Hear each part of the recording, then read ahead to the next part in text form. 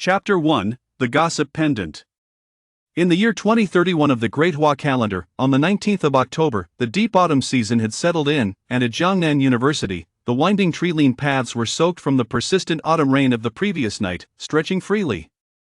Beneath the towering white poplars, Jiangnan University is renowned for its spring cherry blossoms and autumn white poplars. The cherry blossoms in spring scatter their petals like confetti, captivating visitors, while the autumn poplars, due to their unique genetic engineering, remain lush and verdant. Even when other varieties stand bare. At this moment, a gentle breeze wafted through the campus, where students, imbued with the vibrancy of youth, strolled about. The sounds of recitation emerged from classrooms, and the wind stirred ripples across the lake, weaving a picturesque tapestry. On the third floor of the management department's teaching building, in classroom 3302, a young man in his early 20s sat by the window. Clad in a clean yet somewhat worn blue sweatshirt, with neatly cropped hair and sporting a pair of white canvas shoes, he may not have been conventionally handsome, but exuded a comforting presence. He was Yan Xinghuai, a sophomore in the management department. At this moment, Yan Xinghuai slightly tilted his head, seemingly intently gazing at the blackboard, yet a closer inspection revealed that his eyes were unfocused, clearly lost in thought. "You'll head to the ghost market after class to hunt for some treasures. I should be able to fetch a decent price that way. I can contribute a bit more money to the department for the new year," he mused, leaning over his desk and doodling on a sheet of scrap paper. Born in the 6th orphanage of Yunjiang City, he had heard from Director Gu that he was abandoned at the orphanage's doorstep on a stormy night, only to be discovered by Director Gu, who was drawn outside by his cries. Whenever Yan Xinghuai reflected upon this, he felt a poignant connection. Such an origin and such weather seemed reminiscent of protagonists from novels and films. This background led him to ponder during each team-building excursion with classmates to Lejin Mountain, amidst the breathtaking undulating ridges and swirling mists, whether leaping from the mountainside might uncover some legendary martial arts secrets or divine weapons, propelling him to greatness and the affection of a wealthy beauty. Yet, such endeavors were not to be taken lightly. He had but one chance. Ding. As Yan Xinghuai indulged in his daydreams, he lost track of time until the bell signaling the end of class rang. The teacher at the podium set down the chalk, assigned homework, and declared the class dismissed. Instantly, the classroom erupted into a cacophony of voices. The sound of chairs scraping against the floor filled the air. Many students, after packing their bags, formed small groups to exit the classroom, some debating whether to go shopping or dine afterward. Yan Xinghuai stood, stretched, rubbed his slightly sore eyes, and gave his still slumbering roommate, Jean Xan, a light nudge. "Hey, fatty! Class is over, wake up." Jean Xin's soft snoring abruptly ceased as he jolted awake. He gazed with a dreamy expression, his chubby hands scratching his face as he surveyed his surroundings. Finally, he squinted at his roommate, who was blocking the light, and complained, "Old Yan, do you realize you're disrupting my beautiful dream? I was in the midst of saving the world." Yan Xinghuai looked at Jean Xin's sleepy eyes, the drool at the corner of his mouth, and his slightly flushed, plump face, and couldn't help but chuckle. It seemed he truly was lost in a delightful dream. Undoubtedly, saving the world was a trivial matter in his reverie, accompanied by luxurious cars and beautiful women. The rotund fellow, whose real name was Jean Xian, hailed from a family of merchants. His father, Jean Dashang, was among the most renowned entrepreneurs in the southwestern provinces. Thus, Jean Xian had grown up amidst opulence, clearly suffering from nutritional excess, his weight likely exceeding 200 pounds, resembling a benevolent Buddha. Yet, unlike many privileged youths, he did not carry an air of arrogance. Instead, he forged a deep camaraderie with Yan Xinghuai and Gao Tianming. Gao Tianming was another member of their dormitory. Shrouded in mystery, he never divulged details about his family to the other two. However, his character was impeccable, and he possessed strikingly handsome features. "Xinghuai, are you coming to play basketball?" Suddenly invigorated by a thought, the hefty lad shot him a playful wink. "Goodness, with that weight of yours, if you truly enjoyed basketball, you wouldn't be so horizontally inclined," Yan Xinghuai thought to himself, suppressing a smirk. It seemed the chubby fellow's intention to play basketball was a ruse. The alluring girls on the adjacent tennis court were likely the real attraction. "I'm not going, I've got things to do," Yan Xinghuai replied, waving his hand dismissively without calling him out. "You really are no fun." "Well, Tianming and I will go," Jean Xian said, casting an exasperated glance at him before pulling Gao Tianming, clad in a pristine white tracksuit, into the conversation. In contrast to the other two, Gao Tianming had diligently taken notes throughout the entire class. Upon hearing Jean Xin's remark, he organized his notebook and textbooks, then stood up with a smile, saying, "Xinghuai, well, head out now. Let's have dinner together tonight." After a day full of lectures, his body felt somewhat stiff, and he indeed sought a chance to unwind with some basketball. Yan Xinghua nodded, gathering his books from the desk and shouldering his bag as he made his way outside. Standing outside the classroom, he looked up and noticed that the sky had turned slightly dim, though he found it unsurprising after all. It was late autumn, and daylight was naturally fleeting. He descended the stairs, exiting through the back door of the teaching building, and meandered along the tree-lined path beside the main road, passing through a rusted little gate. On the southwest side of Jiangnan University, this small gate was a serendipitous discovery for Yan Xinghua, offering the shortest route from the teaching building to the outside world. Stepping through the gate, he found himself on a well-known pedestrian street bustling with life. At this hour, many shops had already opened, the air filled with the spirited shouts of vendors enticing customers, the sizzling sounds of barbecues, and the calls of students rallying their friends. Yan Xinghua paid little heed to the commotion, instead plunging into an inconspicuous alley adjacent to the commercial street. The alley was paved with narrow bluestone slabs, and the damp ground on either side was encrusted with moss. He carefully watched his step to avoid slipping, winding his way through the alley before finally turning into an abandoned path devoid of any signs of life. After walking along a narrow path for a while, I arrived at a market that was sparsely populated. In stark contrast to the bustling commercial street, this place appeared rather desolate. On either side of the market were scattered, dilapidated stalls, each displaying an assortment of bronze artifacts, jade antiques, and other curiosities. Some patrons were engaged in examining the wares on certain stalls. This street is known as the Ghost Market in Yunjiang City, yet few are aware of its existence. As Yan Xinghua entered the Ghost Market, he greeted a disheveled middle-aged man with a bushy beard who was lounging in a rocking chair on the west side of the entrance. "Hello, Uncle Li." At that moment, Li Chao was leisurely fanning himself with a palm leaf, engrossed in a book under the warm glow of an incandescent light hanging from the shop. Upon hearing the greeting, he lifted his gaze. "Ah, it's you, young lad," exclaimed Li Chao, breaking into a broad smile. "Are you here to hunt for treasures again today?"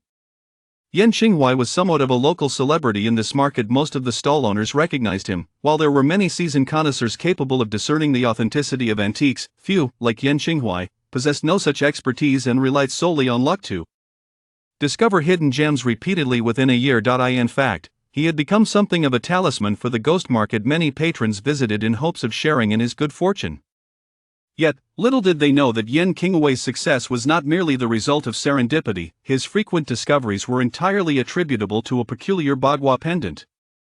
This pendant had been with him since childhood, having been left at the doorstep of the orphanage alongside him. The material of the pendant was extraordinarily unusual, neither gold nor silver, nor was it jade. He had consulted numerous professional appraisal agencies, all of whom were unable to identify its composition. Upon hearing Li Chao's words, Yan Xinghua was reminded of his first experience at the Ghost Market. He recalled how Jin Xian had mentioned a market nearby the school where one could occasionally stumble upon valuable items and resell them for significant profit. Even if one did not find a treasure, turning a modest profit was still feasible. Influenced by his father, Jin Dashang, Jin Xian was well versed in various money-making strategies, and Yan Xinghua placed great trust in him. Thus, with great enthusiasm, he followed Jin Xin's introduction to this Ghost Market. Upon his arrival, he immediately set his sights on a piece of Tang Dynasty bronze. As he examined it closely, he suddenly felt the Bagua pendant around his neck grow warm and vibrate intensely. In that moment, Yan Xinghua sensed an inexplicable selection upon him and resolved to purchase the bronze artifact, despite Jin Xin's skepticism regarding its value. The subsequent events became known to all in the market. Upon inspection by Uncle Li Chao, the seemingly unremarkable bronze piece was confirmed as genuine. This revelation astonished Li Chao, who prided himself on his expertise in identifying treasures, as he had previously overlooked such a valuable item. Just as Yan Xinghua believed he had discovered a pathway to wealth, he soon realized that the Bagua pendant did not always function on command. Through relentless attempts, he managed to uncover a few more treasures, quickly becoming a notable figure in the Ghost Market. Yan Xinghua shook his head, dismissing the memories, and attentively observed the dazzling array of bronze and jade artifacts on the various stalls. Simultaneously, he keenly sensed whether the Bagua pendant responded. Emergency notice! Emergency notice! Citizens, please pay attention. According to a directive from the superior authorities, an air defense drill in Yunjiang City is about to commence, encompassing the main urban area and 3 surrounding counties. Merchants are urged to close their shops promptly, and the public is advised to return home swiftly. Suddenly, the city was pierced by the jarring sound of the air raid siren, while the loudspeakers throughout the streets blared the announcer's authoritative voice. The urgent announcements reverberated throughout Yunjiang City. What was happening? Like others in the ghost market, Yan Qinghuai was bewildered. Although Yunjiang City typically held 1 or 2 air defense drills each year, these were always announced in advance, merely involving the sounding of sirens without disrupting the normal rhythm of life. However, this time, pedestrians were instructed to return home and merchants to shut their doors. This was highly unusual. As the citizens of Yunjiang City pondered the announcer's words, the previously dim sky suddenly brightened. Several immense beams of light shot forth from the Lejin Mountains to the north of Yunjiang City, tearing through the darkened heavens. The beams vanished in an instant, replaced by a sky filled with vibrant clouds. Crimson rays enveloped Yunjiang City, casting a glow over the entire urban area. While the citizens were enraptured by this rare celestial phenomenon, few noticed the figures swiftly approaching the borders of the Great Hua Kingdom. Chapter 2: A road untraveled. Yunjiang, one of the southernmost cities in the southwestern province of Dahua, finds its southern borders marked by a desolate, uninhabited jungle, with the national border lying just beyond. At this moment, several dozen miles south of the border, 4 figures are swiftly approaching in the direction of Dahua. Quickly report to the command center. An unidentified object is rapidly nearing 50 miles south of the border. A lieutenant in green military attire shouted from the observation post of the 3rd Border Defense Station in the Southwest Military District. Notify the mobile units to prepare for immediate departure, came the response. Just moments earlier, radar had detected an unidentified object approaching the border at an alarming speed. After multiple confirmations, the lieutenant urgently executed border observation protocols, ready to report to the command center while preparing to act upon orders from superiors at any moment. Commander, the command center has dispatched new orders, a soldier reported as he approached the lieutenant. What? Repeat the orders. The lieutenant, taken aback, furrowed his brow in confirmation. Repeat, 3rd Border Defense Station, remain on standby. The lieutenant pressed his hands against the sides of the display, his expression grave. Yet he did not doubt the authenticity of the orders, choosing instead to remain on standby and continue his observations. For a soldier, obeying orders is a sacred duty. Several soldiers in the observation post gathered around the lieutenant, all astonished by the speed of the 4 mysterious figures displayed on the radar. Their velocity was nearing the speed of sound, and it seemed unlikely that they would be kept at bay for long before entering Dahua territory. Commander, look! A soldier outside the post exclaimed, having spotted something unusual. The lieutenant quickly walked to the window, looking in the direction indicated by the soldier, and was met with a shocking sight. 2 figures were soaring through the air from the direction of Yunjiang, moving at supersonic speeds toward the border, destined to collide with the 4 intruders head-on. Meanwhile, 50 miles south of the border, the 4 intruders raced forward, leaving a trail of toppled trees and foliage in their wake, as if a hurricane had swept through. Their formation was triangular. Leading the charge was a muscular black man, bare-chested and bald, his arms bulging with powerful muscles, his physique resembling that of iron and steel, clad only in tight black shorts. To his left, a youthful, striking girl with a ponytail flanked him, while to his right stood a frail, elderly man in a kimono, his hair a stark white. At the center of this trio was a young man dressed in gray athletic wear, a forehead protector emblazoned with the shape of wind adorning his brow, marred by a menacing scar that traversed it from left to right. At this moment, the young man was forming hand seals, countless gray lines of spiritual energy extending from him to bind the waists of the other 3 individuals. Spiraling winds encircled their legs, propelling them forward with astonishing speed. Swift as the wind, fierce as lightning. Yushima, accelerate the output of spiritual energy. The location for the awakening of the spiritual realm, as indicated by the prophet, lies within the Lejin Mountains, north of the grand city of Huagua. There is no need for you to conserve your spiritual energy, simply transport us, and your task will be complete. The leader, a bald black man, spoke with remarkable haste, his urgency palpable. The youthful figure, possessing an attractive visage, also exhibited signs of anxiety. He nodded slightly and altered his hand seals, causing the spiritual energy connection among the four to thicken abruptly, resembling several columns of gray smoke. Their speed intensified instantaneously. Each of them was acutely aware of the formidable strength of Huagua. The closer they approached this realm, the mightier their adversaries would become. This venture was a gamble, yet the sheer number of spiritual realms activated by Huagua suggested that the one in Yunjing may not be heavily guarded. Suddenly, as the four advanced like a tempest towards Yunjing, a thunderous voice erupted from the heavens, resonating with the intensity of spring thunder, filled with authority and pressure, echoing loudly in the air.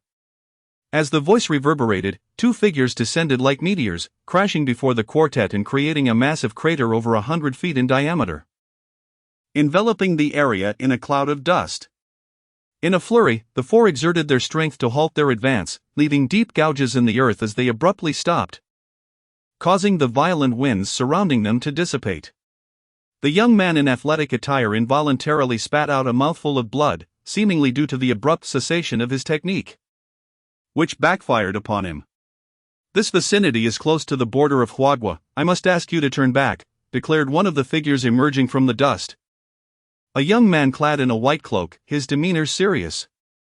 The bald black man inhaled deeply, steadying his turbulent energy, squinting as he scrutinized the two obstructing their path.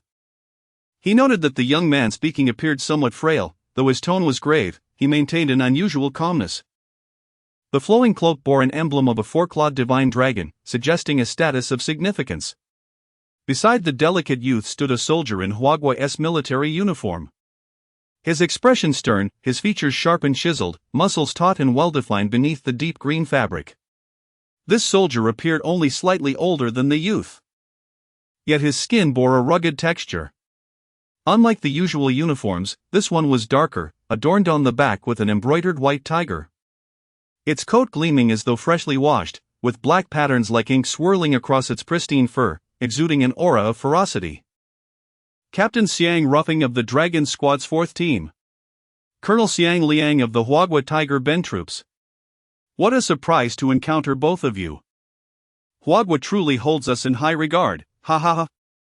Exclaimed the elderly man in traditional garb, his wrinkled face revealing a hint of mockery before erupting into laughter, though his eyes betrayed a glimmer of menace.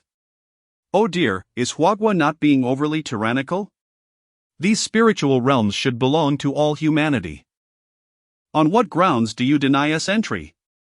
Protested the alluring young woman, hands on her hips, her high ponytail swaying as if echoing her discontent.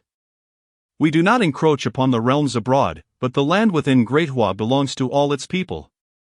From whence you came, return there. Xiang Liang's gaze was as sharp as a blade, coldly asserting his stance. Why waste words?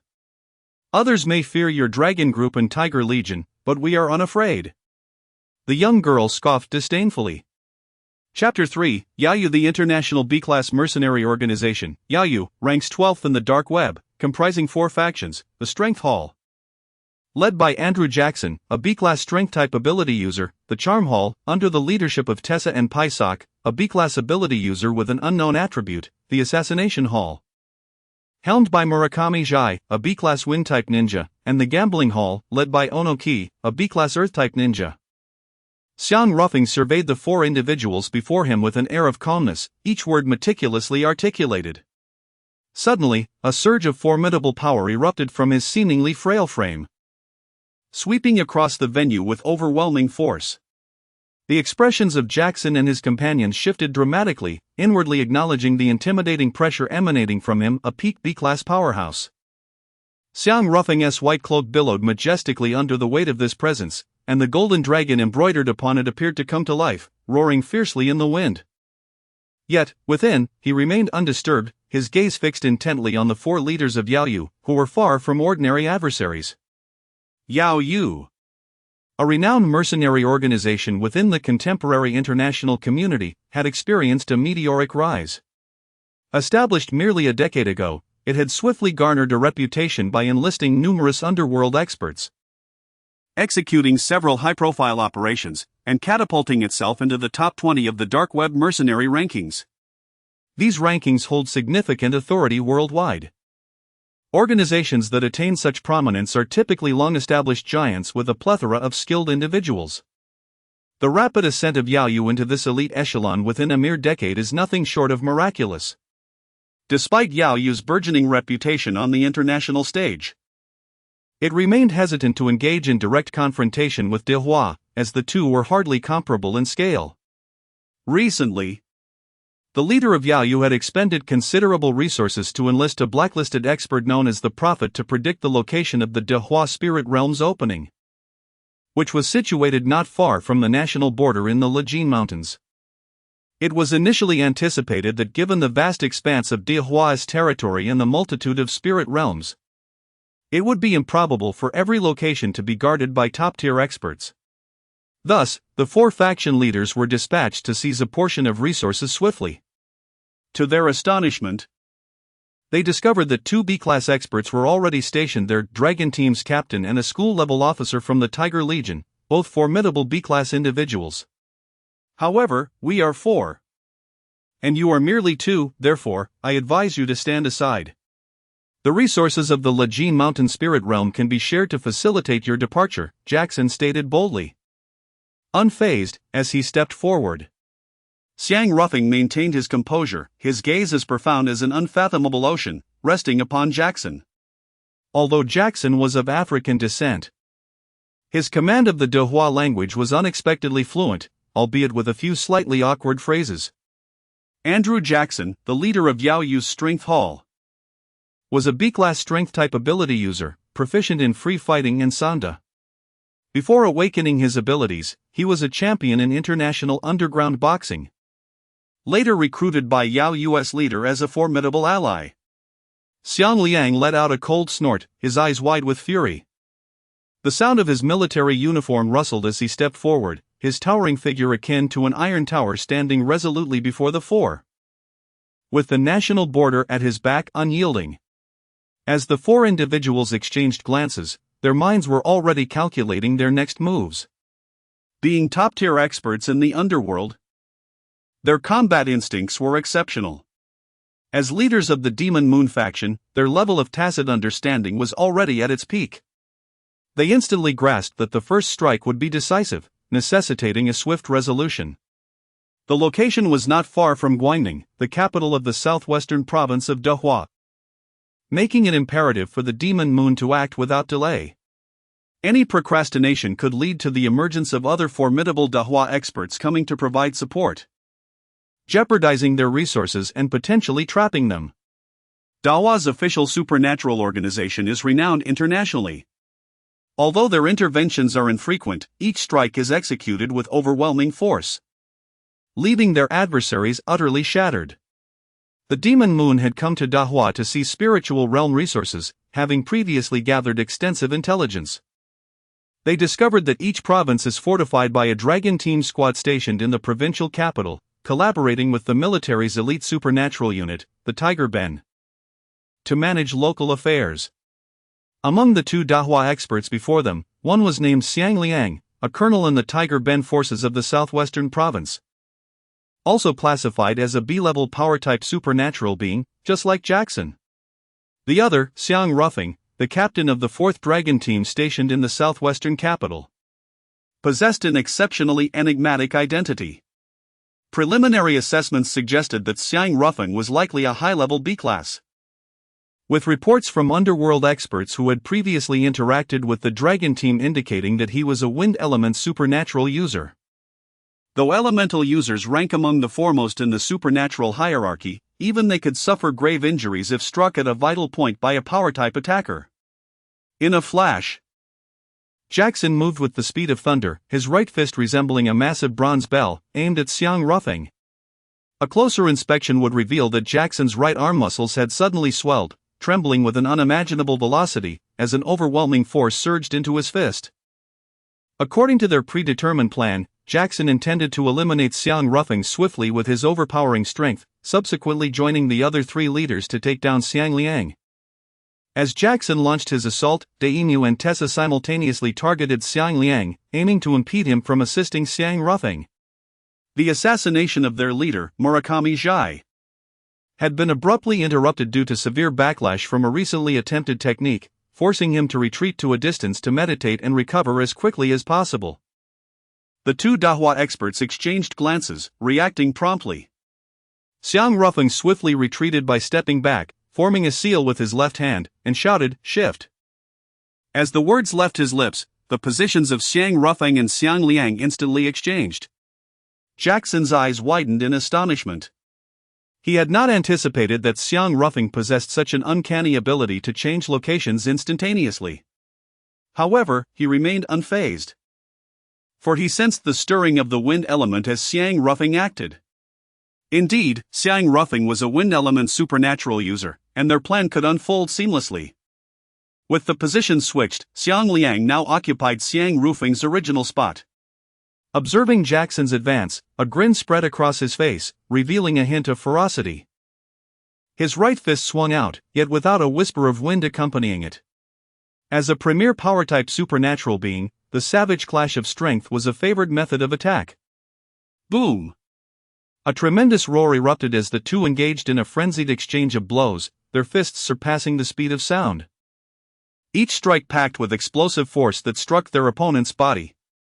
Under the intense stimulation of pain, they resembled two primordial beasts, savagely tearing at one another.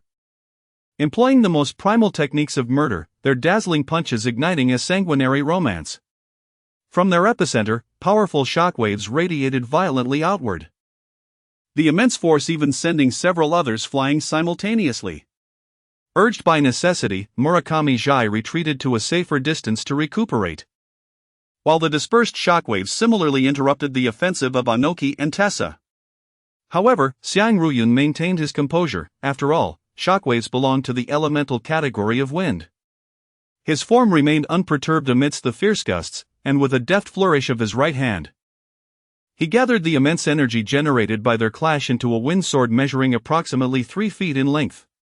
Though the wind sword bore a sword's shape, it was elusive and intangible, the most challenging kind to defend against. The battlefield was ever-changing.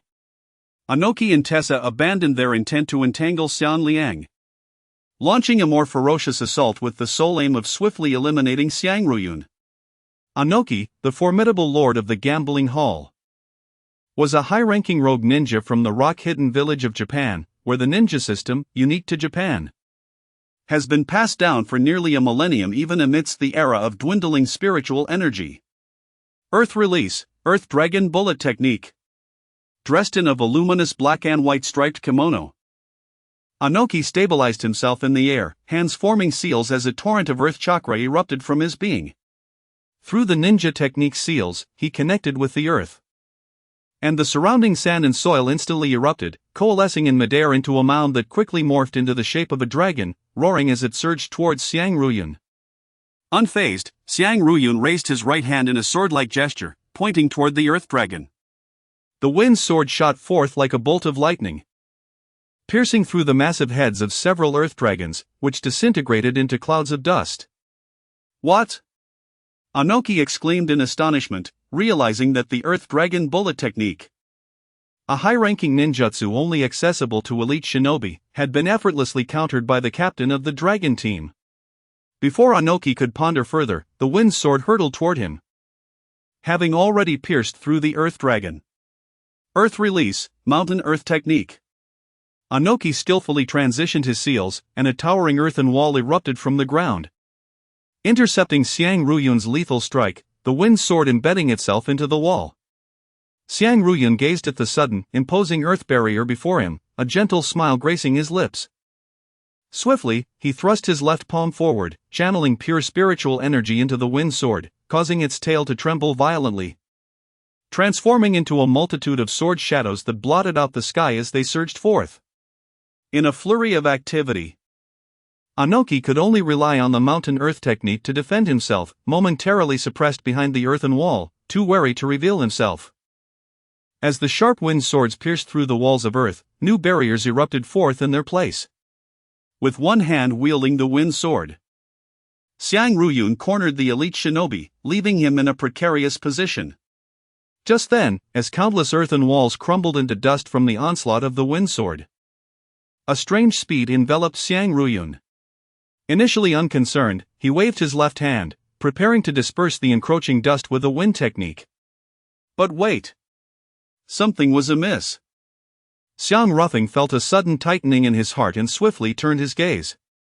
In the distance, Tessa On and Murakami Zhai were anxiously observing the two battlefields, creating an exceedingly peculiar scene. While it was understandable that Murakami Zhai, having suffered grievous injuries from a reversal of his martial arts, refrained from participating in the combat, Tessa Ang's behavior was decidedly unusual. After all, this was the border of the Great Hua Kingdom, and the members of the Demon Moon would surely strive for a swift resolution. How could they refrain from joining the fray? Just as Xiang Rufeng pondered these thoughts, the space to his right distorted in a bizarre manner, and a dagger, exuding a sinister dark hue, lunged toward him from the void. The proximity was too great for him to evade, and he could only watch helplessly as the dagger pierced his waist. In a moment of instinct, he twisted his body, forcefully stepping back several paces. Tessa On. Xiang Rufeng pointed his sword, unleashing a flurry of sword shadows toward the front. It's too late for you to realize now. Tessa On grinned mischievously, her alluring figure on full display as she deftly evaded the incoming wind blades with a few agile movements. When Xiang Rufeng glanced back at Tessa On, who had been spectating from afar, he trembled slightly as she appeared to shatter like a mirage, dissipating into thin air. Chapter 4, The Wild Goose. Is this your superpower? Xiang Rufeng squinted slightly, pressing his left palm against the wound to seal the bleeding meridians. The flow of blood was instantly halted, yet he could distinctly feel a peculiar energy rampaging within him. Indeed, this is my superpower. Tessa Ang's smile was as radiant as a blooming flower, yet the coldness within it sent shivers down one's spine. Fixating her gaze on Xiang Rufeng, she continued. My ability allows me to manipulate the angles and intensity of light and shadow, creating illusions and rendering myself invisible. Though the effect does not last long, it suffices to deceive you. Xiang Rufeng circulated his internal energy, attempting to suppress the strange force invading his body, but his expression remained as calm as ever. He spoke. So you created an illusion from a distance to divert my attention while your true self hid behind the earthen wall, using the dust generated from its collapse to approach me. Tessa On snapped her left fingers and laughed. Bingo! You guessed it. Let me share a little secret with you. I am not only the leader of the Charming Hall, but I am also the head of the Demon Moon Assassination Hall. Murakami Zhai is merely my subordinate. Xiang Rufeng was not surprised by her revelation, for it was evident that Tessa On, with her uncanny ability to manipulate light and shadow, was indeed more suited for the role of the Assassination Hall leader than Murakami Zhai. Tessa On shook her head with a hint of regret, raising her right hand to reveal a dagger swirling ominously between her fingers. This dagger is coated with a concentrated liquid of sea floorstone, specifically designed to counter elemental superpowers. Once your abilities are suppressed, you will be left with barely a shred of your strength. Now, be a good sport and allow me to sever your head. Sea floorstone? Xiang Rufeng's expression shifted slightly. It was the first time Tessa On had seen anything other than calmness on his face. It was no wonder he was astonished. The sea floorstone is renowned as the nemesis of elemental superpowers. As the natural order dictates, the fullness of the moon must wane, and waters that are full must overflow. Although elemental superpowers rank as the foremost category of abilities, the sea floorstone, a remarkably rare substance, can seal the powers of elemental superhumans. The concentrated liquid of sea floorstone is derived from the extreme purification of the stone itself, classified as a strategic resource in any nation. On the dark web, a single vial of this concentrated liquid has fetched prices in the billions. This time, the Demon Moon has indeed gone to great lengths for the sake of acquiring the spirit realm. With the sea floorstone concentrated liquid paired with Tessa Ang's enigmatic powers, even a B-level elemental superhuman would likely falter. In an instant, Xiang Rufeng felt his control over the wind elements rapidly disintegrating, as countless wind blades vanished one by one. Demu watched Xiang Rufeng with casual interest, this was their contingency plan for entering the Great Huajing. Although elemental superhumans were exceedingly rare, it was becoming evident that this strategy was indeed a masterful means to ensure their smooth acquisition of resources. Do not linger in battle, resolve this quickly, Dai Mu reminded him. In the next moment, he clasped his hands together, and the surrounding earthen walls crumbled to the ground. Then, he crouched down, pressing his right palm against the earth. Earth Escape, Earth Dragon Bullet Technique. As the right hand of Dai Mu lifted, a colossal dragon, significantly larger than the previous Earth Dragon, burst forth from the ground. Dai Mu leapt onto the dragon's head, and together they charged towards Xiang Rufeng. Tessa Ong raised her delicate jade hand slightly, the obsidian dagger pirouetting at her fingertips. Upon hearing Dai Mu's words, she nodded, her form dissipating like a fleeting shadow, vanishing once more. Ah! It appears you are merely groping in the dark, courting death. Yet, contrary to their expectations, Xiang Rufeng remained composed, seemingly unfazed by the perilous situation. He sighed, reaching into his cloak to draw forth a long sword from behind his waist. The sword measured 3 feet and 3 inches, forged entirely from dark iron. Its blade as thin as a cicada's wing, etched with intricate patterns. At the convergence of these patterns, a vividly lifelike divine bird was depicted. The bird held its head high, exuding an air of superiority, its sharp beak seemingly piercing through the sword's body, releasing waves of chilling aura. I shall share a little secret with you, besides awakening my wind-based abilities. My position as the captain of the Dragon Team's 4th squad is largely due to my mastery of swordsmanship. Xiang Rufeng's expression hardened as he spoke coldly. The sword is named Hongyan. I invite you both to test it. With that, he closed his eyes, his 2 sword-like brows accentuating his striking features.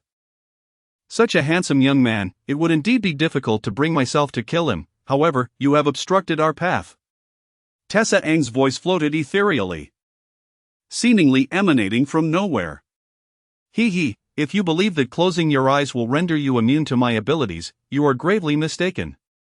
With her words, Tessa Ang's figure flickered, creating several doppelgangers, each appearing as real as the next. However, they were mere illusions, indistinguishable to the eye and ear. Tessa Ong could launch an attack from any of these phantoms, leaving her opponent defenseless. Clang! How is this possible? Tessa Ong struck fiercely, her dagger aimed at Xiang Rufeng's throat, only to be met with the resounding clash of her dagger against his sword. Indeed, your abilities are remarkably peculiar. Aside from light and shadow, you can even manipulate the source of sound. No wonder you have risen to the position of leader in the Nightshade Assassins. Your reputation is well deserved. Xiang Rufeng wielded his sword with finesse, parrying one dagger strike after another. Humph, I don't believe it. Let's see how many you can truly block. Tessa Ang's expression turned incredulous, her impatience growing, for as an elite international assassin, she had never failed in her missions, especially when combined with her unique abilities. Little did she expect to encounter a rival in this ancient Eastern nation with a legacy spanning millennia. Xiang Rufeng ceased his explanations. He was unwilling to prolong this confrontation any further, having discerned the essence of Tessa Ang's abilities. Thus, he commanded Hongyan, tracing a circular arc with the blade. A single stroke that effectively countered all of Tessa Ang's assaults, the ground beneath them scarred by the fierce clashes of their weapons. Xiang Rufeng stepped back, standing beyond the sword marks, and softly chanted, "The Hongyan flies long, its light does not cross."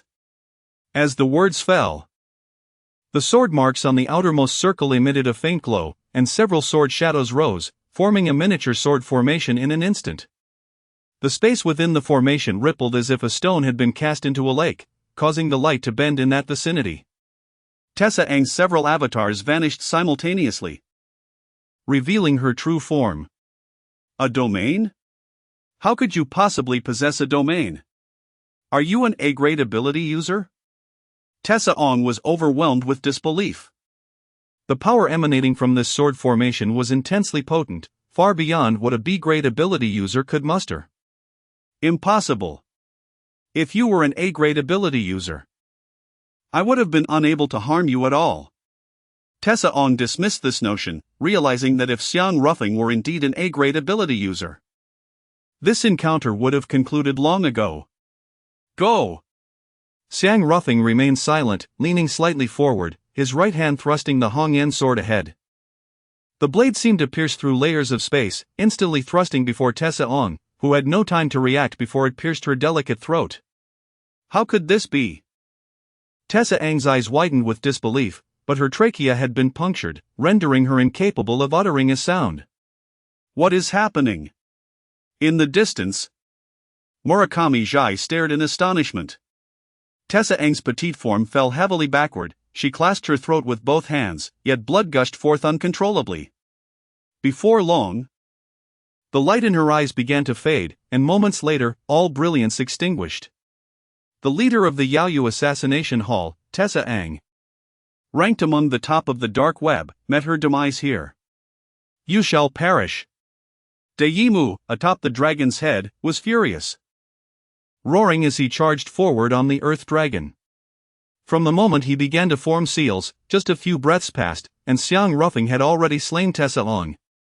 However, Dayimu remained unconcerned. He was certain that the captain of the dragon team had no strength left, merely fighting like a cornered beast. Yet, this invasion of Dahu had cost them a hall leader, marking a significant loss. Xiang Rufeng opened his eyes, calmly gazing at the imposing Dayimu riding the dragon. Planting his feet firmly, a surge of power emanated from his soles as he leaped into the sword formation. With a flick of his right hand, the Hongyan appeared like a startled swan, swift as lightning. Fish and dragons leaped, creating ripples in the water. As Xiang Rufeng chanted, dragon-shaped sword chi coiled around the blade of Hongyan, its momentum becoming unstoppable. There were no thunderous roars, nor blinding brilliance. All colors and sounds fell silent at the moment the Hongyan struck. In the next instant, the massive earth dragon crumbled, and a small blood hole appeared on Dayimu's forehead. Boom! Dayimu's body fell with the earth and stone, buried beneath the rubble. The B-grade Earth-style shinobi Dayimu, leader of the Yaoyu gambling hall, perished here. Cough. Witnessing the demise of two formidable foes, Xiang Rufeng finally exhaled in relief, coughing up blood as he collapsed to the ground, utterly exhausted.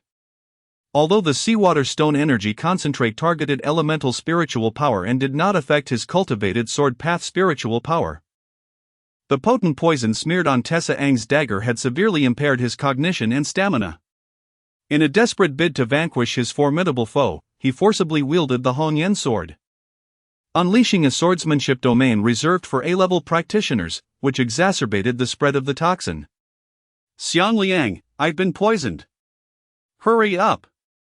Xiang Rufeng exclaimed, disregarding all decorum. From afar, two B-level power-type abilities clashed violently, their blows landing with palpable force. Upon hearing Xiang Rufeng's desperate shout, Xiang Liang swiftly turned his head. Good heavens! If the old man discovers the state Xiang Rufeng is in, my legs may very well be broken. Xiang Liang glanced at Jackson, his eyes ablaze with lethal intent. He stepped to the left, and in that instant, his foot connected with the ground, his leg with his foot, his waist with his leg, his arm with his waist, and his fist with his arm, seamlessly intertwining every joint in his body. With unparalleled power surging from his fists, he unleashed the Overlord's might. As Xiang Liang's fist struck forth, an ethereal visage of an ancient overlord manifested beside him, a testament to his formidable prowess. Jackson retaliated with his own fists. Yet this time the outcome was starkly different. He was sent hurtling back several dozen feet, his arms twisting grotesquely, shattered by the force of Xiang Liang's blow. Chapter 5, The Vision. Are you alright? Without a moment's hesitation, Xiang Liang flickered over to Xiang Rufeng, helping him to his feet.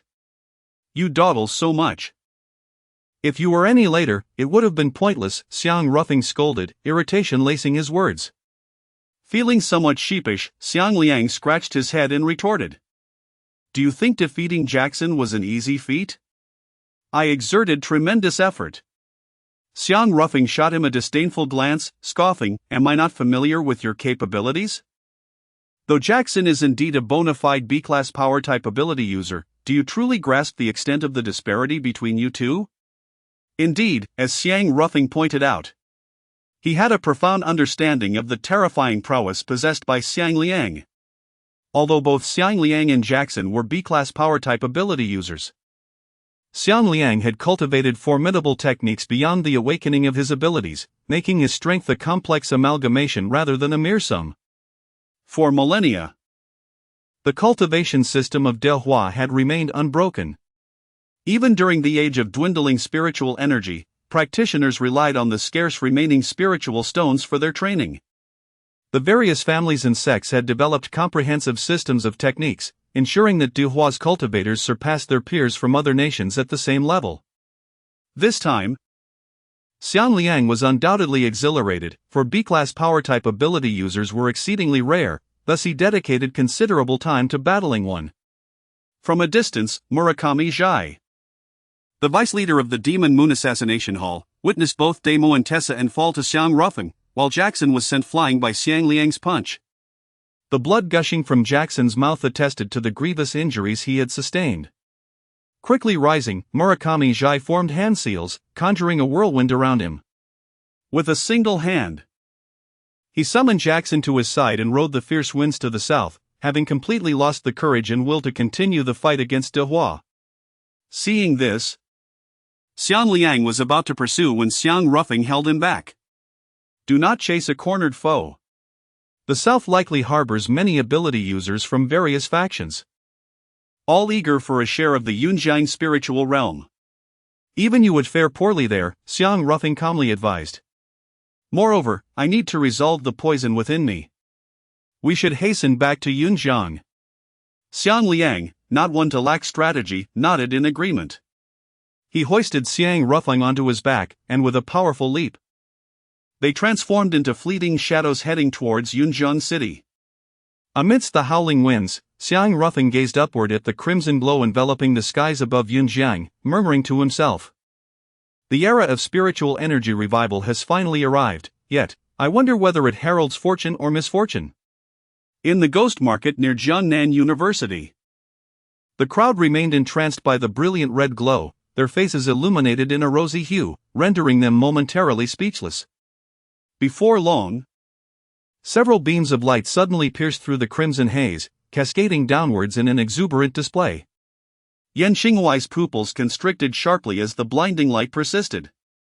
Instinctively, he raised a hand to shield his eyes, unexpectedly feeling warmth radiate from his body under the dazzling illumination, a most comforting sensation spreading throughout him. As time passed, the beams of light gradually contracted, merging with the red glow until they dissipated into the air. It seemed as though everything had returned to normal. Yet it felt as if the world had irrevocably changed. Yan Xinghuai could only hear the sharp clicking sounds around him, as the streetlights lining the ghost market extinguished one by one. He looked up and scanned the horizon, only to find that the towering buildings in the heart of Yunjiang City had also succumbed to darkness. Could it be a power outage? Instinctively, he reached for the Bagua pendant hanging from his neck, a habit cultivated over many years, now ingrained in his subconscious. Whenever Yan Xinghuai encountered unexpected events, his first action was to touch the pendant, as if this cherished talisman, worn since childhood, could provide him with warmth and solace. To his dismay, this time he grasped nothing but the red cord that once held the pendant. The Bagua was inexplicably gone. He quickly turned to survey his surroundings, searching his person with both hands, yet the pendant remained elusive. Such strange occurrences were common, but today seemed particularly rife with them.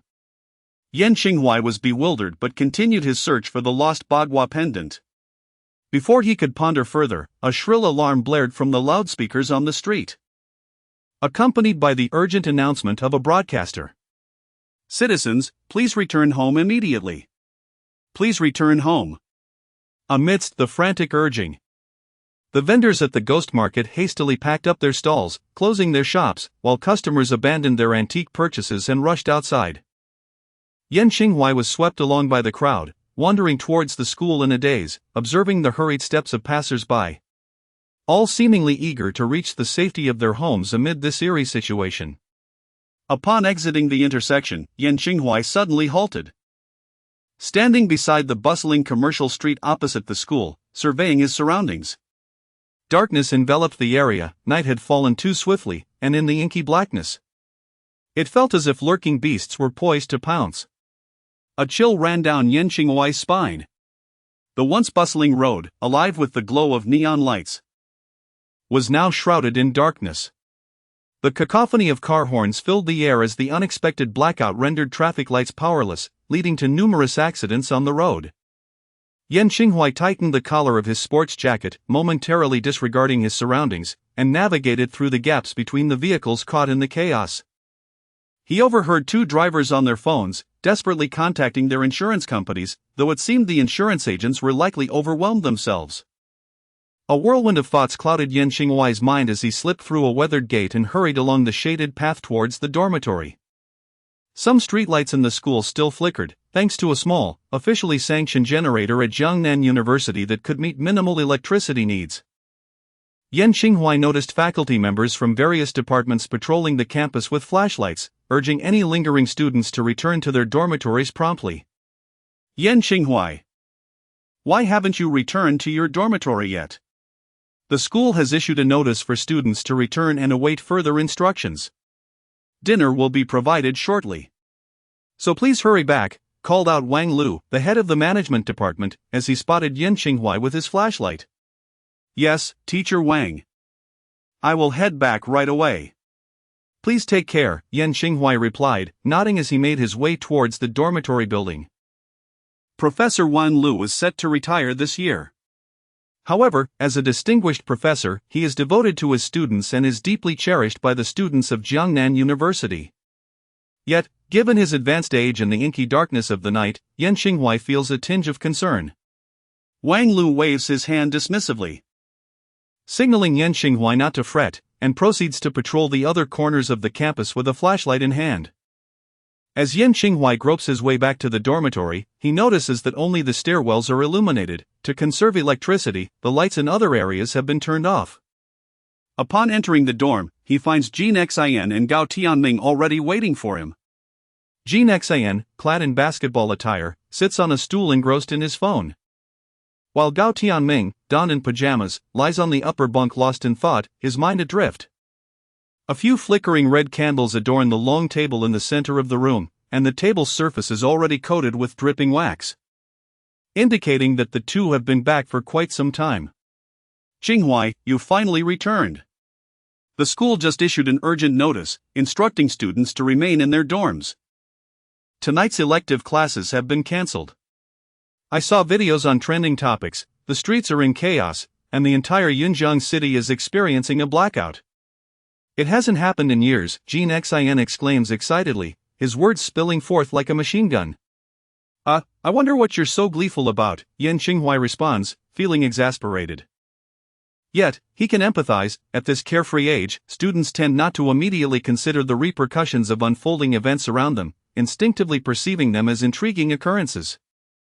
Yan Xinghuai recalls a time during his childhood when a flu epidemic swept through, and any class with a feverish student had to return home to rest. His classmates had hoped that someone among them would fall ill. However, upon reflection, Yan Xinghuai concedes that Jin Xian's sentiments are not entirely unfounded. A few years ago, the Dahua electric grid achieved a breakthrough in ultra-high voltage power transmission technology, subsequently upgrading all transmission lines within Dahua. Since then, regardless of the location, even in remote mountainous areas, the supply of electricity has remained uninterrupted. Chapter 6, The System on the Upper Bunk. Gao Tianming propped himself up on his right hand, sitting up to gaze at his two roommates. After a moment of contemplation, he spoke, I believe we should not overthink this. The authorities in the school will undoubtedly provide an explanation. True, but I still need to check online for any updates, Jin Xian mumbled, refusing to change his clothes. He plopped back onto his lower bunk, leaning against the blanket, continuing to scroll through his phone with his legs crossed comfortably. Despite the widespread power outage, the signal towers of the service providers remained unaffected, allowing the populace to retain mobile connectivity, albeit without the ability to charge their devices. Yan Xinghuai sat dazed on his bed, his eyes devoid of focus, yet his mind was tumultuous. Just as Gao Tianming had spoken. An ethereal holographic projection screen materialized before him. The background was a futuristic blue, with a lottery wheel on the left side, beneath which was inscribed, Spirit Value, 5. On the right side was a page resembling a resume, with his own visage prominently displayed at the top, followed by a series of small characters. Host, Yan Xinghuai, male, qualification, none level, none, physically weak, vitality value, 5 spiritual power value, 0. Well, I understand the reasoning, but why must it emphasize my physical frailty? He pondered. Could this be the legendary golden finger of the protagonist? Am I truly the archetype of the main character? Yan Xinghuai felt a surge of joy. Suddenly struck by an idea, he turned to Jin Xian beside him. Hey, fatty, do you see what's before me? Jin Xian, engrossed in his phone, reluctantly glanced up before returning to his device. I don't see anything. Could it be you Haven T noticed my scattered charisma? Yan Xinghuai chuckled. Get lost. Indeed. According to the narrative conventions, the protagonist's golden finger was invisible to others. Let me see what treasures this lottery has to offer. Yan Xinghuai quickly accepted the reality. His gaze fixed upon the wheel. He gently tapped the prominent lottery inscription at its center. Ding! Insufficient spirit. A melodious female voice echoed in his mind. Ding! Ding! Ding! Unfazed. Yan Xinghuai pressed several more times, yet to no avail, only receiving the same message of insufficient spirit. 100 spirit points for a single lottery draw? He noted the rules inscribed beside the wheel, perplexed. What on earth is this spirit, and how does one acquire it? Furthermore, how do I possess 5 spirit points? After pondering for a while, Yan Xinghuai resigned himself to his fate. This extraordinary golden finger system was rendered entirely ineffective without spirit. Wait. At least I can ascertain that I am indeed a weakling. Ding ding ding. Detecting host with no spirit input, temporarily shutting down the system. Yan Xinghuai was momentarily stunned. Realizing that since the voice had emerged, a holographic blue screen had vanished, and no amount of manipulation could summon the system back. After numerous attempts yielded no response. He had no choice but to concede, returning to his bed, resting his head upon his arms, maintaining a calm faade, though turmoil brewed within. Though he could not utilize the system at present, Yan Xinghuai was certain this marked the beginning of his extraordinary life. Especially in light of the events that transpired today in Yunjiang, Yan Xinghuai is convinced that this era has indeed transformed. The 3 inhabitants of room 308 fell silent. The dormitory enveloped in a hushed stillness, only interrupted by the faint crackling of burning candles. At dawn. The cheerful chirping of birds outside the dormitory roused Yan Xinghuai from his slumber. He turned over and opened his bleary eyes. Realizing he had fallen asleep while deep in thought, having not even changed out of his clothes. On the central table of the dormitory rested a stack of takeout boxes. Evidently delivered by the school cafeteria the previous night, but he had been so deeply asleep that he had not heard a sound. Xinghuai. Tianming. Come quickly. Jin Xian exclaimed, beckoning his companions to come over. Gao Tianming pushed himself up with his right hand and gracefully tumbled down from the upper bunk, landing lightly on the floor. Yan Xinghuai glanced toward the sound, feeling a twinge of envy. Gao Tianming was renowned at Jiangnan University for his athletic prowess, whether in the 100 meters, high jump, football, or basketball, there was no sport he did not excel in. Coupled with his academic excellence and striking appearance, he consistently ranked high on the university's popularity charts. Adored by countless female students and dubbed the light of room 308. Although Gao Tianming never flaunted his wealth or donned extravagant attire, his impeccably tailored suits and sportswear were evidently custom-made. Yan Xinghuai had once inquired if Jin Xian recognized those brands, and according to the wealthy Jin, many of them were unfamiliar to him, yet undoubtedly beyond the reach of ordinary individuals. Nevertheless, the disparity between wealth and poverty did not diminish the profound bond shared by the 3 friends. Look at this video trending at the top of the search. Jean Xin exclaimed, excitedly showing his two roommates his phone. This guy jumped from the third floor and emerged unscathed. The person filming even encouraged him to try from a higher floor, and he did, without a scratch. It's incredible. They've nicknamed him the performance artist of jumping off buildings online. Yan Xinghua and Gao Tianming exchanged bewildered glances as they watched the video on Jean Xin's phone.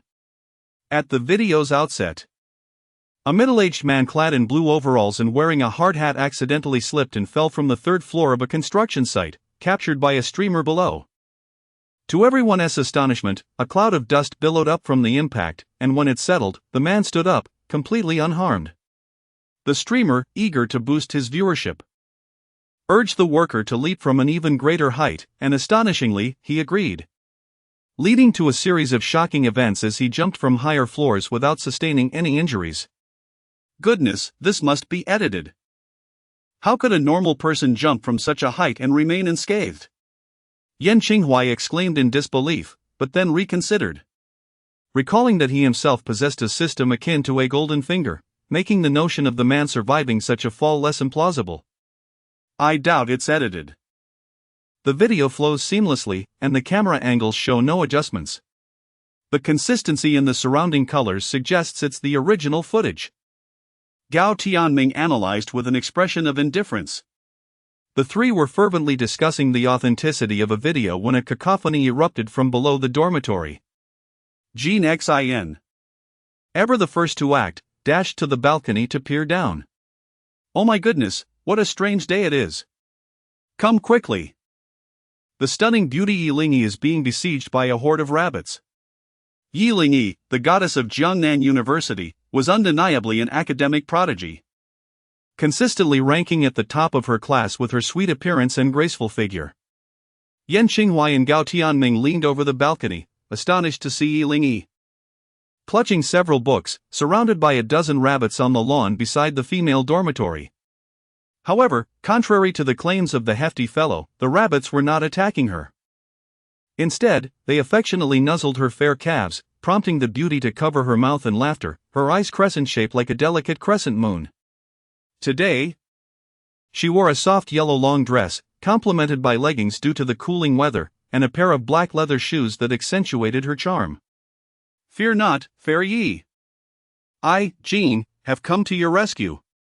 No sooner had he spoken than the others witnessed Jean Xin darting out of the dormitory, calling out for others to make way as he sprinted towards the lawn. Gao Tianming burst into laughter while Yan Xinghua shook his head in disbelief. This rotund fellow was certainly up to mischief. From the third-floor balcony, through the transparent window, they could see the plump Jean Xin rolling swiftly toward Yi Lingyi. Ah!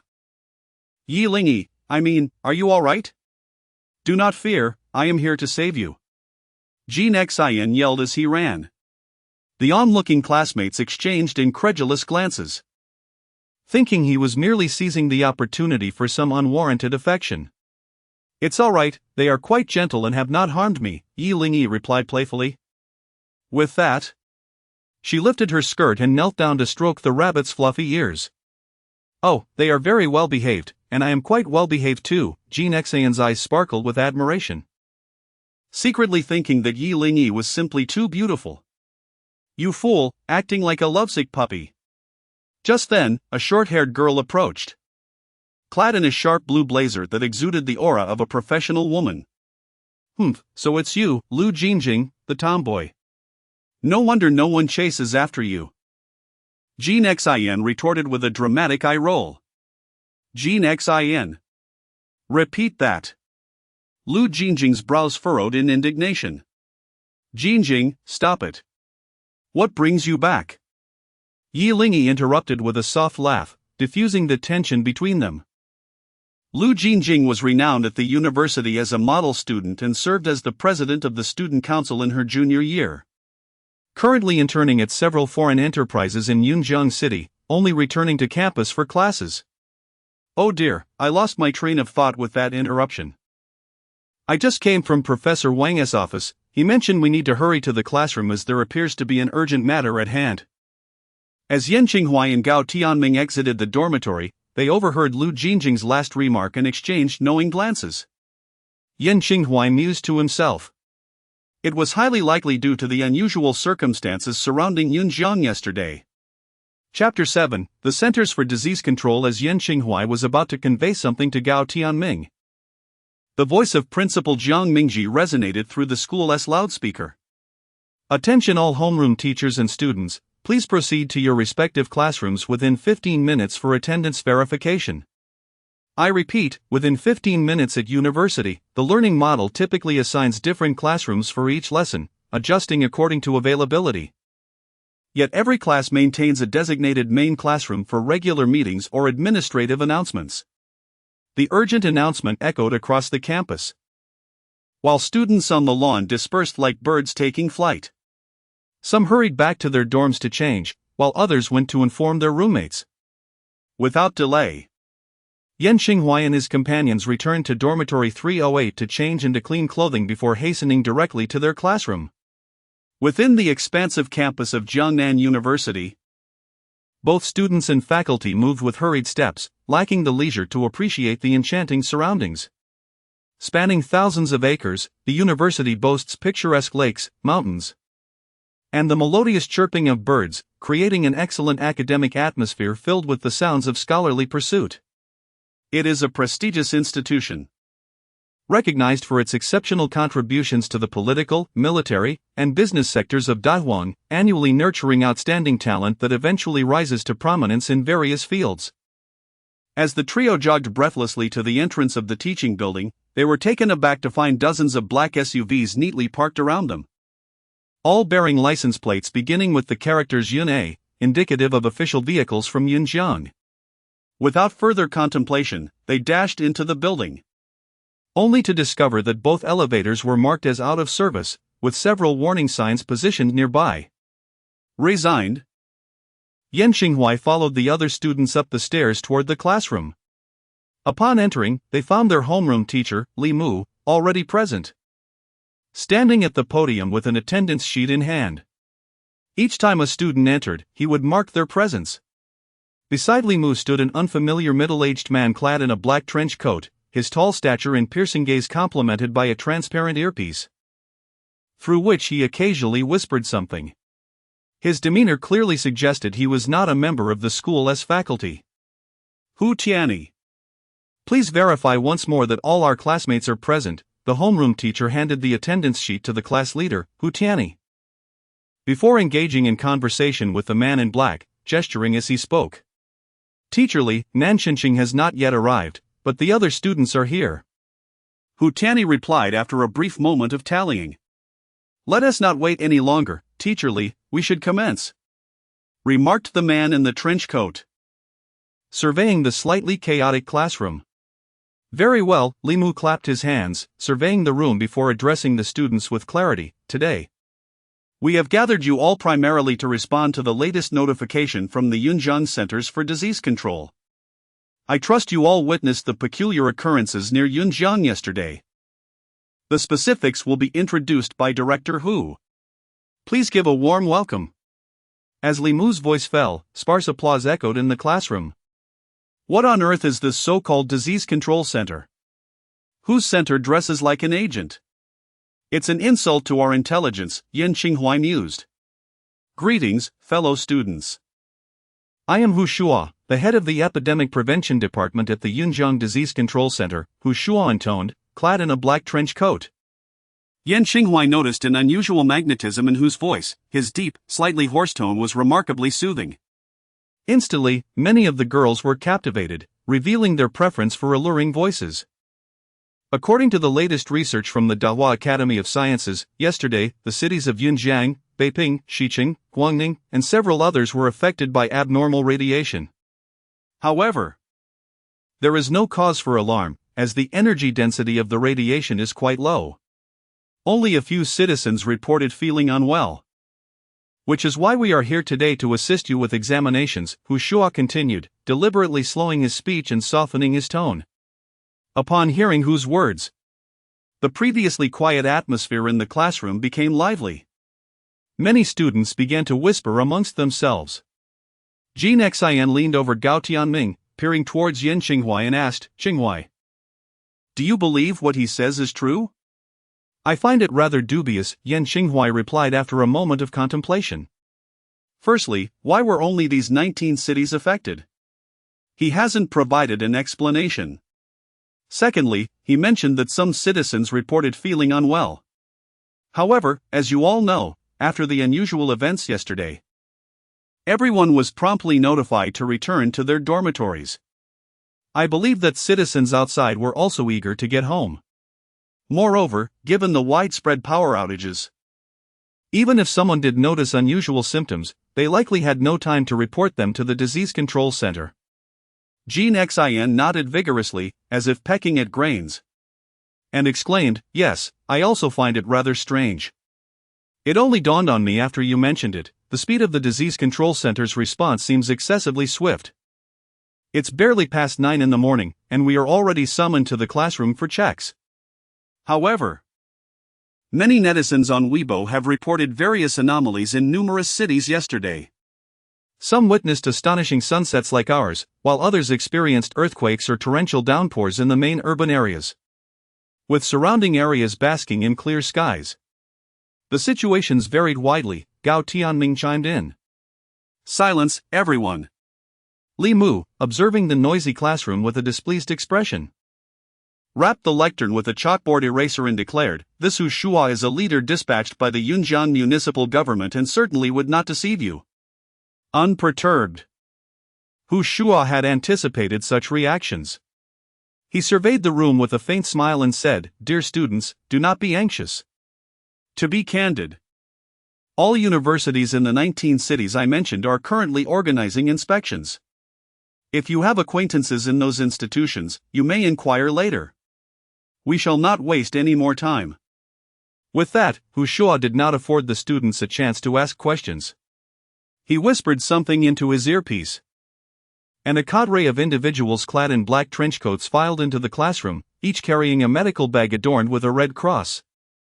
Yan Xinghuai observed that the figures clad in black coats were impeccably attired, their ranks orderly and their movements swift, unmistakably the hallmark of trained soldiers or special police, rather than personnel from the Center for Disease Control. The individuals in black dispersed within the classroom, each taking a position beside a row of seats. They extracted numerous well-sealed medical instruments from their medical kits and distributed them to each student. Yan Xinghuai scrutinized the medical tools that had just been handed to him, noting a medical needle intended for blood collection and a sealed test tube within the plastic packaging. The test tube contained a silver solution that emitted a faint glow. Gently shaking the tube, he observed the silver luminescent liquid reflecting a dazzling light under the sun.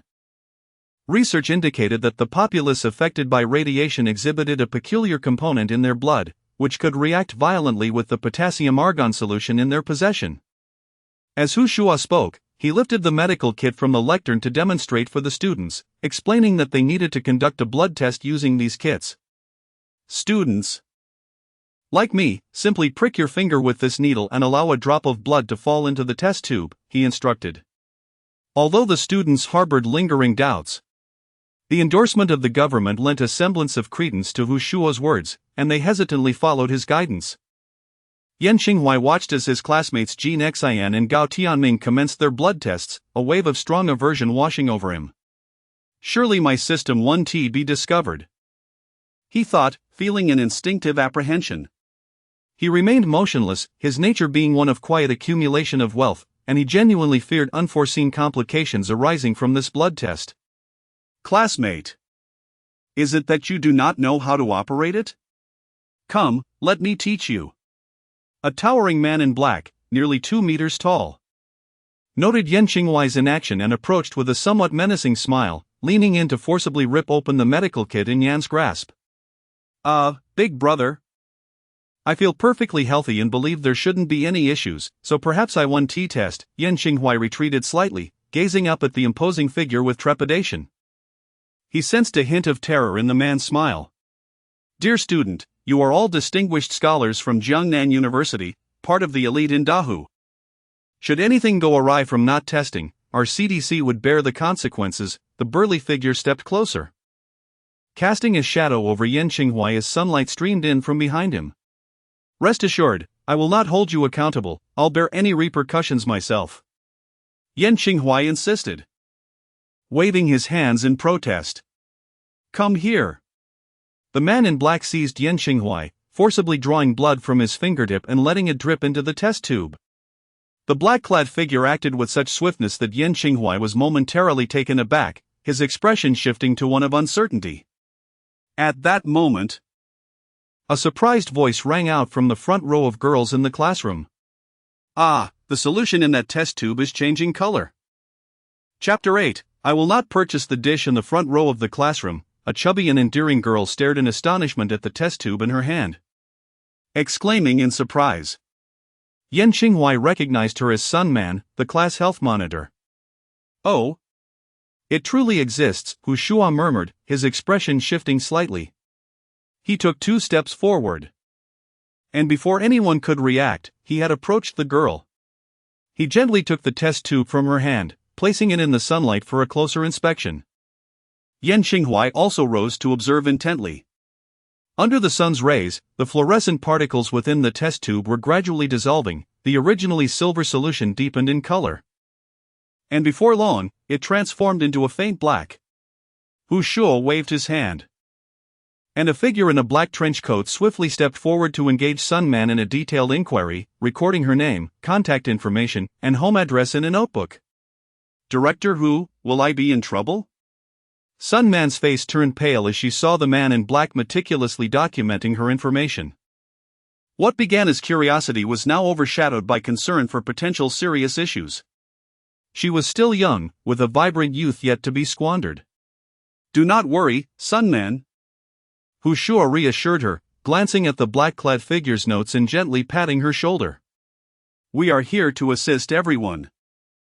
The Academy of Sciences has developed effective treatment methods that can efficiently eliminate radiation, so there is no need for alarm. My solution has changed color too? Oh dear. Mine has changed as well. Look, mine has changed. The classroom erupted with exclamations from several students, prompting the figures in black to promptly record the observations. As individual phenomena became a collective occurrence, the students' initial fears gradually dissipated, transforming into curiosity. Now, when someone's test tube changed color, it was akin to winning a prize, drawing envious glances from peers. PSH, what is so remarkable about that? Yan Qinghuai glanced at the test tube held by the imposing figure in black who had forcibly drawn her blood. The silver solution, with its fluorescent particles, showed not a hint of change, leaving her feeling somewhat sour. Qinghuai, our solution has changed color too, a weak voice suddenly came from beside her. It was Jean Xin. What? No way, what is happening? Yan Qinghuai turned sharply, disbelief etched on her face. Before her stood Jean Xin and Gao Tianming, both holding test tubes filled with black liquid. However, Jean Xin's solution was merely a light shade of black, while Gao Tianming's was pitch black. Soon after, several other students' test tubes exhibited changes, prompting Hu Shua to take stock. Nearly 10 students in the class experienced strong chemical reactions in their reagents. Yan Qinghuai noted that most of the students with unusual changes had solutions that were a light black, with only Gao Tianming's solution being the darkest. Attention, everyone. We have meticulously recorded the names of those whose test tubes have changed. Please refrain from leaving Yunjiang in the near future. We will promptly organize efforts to eliminate the radiation within your bodies, Hu Shua announced, surveying the room with a resonant voice. At present, students whose test tubes have shown no abnormalities are advised to remain vigilant regarding their health. Should any irregularities arise, it is imperative to promptly contact the Disease Control Center, as it cannot be ruled out that certain exceptional circumstances may evade detection through blood tests. This, it seems, implies that no one is permitted to leave Yunjiang. Yan Qinghuai mused internally. Although both of his roommates' test solutions exhibited unusual reactions, Yan Qinghuai felt no concern. He sensed that the so-called leader of the Epidemic Control Center displayed little surprise regarding the entire situation, instead exuding an air of assuredness. Hu Shua turned to confer briefly with their homeroom teacher, Li Mu, while gesturing subtly. Following his signal, several figures clad in dark overcoats entered the room, carrying exquisite silver briefcases. The newly arrived individuals meticulously secured each student's test tube, placing them into the compartments of the briefcases. Li Laoshi, we shall take our leave now. Please inform us immediately should any developments occur, Yan Xinghua faintly heard Hu Shuo instructing Li Mu. After Hu Shuo finished speaking, he departed the classroom with the group of dark-clad individuals, while Li Mu motioned for the students to begin self-study, not immediately dismissing them. However, at that moment, no one was inclined to focus on their studies. Hushed whispers filled the room as students exchanged opinions. Approximately 20 minutes later, Yan Xinghua heard synchronized footsteps echoing from various floors, prompting him to peer out the window. Groups of uniformly dressed figures in dark overcoats methodically exited the teaching building, each carrying standardized silver briefcases, and they boarded the black SUVs parked on either side of the building. Moments later, the roar of engines erupted as these official vehicles, identifiable by their license plates beginning with NAN A, swiftly departed from Jiangnan University. Alright, students, today's inspection concludes here. Per the city's unified regulations, classes will be temporarily suspended this week. Please manage your time wisely, avoid crowded places, and remember to review your studies, as the final examinations for several subjects are approaching. Li Mu announced, having heard the vehicles driving away. Additionally, should any student experience discomfort or any other irregular symptoms, please do not hesitate to contact me. That will be all, you are dismissed. Li Mu added hastily, as an afterthought. Discomfort or other irregular symptoms? Yan Xinghua sensed a deeper implication in Li Mu's words.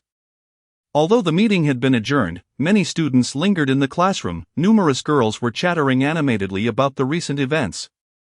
Xiao Man, do you think the effective treatment methods mentioned by Section Chief were credible? I find them rather dubious, Sun Man's roommate inquired anxiously, as she too was among the students whose solutions had shown abnormalities.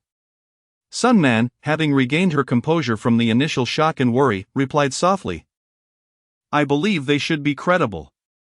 Just in our class, nearly 10 students have exhibited abnormal reactions in their solutions. If we consider the entire school, there could be hundreds. I trust the Disease Control Center would not make baseless claims. Indeed, problems have arisen, yet there are no reasonable solutions, which has escalated into a societal issue that the authorities are unable to justify to the public. I believe it is best to wait and see. I trust that developments will soon unfold. Gao Tianming, seemingly unfazed, chuckled as he spoke to his two roommates. Jin Xian, equally carefree, nodded indifferently and remarked, I heard from Li Mu that classes are suspended this week. Let us head to Nanjie for a meal. Yan Xinghua had no objections, and the three exited the classroom, descended the staircase, and made their way out of the academic building, following the path that led to the bustling commercial street to the south. At this hour, Nanjie was abuzz with activity, as it was adjacent to the largest educational institution in Yunjiang, drawing numerous students and faculty members eager to dine there. Uniformly styled food carts had begun to release fragrant wisps of smoke into the air, offering delicacies such as stinky tofu and grilled meat. The myriad of tantalizing aromas mingled, igniting an insatiable appetite. Remarkably, the unusual events and power outage of the previous day seemed to have had no adverse effect on the commerce of Nanjie, as electricity had been restored in Yunjiang by dawn. The throngs of people, accompanied by the merchants' lively shouts, busily purchased their favorite items, jostling and reveling in the vibrant atmosphere. The trio of Yan Xinghua joined the bustling crowd, entering from the west side of the commercial street, enjoying both food and the sights. You know, I must confess, I absolutely adore this, Jin Xian declared, holding a small box of stinky tofu, his lips glistening as he savored it. Yan Xinghua, with a skewer of grilled meat in hand, remained non-committal and chose not to respond. Gao Tianming, however, chuckled and asked, Xinghua, why do you think some people enjoy stinky tofu?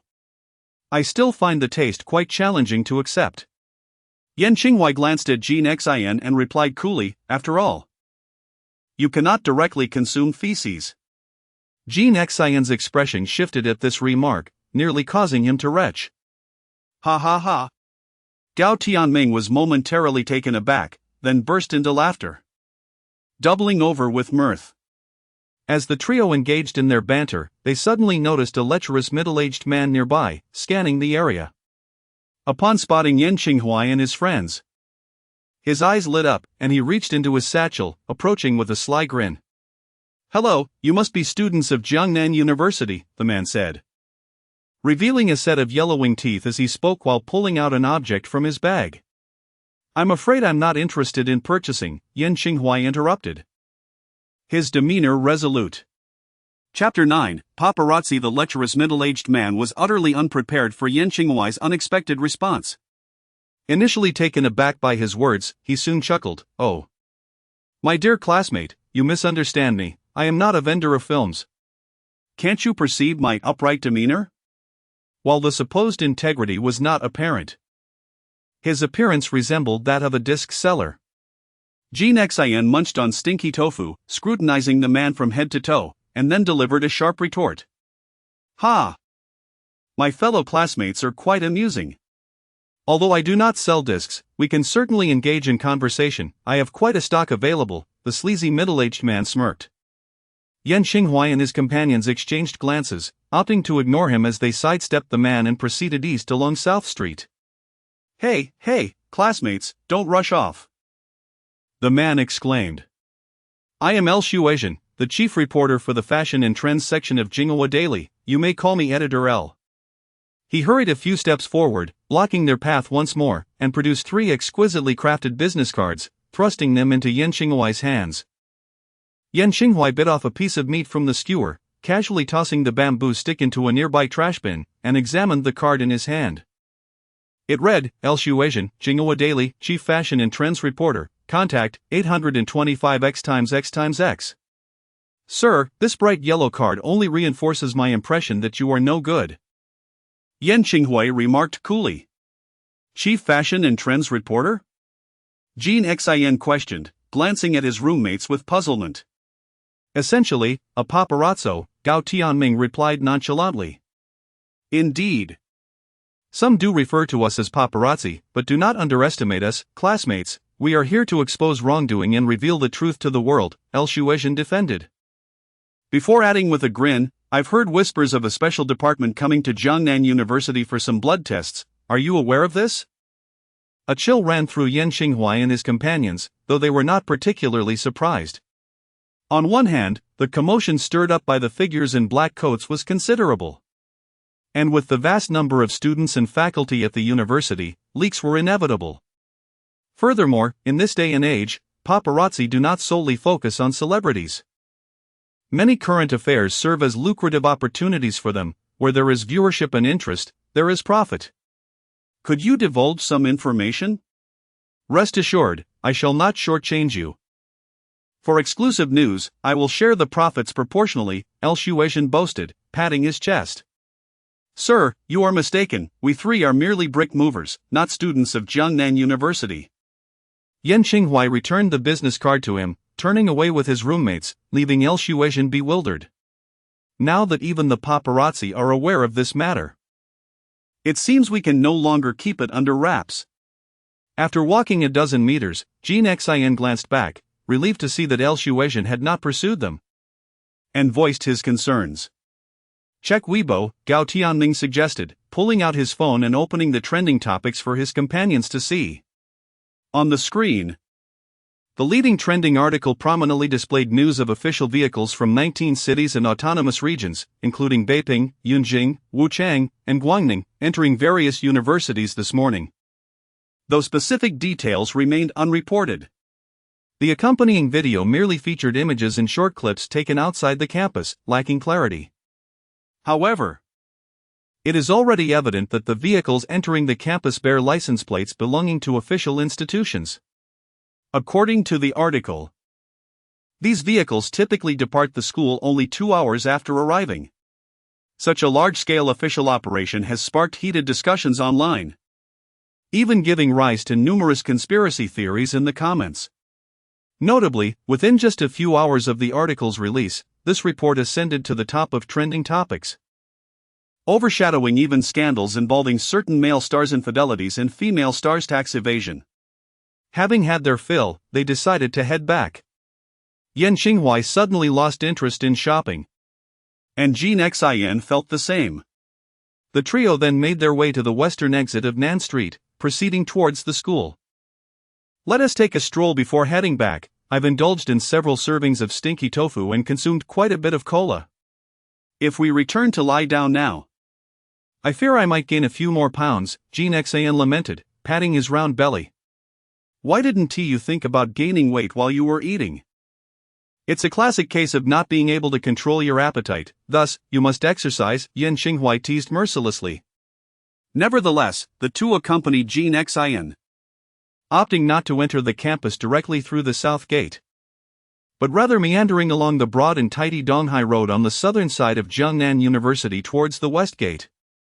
Indeed, there had been an overwhelming number of events occurring over the past couple of days, and a leisurely walk to calm their spirits was delightful. Donghai Road is an east-west thoroughfare adjacent to the south side of Jiangnan University, connecting to the well-known pedestrian street, Nan Street, on the east side, while the western end leads to the university's west gate.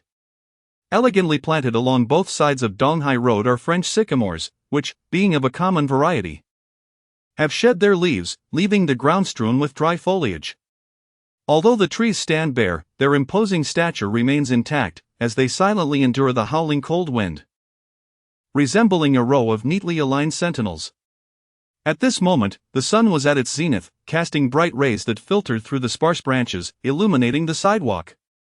Piles of fallen leaves awaited collection by sanitation vehicles. As Yan Xinghuai and his companions leisurely walked through the leaves, they felt a sense of relaxation and their spirits lifted considerably.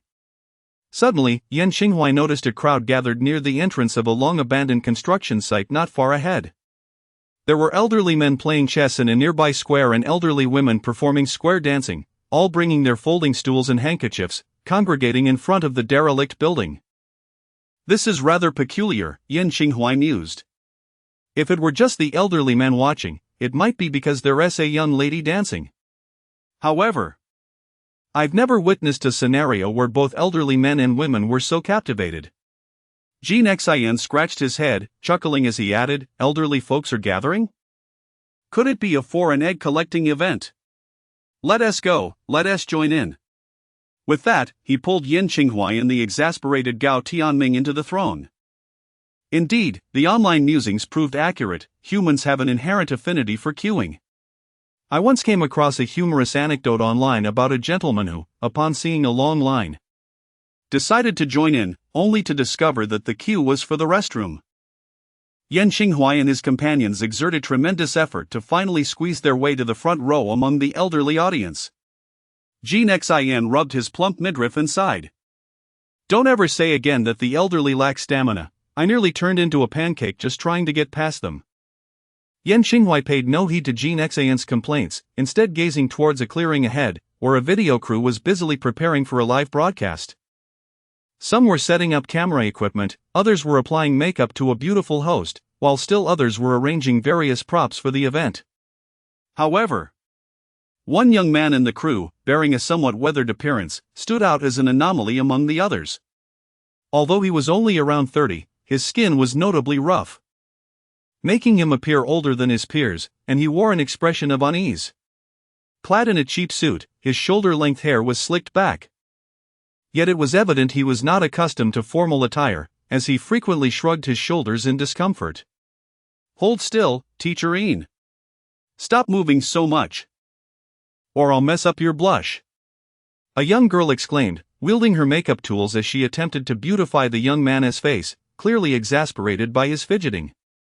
I understand, the young man replied in a voice barely above a whisper, betraying his shyness. Are we all set?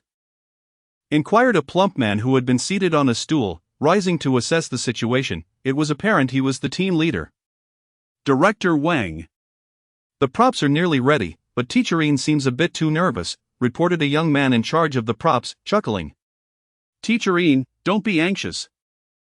There's a market for this. People love watching quirky events like these. Just follow our host's cues, and I assure you, the share we promise you after the broadcast will far exceed what you earn hauling bricks at the construction site, Director Wang reassured him, giving the young man a hearty pat on the shoulder. I understand, the young man replied again. All right, host is ready for her entrance, let the broadcast commence. Chapter 10, Illegal Livestream Greetings, esteemed viewers. I am Yao Yao. Today, we are honored to have the renowned daredevil artist, Mr. Yin Xiaobo, joining us for this livestream event.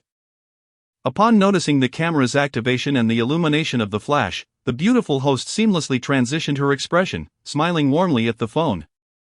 Mr. Yin, please greet our audience, she urged, gesturing for the somewhat reluctant Yin Xiaobo to step into the frame.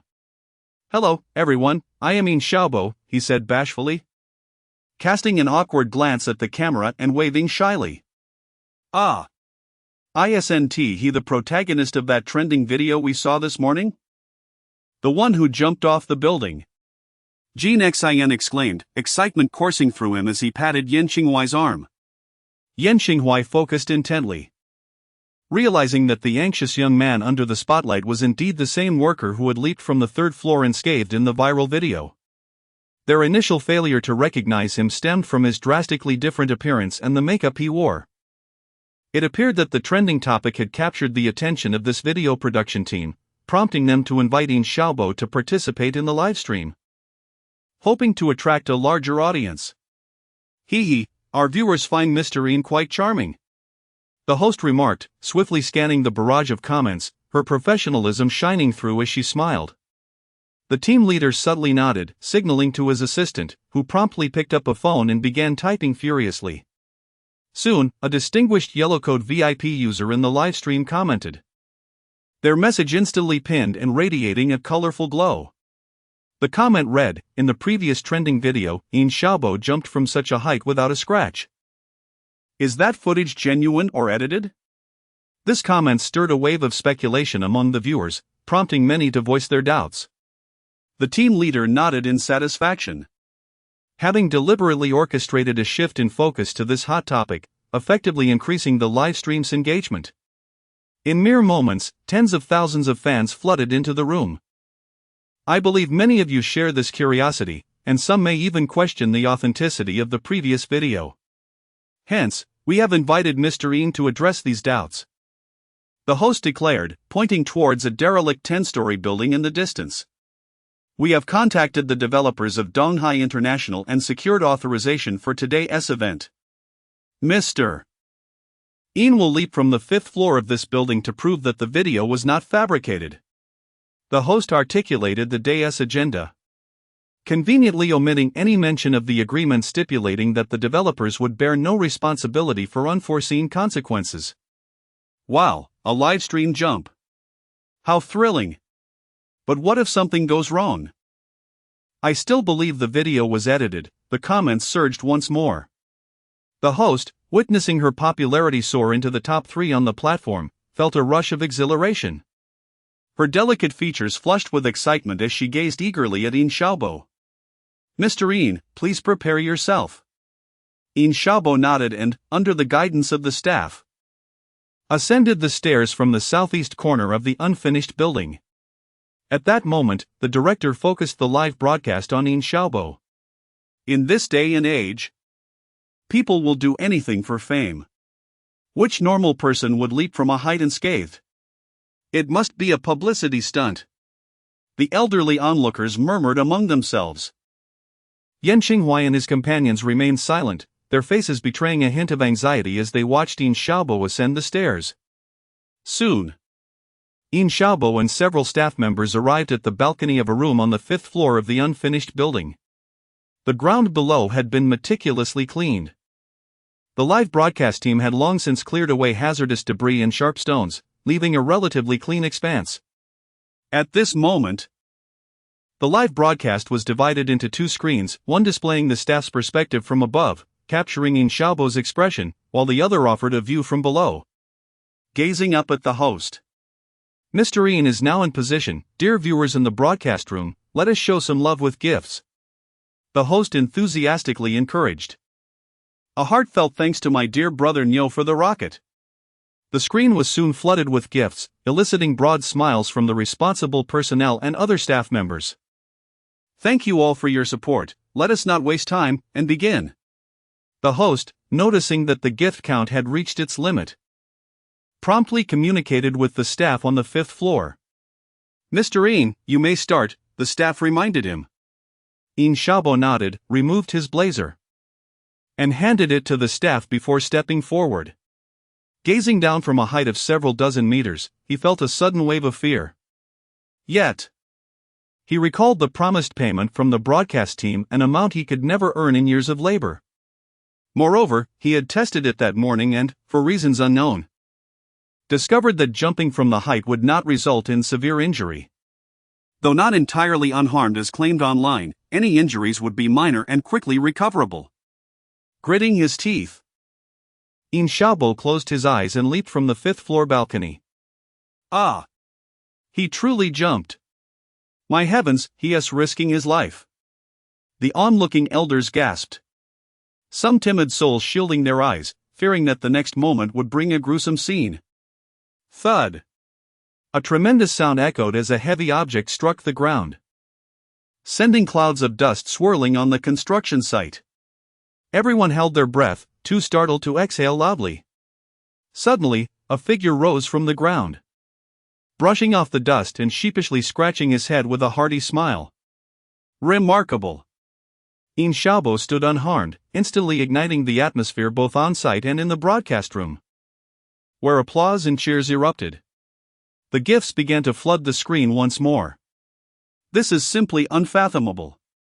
Yan Qinghuai and his companions exchanged incredulous glances. Just as everyone was immersed in this astonishing spectacle, the distant roar of an engine suddenly pierced the air. A crowd turned to see several municipal enforcement pickup trucks speeding towards them. The leading vehicle screeched to a halt in the open space ahead. In the next moment, a young woman, appearing to be in her 20s, emerged from the foremost truck. Her flowing black hair cascaded like a waterfall, and her delicate oval face was striking, complemented by a refined profile. She donned a blue uniform, and behind her, numerous law enforcement personnel disembarked from the other trucks. The woman hastened towards the broadcaster, swiftly shutting off the power to the camera, plunging the live stream into darkness. What are you doing? We are conducting a legitimate broadcast. On what grounds do you shut us down? The broadcaster shouted in dismay, while nearby staff members also protested vocally against the enforcers. Their urgency was understandable. Given the current viewer ratings, today's earnings would have been astronomical. The costs of the livestream were already significant, as they had to pay a hefty sum for the licensing agreement with the developer, in addition to a considerable appearance fee for Yin Xiaobo. They had hoped to recoup their expenses and make a substantial profit, but now, with the municipal enforcement's abrupt intervention, their losses were devastating. The woman in uniform scoffed coldly, stating, "Are you attempting to obstruct law enforcement? Take them all away." The other officers sprang into action, swiftly binding the livestream team's members' hands behind their backs and escorting them to the pickup trucks. "Hey, take it easy. I will report you. I have connections in the security office." The team leader yelled, his arms painfully restrained behind him. "Connections in the security office? That one T help you. My name is Ouyang Rui, anyone can come to find me." The uniformed woman retorted with another dismissive scoff. Yan Qinghuai observed several members of the municipal team approaching Yin Xiaobo, surrounding him with a look of confusion, engaging him in brief conversation before leading him towards the last pickup truck. "All right, no need to gawk," the woman announced to the onlookers, surveying her surroundings. "We have received a report from the public about illegal broadcasting, so we must take them back for investigation. Everyone, please disperse." Illegal broadcasting? Since when is that under the jurisdiction of the municipal enforcement? The elderly witnesses murmured in bewilderment, yet the uniformed woman paid them no heed. Having delivered her statement, she climbed into the enforcement pickup and, with a swift press of the accelerator, disappeared from sight. Chapter 11, The Training Camp in the Following Week. The school unexpectedly issued a notice to temporarily close its gates, prohibiting any students or staff from leaving the campus. However, no classes were scheduled, allowing students to manage their time freely. News regarding the peculiar phenomena observed across various regions of Dahua on the 19th consistently dominated trending topics, maintaining an exceptionally high level of interest, with rare non-celebrity gossip articles occupying the top spot on Weibo's hot search list for an extended period. This situation persisted until the 23rd. On a bright morning, sunlight streamed through the curtains of dormitory 308 at Jiangnan University, illuminating the faces of three young men who were soundly asleep. Yan Qinghuai was roused by the piercing sunlight and the cheerful chirping of birds outside. Sitting up and rubbing his bleary eyes, he pondered, how many dreams soar freely above the moon? Suddenly, the ringtone of Jean Xian's phone pierced the morning stillness. Yet the hefty fellow remained oblivious, snoring loudly enough to drown out the sound. Yan Qinghuai hurriedly knocked on Jean Xian's bedside and exclaimed, "Fatty, your phone is ringing. Wake up! Who on earth is calling so early? Doesn't Fatty deserve to enjoy his hard-earned break?" Jean Xian grumbled, startled from his dreams. As he grasped the phone beside his pillow, his displeasure evident. However, upon glancing at the caller ID, he quickly sat up and answered the call. "Hello, Teacher Li?" "Yes." "All right, we'll be there right away." After hanging up, Jean Xian slapped the upper bunk and turned to Yan Qinghuai, saying, "Qinghuai, it was Teacher Li. He said we must be in the classroom before 8, there's something extremely important to announce." Yan Qinghuai felt a stir of anticipation. Suspecting that there might be new developments regarding the blood tests conducted by the CDC. At that moment, Gao Tianming also awoke, and the three hurriedly washed up, donned clean clothes, and rushed towards the teaching building without even having breakfast. Upon their arrival at the classroom, they discovered that most of their classmates were already present, all appearing half awake, with some students yawning widely.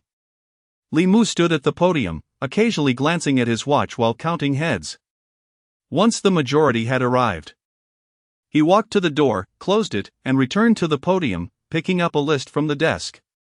"Dear students," Li Mu began, raising his hand to quiet the murmurs, "the reason for gathering you today is to announce a matter of utmost importance. The municipal government has issued a new directive to select students with exceptional talents from various universities in Yunjiang to form the Yunjiang Training Camp. According to information we have gathered from our school, this training camp will be directly overseen by the Education Administration of the capital. Let me put it this way, being accepted into this training camp will greatly benefit your future employment, whether in business or politics." As Li Mu's words sank in, the students were left in stunned silence. The Yunjiang Training Camp? What does this entail? Teacher, what is the training for? Is it open for self-registration? I want to sign up. Li Mu chuckled and remarked, "As for the specifics of the training camp curriculum, there have yet to be any revelations." Regarding the registration process, the first batch of training camp members will be selected from a list directly issued by the city, and self-registration is currently not permitted. Furthermore, students who successfully graduate from the training camp will receive their respective graduation and degree certificates from their schools, which means you will still obtain a certificate from Jiangnan University. Henceforth, you will remain students of Jiangnan University. Is it possible to decline if selected? Jean Xian inquired, raising his hand with a grin. You think you can be chosen for the training camp? Don't be ridiculous, came a mocking voice from the front row. Yan Qinghuai recognized the speaker as Fang Lang, the class sports representative, who had a poor relationship with Jean Xian, largely due to generational conflicts. Fang Lang's father, Fang Hai, was among the leading entrepreneurs in Yunjiang. But a competitive rivalry had caused significant strife with Jean Xian's father, Jean Dechang. Fang Lang had a cousin working in the Yunjiang Education Bureau, who had recently informed him about the training camp and confirmed his selection. Moreover, she had told him that the selection rate for the training camp was exceedingly low. Even at a prestigious institution like Jiangnan University, the acceptance rate was below 1%. Given his understanding of Gene Xin, he was confident that the portly fellow would not be selected, prompting his derision. "What nonsense are you spouting?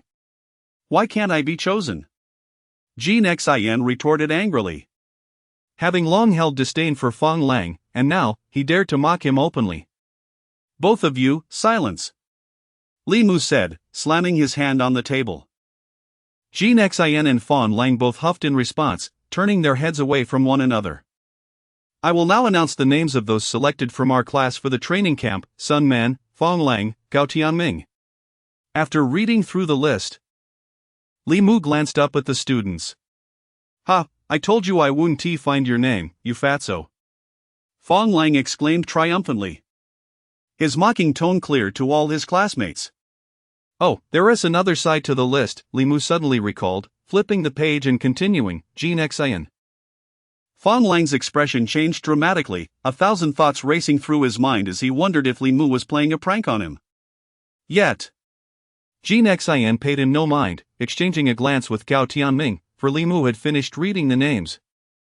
And Yan Qinghuai was not among those selected from their class. However, Yan Qinghuai did not feel disheartened by his absence from the list. Instead, he sensed something amiss. After a moment of contemplation, a realization struck him: all the students whose names were called were those who had exhibited abnormal reactions during blood tests conducted by the Yunjiang Center for Disease Control. Indeed, there was something peculiar at play.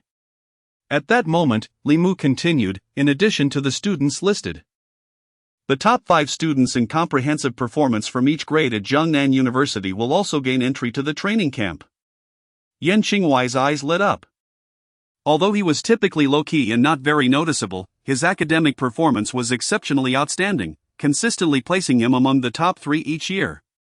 In other words, our classmate Yan Qinghuai will also join the training camp.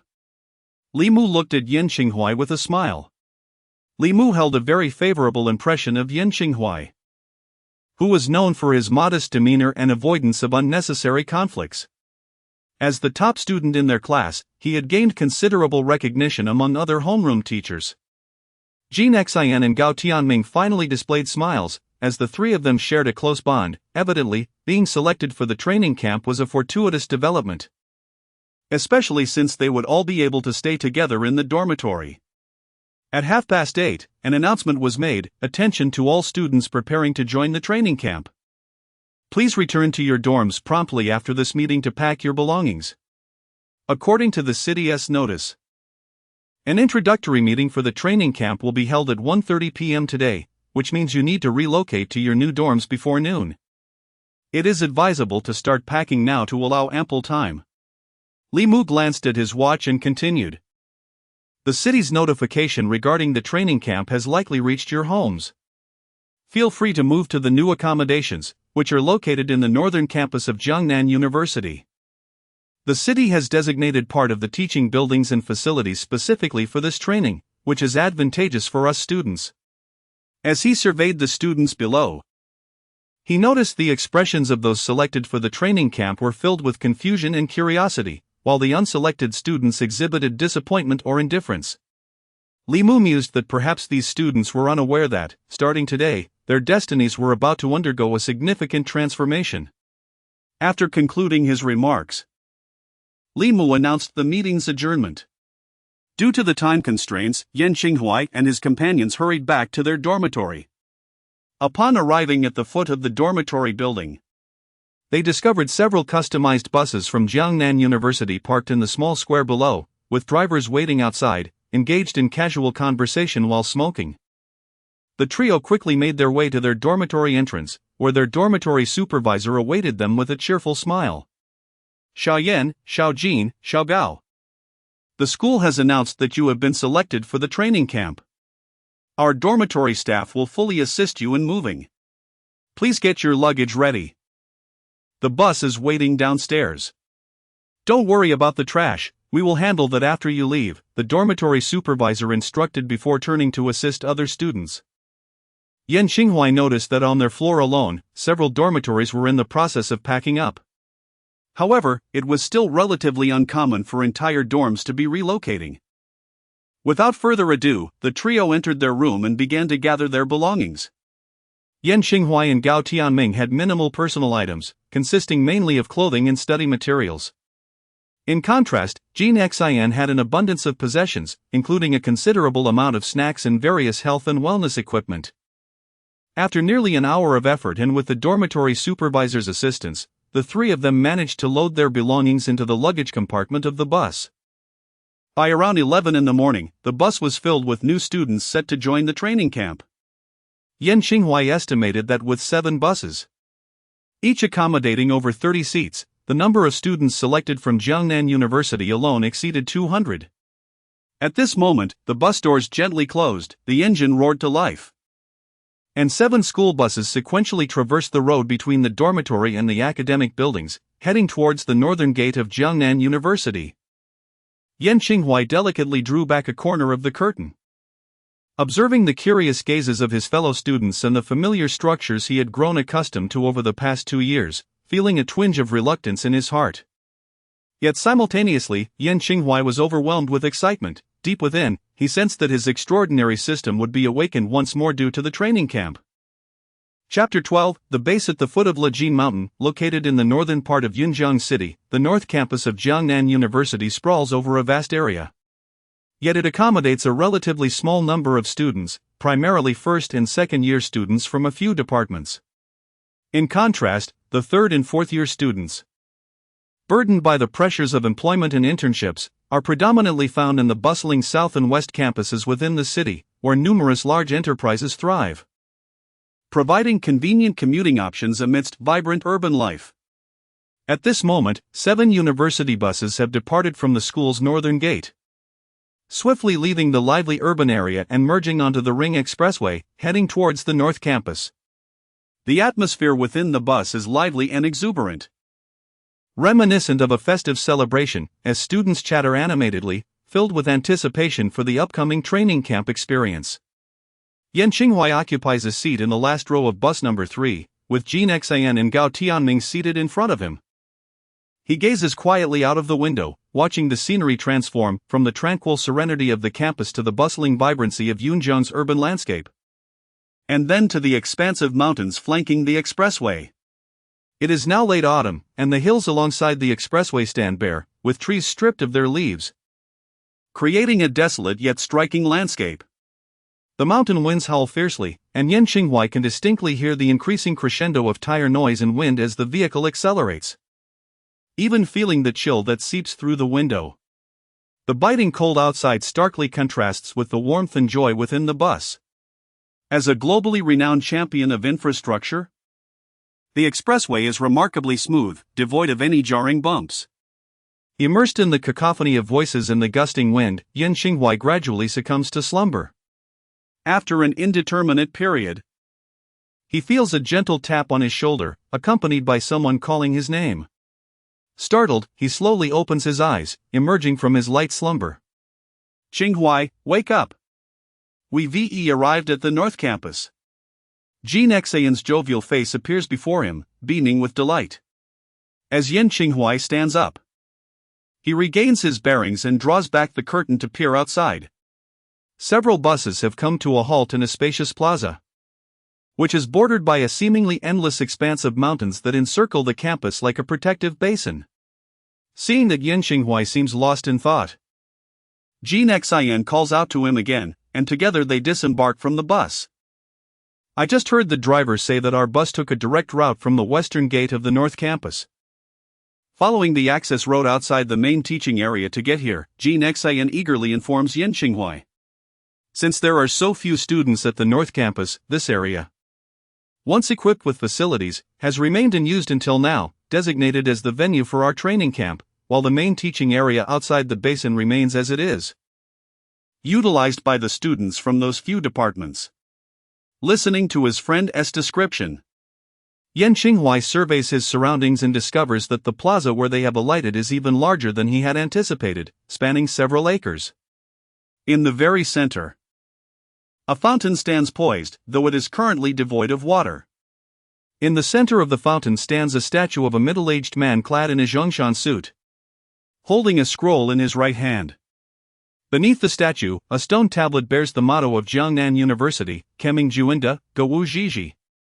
Yan Qinghuai, having studied the university's history, recognizes this figure as the esteemed founder, Principal Zhuoji. Not far from the square, several buildings with red exteriors are visible. According to Jean Xian, these are the lecture halls. A short distance away, the two-story cafeteria lies, with a few gray and white dormitory buildings situated behind it. The square, being at the very heart of the campus, offers a clear view of these structures, allowing Yan Qinghuai to effortlessly take in the surroundings. He glanced at his phone screen. Noting the time, it was now 11:20 a.m., indicating that the bus had taken nearly 2 hours to reach the North Campus. As this teaching area had yet to be activated, no students were present, however. Numerous staff members in neatly coordinated black uniforms were busily transporting various equipment within the cafeteria and lecture halls. At this moment, a young man approached with a steady gait. Donned in a white suit and polished white shoes, complemented by exquisite gold-rimmed glasses. His short hair was immaculately styled, and he appeared to be in his early 20s. Resembling a senior student. Yan Qinghuai noticed an antique pocket watch nestled in the pocket of the young man's suit.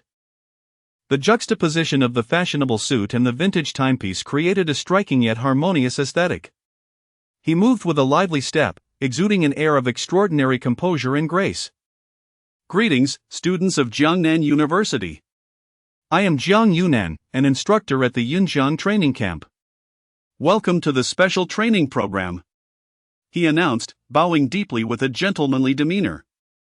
Wow, Teacher Jiang is so handsome, exclaimed the female students of Jiangnan University, captivated by his British gentlemanly charm, erupting in admiration. Jiang Yunan scanned the crowd with a smile, stating, "You are the first group of students to arrive at the training camp base. Please promptly relocate your luggage to your respective dormitories." A dormitory allocation list is posted in front of the dormitory building, and students from other schools will be joining us soon. Therefore, make haste. We will convene here at 1:30 p.m. sharp. With a wave of his hand, Jiang Yunan greeted them and proceeded towards the nearby lecture hall.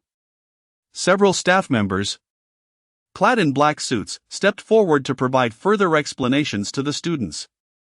Following the staff's guidance, Yan Qinghuai and his companions carried their luggage to the front of the dormitory building, where several large notices were affixed to the gray-white walls. We're all in the same dormitory. The dormitory number is even 308, what a coincidence! Jean Xian exclaimed, excitedly scanning the notices and sharing the news with his roommates. Yan Qinghuai, however, was not surprised by their shared accommodation. It was likely that the training camp had considered the students' previous situations to foster a sense of familiarity. As for the dormitory number 308, it merely suggested a serendipitous connection among the three of them. Without further ado, the three individuals carried their luggage to dormitory 308. Unlike the bunk beds found in Yunjiang University's accommodations, this dormitory featured individual beds, with a total of 4. However, according to the allocation notice, only the 3 of them occupied this space. To their surprise, the essential living supplies were already arranged neatly within the dormitory, including toiletries and bedding, all thoughtfully placed, making it essentially ready for immediate occupancy. As they marveled at the impeccable service of the training camp, they unpacked their personal belongings. Approximately 20 minutes later, having finished organizing their things, they decided to head to the cafeteria for lunch. Amidst Jean Xian's loud exclamations of astonishment, they enjoyed a delightful meal on the first floor of the cafeteria. As time was of the essence, at Yan Qinghuai's suggestion, they opted not to return to the dormitory but instead strolled around the training base, preparing to gather at the central square when the time came. Qinghuai, Tianming. You must admit, the cafeteria here is quite impressive, Jean Xian remarked, toothpick in hand, expressing his admiration. I simply find it remarkable that meals at the training camp are complimentary. As for the quality you mention, I have yet to discern it. Yan Qinghuai replied with a smile, as he was not particularly discerning when it came to food, content with merely being full. especially given his less affluent background compared to his two roommates. What the plump fellow says is true, the chef's skills here are undoubtedly top-notch. Although the dishes are merely homestyle, the cooking technique, ingredients, and knife skills are impeccable. Gao Tianming nodded in agreement with Jin Xian's assessment. Yan Xinghua did not dwell on these details. It seemed clear from his roommate's comments that the cafeteria indeed offered a remarkable standard. Jin Xian's family background was well known. He hailed from one of the most affluent families in Yunjiang, with a chef reportedly sourced from a five-star hotel, thus possessing a discerning palate. Although Gao Tianming had never mentioned his family, it was evident that he came from a respectable lineage. As it is rare for an ordinary family to cultivate such a refined and charismatic young talent. As Yan Xinghua surveyed the training base, he noted the unusual desolation of the campus nestled in the valley. Aside from the teaching buildings, dormitories, and the central square bustling with students and staff, vast stretches of the surrounding area were devoid of human presence. Towering plane trees lined the straight main path of the campus, their leaves having fallen in large clusters, creating a melancholic autumnal scene.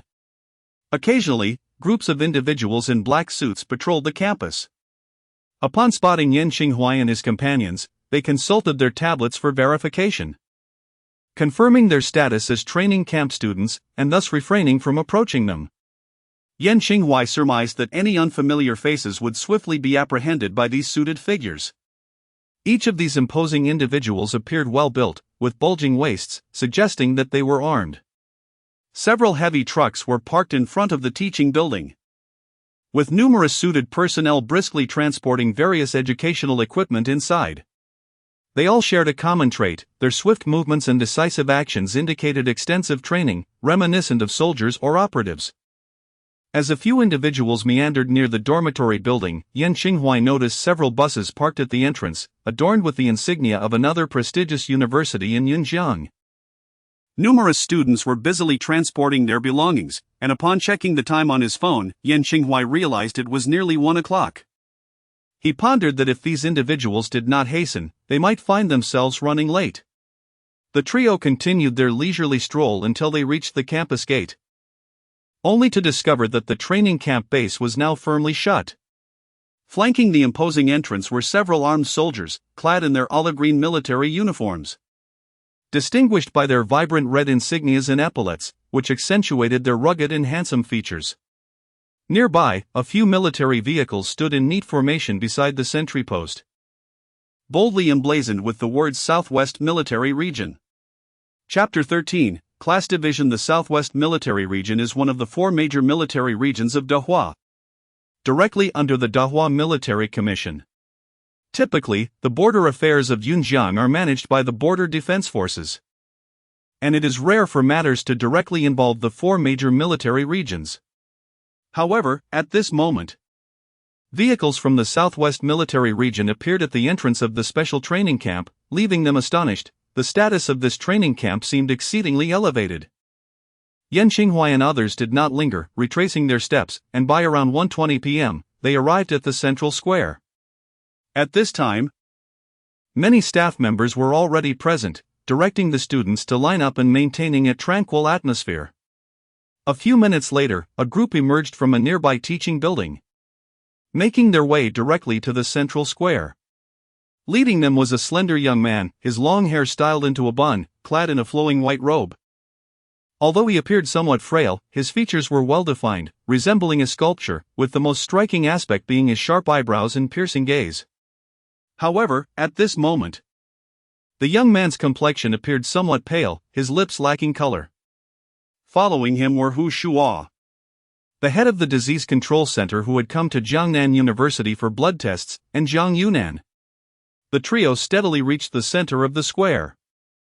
Standing before the Zhuozhi sculpture, the young man in the white robe silently observed the lined-up students, his gaze exceptionally calm, like a still pond. After a brief moment, Zhang Yunan drew out his pocket watch, glanced at the time, stepped forward, and softly stated, "Captain Xiang, the time has come." Xiang Rufeng nodded and spoke in a resonant voice, "Hu Shuo. Any students who have yet to gather in the square will be expelled from the special training class." You are to compile and submit the list of names to the Southwest Special Training Office. I will personally explain the situation to them. He did not use a microphone. Yet his cold and indifferent voice reverberated throughout the square, reaching even the teaching and dormitory buildings, creating an overwhelming sense of pressure that felt almost tangible. The students and staff in the square held their breath, refraining from uttering a word. Hu Shua, clad in a black trench coat and wearing sunglasses, nodded in agreement, without questioning Xiang Rufeng's decision.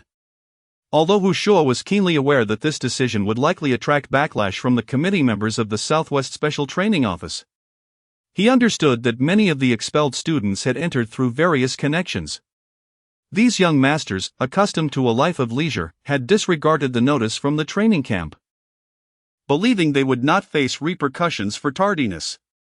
Nonetheless, matters of dispute were best handled by the leaders. He was merely executing Xiang Rufeng's orders. After making his announcement, Xiang Rufeng ignored the students who were attempting to storm the central square in search of an explanation, for in the next moment, these disgruntled students were escorted away by the staff. At this point, a smile finally graced Xiang Rufeng's face, the intense pressure dissipating instantly. The students, as if pulled from underwater, gasped for air, with some even finding their clothes drenched.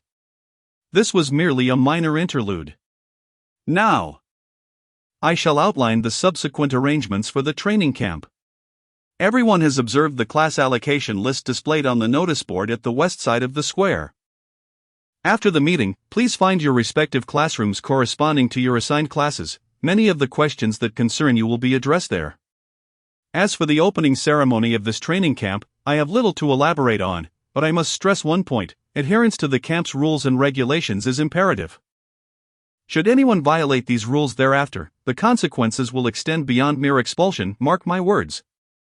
Xiang Rufeng's voice was low yet resonated with formidable authority, compelling the students to believe his words, even though he refrained from employing his spiritual energy and aura to exert pressure upon them. By the way, I am Xiang Rufeng, the head of the Yunjiang training camp. With that, Xiang Rufeng turned and departed, leaving behind an enigmatic silhouette. At this moment, Yan Qinghuai was gasping for breath. When Xiang Rufeng dismissed the tardy students, he had intended to communicate with Jin Xin and the others, but suddenly, an overwhelming pressure descended upon him, akin to a colossal stone pressing against his back. Yan Qinghuai summoned immense strength to barely straighten his posture. It was not until Xiang Rufeng exited the central square that he regained his composure. Observing Jin Xin and Gao Tianming beside him, both wore expressions of relief, confirming that what had transpired was no mere dream. Yet, all of this exceeded his wildest imagination. Xiang Rufeng's formidable presence swept across the venue, a sudden and overwhelming force that transcended the explanations of basic physics and chemistry. Once Xiang Rufeng departed, Hu Shua and Jiang Yunan exchanged dry smiles. Indeed, Captain Xiang's methods were unconventional, showing no deference to the scions of aristocratic families. However, they would certainly never question the decisions made by Xiang Rufeng. Hu Shua nodded at Jiang Yunan, then stepped forward, addressing the students with a clear voice. Everyone has heard Captain Xiang's words. I hope that during the upcoming training, you will strictly adhere to the rules and regulations. Now, the meeting is adjourned. Please take the time to locate your classes, as a detailed class meeting will convene shortly. As Hu Shua concluded, staff guided the students to check their class allocation lists. Yan Qinghuai slowly approached the notice board, scanning the surrounding students. Although he could not ascertain the exact number at that moment, he estimated that nearly 1,000 students were present at the training camp. What does this mean? When it was Yan Qinghuai's turn to view the class allocation list, he was taken aback to see the prominent title Spiritual Energy class and Literature class listed, with his name positioned 6th in the Literature class. Yan Qinghuai narrowed his eyes, swiftly reviewing the details of the class allocation list, soon discerning some patterns. All students exhibiting abnormalities in their blood tests were assigned to the Spiritual Energy class, while those with exemplary academic performance were selected for the Literature class. This reflected the general situation of students from Yunjiang University, but Yan Qinghuai inferred that the class allocations for students from other institutions were likely similar. The literature class comprised nearly 100 students, while the spiritual energy class, due to its larger number, was further divided into 4 sections, each containing approximately 200 students. Yan Qinghuai quickly scanned the spiritual energy class allocation list and discovered that many of his peers from Yunjian University were primarily placed in the first section of the spiritual energy class. The spiritual energy class? Yan Qinghuai suddenly realized that the significance of this name had become quite evident. Could it be that a resurgence of spiritual energy was indeed occurring? Previously, during their time on the trending topics, Yan Qinghuai and his companions had encountered several articles analyzing the peculiar phenomena witnessed on the 19th day. Some bloggers had described the occurrences in 19 cities across the Great Hua as heralds of the revival of the era of spiritual energy. He distinctly remembered the articles stating, with great seriousness, that from that day forth, every ordinary individual, nurtured by this energy, would have the opportunity to awaken and transform into a being of extraordinary abilities. At that moment, Yan Qinghuai and Jin Xian had scoffed at such claims, but upon seeing the class allocation today, in conjunction with the inexplicable system that had manifested within him, Yan Qinghuai found himself inclined to believe. After all, this was a specialized class instituted by the government and military, encompassing the entirety of Great Hua, undoubtedly endowed with immense authority. At that moment, the square resonated with Hu Shua's magnetic voice as he proclaimed, "You all should be aware of which class you have been assigned. Now, please proceed swiftly to your classrooms. I am the head teacher of Class 1, and today, we will hold this meeting jointly with the students of the Liberal Arts class. So Class 1 and the Liberal Arts students, please follow me." With that, he turned and headed towards the teaching building, with Zhang Yunan following closely behind. Under the guidance of the staff, the students hurried towards their designated classrooms, with the students from the Liberal Arts and Class 1 trailing behind Hu Shua and Zhang Yunan. According to the class allocation, the head teacher of the Liberal Arts class was none other than the youthful and impeccably gentlemanly Zhang Yunan. Upon arriving at Class 1's classroom, Yan Qinghuai surveyed the space, noting its considerable size. It was a tiered classroom that could accommodate several hundred students. Rather than merely a classroom, it resembled a grand hall. Hu Shua rapped on the podium and announced, "First of all, welcome to the training camp. Today marks the beginning of a remarkable chapter in your lives." His voice was rich and resonant, possessing an extraordinary ability to captivate. The students applauded fervently, their hearts racing and faces flushed with excitement. I understand that many of you have numerous questions, so allow me to first outline the current situation. Please hold your inquiries until I have finished speaking, Hu Shua stated calmly. The students surely had begun to form some hypotheses in their minds. Indeed, many of you are correct in your assumptions. The very names of your classes reveal that the reason for your selection into the spiritual energy class is due to the phenomena of the 19th day, which have induced a genetic alteration within your bodies, granting you the qualification to enter the realm of spiritual energy. After delivering this revelation, Hu Shua observed the astonished expressions of the students and allowed them a few seconds to process the information. Please refrain from asking questions just yet, let me finish first. Hu Shua continued, noticing that several students were eager to raise their hands. He gestured for them to wait and carried on speaking. First and foremost, I can assure you that even before the 19th, spiritual energy and extraordinary abilities already existed. Chapter 14, Spiritual Energy and Abilities. The phenomenon of abilities arises from the awakening of the human body under the influence of spiritual energy. The number of individuals possessing such abilities is exceedingly rare, with most being under the control of various national governments. In our great nation, there exists a specialized organization dedicated to individuals with abilities. However, even with a population exceeding 1 billion, the number of such individuals in our country amounts to only a few dozen. Yet, as of the 19th, we have discovered that in the city of Yunjian alone, there are hundreds of students exhibiting responses to spiritual energy. As Hu Shua spoke, he activated a projection and gestured for Zhang Yunan to draw the curtains. Yan Qinghuai observed a white screen slowly descending at the front of the classroom, revealing a map of our nation. Suddenly, 19 luminous points illuminated the map. with the marker in the southwest corner clearly indicating Yunjiang, number of individuals exhibiting spiritual energy response, 861. Prior to the manifestation of this phenomenon, our nation was already among the leading countries in the study of abilities in spiritual energy. We discovered that potassium argon solution could be utilized to identify spiritual energy particles within the bloodstream. The screen displayed several images of individuals in black cloaks conducting blood tests across various universities. The next scene revealed numerous reports and images from foreign institutions also engaging in large-scale blood collection and testing. As you can all see, nations around the world are actively seeking individuals with responses to spiritual energy. It is no exaggeration to state that individuals with abilities are considered strategic resources for a nation, comparable even to nuclear weapons. Generally, the human body is incapable of absorbing spiritual energy particles, however. A select few gifted individuals can temporarily absorb these particles and store them within their bodies, potentially leading to the awakening of abilities. The path of an individual with abilities is fraught with thorns and peril. On one hand, individuals with abilities may face casualties while defending their homeland. On the other hand, the dark web and black market are rife with the trade of individuals possessing abilities. The screen then displayed disturbing information from the dark web.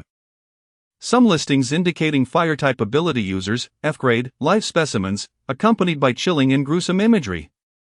This special training program has been publicly announced as a selection process for individuals with exceptional talents, aimed at providing relevant training and facilitating early entry into the military or other official departments. In reality, it serves as a training ground for individuals with abilities, assisting them in better harnessing their spiritual energy while also preventing them from straying onto dangerous paths. The special training program is undoubtedly the best choice for everyone. At this moment, Hu Shua glanced at the students in the classroom, who appeared utterly astonished, and remarked with a smile, "If anyone has questions, feel free to ask." For a moment, no students raised their hands, perhaps still grappling with this difficult-to-accept reality. Abilities? Spiritual energy? It felt as though these terms belonged to the realm of science fiction.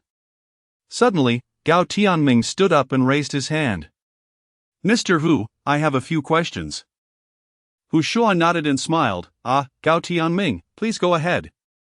Firstly, the number of individuals exhibiting spiritual energy responses in Yunjiang displayed on the screen was 861. Yet this figure is clearly inconsistent with the number of participants in the training camp. What accounts for this discrepancy?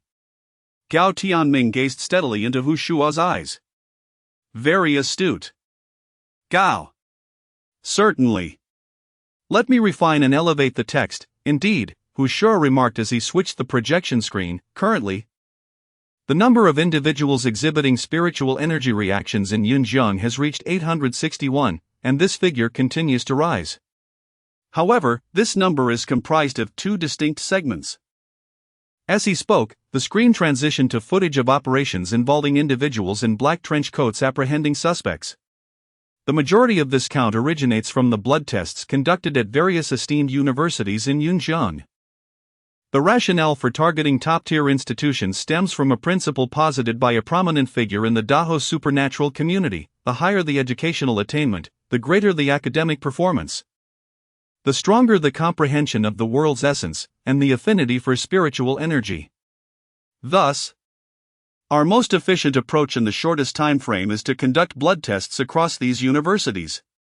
In fact, similar methodologies are employed by foreign agencies, albeit with a slight delay. Hu Shua then switched to footage of blood tests being conducted abroad. Moreover, there are instances of ordinary citizens experiencing spontaneous awakenings. We must gradually comprehend these occurrences. However, some awakened individuals, bewildered by their newfound powers, have inadvertently disrupted social order. Consequently, the figures we have cannot be directly compared to those in specialized training camps. Gao Tianming nodded thoughtfully and inquired, "Earlier, Professor Hu mentioned that superhumans are a strategic resource for the nation, even comparable to nuclear weapons. Is that assertion perhaps an exaggeration?" Hu Shua's demeanor shifted as he replied earnestly, that is because you are yet to grasp the capabilities of a high-tier superhuman. Indeed, in the past, during an era of scarce superhumans, they posed no fundamental threat to the existing national and political structures. However, once their numbers reach a critical threshold, the energy they can generate becomes a significant threat to both the nation and its populace. He then presented a case study, stating, on XX year, XX month, XX day, a hypnotist superhuman manipulated the leader of a nation in South Africa, resulting in a massacre of tens of thousands. Hu Shua continued, superpowers are akin to a double-edged sword. When wielded for righteous purposes, they can protect the homeland, yet when misused for malevolent ends, they can lead to catastrophic devastation. Given the current uncertainties in the international landscape and the rampant recruitment of superhumans by various nations, we must ensure we possess a sufficient number of superhumans to respond effectively. You, as participants in this historical transformation, should feel an immense sense of honor. At this moment, the students felt an exhilarating surge of pride, their spirits ignited with fervor. Eager to confront any nefarious forces, Gao Tianming's expression hardened as he recognized the gravity of this responsibility. After a moment of contemplation, he asked, Professor Hu, could you elaborate further on superhumans? Hu Shua smiled and gestured for Gao Tianming to take a seat before responding, even if you had not raised the question. I would have introduced this topic. Allow me to present a detailed overview of superhumans. With that, Hu Shua adjusted the projection to a page dedicated to a comprehensive description of superhumans, stating, superhumans can be categorized based on the nature of their mutations, primarily into strength-based, superhuman, and elemental types.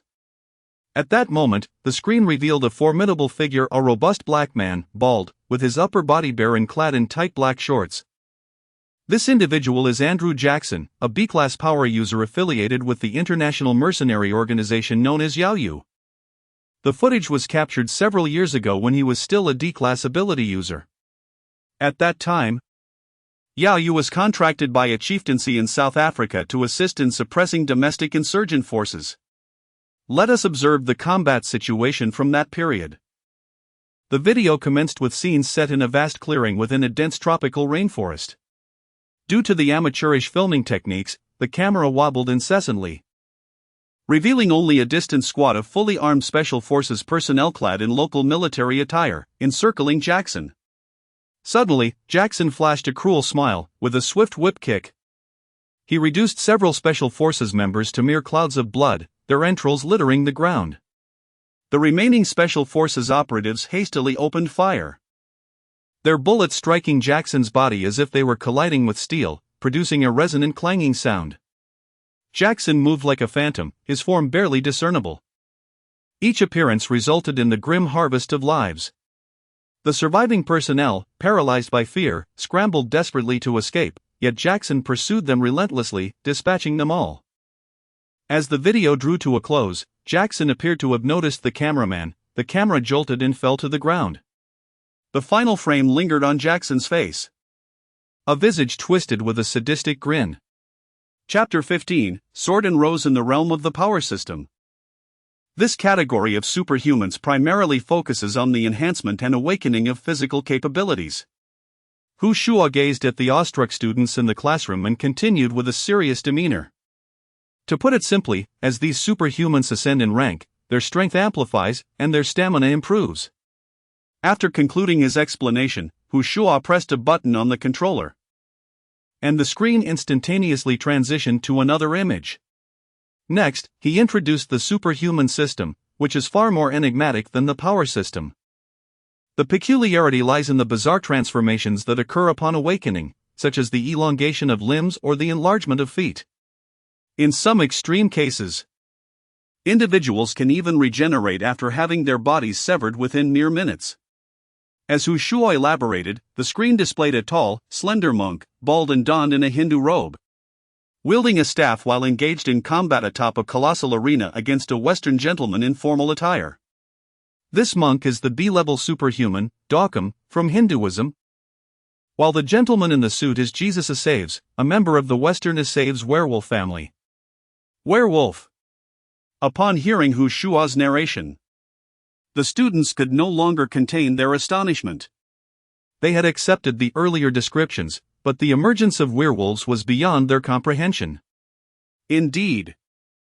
Werewolves represent a significant branch within the superhuman systems of Europe and America, classified as part of the superhuman system according to the current hierarchy.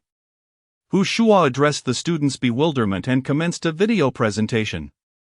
In the footage, Asaves hunched over, letting out a ferocious roar as he violently ripped apart the upper part of his suit. Instantly, his torso began to swell, transforming into that of a fierce, ravenous wolf. Its deep gray fur glistening ominously, and its crimson eyes betraying a thirst for blood, while its lower half remained human. Suddenly, the werewolf Asaves darted towards Dockham like a blur, yet the Hindu monk displayed remarkable agility, swiftly extending his left arm, which unexpectedly grew several meters in mere moments, crashing down upon the werewolf's head with a resounding thud that halted Asaves' advance. Simultaneously, Dockham forcefully struck the ground with his staff, utilizing the recoil to propel himself into the air, launching a powerful kick that extended his right leg like rubber, striking the werewolf's chest with a tremendous impact. The force sent the werewolf hurtling backward, crashing heavily against the edge of the arena. It seems the werewolf system is rather mediocre, easily vanquished by this Indian monk. Someone scoffed from the audience. Hu Shua shot a glare at the student who spoke, responding sternly, "Your disdain may one day lead to your demise."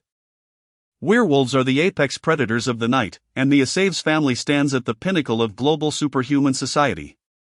Every individual who underestimates them shall be torn apart and consumed.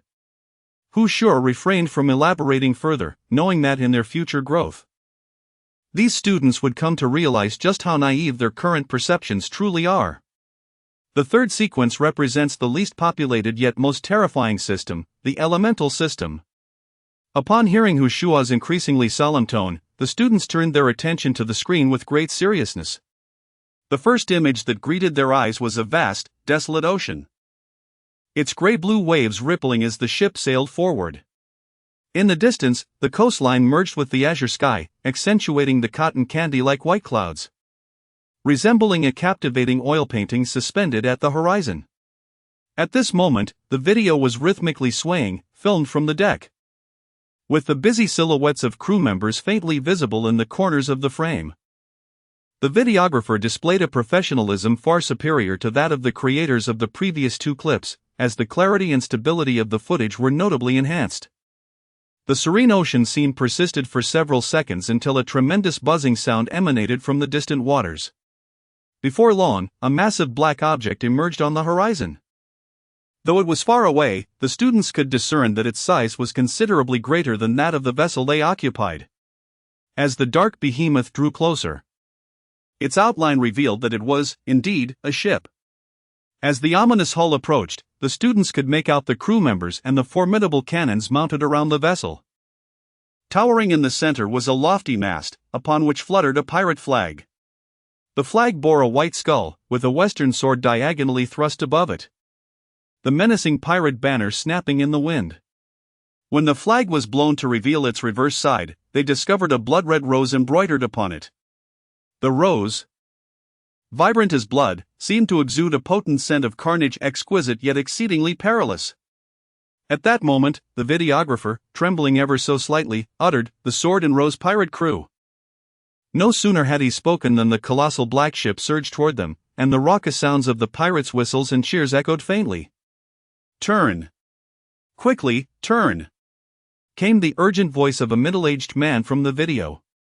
Although he spoke in a foreign tongue, Yan Xinghuai and his companions, being top students, comprehended his meaning. As the man's voice resonated, the video captured the deafening roar of the left engine's propeller, as the entire ship suddenly curved to change direction. However, the pirate crew was not about to let them escape easily. The helmsman promptly adjusted their course, still barreling directly toward them.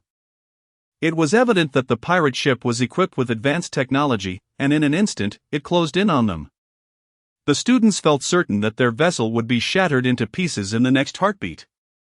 Just as they braced for impact, a deep sigh from an elderly man echoed through the video. The sigh, imbued with an almost magical quality, reverberated within the hearts of the onlookers. As the sound gradually faded, the previously clear sky became shrouded in ominous clouds.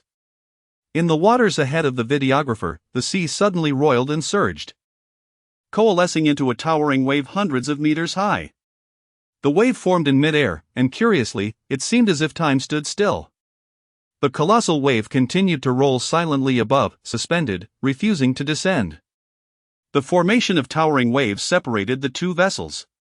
The thunderous roar of the ocean was deafening, occasionally punctuated by the startled exclamations of the crew, yet their voices were nearly drowned out by the overwhelming sound of the sea. Sword and Rose, retreat! At that moment, a calm voice resonated throughout the surrounding waters. Upon hearing these words, the pirate ship on the opposite side of the colossal wave abruptly shut down its engine. Yet it did not depart, seemingly awaiting a response from the captain. In the next instant, a gleaming silver sword light emerged from beyond the wave, seemingly piercing the heavens. The blade descended forcefully, cleaving the massive wave into two segments.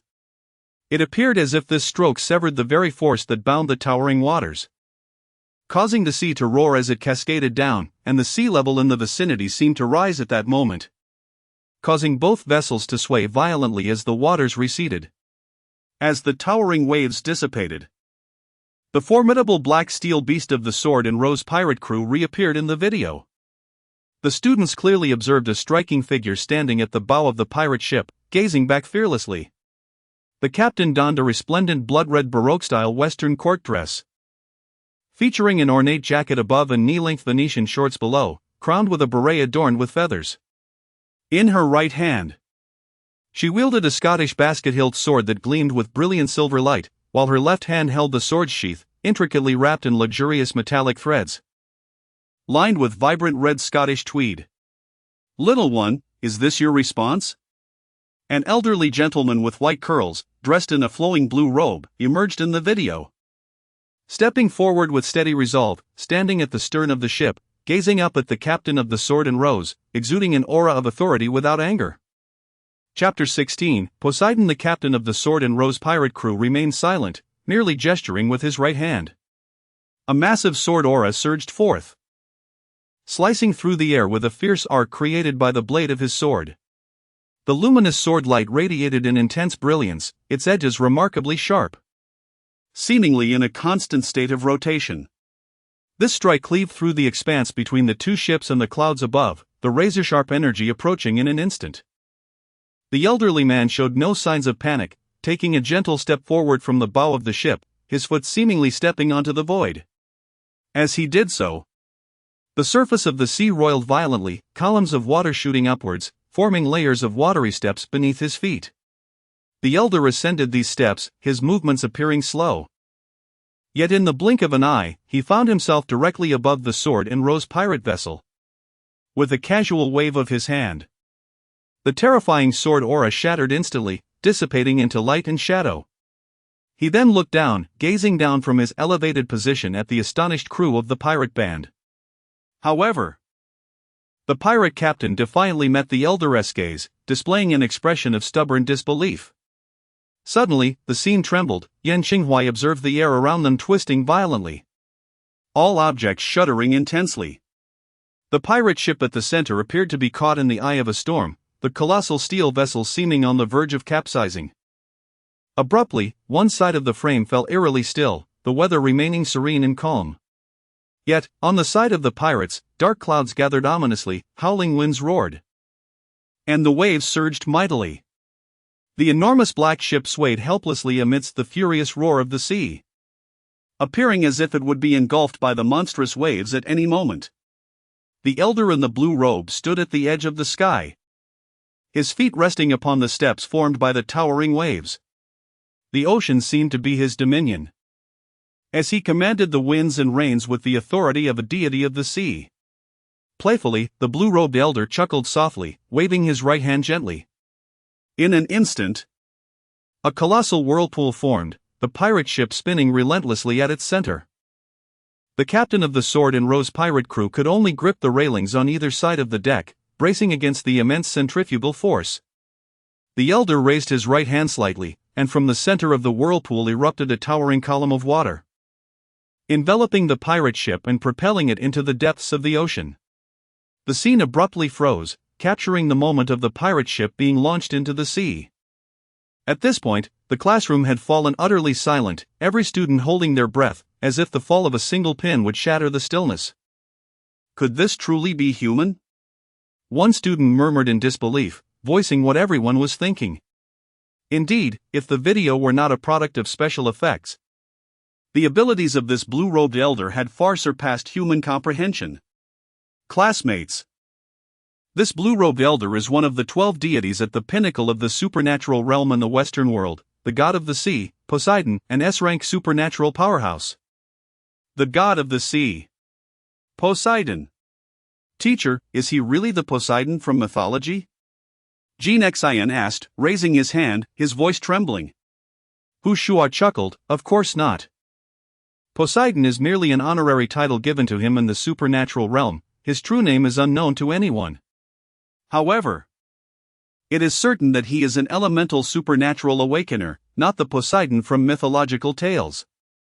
Gene Xian patted his chest and exhaled. If mythological tales were to manifest in reality, it would likely be even more challenging to accept than the awakening of extraordinary abilities. Yan Xinghuai raised his hand and inquired. Teacher Hu, you mentioned that he is one of the 12 primary deities. Could it be that the Western realm of extraordinary powers boasts 12 such formidable beings? Indeed. The Western realm must be exceedingly powerful, someone concurred. Hu Shu shook his head and responded, a few of the 12 primary deities have indeed made an appearance, confirming their existence, while the status of the remaining deities and whether corresponding extraordinary beings possess their powers remains uncertain. The identities of the top extraordinary beings in various countries are often classified as state secrets, so it is possible that what has been released is merely disinformation. Yan Xinghuai nodded in agreement with this assertion. Behold, this is the prowess of a top elemental master. It can be stated that if Poseidon so desired, he could effortlessly obliterate a coastal nation. Suddenly, a student from the front row raised his hand. Yan Xinghuai looked over and recognized it was the former class leader, Hu Tianyi, who had also been one of the students with abnormal results during the blood test. Hu Tianyi, please ask your question, Hu Shua encouraged. Hu Tianyi stood up and posed, Teacher Hu, based on your earlier remarks, extraordinary beings are categorized into the power system, the superhuman system, and the elemental system, with clear distinctions between them.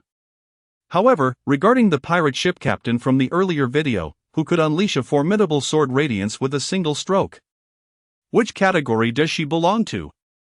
Yan Xinghuai was momentarily taken aback. Indeed, that swordswoman could not be classified as an elemental master. Nor did she quite fit into the superhuman category. If one were to force a classification, it might be the powers system. Yet that astonishing sword radiance certainly could not be merely a product of basic strength augmentation.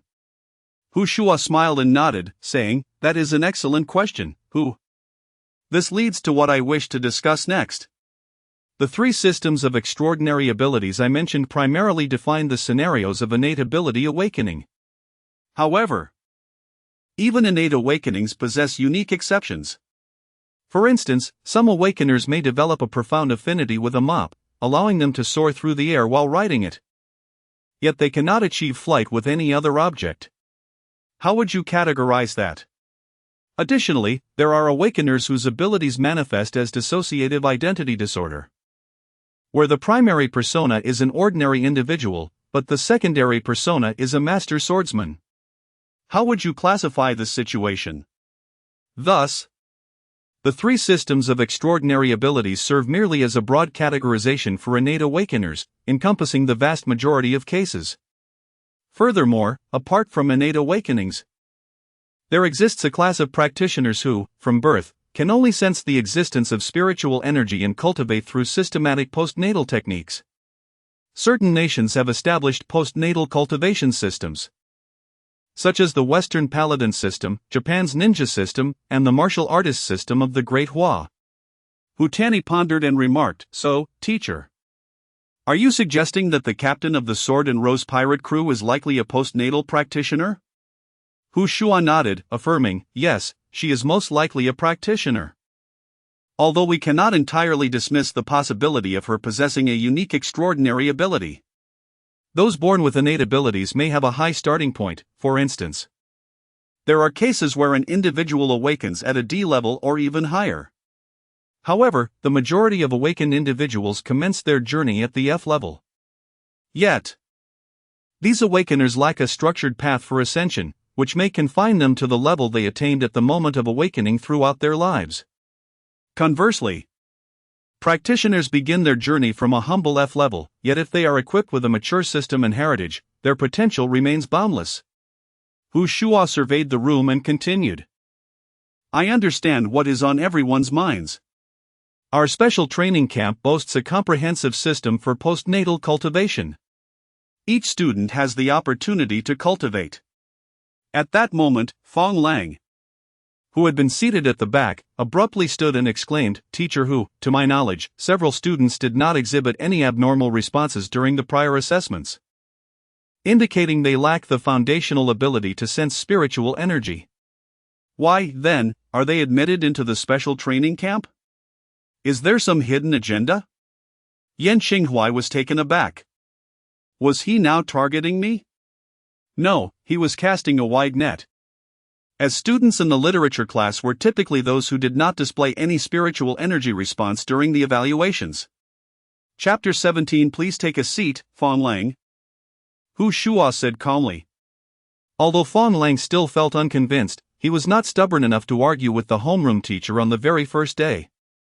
All of you are exceptional students from various prestigious universities in Yunjiang City. And I trust you now understand that the previous blood tests conducted by the Epidemic Prevention Center were, in fact, preliminary assessments to determine which students possess the potential for spiritual sensitivity. As Hu Shua spoke, he retrieved a sealed test tube from beneath the lectern, the very same tube used for the blood tests. Spiritual energy is the foundation upon which all extraordinary individuals and cultivators build their prowess. They convert this spiritual energy into usable power, which may be referred to in various terms across the globe, such as Tao power, primordial energy, or even chakra, among others. Hu Shua explained with a smile that, according to research conducted by the Dahuang Academy of Sciences, the unique fluorescent particles within the test tube are rare substances in nature that can react with spiritual energy. Pausing briefly, he continued, students who exhibited abnormal reactions during the testing indicate that they possess residual spiritual energy within them, even without any prior cultivation, thus demonstrating the potential to become extraordinary individuals or cultivators. However, this does not imply that students who did not display chemical reactions lack qualifications. Therefore, we have selected students with outstanding comprehensive scores to form the liberal arts class, as we have reason to believe that among them, new cultivators or awakened individuals may emerge. In the special training class, relationships hold no value, Hu Shua said, his smile fading as he spoke earnestly. If you doubt this, ask the students who have been expelled. Only strength matters. Strength is the sole pathway to recognition. After a glance at the time, Hu Shua communicated briefly with Jiang Yunan before continuing, students of the liberal arts class, please follow teacher Jiang Yunan to another classroom for guidance. Class 1, prepare yourselves. We shall commence the assessment of your spiritual energy qualifications. Jiang Yunan, ever the gentleman, opened the door and observed as the students of the liberal arts class reluctantly left the room, frequently glancing back. Once outside, he led them down the stairs into another spacious classroom resembling an auditorium, gently closing the door behind them. Jiang Yunan gestured for the students to take their seats. And once everyone was settled, he cleared his throat and addressed them, I can see that you all appear rather dejected. Is that so? Indeed. Look at Fong Lang, does he even speak like a human? One student remarked. I had heard of him before, he was not known for his kindness. But I never expected him to be so acerbic. I understand that you all harbor a sense of frustration, this is a positive sign, Jiang Yunan said, removing his gold-rimmed glasses to exhale gently. He took out a finely crafted silk handkerchief from his suit pocket and began to wipe his glasses. once he replaced them. He continued, cultivation is by no means a simple endeavor, nor is it a fleeting journey, it is a long and arduous path fraught with thorns. He surveyed the youthful faces before him and declared, at this juncture, you must shift your mindset. Entering the special training camp is akin to enlisting in the military. You must shed the burdens of thought and dedicate yourselves to the endeavor. In our literary class, we enjoy the same privileges as other classes, receiving cultivation spirit stones each month. Additionally, I shall impart my teachings to all of you. Within the realm of cultivation in De Hua, countless examples affirm the validity of the adage that great talents often mature late, and significant achievements arise from extensive preparation. Jiang Yunan observed the rekindled spark in the student's eyes and smiled with satisfaction. Allow me to formally introduce myself. My name is Jiang Yunan, the head instructor of the literary class. Witnessing Jiang Yunan's smile, Yan Xinghuai felt a stirring within, realizing that there was nothing remarkable about it. Action was what mattered, especially since she possessed an extraordinary system. One day, I shall ensure that Fong Lang is left searching for his teeth. I am Yi Lingyi. I am a student of the literary class. A voice, as melodious as a yellow oriole emerging from the valley, resonated through the air. Yan Xinghuai turned in surprise, only to discover that the goddess of Jiangnan University had also arrived. Yet, this was hardly unexpected, as Yi Lingyi's academic performance was equally outstanding. I am Yi Qing, a student of the literary class. I am Wu Dalei, a student of the literary class. At this moment, many students were filled with a sense of indignation. They were all exceptional individuals and could not fathom why someone would look down upon them at the training camp. They were incensed. Why should they be disdained? Sooner or later, they too would become cultivators. Excellent, everyone maintain this fervor, our literary class will undoubtedly not fall short of the others.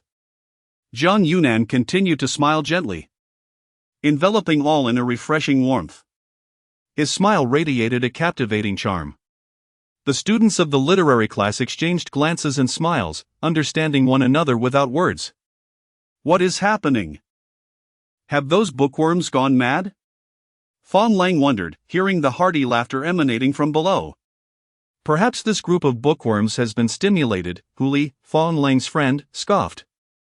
He had always looked down upon those students who excelled academically, finding their self-righteousness distasteful, especially since he and his peers had gained admission to Jiangnan University through connections. However, he never anticipated that his recent blood test would yield an unexpected reaction, propelling him into the ranks of the spirit energy class. In their eyes, the literary class had entirely devolved into mere filler within the training camp, overshadowed by the spirit energy class students. Jiang Yunan observed the newfound vitality in the literary class students and nodded in approval. He raised his hands to signal for silence. Once the classroom had quieted, he continued. Next, I shall introduce the cultivation techniques we will study in the most essential resource in the cultivation realm, spirit stones. As he spoke, Jiang Yunan extracted a crystal-clear diamond-shaped gem from his pocket, its transparency reflecting dazzling light under the sun. This is the spirit stone, which contains abundant spirit energy. In our daily cultivation, we must convert spirit energy into spiritual power to enhance our cultivation level. Spirit energy. Yan Xinghuai's eyes sparkled. Was this not the spirit energy required by the system? Teacher Jiang, can we practice using spirit stones even if we do not test positive for spiritual power perception? Yan Xinghuai eagerly raised her hand to inquire.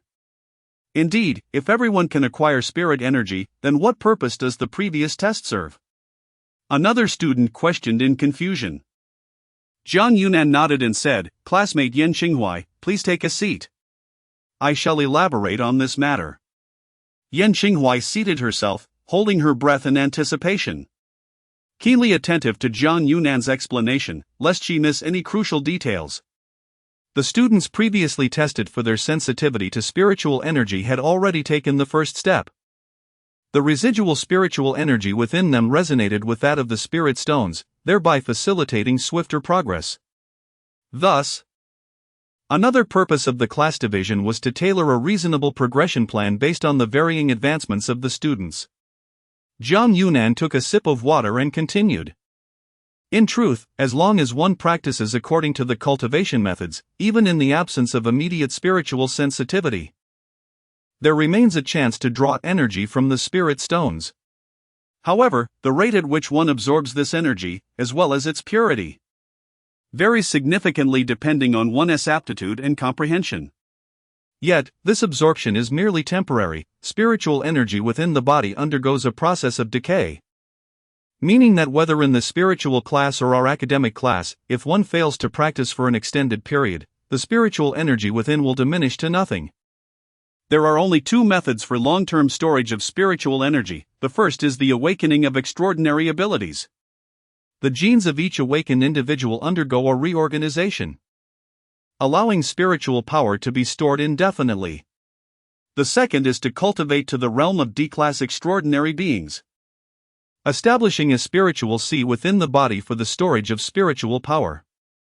At that moment, Yi Lingyi, seated behind Yan Xinghuai, raised her hand. "Classmate Yi, please speak." Jiang Yunan invited.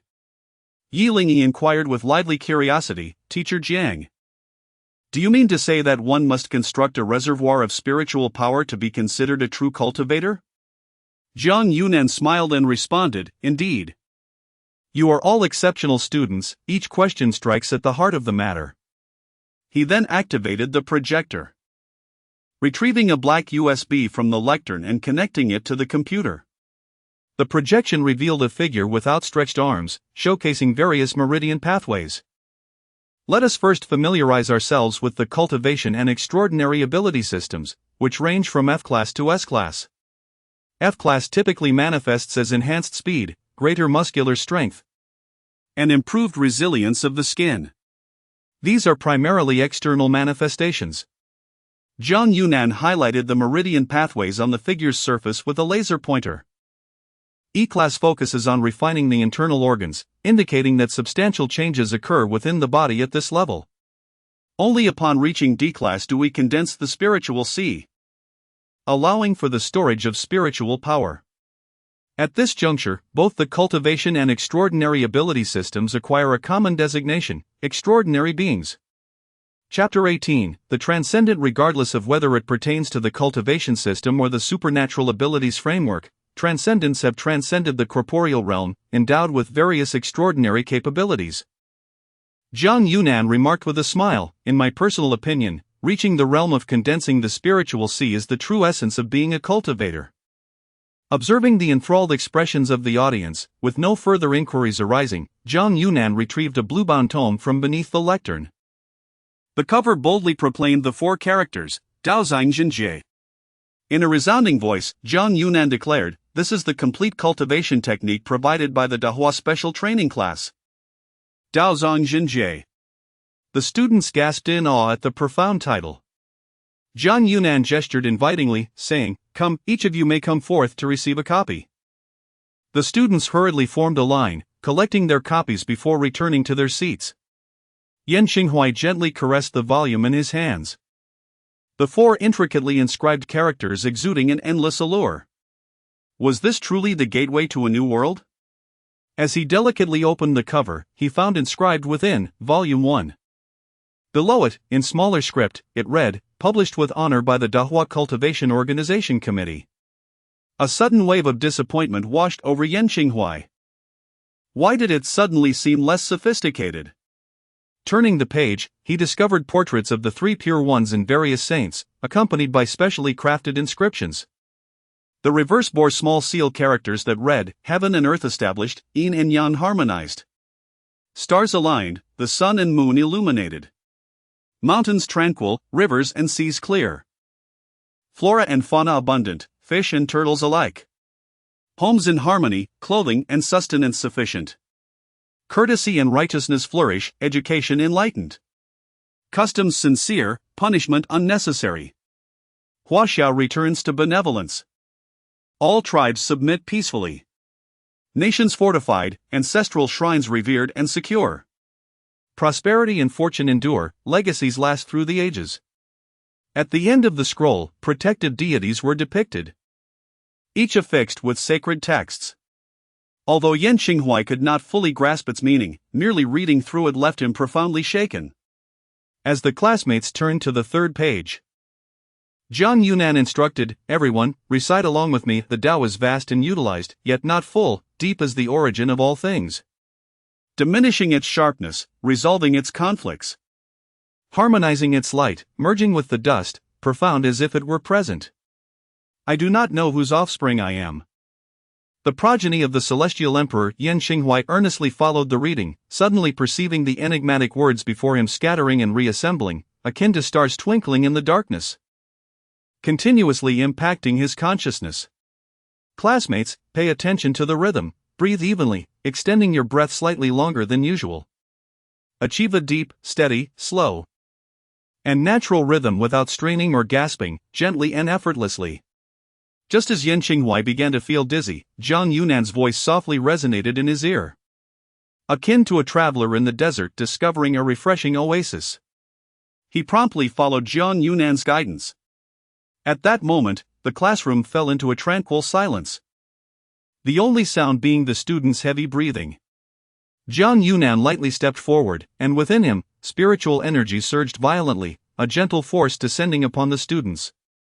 Inhale. Following my spiritual energy, utilize your intention to guide the spiritual essence from the lower abdomen to the perineum, then to the coccyx, ascending along the spine in reverse, passing through the Jiaji, Dazhui, and Yuzhen, all the way to the crown of the head, then to the forehead. This pathway represents the Du Meridian. Zhang Yunan's voice, gentle yet powerful, guided the students. Exhale, allowing the energy to flow down from the forehead along the body's midline, traversing through the Zhengfu, Zhengwan, Shinkei, and Qihai, returning to the perineum and re-entering the lower abdomen. This route embodies the Ren meridian. With his formidable control over spiritual energy, Zhang Yunan led all the students through several cycles before gradually retracting his energy. Even with Zhang Yunan's sea-level prowess, such a widespread release of spiritual energy rendered his complexion pale. Quietly, he produced a spiritual stone, gripping it tightly in his hand. After a moment, the stone's radiance dimmed. Yet his complexion improved significantly. He surveyed the students, their eyes closed, aware they were still immersed in the profound sensations they had just experienced. This marked the first level of training in the Taoist scripture, with one cycle constituting a minor microcosmic orbit. From this day forth, you must rely on yourselves to absorb spiritual energy according to the first level's techniques and engage in microcosmic orbit cultivation. Zhang Yunan spoke with unusual seriousness, emphasizing that everyone should heed the methods provided in the Taoist scripture to attempt to absorb the energy from the spiritual stones. Even in failure, do not be disheartened, but rather, persist in your efforts. Having said this, he distributed a spiritual stone to each student. Yan Xinghuai examined the small, exquisite stone in his palm, which shone brightly and emitted a warm glow under the light. Suddenly, he clenched his right hand tightly, closing his eyes, and attempted to absorb the spiritual energy as described in the techniques. According to the annotations in the Taoist scripture, the initial absorption of spiritual energy should evoke a warm sensation transmitting from the palm to the meridians, following the microcosmic orbit's pathway. This energy should circulate through the limbs and body, with those possessing higher affinity for spiritual energy absorbing more, thus nourishing their physique. After a prolonged attempt, Yan Xinghuai still failed to sense the so-called warmth. I can feel the spiritual energy. A voice of astonishment resounded from the front of the classroom. It was Yi Lingyi. Zhang Yunan, who had been meditating with his eyes closed, immediately stood and approached her, his pupils slightly contracting as he marveled, "What an astonishing talent! Do not be nervous, breathe evenly, and remember to follow the microcosmic orbit," Zhang Yunan said gently. Yi Lingyi quickly recalled the path Zhang Yunan had demonstrated for the flow of spiritual energy and began circulating the limited energy she had absorbed within her body. All eyes were on Yi Lingyi. After a brief period, her fair complexion flushed a rosy hue before abruptly paling. Zhang Yunan suddenly pointed. lightly tapping at the points on either side of her due meridian, instructing, "You've erred in your circulation here, start again." Prompted by his words, Yi Lingyi resumed her practice. And after 2 more corrections from Jiang Yunan, she finally completed her first minor microcosmic orbit. After a considerable time, Yi Lingyi opened her eyes and, feeling slightly embarrassed, spoke up, "Teacher Jiang, am I really that foolish, constantly making mistakes?" Jiang Yunan was momentarily taken aback, then cast a semi-amused glance around the room. The students who met his gaze felt a twinge of embarrassment. Yan Qinghuai maintained a composed expression, inwardly thinking that he felt somewhat offended. Jiang Yunan chuckled and replied, "If your progress is considered slow, then our other classmates might as well not exist." This elicited knowing smiles from the rest. Jiang Yunan then adopted a serious tone, "Dear students, please be mindful in your future practices. It's only natural to err at the beginning, but you must exercise caution. If the flow of spiritual energy through your meridians becomes misaligned, it is imperative to disperse the energy immediately and start anew, lest you risk falling into a state of demonic deviation." Noticing the gravity in Jiang Yunan's words, everyone recognized the seriousness of the matter and nodded in understanding. With Yi Lingyi as a successful example, the students of the literary class felt a renewed motivation to study diligently, poring over the true explanation of the Taoist canon. Although Yan Qinghuai felt a hint of envy towards Yi Lingyi, he harbored no jealousy or despair, firmly believing in his own capabilities. At last, Yan Qinghuai sensed an exceedingly faint stream of spiritual energy seeping into his meridians through his palm, just as he was about to initiate the small circulatory route. Suddenly, a voice rang out, audible only to him, "Spiritual energy increased by 10. Current energy value, 15." Chapter 19, System Reboot. Yan Qinghuai could hardly contain his joy. The system had indeed functioned as he had anticipated, reigniting upon the acquisition of new spiritual energy. Suddenly, before him appeared the long-desired screen, emanating a ghostly blue glow. At that moment, the spiritual energy value in the lower left corner had risen from 10 to 15. Yan Qinghuai felt an overwhelming surge of power coursing through him. Once he amassed 100 points of spiritual energy, he would embark on his first system lottery, potentially winning divine weapons or martial arts manuals. This was his chance to ascend to greatness and win the heart of an affluent beauty. However, a twinge of unease crept into his mind. He vividly recalled Jiang Yunan's previous explanation regarding the fleeting nature of spiritual energy for practitioners who had yet to cultivate their spiritual sea. Would the 15 points of spiritual energy he had accumulated dissipate over time? Despite maintaining a calm facade, he felt a growing anxiety within. He remained still, waiting for a moment until the warmth enveloping him began to fade, a sign of the gradual loss of spiritual energy. Hastily glancing at the screen, he was relieved to find his spiritual energy value still at 15 points. Splendid! Yan Qinghuai exhaled a breath of relief, his heart finally at ease. It appeared that as long as he absorbed spiritual energy, the value on the panel would fluctuate, unaffected by any internal depletion of energy. With newfound clarity, Yan Qinghuai's determination reignited, and he resumed his earnest endeavor to absorb spiritual energy. Although the progress was excruciatingly slow, he watched as the value steadily climbed. Each time he drew sufficient energy into his meridians, he attempted to circulate the first level of the Taoist scripture, but each time the energy reached the upper dantian, the hard-earned essence would inexplicably dissipate. Perhaps there was an issue with the route of energy circulation. No need to rush, he reminded himself to maintain composure. Adjusting his mindset, he continued to diligently absorb spiritual energy. Time slipped away unnoticed until Jiang Yunan, seated beside the podium, rose and glanced at the pocket watch he had drawn from his coat. Gently closing it, the soft click echoed throughout the classroom. Since most students had yet to absorb any spiritual energy, their gazes instinctively turned towards Jiang Yunan and the few who had successfully completed the first step, including Yan Qinghuai and Yi Lingyi, who were now opening their eyes after a brief period of adjustment. Classmates, we are nearing the end of this lesson. And I have a few final words to impart, Jiang Yunan remarked, a subtle smile gracing his lips. Yan Qinghuai lifted his head, only to realize that dusk had fallen outside. Unbeknownst to him, the classroom's bright lights had been turned on, casting a gentle glow that illuminated the students amidst the autumn night in the mountains, offering a touch of warmth. The sensor lights in the corridor had also activated, rendering the entire teaching building ablaze with light.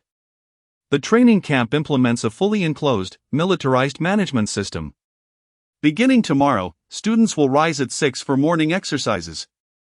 Engage in physical training during the morning, and in the afternoon, they will practice the Taoist canon in a specialized training ground. Evening hours are free to allocate. Yet leaving the camp is strictly prohibited, as emphasized by Jiang Yunan. Furthermore, students may only return home at the end of the semester, with family visits permitted once a month. The students were already psychologically prepared and raised no objections. As the class concluded, Jiang Yunan instructed everyone to wear the training camp uniform starting tomorrow, which has been distributed to each dormitory. Once the dismissal was announced, students began to leave the classroom in small groups. As Yan Qinghuai exited, he discovered Jin Xian and Gao Tianming waiting for him outside. Qinghuai. It's incredible. I actually absorbed spiritual energy today. The sensation was utterly marvelous. I felt so warm. Jin Xian eagerly shared his experience with Yan Qinghuai. Ha!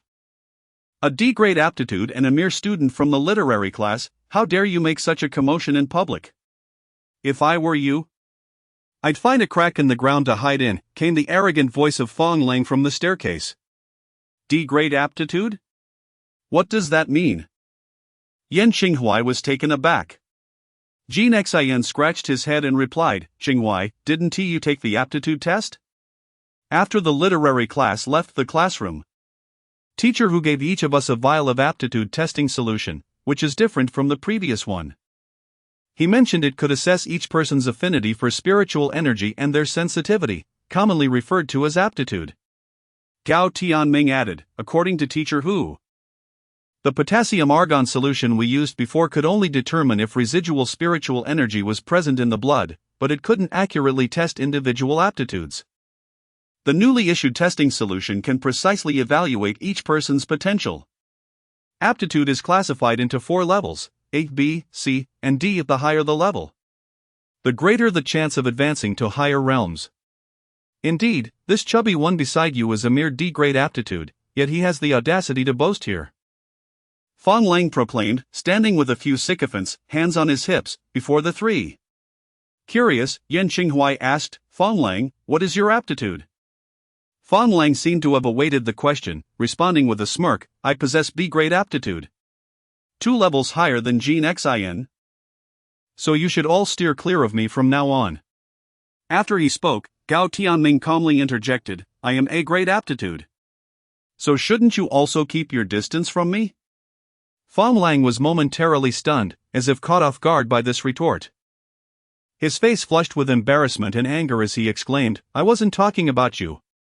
The 3 exchanged knowing smiles, while Fong Lang was pulled away by his companions, escaping the scene.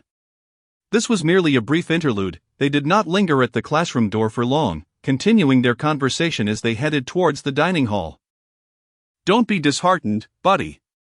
Although aptitude influences the speed of absorbing spiritual energy and the efficiency of converting it into spiritual power, it is not the sole determining factor. Gao Tianming gently patted Jin Xian on the shoulder in a gesture of comfort. Jin Xian grinned carefreely and said, Don't worry, Tianming. I'm not that fragile. I know my own capabilities, and simply being accepted into the training camp feels like a stroke of luck.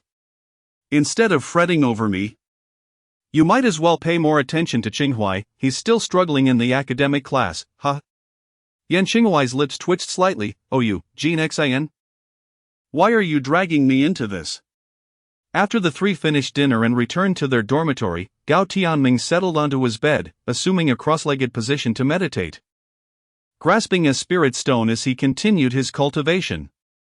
Jin Xian, on the other hand, was sprawled on his bed, making a phone call to his family, while Yan Qinghuai sat quietly on the edge of his bed, lost in thought.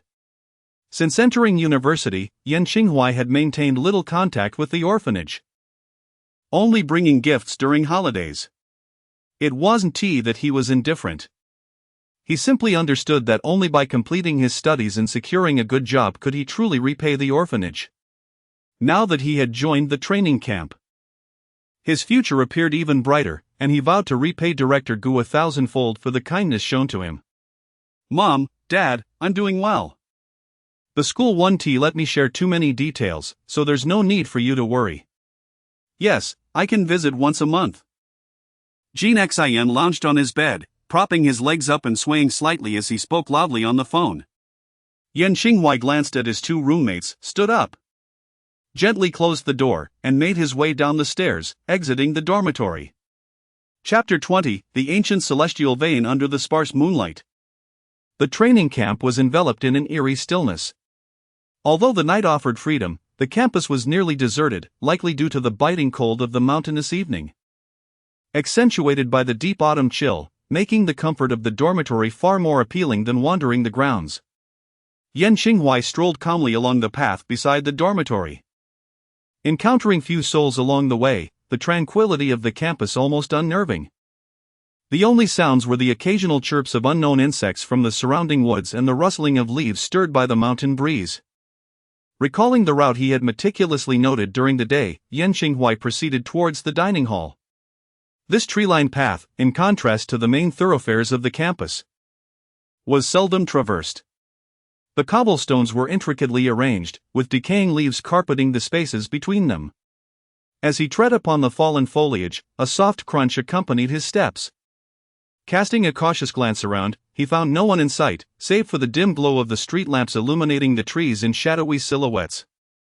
Promptly, he veered into a side path and walked for a while until he reached a secluded spot behind the dining hall, a rare area devoid of surveillance cameras. Upon his arrival at the training camp, Yan Xinghuai had suggested a leisurely stroll with Jin Xian and Gao Tianming around the campus, though he had already committed the layout to memory. His remarkable recall had always set him apart, allowing him to excel academically without excessive effort.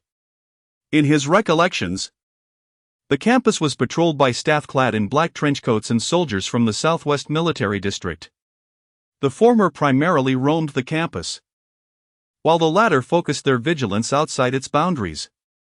The external patrols were stringent, with a checkpoint nearly every few steps.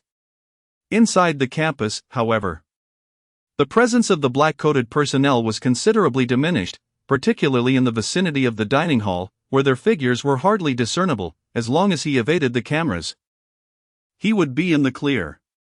Yet, the sheer number of cameras within the training camp was staggering, with multiple devices positioned at nearly every corner. Aware of the urgency of time, Yan Xinghuai wasted no moments. He summoned the system screen, where the aura value gleamed prominently in the lower left corner, reading 100.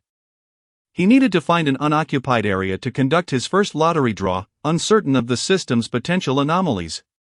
If anything unusual were to occur, his secret might be jeopardized. Instinctively rubbing his hands together, he appeared composed to others, but the thrill of youth bubbled beneath the surface. Forcing himself to regain composure, he extended his finger toward the center of the lottery wheel. Despite having prepared himself mentally, his finger trembled slightly. Ding! The lottery commenced. 100 aura points were consumed. The long-awaited voice of the system echoed, and Yan Xinghuai watched as the aura he had painstakingly gathered dwindled to zero, while simultaneously, the pointer on the wheel began to whirl with astonishing speed. He had not examined it closely before, but at this moment, he realized that the system's wheel was quite different from a regular lottery wheel. Although both featured a red pointer at the center, the system's wheel was divided into 10 roughly equal sections, yet it failed to specify the rewards. It merely displayed the Chinese characters for 1 to 9. Alongside a prominently inscribed phrase, "Thank you for participating." This was utterly exhilarating, a complete blind draw, Yan Xinghuai mused. The pointer spun several times before gradually slowing down, finally coming to rest in the section marked with the number 7. Ding! A crisp sound resonated from the system. With the sound, a starry light fell from the heavens, like a bolt of thunder, hurtling toward Yan Xinghuai. His pupils constricted rapidly, but there was no time to react. He felt a surge of overwhelming energy strike his chest instantaneously. In the next moment, Yan Xinghuai's figure abruptly vanished from the campus. He felt as though he were weightless, spinning with his head down and feet up. He lost track of time until his body materialized in a realm of nothingness, floating freely. The cosmos lost all significance, and darkness enveloped him. In a state of panic, Yan Xinghuai glanced around, when suddenly, a black and white yin-yang diagram cradled his form and enveloped him tightly. As the diagram appeared, the surrounding void transformed instantaneously into a breathtaking starry sky, and Yan Xinghuai found himself standing amidst the emptiness. Stars swirled around him, some rotating, others orbiting, with meteors occasionally streaking by. Each celestial body emitted a unique aura. Some blazed like fire, others radiated a chilling frost, while some were dim and others shone brilliantly. This mysterious space was stunningly beautiful, breathtaking enough to ensnare one's senses. However, Yan Xinghuai barely took notice, as his attention was primarily focused on the profound changes occurring within his own body. It was scorching. A searing sensation coursed through him. Yan Xinghuai's chest began to heave violently, his heart thundering in his chest, and the blood within him surged like a raging river, producing a howling sound. At that moment, the meridians in his limbs also began to pulse, as an inexplicable force circulated throughout his body. Yet, this power gradually became tumultuous, violently battering Yan Xinghuai's fragile form. He gritted his teeth, desperately enduring, even as his body began to convulse. After an indeterminate amount of time, Yan Xinghuai finally sensed the energy within him becoming gentler, gradually merging with his skin, blood, and bones. Just when he thought it had come to an end, an intense pain suddenly erupted in his palms.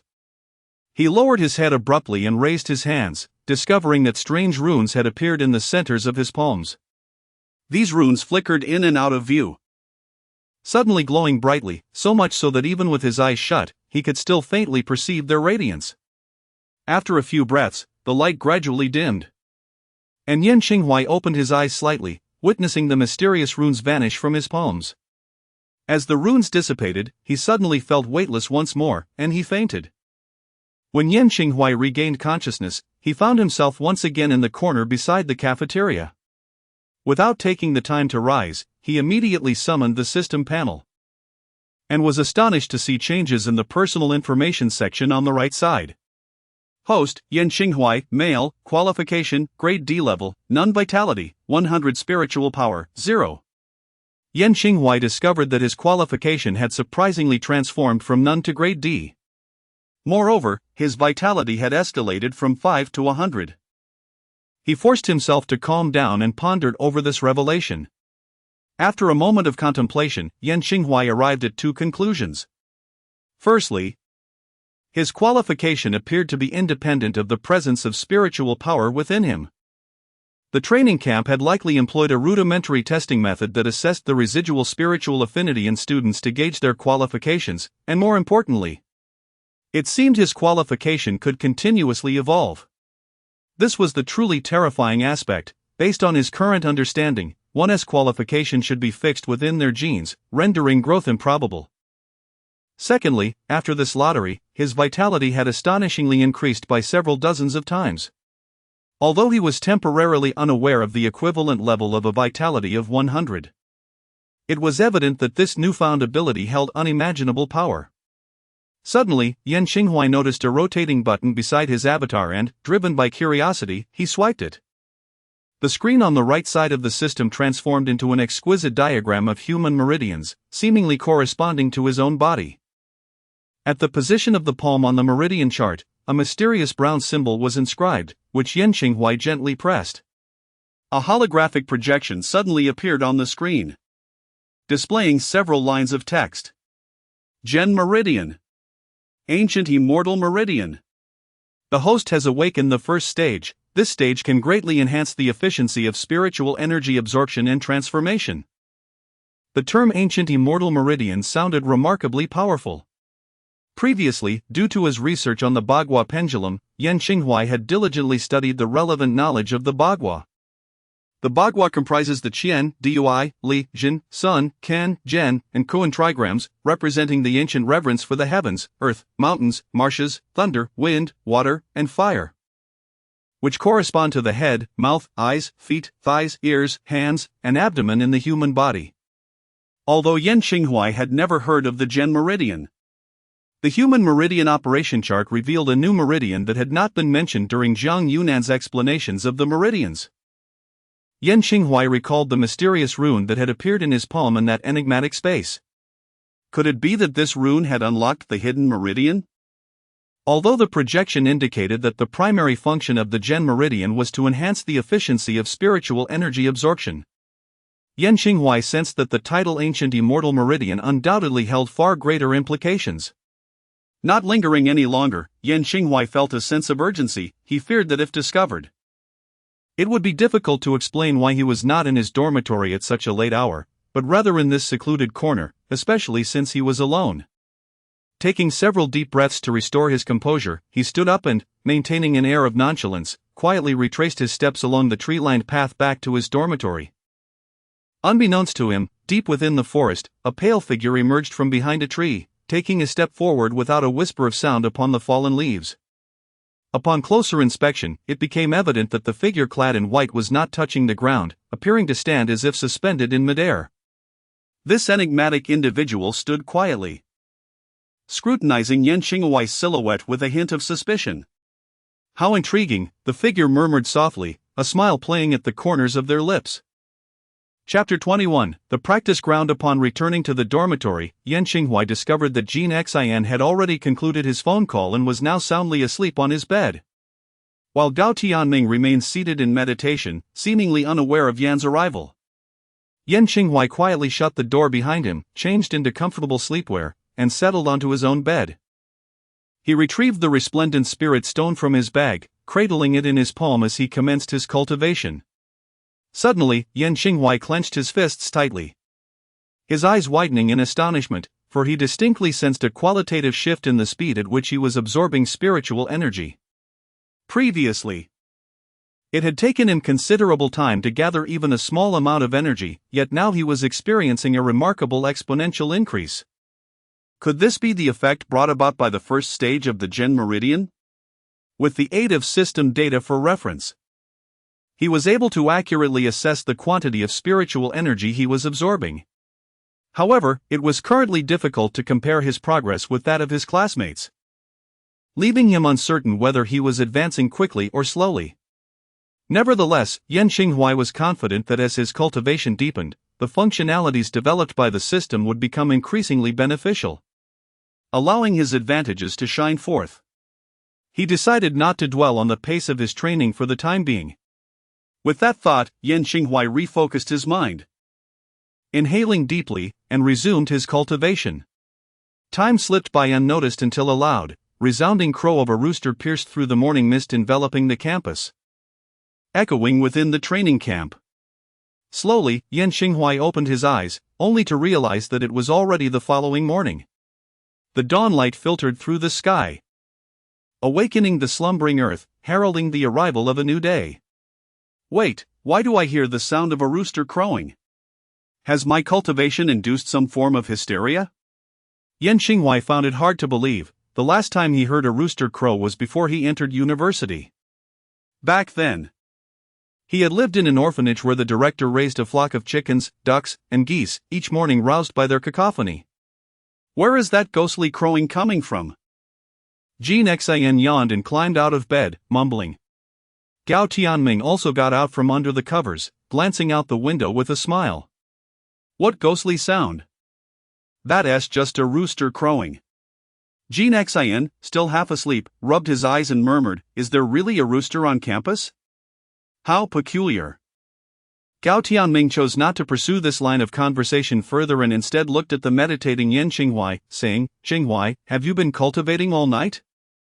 You must remember to balance work and rest. Overexertion is the greatest peril in cultivation." Jin Xian chimed in, "Exactly. I trained for over an hour yesterday, and it exhausted me. After finishing my call, I fell asleep more soundly than usual." Yan Xinghuai, puzzled by their remarks, inquired, "Can cultivation really be tiring?" "I feel more energized the more I practice." Gao Tianming regarded him thoughtfully and explained, "This is actually related to one's innate aptitude. I've heard my family speak of it. The quality of one's aptitude affects both the speed of spiritual energy absorption and the concentration of that energy. The energy that isn't absorbed and integrated by the body's meridians becomes a burden. Therefore, those with high aptitude can purify spiritual energy more effectively, leaving minimal residual ineffective energy, thus placing less strain on their bodies. Conversely, those with lower aptitude may feel fatigued when their bodies cannot accommodate excess energy." Jean Xin blinked and remarked, "Are you hinting at me? You might as well just report my ID number." Yan Qinghuai, ignoring the playful remark, nodded in understanding of Gao Tianming's intentions.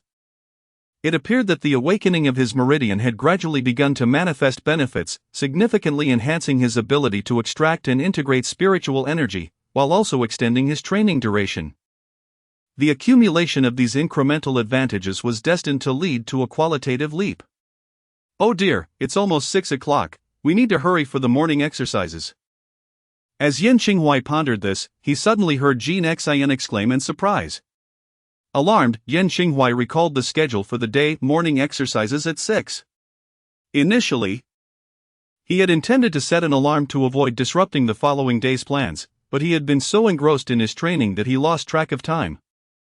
If it hadn't been for Jean Xin's reminder, the three of them would likely have been late. Yan Qinghuai hastily donned the deep green training camp uniform, which resembled the military attire of Dehua.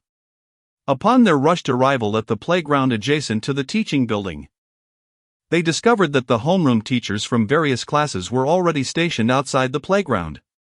Zhang Yunan, with a cheerful smile, called out, "Yan Qinghuai, fall in." Yan Qinghuai promptly took his place in the academic class lineup. Observing as Zhang Yunan checked his pocket watch and waited a few more minutes before leading the students onto the playground to oversee their exercises. As the clock struck 6, the gates of the playground immediately closed, and those in black trench coats blocked the latecomers, recording their names and classes. After completing the morning exercises, the training camp scheduled high-intensity physical training, which left the students, who were typically unaccustomed to such exertion, lamenting their plight. Yan Qinghuai barely endured until class was dismissed, enjoyed lunch, and then proceeded to the designated teaching area in the northern part of the expansive campus, as per Zhang Yunan's notification in the class group. This teaching venue was relatively distant from both the teaching building and the dormitory, situated at the northernmost edge of the campus, adjacent to the Lujin mountain range. The outer perimeter was enclosed by a row of tall black walls, soaring several dozen meters high and stretching impressively, seemingly encompassing vast tracts of land to the north of the campus, with numerous armed soldiers standing guard around the perimeter. The steel gate on the southern side of the wall served as the sole entrance and exit, where several individuals in black trench coats inspected the identities of passing students and faculty members.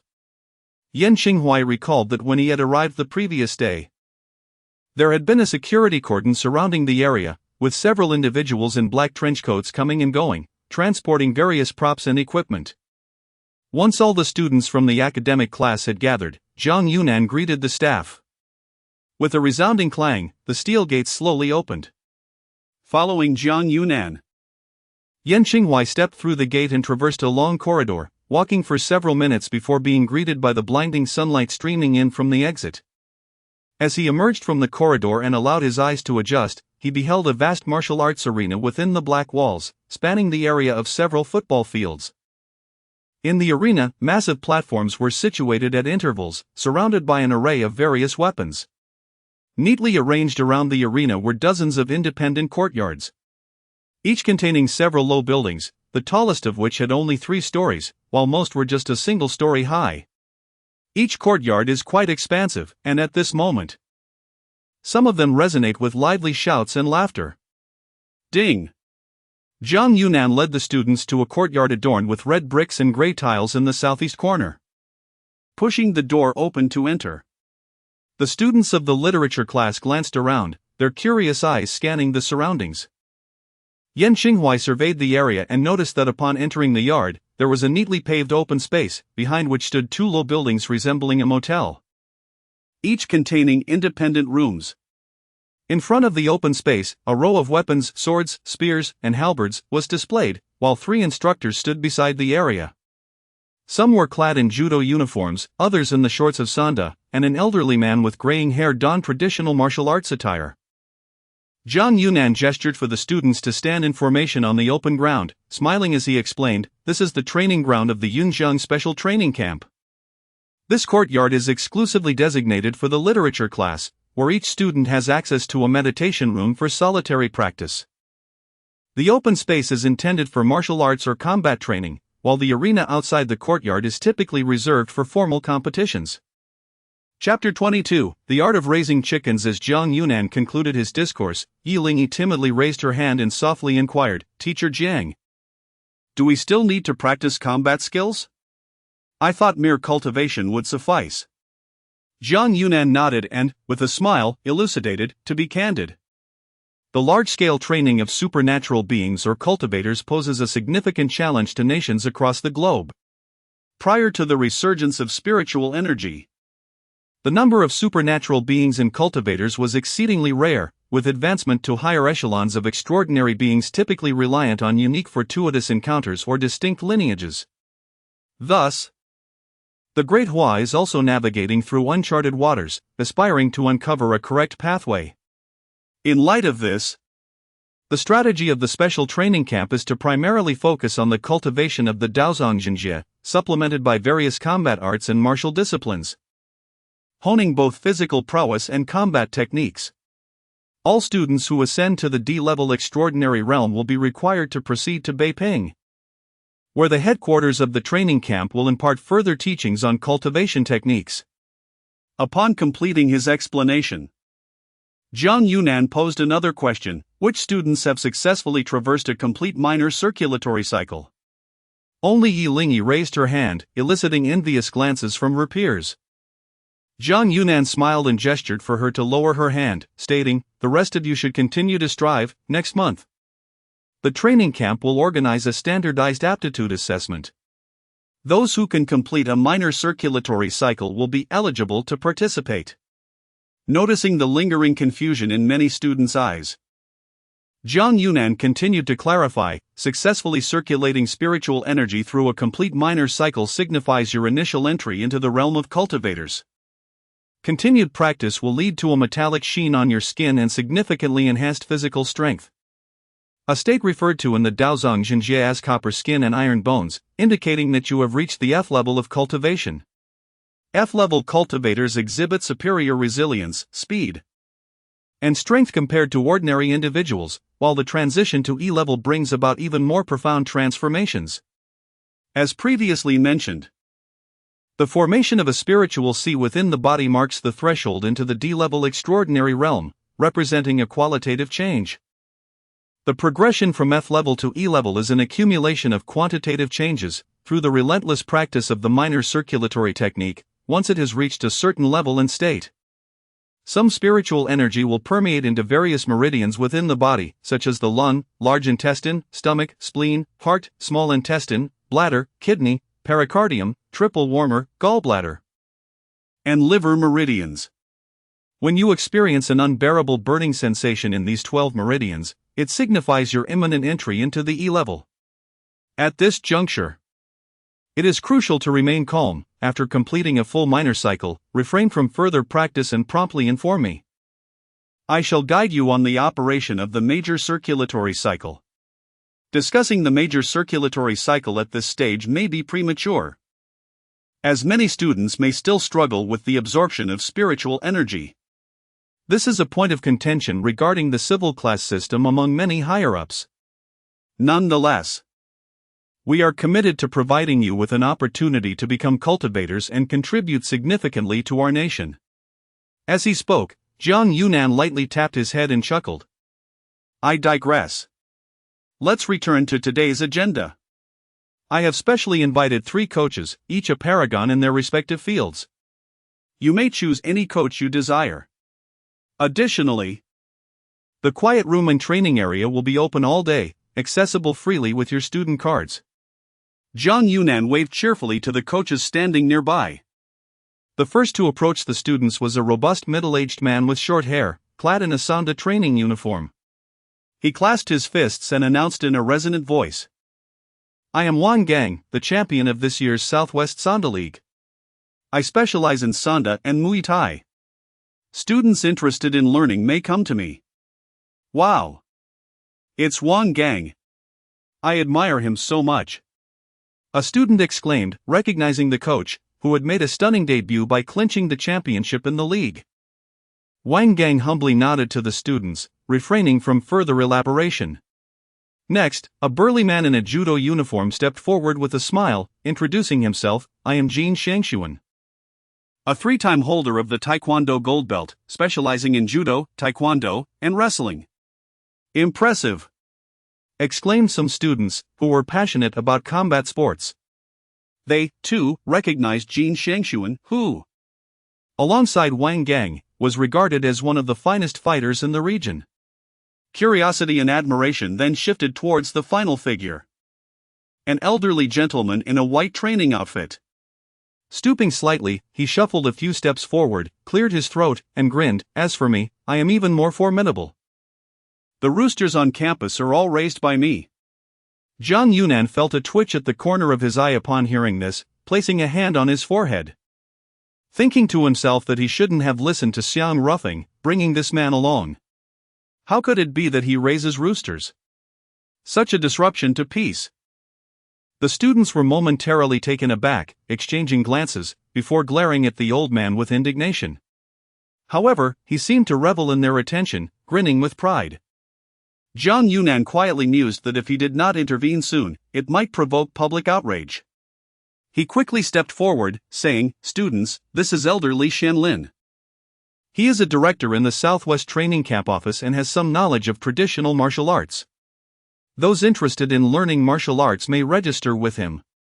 He continued, "Each person must and can only learn one discipline, do not be greedy.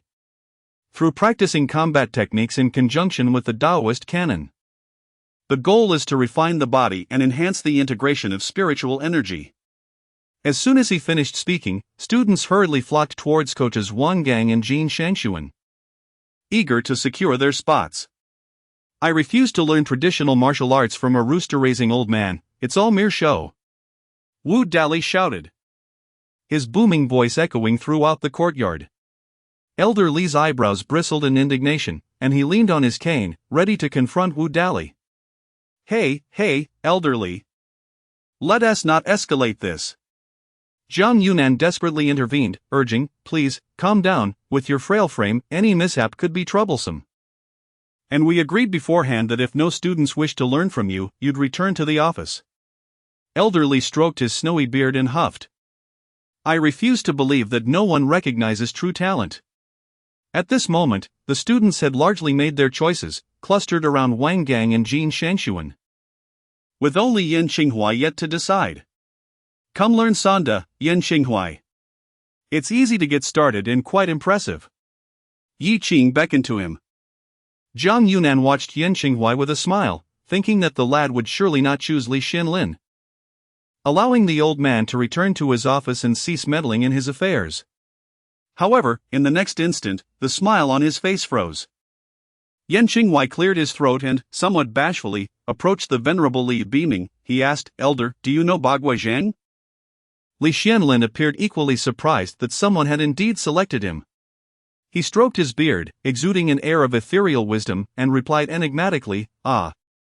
I am well versed in the arts of various martial schools and, indeed, am familiar with Bagui Zhang. However, I would recommend you study Tai Chi instead.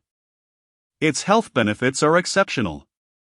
Yan Qinghuai scratched his head and chuckled, "Elder, I am still young and not particularly concerned with health preservation at this time. I truly wish to learn Bagui Zhang." Zhang Yunan, with a cheerful demeanor, sidled up to the two, slightly bowing as he addressed Li Xianlin, "Elder.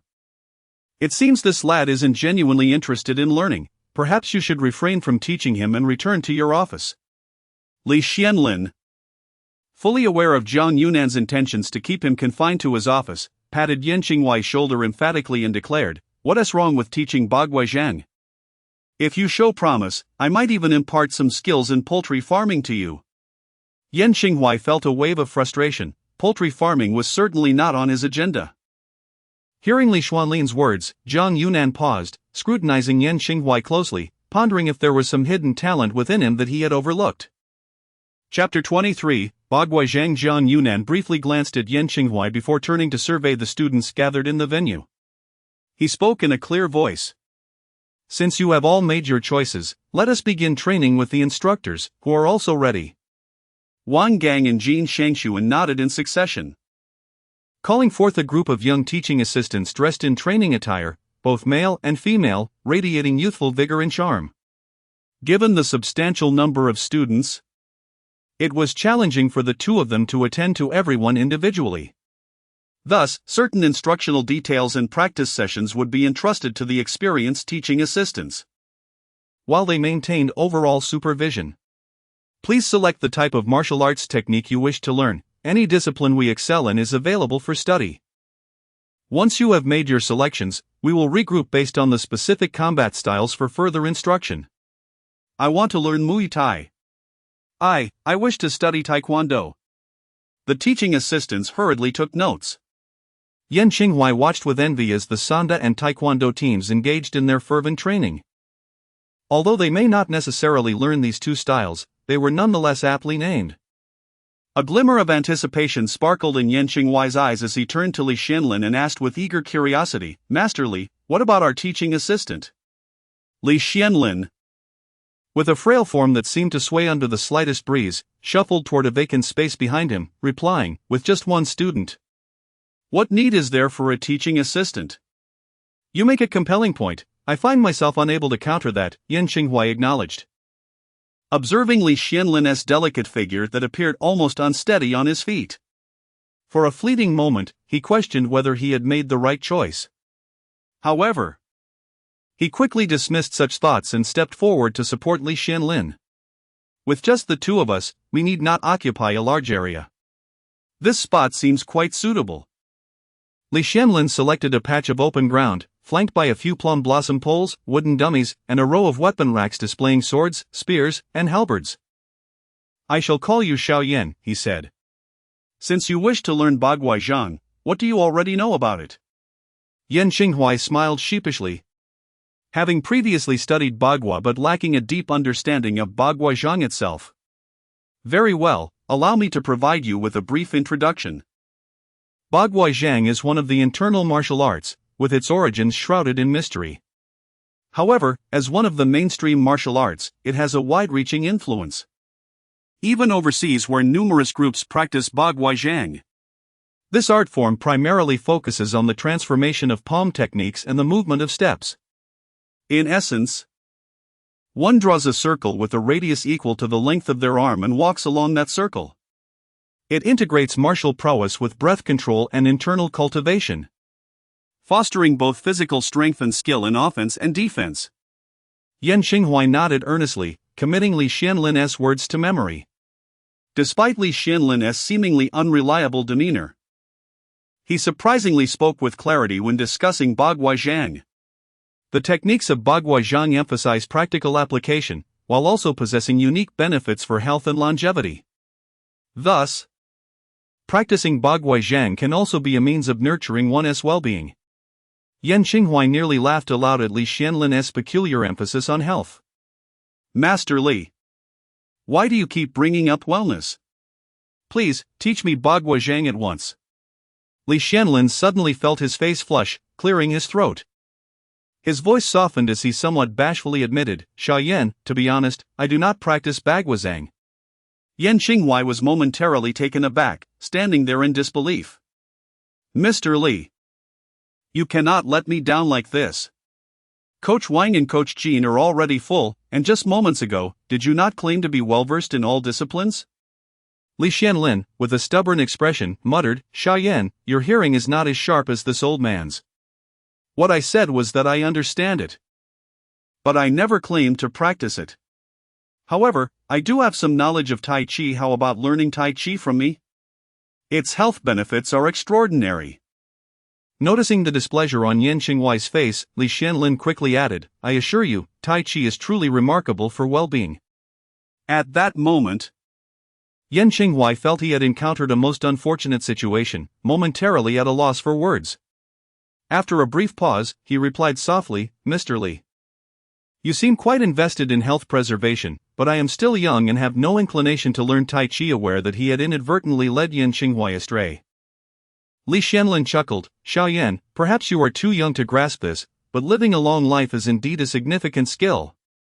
In the distance, Zhang Yunan's ears perked up, catching the exchange between the two, and he stifled a laugh, well aware of Li Xuanlin's petty nature. Not wanting to provide any leverage against him. Let them choose Mr. Li, he indeed possesses no knowledge of internal martial arts, he thought. Amused at how they would navigate this situation. All right, Xiaoyan, you seem to be struggling with your mindset. Here's the deal, although I cannot teach you myself, I will find an expert to assist you. Seeing that Yan Qinghuai was ignoring him, Li Xianlin reluctantly conceded. Yan Qinghuai regarded Li Xianlin with skepticism as the latter. His face slightly flushed, retrieved an old mobile phone from his practice uniform pocket, donning a pair of glasses as he scrolled through his contacts. Yan Qinghuai stealthily inched closer, discreetly glancing at Li Xuanlin's phone. The old man's fingers tapped rhythmically on the keys, producing a series of clicking sounds. Ah, finally found it, he exclaimed. Yan Qinghuai caught a glimpse of the screen, which lingered on a name, Dong Haichuan. Beep, beep. Beep. The old phone emitted a series of waiting tones before the call connected. Hello, Xiaodong, it's me, Li Xianlin. Hello, Mr. Li. It's been a while since you last contacted me. What can I do for you? Came the robust voice of a middle-aged man from the other end. Deep and powerful. Li Xianlin glanced at Yan Qinghuai and succinctly explained the situation. Xiaodong, I cannot go back on my word. Could you come by shortly and lend your expertise to him?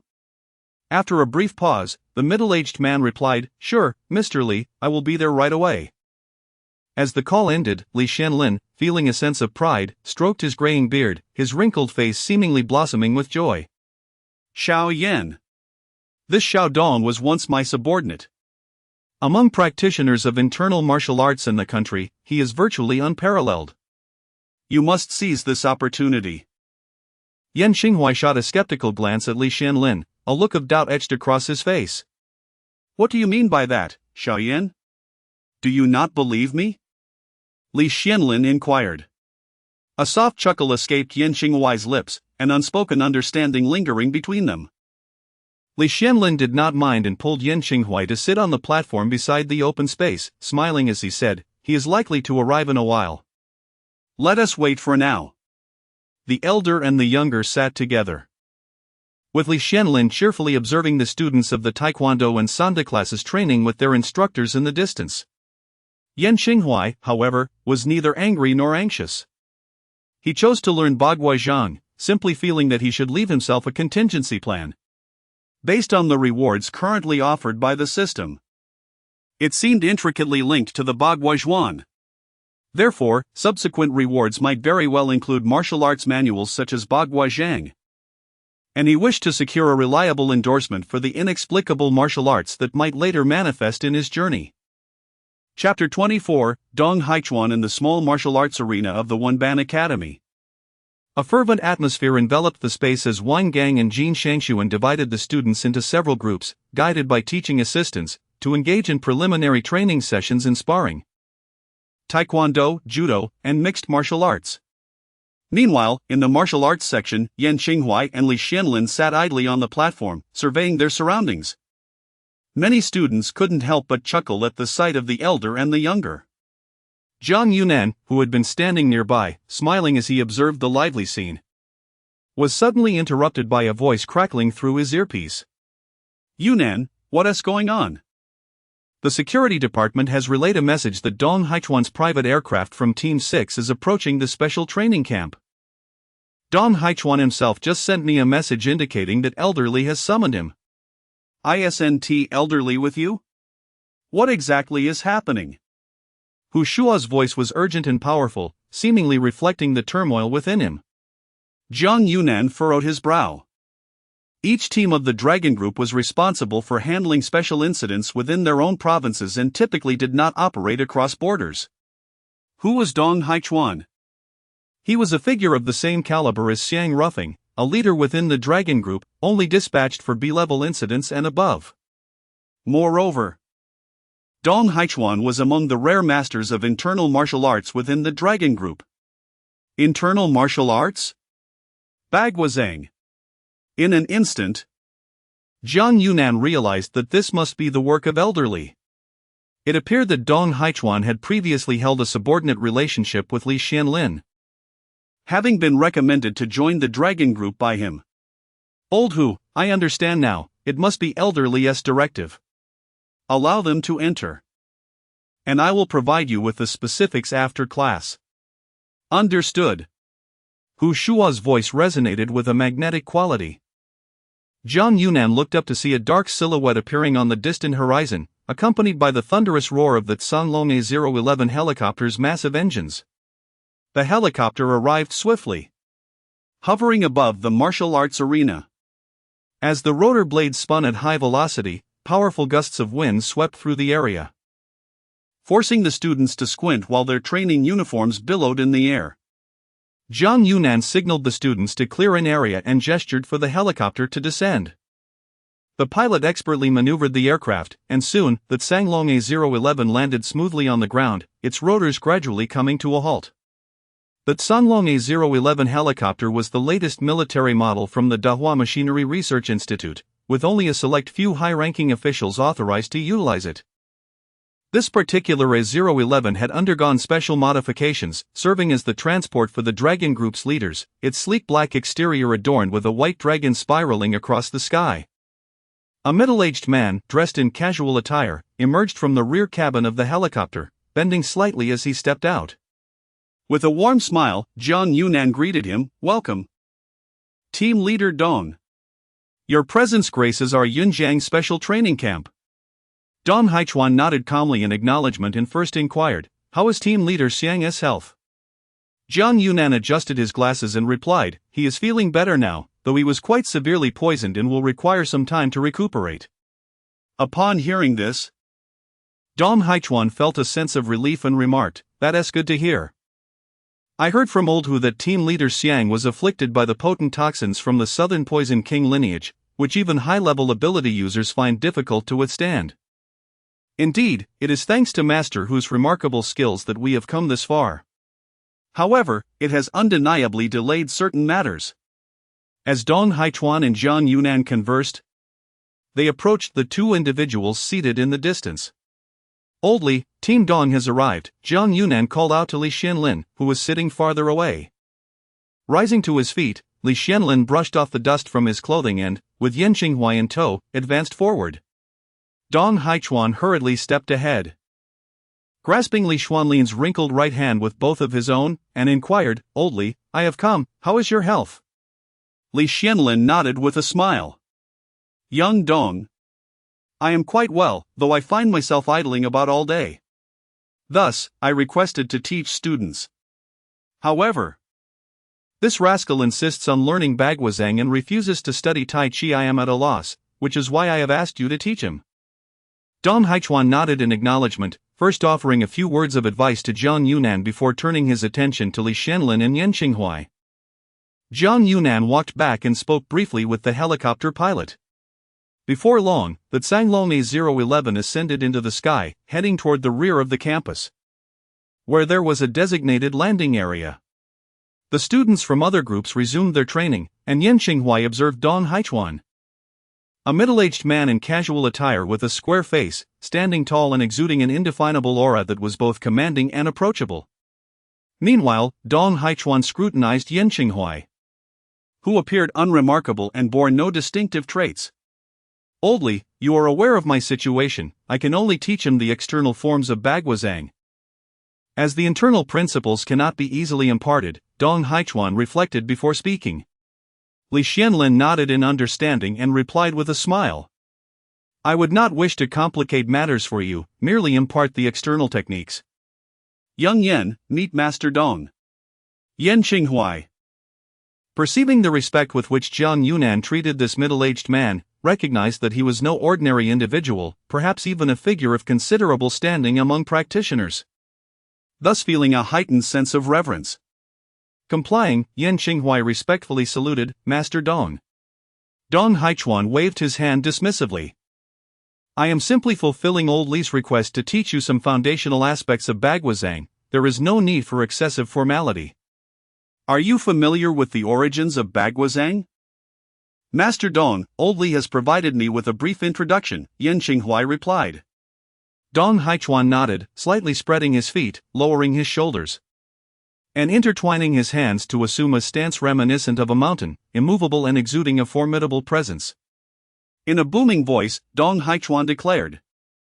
Baguazhang is founded upon the practice of walking stances and mudstepping as its basic entry methods, utilizing twisting and turning as fundamental movements, with variations in hand techniques as the primary means of combat. Today, I shall teach you the walking stance and mudstepping as the foundation of Baguazhang, which requires diligent practice. As he spoke, Dong Haichuan began to move, circling counterclockwise, twisting his waist and turning his body with the grace of a swift gale, even leaving behind ephemeral shadows. Watch closely, young one, this is the first stance of the walking form, the fierce tiger emerges from the mountain. Dong Haichuan bellowed, his voice reverberating through the entire training ground, startling Yan Qinghuai with its overwhelming power. Before him, Dong Haichuan pressed his palms down with great force, aligning the palm centers with his navel, the middle fingers facing each other, their tips separated by half a foot, exuding an aura of a true tiger's might. Suddenly, he rotated his palms upward, utilizing them to guide his arms, traversing the depth of his collarbone, with palms facing upward as he let his shoulders sink and elbows drop, like a great rock spreading its wings. As Dong Haichuan demonstrated, Yan Qinghuai seemed to witness the vivid apparitions of ferocious beasts such as tigers, great rocks, lions, and white apes before his eyes. Dong Haichuan truly exemplified the mastery of Baguazhang, seamlessly integrating the essence of the art into his stance.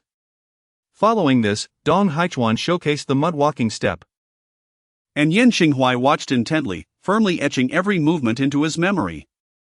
After demonstrating several times, Dong Haichuan concluded with a poised stance and addressed Yan Qinghuai, stating, the training camp requires students to learn combat techniques primarily to enhance their practice of Daozang Jinjie, aiding them in swiftly adapting to the shifts of F and E levels.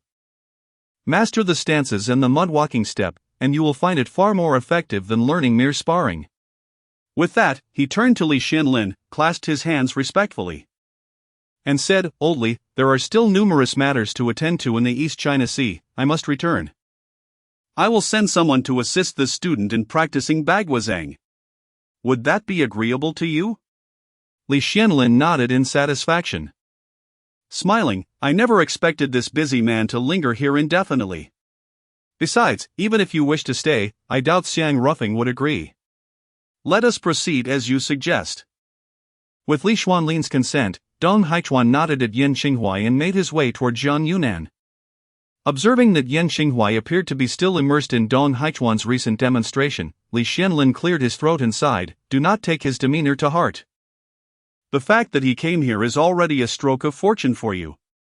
Chapter 25, The Path to Enlightenment. Thus, the tranquil and orderly life of the training camp continued seamlessly, with daily exercises, training, and spiritual cultivation. Although Yan Qinghuai had amassed several hundred units of spiritual energy through his practice of the Daozang Jinjie, he prudently decided to postpone any lottery draws until after the Unified Aptitude Test, to avoid any unforeseen circumstances. His cautious nature, shaped by childhood experiences, fostered a style of subtlety and cunning, akin to that of a wolf in sheep's clothing. Dong Haichuan did not return, but in consideration of Li Xianlin, he dispatched a young man named Lu Yuan to instruct Yan Qinghuai in the practice of standing post and mud walking techniques. Lu Yuan, a student from Dong Haichuan's East Sea training camp, was acknowledged as a direct disciple due to his extraordinary talent in internal martial arts. According to Lu Yuan, the standing post and mud walking techniques encapsulated the foundational movements and trajectories of Baguazhang, and mastering these would be commendable enough, without the need to excessively pursue other techniques.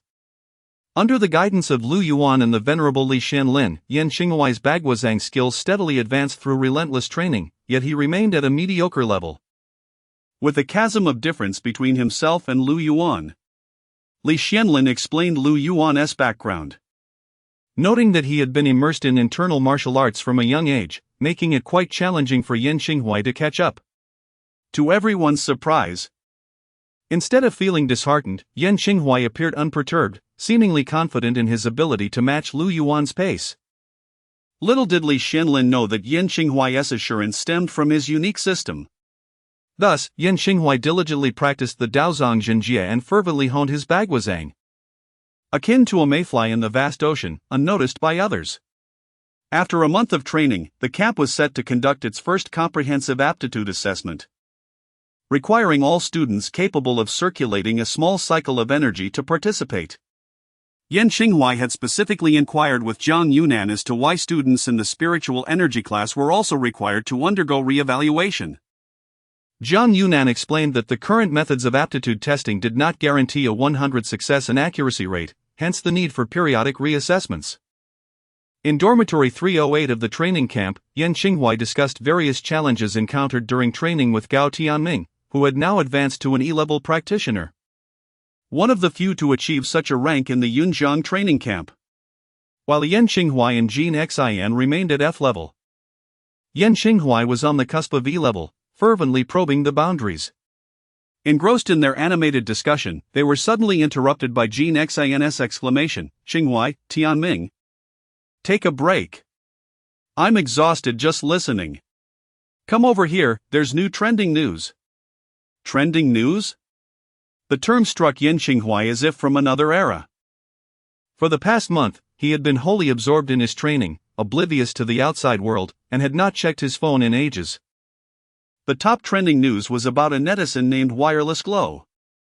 You might not have been paying attention lately, but he has become quite popular, with several of his Weibo posts hitting number 1 on the trending list.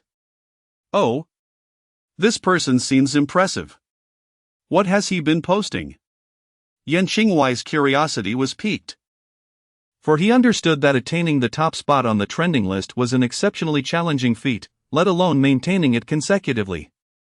The discourse predominantly revolves around the phenomenon of visions and special training camps. This individual seemingly possesses insider knowledge, having previously unveiled the intricacies of these visions, blood tests, and training camps in earlier articles. Gao Tianming, taken aback, inquired, "Is it possible that the authorities have not silenced him?" Jin Xian scratched his head, equally perplexed, responding, "Currently, numerous netizens speculate that he may be affiliated with the authorities, which is why he has not been silenced. It appears that the officials intend to subtly acclimate the public to these matters through social media. This seems plausible, after all. Such a vast scale of phenomena and changes is challenging to conceal entirely." Yan Xinghuai then asked, "What is the latest trending topic about?"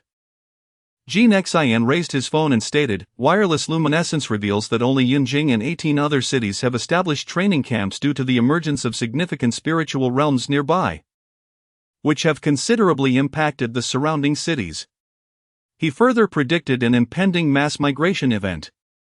Whether it be the residents of these 18 cities relocating or individuals from other cities who are privy to the situation moving in. Gao Tianming concurred, "Indeed. I have heard from my family that many influential figures from various southwestern provinces are seeking to relocate to Yunjing. The property prices here have surged dramatically." The trio engaged in casual conversation for a while until a notification was issued in their class group, prompting them to head to the classroom. Upon entering classroom 203, Yan Xinghuai noticed an unusually solemn atmosphere. The homeroom teacher, Zhang Yunan, stood coldly at the podium, her expression as frigid as ice. And the air in the classroom seemed to have solidified. Yan Xinghuai took a seat beside Wu Dalai, as he had developed a close rapport with him and Yi Qing in the literature class. "Dalai, what is going on? Everyone seems rather grim," Yan Xinghuai inquired. Wu Dalai, with an unwelcoming demeanor, softened slightly upon seeing Yan Xinghuai and replied, "Old Yan, how can you still manage to smile? You're not aware, are you? Our literature class might be cancelled. Yan Qinghuai was momentarily stunned, questioning, what's the matter? Is it just being cancelled without reason? Wu Dalai scoffed. Teacher Jiang mentioned that some higher-ups in the training camp believe the existence of the literature class wastes a significant amount of cultivation resources, which should be redirected to support certain ancient families. Ancient families? Yes, Teacher Jiang didn't elaborate much, only briefly mentioned it. At this point, Jiang Yunan rapped the blackboard, signaling for silence, and surveyed the room before slowly beginning to speak. Some of you may already be aware of certain information. I will elaborate further on the specifics. Some posts online are, in fact, true, including those regarding Yunjing, Beiping, Xiqing, Ning'an, and other cities and autonomous regions. The emergence of a large number of potential cultivators in these locations is due to the activation of spiritual realms nearby. Within these realms, the most crucial resource for cultivation, spirit stones, can be mined. As we previously discussed, prior to the era of spiritual revival, certain cultivation sects and families existed, but due to the depletion of spiritual energy, they did not cultivate many high-level practitioners. However, within the Dahuang Ability Agency, certain high-ranking officials still belonged to prominent families, leading to entanglements of interests. After negotiations, it was ultimately decided that 3 months hence, competitions for the Dao rankings would be held in the provincial capitals of Beiping, Guangning, and Ning'an, respectively named the Northern Dao Ranking, Southwestern Dao Ranking, and Southeastern Dao Ranking. Each Dao ranking competition will be divided into 2 categories, the family group and the academy group, with the final champion being determined through a contest between the 2 groups. Should none of the top 3 candidates from the academy group and any of the Dao rankings be students from the literary class, the establishment of the literary class in that province will be revoked. Students who have been tested for qualifications will be reassigned to other classes, while those lacking qualifications must return to the campus. Within the classroom, all the students from the literary class expressed their discontent, clamoring loudly. Yet, a few students remained relatively composed, among them the goddess of the literary class, Yi Lingyi. Yi Lingyi stood up and calmly inquired, "Teacher, could you elaborate on the Dao rankings and the competition?" Jiang Yunan adjusted his glasses, nodding in satisfaction, and replied with a smile, "Excellent. It seems some of our classmates are still quite composed. This indicates that we still have a chance. Let us not be disheartened. No one has decreed that we cannot compete for the Dao ranking champion." He then elaborated further based on Yi Lingyi's question. The Dao rankings are a list established by the higher-ups, competing in units of special training camps and prominent families. Our target is the Southwestern Dao ranking. This means that in the competition 3 months from now, you will be contending against students from other special training camps while also facing competition from hidden aristocratic families. Though the pressure is immense, any student who makes it into the top 100 of the Dao rankings will gain resources far surpassing those of their peers.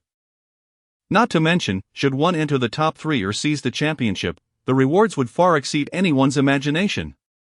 Before this, you must first enter the candidate list of the top 100 of the Yunjiang Special Training Camp to have a chance at competing in the Southwestern Dao ranking. Yi Lingyi pondered for a moment and calmly asked, "Teacher Jiang, what are the competition rules for the Dao rankings and the candidate list?" Jiang Yunan replied with a smile. "The specific rules for the Dao rankings have not yet been formalized. We likely won't know until a few months later. As for the candidate list for the special training camp, the initial rankings are based on each student's current realm, but a competition for the candidate list will soon commence, with detailed rules to be announced before the contest." Taking a deep breath, Yi Lingyi proclaimed with conviction, "Teacher Jiang, we have never feared competition. Just give us the opportunity, and we shall make them recognize that the students of the literary class are not to be underestimated." Chapter 26, the Yinyang Bagua poem. At this moment, the classroom was abuzz with fervent voices, as students united in their shared indignation, clamoring for retribution. Despite the dissent raised by the high-ranking members of the aristocratic families, the students of the literary class had long endured discrimination from their peers in other spiritual energy classes. Now, their pent-up emotions erupted. and they collectively vowed to secure a place on the candidate list, determined to contend for the top 3 positions on the Dow ranking. A smile graced Jiang Yunan's lips. Initially concerned that the students might be disheartened by the setbacks, he now realized his worries were unfounded. After all, these literary students had triumphed through years of competition to enter the prestigious Academy of Dahua. How could they possibly be so fragile? Clapping his hands, Jiang Yunan retrieved a list from the lectern and declared, "Since everyone is aware of the current situation, I shall refrain from further elaboration. Today, we will first assess your qualifications. The students who have registered include Yi Lingyi, Zhao Su, Yi Qing, Zhang Li, Yan Qinghuai, and Wu Dalai." Jiang Yunan recited the names of those who had successfully completed a full cycle of microcosmic circulation, then inquired, "Are there any other students who meet the criteria?" An immediate silence enveloped the classroom, indicating that only these few had achieved the standard. "Come, those on the list, please step up to the podium," Jiang Yunan beckoned. Yan Qinghuai followed Wu Dalai and Yi Qing towards the podium, lining up according to the order on the list. "Yi Lingyi, you shall go first." Jiang Yunan handed the vial of testing solution to the goddess. Unlike potassium argon solution, this qualification reagent was a completely transparent liquid, devoid of any impurities or particulates. Yi Lingyi gracefully accepted the solution with her fair, delicate hand. With a swift motion, she made a small incision on her other hand's fingertip and, remaining composed, allowed a drop of blood to merge with the qualification reagent. After a month of rigorous military-style training, even a delicate beauty like Yi Lingyi had transformed into a trained soldier, less concerned about the pain. Yan Qinghuai leaned forward to observe the reagent in Yi Lingyi's hand. As her blood dripped into the solution, it began to bubble violently, reminiscent of the turbulent seas before an underwater volcanic eruption. Countless bubbles surged and dissipated within the test tube, merging with the blood and emitting a sizzling sound. Jiang Yunan gasped softly, narrowing his eyes as he witnessed the complete amalgamation of the blood and the reagent. Under the sunlight, it radiated a dazzling brilliance akin to diamonds. He took the vial, placing it gently in the sunlight for inspection. Moments later, he turned to Yi Lingyi with a smile, proclaiming, "Yi Lingyi, you possess first-tier qualifications." A wave of astonishment swept through the classroom, and Yan Qinghuai found it hard to believe. To his knowledge, out of the hundreds in the Yunjiang Special Training Camp, only Gao Tianming and 3 others had first-tier qualifications, and those were merely lower tier. Most students were classified as 3rd or 4th tier. First tier. Such a qualification could indeed send shockwaves throughout the entire Dahua cultivation community. Jiang Yunan beamed with satisfaction, exclaiming, "Excellent! Yi Lingyi, your first-tier qualification has certainly dealt a resounding blow to the faces of those aristocratic families." Indeed, the aristocratic faction has long advocated for the abolition of the literary class system, deeming it a squandering of resources. Yet, from the very literary class they scorn, emerged a prodigious talent of the highest caliber. Had the literary class not existed to provide Yi Lingyi with the resources and techniques for cultivation, it is conceivable she might never have showcased her innate gifts to the world. Yi Lingyi beamed with radiance, akin to a sunflower blooming brilliantly under the resplendent sun, brimming with vitality and exuberance. "Teacher Jiang, I shall strive to secure a place among the top 3 on the Dow rankings. We must safeguard the Yunjiang literary class." Jiang Yunan's initial shock subsided, and he refrained from further commentary, for ultimately, it is strength that speaks. The subsequent students underwent their aptitude assessments, yielding results that were rather ordinary. Yan Qinghuai tested at the Ding level, while Wu Dalai and Yi Qing both achieved at the upper tier of the C level. After the assessments, the students vacated the classroom to continue their physical training, practicing the Daozang Zhenjie and learning combat techniques from their instructors. Time flew by in their training, and before long, night descended. Yan Qinghuai sat cross-legged in the tranquility of the meditation room, eyes closed, arms gently hanging, with his right hand clasping a spirit stone. He was guiding the spiritual energy within him to circulate along the path of the small heavenly cycle. As the luminescence of the spirit stone fluctuated, his skin began to emit glimmers of golden light. Yan Xinghuai sensed a profound transformation occurring within his skin, flesh, and bones.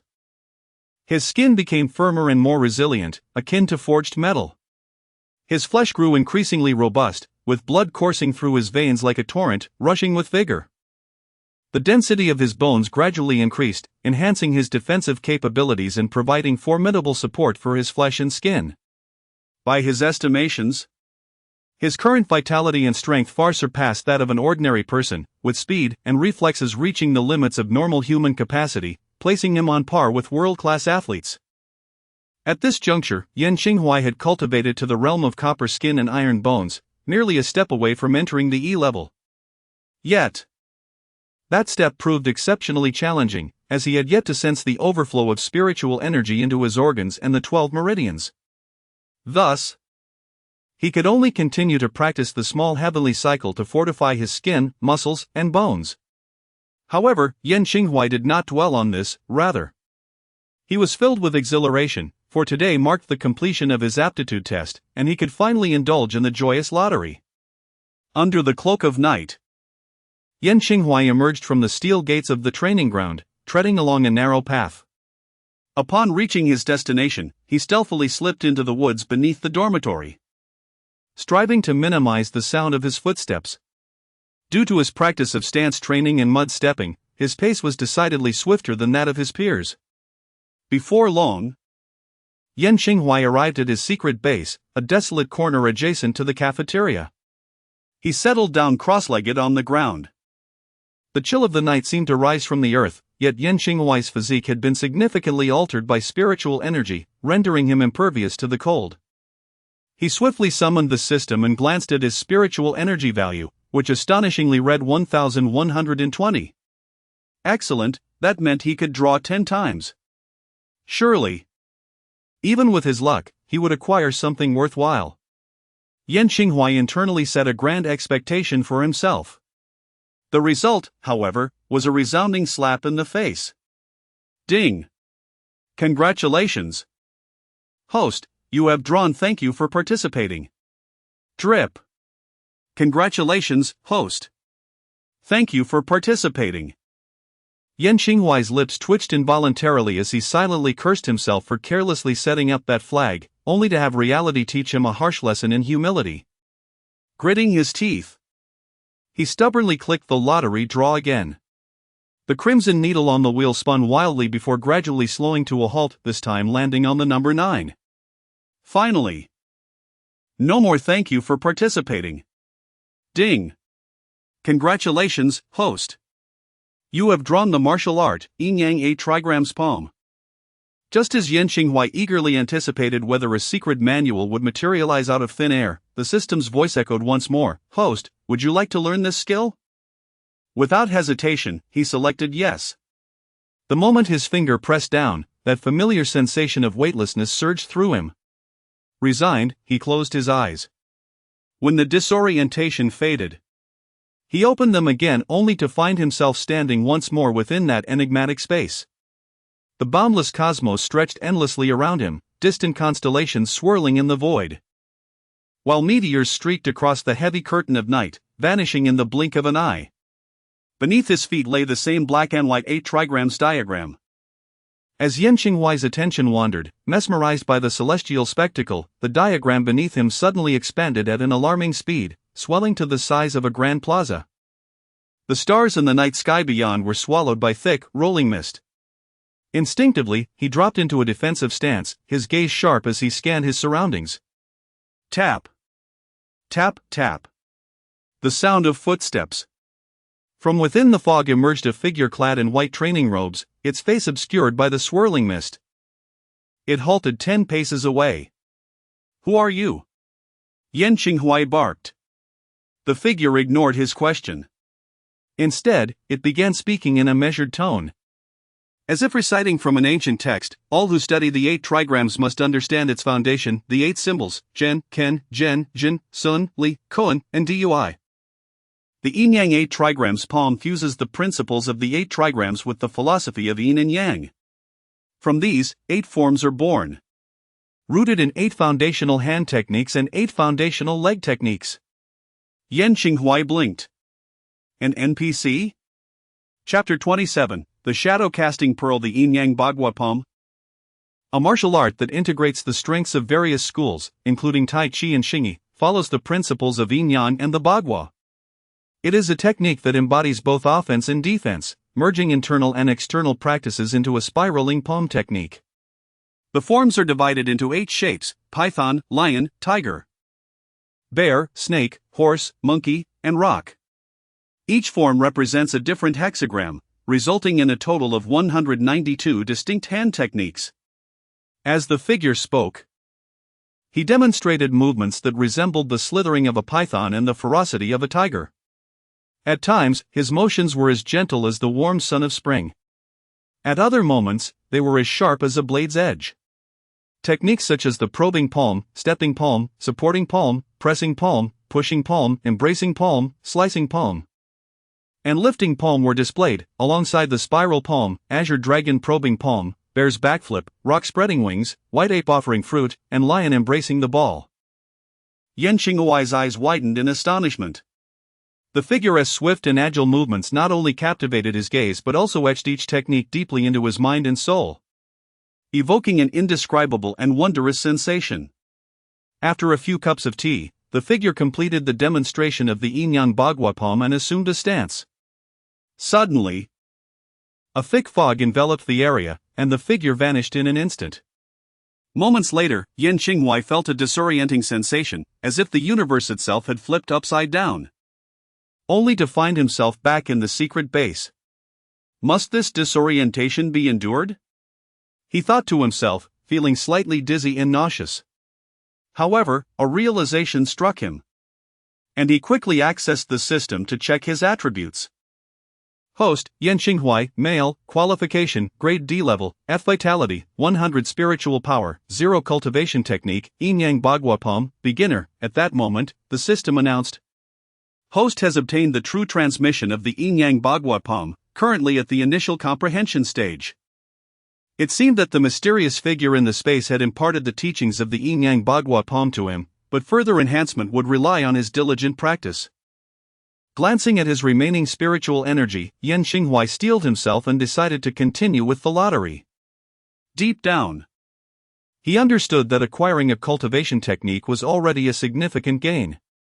Having obtained the Yin Yang Bagua palm, he felt as if he had gained wings, especially since the name itself hinted at its extraordinary nature. With his prior practice of various stances, he had already mastered the foundational techniques of the Bagua palm. Now, with the high-grade Yin Yang Bagua palm, his overall strength was poised for a remarkable leap forward, even if subsequent draws did not yield favorable rewards. He felt assured that this round had been a resounding success. In this mindset, Yan Xinghuai felt immensely relaxed and resigned as he clicked to draw again. The lottery wheel spun wildly before finally halting at the number 9. Ding! Congratulations, host, you have drawn a shadow casting pearl. Oh, another new item. Yan Xinghuai marveled internally. Sensing that his luck had peaked today, he focused on the system and noticed a green halo emanating from the lottery wheel. The halo gradually expanded, and suddenly, a pearl radiating an ethereal green glow descended from the void, landing in Yan Xinghuai's palm. He gently felt the smooth texture of the pearl in his hand and brought it closer to observe it closely. Is this the so-called shadow casting pearl? The bead was entirely a vivid emerald green, its texture dense and refined. When gently struck, it emitted a crisp sound, yet its feel was remarkably resilient. The color shimmered with clarity, exuding a gentle and elegant warmth. Yan Xinghuai awaited in quiet anticipation, confident that the system would eventually elucidate the specific function of this bead. The memory bead possessed the remarkable ability to recreate specific memories within a chosen time frame. The method of use was simple, one merely needed to crush it and recall the desired memory. As Yan Xinghuai stroked his chin, the concept of recalling a particular memory intrigued him. Suddenly, a spark ignited in his eyes. Resolutely, he used considerable force with his right hand, and with a sharp crack, the memory bead shattered into fragments. The luminous, green shards floated in the air, gradually transforming into a ghostly green light that pierced directly into his mind. In an instant, Yan Xinghuai found himself enveloped in an ethereal realm suffused with green mist, the line between reality and illusion blurred. Without hesitation, he began to recall the moment when a figure from the otherworldly space had demonstrated the Yin-Yang Bagua palm to him. As his memories unfolded, the green mist began to dissipate, revealing a silhouette before him, the indistinct figure clad in practice attire from the mysterious space. Remarkably, he exclaimed, "Hello, can you hear me?" The figure, however, paid him no heed and commenced a detailed exposition on the origin and various techniques of the Yin-Yang Bagua palm, while its form shifted to illustrate different manifestations of the technique. Yan Xinghuai's gaze followed the figure, and as the explanation concluded, it resumed its stance, gradually fading with the mist. Indeed, the memory bead had replayed the instructional segment of the Yin-Yang Bagua palm as if it were a vivid reenactment. With the figure's second demonstration, he gained a deeper understanding of the complete set of techniques. Eagerly, Yan Xinghuai yearned to truly embark on mastering the Yin-Yang Bagua palm, seeking to harmonize the techniques etched in his mind. The efficacy of this memory bead was unparalleled. Yet, he remained uncertain about the duration of its effectiveness and the number of individuals it could manifest. If a memory involved numerous characters, could they all be recreated? Such inquiries would be addressed later as he continued to explore the potential of the memory bead. For now, the ability to reproduce instructional segments was already astonishingly potent. Yan Xinghuai cast aside his thoughts and resumed the lottery. Once again, he found himself to be rather unfortunate, as the subsequent draws yielded nothing but participation acknowledgements. Just as he prepared to retract the system and return to his dormitory, a melodious female voice emanated from the system. Ding! The host has fulfilled the energy expenditure requirement for the first phase of the lottery and has consequently unlocked a unique ability. Yan Xinghuai paused in astonishment, intrigued by this unexpected fortune.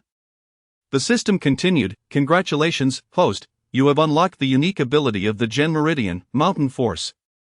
Mountain Force is a special method of spiritual energy stimulation, manifesting Gen Meridian runes upon the hands when invoked from behind. In ancient times, the awakeners of the 8 meridians, through their exploration and cultivation of each meridian, discovered that every celestial vein could establish a connection with the myriad of earthly phenomena. The concept of Gen implies that one may not perceive its essence when turning their back, nor catch sight of its presence while traversing its domain. Yet it remains without fault. The oracle states, as the mountain stands firm, so does generally a gentleman contemplates without overstepping his bounds. The Gen Meridian corresponds to the hands of the human body and the mountains and rivers of the external world. Through the contours of the mountains, one can awaken the Gen Meridian in their hands, allowing for the manifestation of runes and establishing a resonance with the Earth's terrain. In battle, one can unleash the power of the mountains, enabling their palm to penetrate through mountains and cleave rivers, while their hand descends with the weight of Mount Tai. Yan Qunguai was taken aback, momentarily frozen in disbelief. He had initially thought that the function of the Gen Meridian was limited to enhancing the efficiency of absorbing spiritual energy, a singular aspect that was already compelling enough to draw many. However, according to the system, the Gen Meridian could activate rune manifestation through a unique technique known as the Mountain Force. The runes from the Gen Meridian, once manifested, could significantly augment a cultivator's combat prowess. Yet the crux of the matter was that cultivators below D rank possessed no spiritual power within them. Did this mean he must reach D rank to harness the Mountain Force? It would be better not to grant him this ability at all, Yan Qunguai lamented. At that moment, the system's voice suddenly resonated. The second phase had been initiated, and the spiritual energy value for the lottery had surged to 1,000 points per attempt. Yan Qunguai was utterly stunned. This was simply outrageous. Chapter 28, Wu Dalai. However, Yan Xinghuai adjusted his mindset rather swiftly, not dwelling excessively on his circumstances. Glancing at his remaining spiritual energy, he noted with some dismay that only 20 points were left. It seemed today's lottery would conclude here. He resolved to exert greater effort in accumulating spiritual energy henceforth. The exhilaration of winning a prize was simply too delightful. With a cheerful demeanor, Yan Qinghuai departed from the clandestine base, stealthily returning to his dormitory. Upon his arrival, he discovered that only Jin Xian was engrossed in his phone, while Gao Tianming was notably absent. "Fatty, has Tianming gone to the training room again?" Yan Qinghuai inquired, raising an eyebrow. Fatty glanced up at Yan Qinghuai, scratched his face, and broke into a wide grin. Indeed, ever since the quiet room and the training ground opened for all-day access, he has practically been living there. "But let us not talk about him, aren't you the same?" Yan Qinghuai chuckled. After all, it had been quite some time since he last saw Gao Tianming. Ever since he learned that students on the Dao ranking could access richer cultivation resources, he had been spending each day either in the quiet room practicing Daozang Zhenjie or at the training ground honing his stances and mud walking techniques. Given that his current aptitude was merely at the Ding level, he recognized the necessity of exerting more sweat and effort to catch up to the prodigies in the special training camp, who were rated at the A and B levels. After pondering for a moment, Yan Qinghuai exchanged greetings with Fatty and proceeded toward the training ground. Jin Xian reclined comfortably on his bed, engrossed in the fascinating trending topics on his phone, reflecting that these two individuals seemed oblivious to the joys of leisure, dedicating their entire focus to training. That seemed sufficient. Yan Qinghuai walked briskly along the tree-lined avenue of the campus. Although it was already early winter, an abundance of students populated the campus. On one hand, their physiques had undergone a remarkable transformation through cultivation, rendering them largely immune to the biting cold winds of winter. On the other hand, following the announcement regarding the Dao ranking, many students now traverse daily between the dormitories and the training grounds, contributing to a lively atmosphere on campus. With his current pace, Yan Qinghuai took nearly half an hour to reach the training ground located on the northern side of the campus. After swiping his student card at the imposing iron gate and walking a short distance, he finally arrived at the training ground designated for the literature class. To his astonishment, he discovered that nearly all the students from the literature class were engaged in paired training within the courtyard's arena, a rarity indeed. Typically, it was quite impressive to have a dozen students practicing in the evening, let alone having almost everyone present. Clearly, everyone was invigorated by the news brought by Jiang Yunan that day. Youth is often marked by impulsiveness and exuberance. "Old Yan, you've arrived. Everyone has paired up for training. I happen to be without a sparring partner, how about we have a go?" boomed Wu Dalai, a burly figure, as he noticed Yan Qinghuai entering the arena. Yan Qinghuai felt a surge of curiosity about his own abilities. Having primarily practiced techniques with Lu Yuan and not truly battled with other classmates. Moreover, Lu Yuan had recently returned to the East Sea training camp, preparing for the Dao ranking competition with utmost urgency. "Sure, old Wu. Let us exchange a few moves. To be honest, I've never truly practiced with everyone." "And I'm quite eager to do so," Yan Qinghuai replied with enthusiasm. "Just a moment, let me change my attire first." As Wu Dalai heard Yan Qinghuai's consent, he promptly nodded and said, "All right, you change first, I will find an empty area."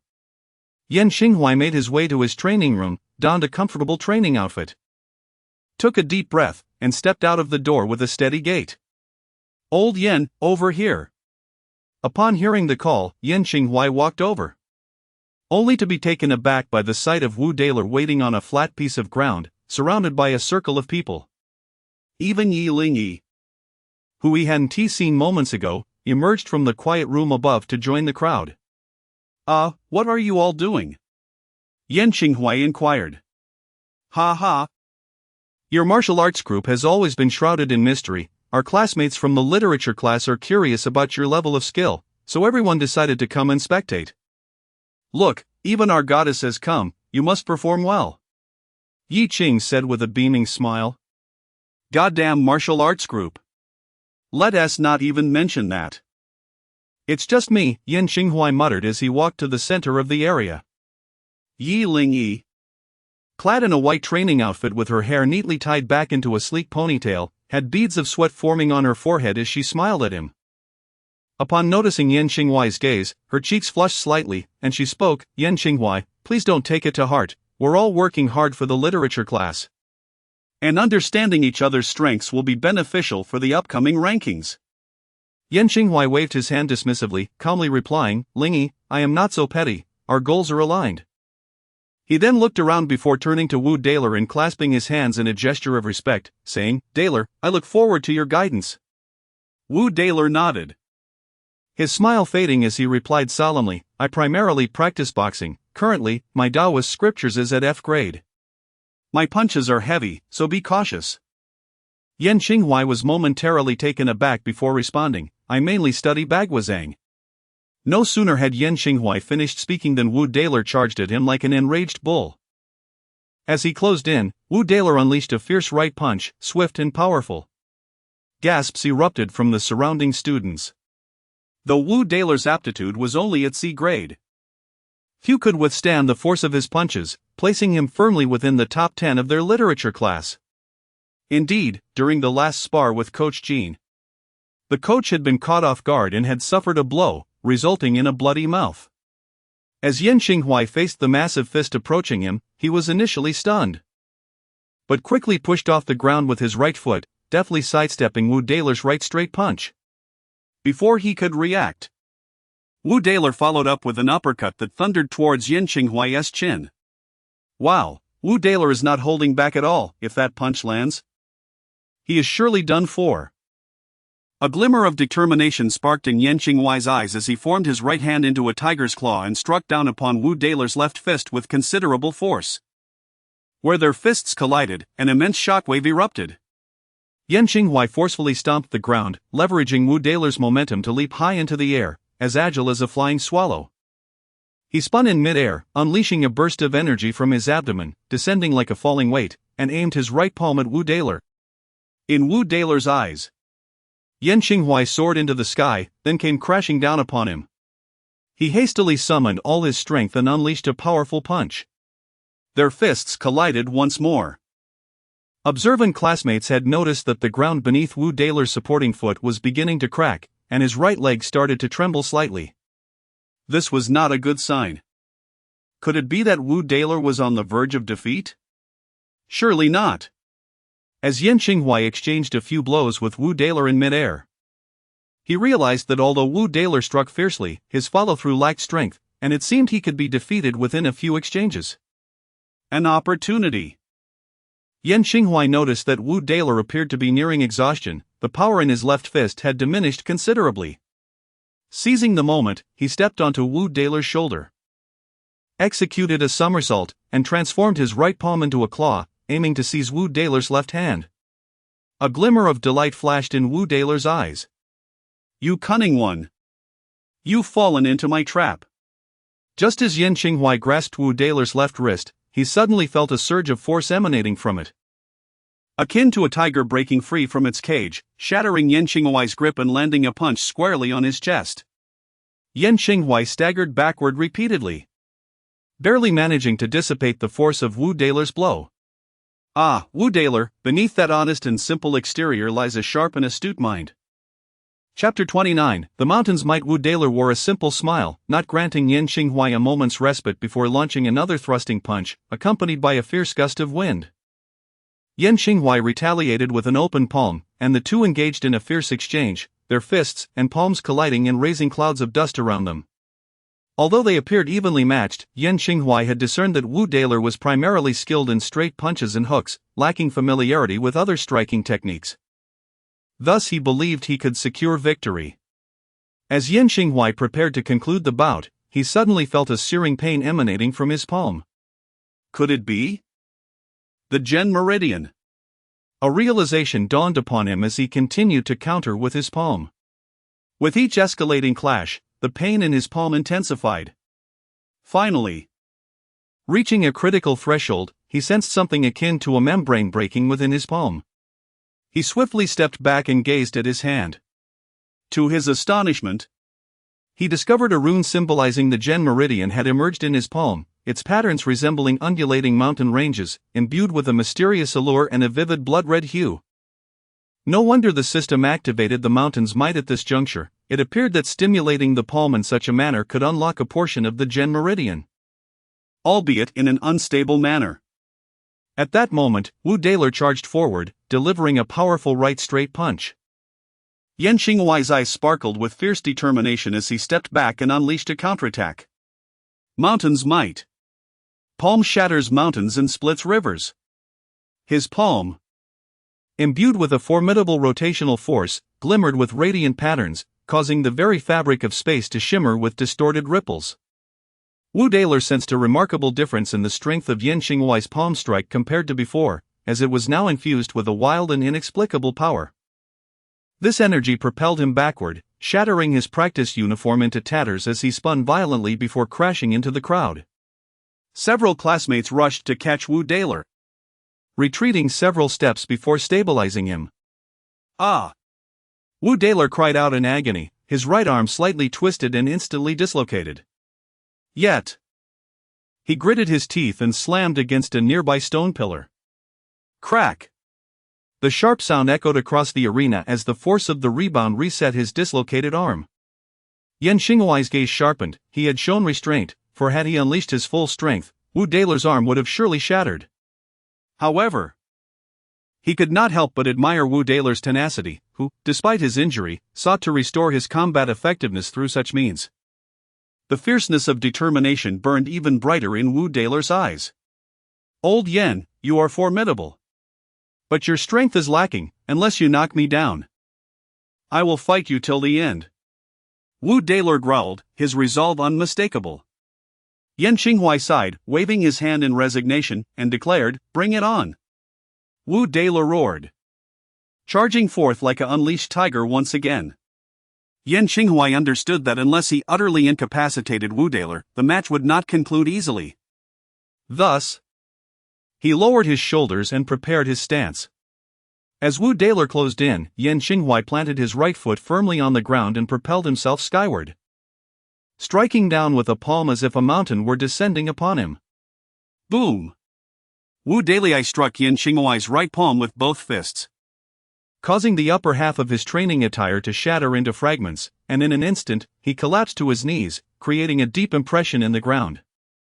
What an impressive Bagua Zhang! The students of the literary class exclaimed in astonishment, recognizing the extraordinary power behind Yan Xinghuai's strike. Yan Xinghuai quickly withdrew his hand and gracefully landed beside Wu Daler, promptly assisting him to his feet. Although Wu Daler stumbled, blood seeping from the corner of his mouth, he mustered a smile and patted Yan Xinghuai's shoulder, saying, "I concede to you, old Yan. I had no idea you were so formidable.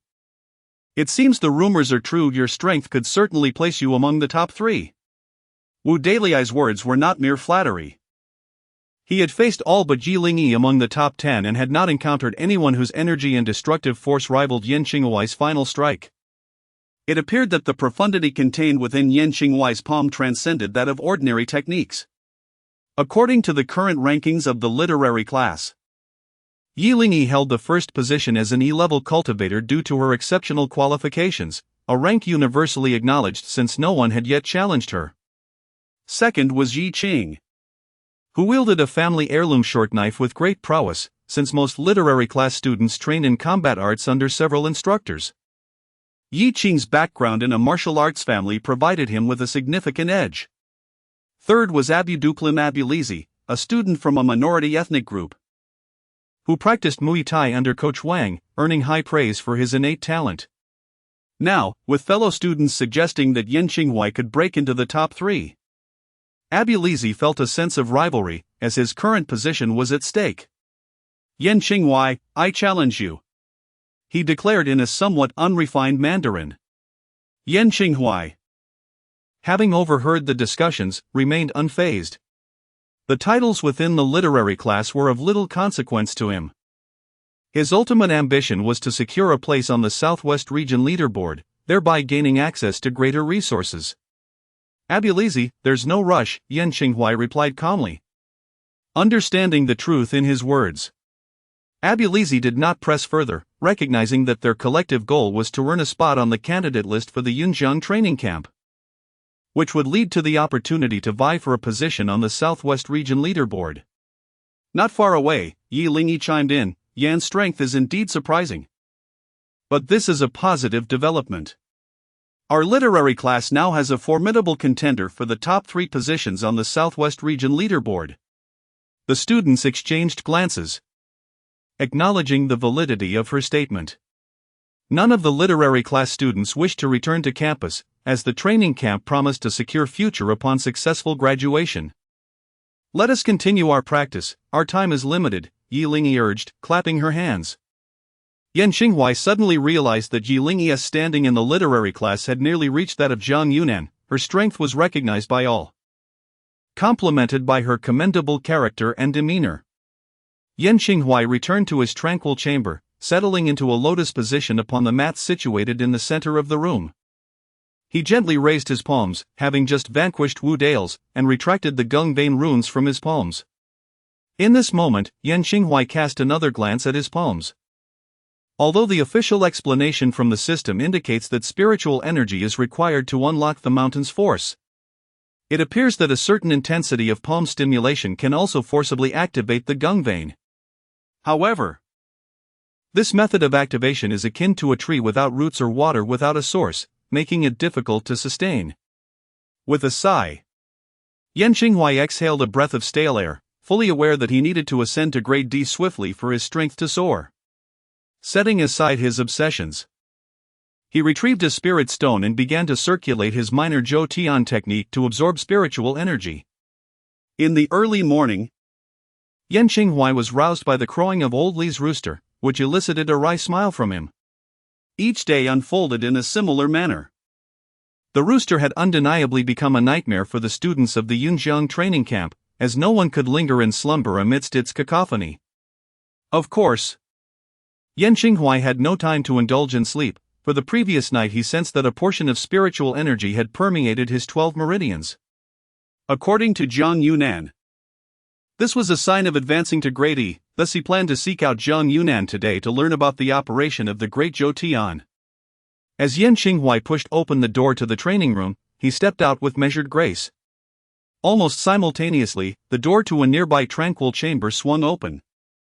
Yi Lingyi emerged with an invigorated spirit. Momentarily taken aback upon seeing Yan Xinghuai, she raised her hand in greeting. Good morning, classmate Yan. Where are you headed? Yan Xinghuai nodded, smiling as he replied, Good morning, Lingyi. I intend to find Teacher Zhang to learn about the workings of the Great Zhou Tian. Yi Lingyi furrowed her brows slightly and said, Teacher Zhang is likely not here today. I overheard him mentioning a few days ago that he would be visiting the Southwest Training Office this week to discuss matters regarding the Dao ranking. Yan Xinghuai sighed. What should I do now? I am hesitant to continue my training. The corners of Yi Lingyi's lips curled into a smile, reminiscent of a blooming balsam flower in summer. As she softly offered, I can teach you. Chapter 30, The Great Zhou Tian. Yan Xinghuai scratched his head, feeling somewhat embarrassed as he remarked. Isn't that too much trouble for you? You must be exhausted from your night of cultivation. He had long heard that Yi Lingyi had already ascended to E level, and he presumed she had reached a considerable level of mastery, given her rare A-grade aptitude, which allowed her to absorb spiritual energy as effortlessly as a whale drinks water. He was also aware that Yi Lingyi ranked among the top 10 candidates on the Dao list at the Yunjiang Special Training Camp, with formidable peers like Gao Tianming also in the running. Yi Lingyi shook her head, her ponytail swaying gently. Classmate Yan, the stronger your abilities, the greater our chances of placing among the top 3 in the Yunjiang literary class. How can that be considered a burden? Yan Xinghuai decided not to be coy any longer. If she was unconcerned, why should he be? Truthfully, even if the literary class were to be disbanded, her A-grade aptitude would guarantee her a place among the elite in any other spiritual energy class. His motivations were purely driven by passion, seeking to uphold the dignity of the other students in the literary class. Yi Lingyi gestured with a smile, Come over here. I have the meridian operation chart given by Teacher Zhang. Practicing the Great Zhou Tian requires this scroll. Upon hearing this, Yan Xinghuai nodded and hurried over. taking a seat on the cushion next to the table at Yi Lingyi's indication. As she moved to the door to close it, Wu Dalei happened to emerge from around the corner, just returning from the washroom with a toothbrush in his mouth, a basin in his hands, and a towel draped over his shoulder. Upon seeing Yi Lingyi closing the door and Yan Qinghuai seated inside, he rubbed his eyes in disbelief. Wait. Did I see that correctly? How did old Jen get into Yi Lingyi's room? Wu Dalei's mind was ablaze with surprise and gossip, prompting him to stealthily inch closer to eavesdrop on the conversation within. What was he listening for? Suddenly, a gentle breath wafted past his ear, accompanied by a chilling voice. Wu Dalei, who had been intently straining to overhear, felt as though struck by lightning, leaping up with a startled shout. Oh my goodness, who was that? He patted his racing heart and turned around in a huff, only to find it was Yi Qing, who had just returned from the washroom as well. Damn it! Yi Qing, what are you playing at? You nearly scared me to death. Yi Qing paid no mind, grinning at the nearly 2-meter-tall, brawny classmate whose face was now flushed with embarrassment. What have you been up to? Yi Qing's expression turned suspicious, something seemed amiss. Wu Dalei could not admit to eavesdropping, his eyes darting around as he stammered, struggling to articulate his thoughts. Creak! The door opened once more, and Yi Lingyi stepped out. Yi Qing leaned in to peek, only to find Yan Qinghuai sitting calmly within, gazing back at him with a serene expression, which elicited a flicker of curiosity in his eyes. What is the cause of your quarrel? Teacher Jiang is absent today, and I was about to explain the great circulation technique to Yan Qinghuai when I overheard your commotion. What? Yan has already advanced to E level? Both Wu Dalei and Yi Qing expressed their astonishment simultaneously. Their qualifications were at the upper C grade, while Yan Qinghuai was at the middle D grade. How could he surpass them by such a margin? No! The two exchanged a glance and hastily rushed to their respective quiet chambers, determined to strive for excellence. Such nervousness, Yi Lingyi muttered, shutting the door once more. She took a few steps and settled cross-legged on the cushion opposite Yan Qinghuai.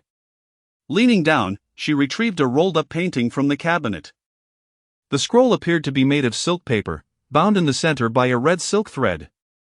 Yi Lingyi gently unfurled the scroll and placed it on the table between them. However, Yan Qinghuai found himself captivated by her delicate fingers, reminiscent of tender bamboo shoots emerging after the rain. He quickly shook off his daydreaming. Unaware of his distraction, Yi Lingyi maintained a serious demeanor and began. The great circulation, also known as the Maoyu cycle, is predicated on the principles of the minor cycle. Initially, one refines essence into qi, opening the ren and du meridians. Once the internal energy activates in the dantian, one experiences a sensation of warm airflow in that area. As she explained, she demonstrated, guiding the warm qi through the extraordinary meridians and the 12 regular meridians, allowing it to circulate according to the principles of rise and fall. Pointing to the positions of the 12 meridians on a diagram, she calmly continued, previously, Teacher Jiang mentioned that the primary route of the great circulation traverses the lung, large intestine, stomach, spleen, heart, small intestine, bladder, kidney, pericardium, triple burner, gallbladder, and liver meridians in a continuous loop. You may simply understand this as the route of spiritual energy that nourishes the corresponding organs. When your internal organs are suffused with spiritual energy and reach a qualitative transformation, a spiritual sea will arise in your dantian. This signifies your successful ascension to the realm of the extraordinary. Yi Lingyi's explanation was both profound and accessible, and Yan Qinghuai quickly grasped and memorized the route of the great circulation. In the next moment, he eagerly produced a spirit stone and closed his eyes in meditation. The spiritual energy flowed ceaselessly into his body, as he guided it along the trajectory of the great circulation through the 12 meridians, adhering to the principles of rise and fall. The spiritual energy gradually transformed into a warm current, circulating tirelessly among his internal organs. His heart, spleen, lungs, kidneys, and all his organs were enveloped in this surging warmth, a sensation so pleasurable it could elicit a moan. Yan Qinghuai stifled any sounds of shame. though his face flushed crimson. Every pore of his body expanded, enveloped in an unparalleled sense of comfort. Perspiration began to bead on various parts of his body, and vapor seemed to rise from his crown. This process lasted for roughly half an hour, after which Yan Qinghuai slowly opened his eyes, feeling as if he had transcended time itself. Previously, the practice of the minor circulation primarily resulted in changes to the skin and bones, leaving the practitioner with rather superficial sensations. In contrast, the practice of the major circulation profoundly influences the internal workings of the body, leading to significant enhancements in all of its functions. Cultivation. Strengthening. This is the singular call echoing in Yan Qinghuai's heart. Beside him, Yi Lingyi felt a subtle flush on her cheeks, her small fists clenched in astonishment, for she realized that after merely one explanation, Yan Qinghuai had effortlessly memorized and successfully executed the technique. According to what teacher Jiang had previously conveyed, aptitude is not merely about the speed of absorbing and assimilating spiritual energy, it permeates every facet of cultivation. For instance, a practitioner of high aptitude will undoubtedly possess a deeper understanding of the techniques compared to one of lower aptitude. Yet, Yan Qinghuai, with his modest aptitude classification, has shattered this assumption by swiftly mastering the operation of the major circulation. Even she had spent considerable time exploring and experimenting before she could proficiently navigate it. Curiosity filled Yi Lingyi's eyes, though her expression remained composed as she smiled gently at Yan Qinghuai, inquiring softly, "How do you feel, classmate Yan?" Yan Qinghuai exhaled deeply, rising to his feet. He offered a respectful bow to Yi Lingyi and replied with a grin, "Lingyi, I feel exceptionally well, my gratitude is beyond words." "Shall we go for breakfast?" Yi Lingyi stood up, extending the invitation. Yan Qinghuai shook his head, stating, "I only wish to return to my cultivation promptly. I eagerly anticipate the day I can ascend to the ranks of the extraordinary." Yi Lingyi chuckled helplessly, pondering if perhaps Yan Qinghuai's diligent efforts truly compensate for his lack of innate talent. Chapter 31 Candidate List. Yan Qinghuai hurried back to his quiet chamber, retrieving his spiritual stone to commence his grand circulation of energy. As the spiritual essence gradually flowed into his body, the glow of the stone flickered, losing its previous resplendence. This marked the second spiritual stone Yan Qinghuai had utilized, according to the latest policies of the training camp. Students with D-level aptitude were permitted only 3 spiritual stones per month, while those with C-level could acquire 5, B-level 8, and A-level 10. Should he excel in the upcoming competition for the Southwest Dao ranking, a substantial bounty of spiritual stones would be awarded by the organizing committee post-competition. This was the primary motivation for Yan Qinghuai's determination to enter the Dao ranking. As Yan Qinghuai engaged in his practice, the resonant voice of Hu Shua echoed from the loudspeakers in the martial arts arena. "Attention all students, please gather at the central square within half an hour, I repeat. Gather at the central square within half an hour." After several repetitions of the announcement, Yan Qinghuai sprang to his feet and opened the door to his chamber. The sound of doors opening in the courtyard resounded incessantly. Yan Qinghuai slipped on his shoes and stepped outside, only to find his fellow students from the literary class wearing expressions of bewilderment, uncertain of the purpose behind Hu Shua's summons. Yi Qing emerged from a nearby room, already dressed in a comfortable hoodie that exuded a casual air, his hair styled in a single dreadlock at the back. "I suspect this is related to the Dao ranking in 3 months, Yi Qing remarked with a smile. Yan Qinghuai stroked his chin thoughtfully, realizing that since the announcement of the Dao ranking, specific details had yet to be disclosed, and Zhang Yunan had gone to the Southwest Training Office to discuss this matter. "All right, everyone, let's get ready and head over quickly." In the current literary class, if Yi Lingyi was absent, Yi Qing assumed command. Yan Qinghuai hurriedly washed his face. After a period of intense training, he appeared somewhat haggard. He changed into a clean tracksuit and ran towards the central square. The training ground was quite a distance from the central square, yet Yan Qinghuai hurriedly made his way there, ultimately arriving breathless and taking his place at the back of the literary class just in time. Under the statue of Zhuozhi in the central square, Hu Shuo, clad in a black trench coat, stood calmly alongside Jiang Yunan, who was dressed in a pristine white suit. Hu Shuo wore a serious expression, his posture upright, leading many to speculate that he hailed from a military background, whether standing, walking, or even seated beside him in the cafeteria. He always maintained a demeanor as steady as a pine tree, poised like a clock, and swift as the wind. In stark contrast, Jiang Yunan was perpetually adorned with a warm smile, his impeccably tailored white suit and polished shoes reflecting meticulous attention to detail, while his neatly combed hair and the ancient pocket watch tucked away in his pocket completed his distinguished appearance. As Hu Shuo observed that most students had arrived, he cleared his throat, prompting the crowd to settle into a respectful silence. Dear students, Teacher Jiang has just returned from the Southwest Training Office with the latest news, Hu Shuo announced, tilting his chin slightly to gesture towards Jiang Yunan. Jiang Yunan stepped forward, smiling as he addressed the students. Based on the discussions among the directors at the Southwest Training Office, the competition for the Southwest Dao ranking will officially commence in 3 months. Thus, we require a span of 2 months to select the participants for the competition, followed by a month of intensive training. After these 2 months, the top 100 candidates from the Yunjiang training camp will be eligible to partake in the Dao ranking competition. Currently, our candidate list is derived from discussions between class supervisors, based on their respective realms, yet it is far from final. Therefore, I shall announce the competitive rules for the forthcoming 2 months. Jiang Yunan maintained her smile, though it bore an air of profundity. The candidate list is divided into 4 categories: the top 10, 11th to 30th, 31st to 60th, and 61st to 100. Those not on the list must challenge students in the 4th category. Should they prevail, they may supplant that student's rank. Those already on the list may challenge students within their category or the one above. Victory will result in an exchange of ranks, though cross-category challenges are prohibited. Are there any questions? Jiang Yunan inquired, surveying her surroundings. Zhang Laoshi, who is currently on the list? A voice called out from below.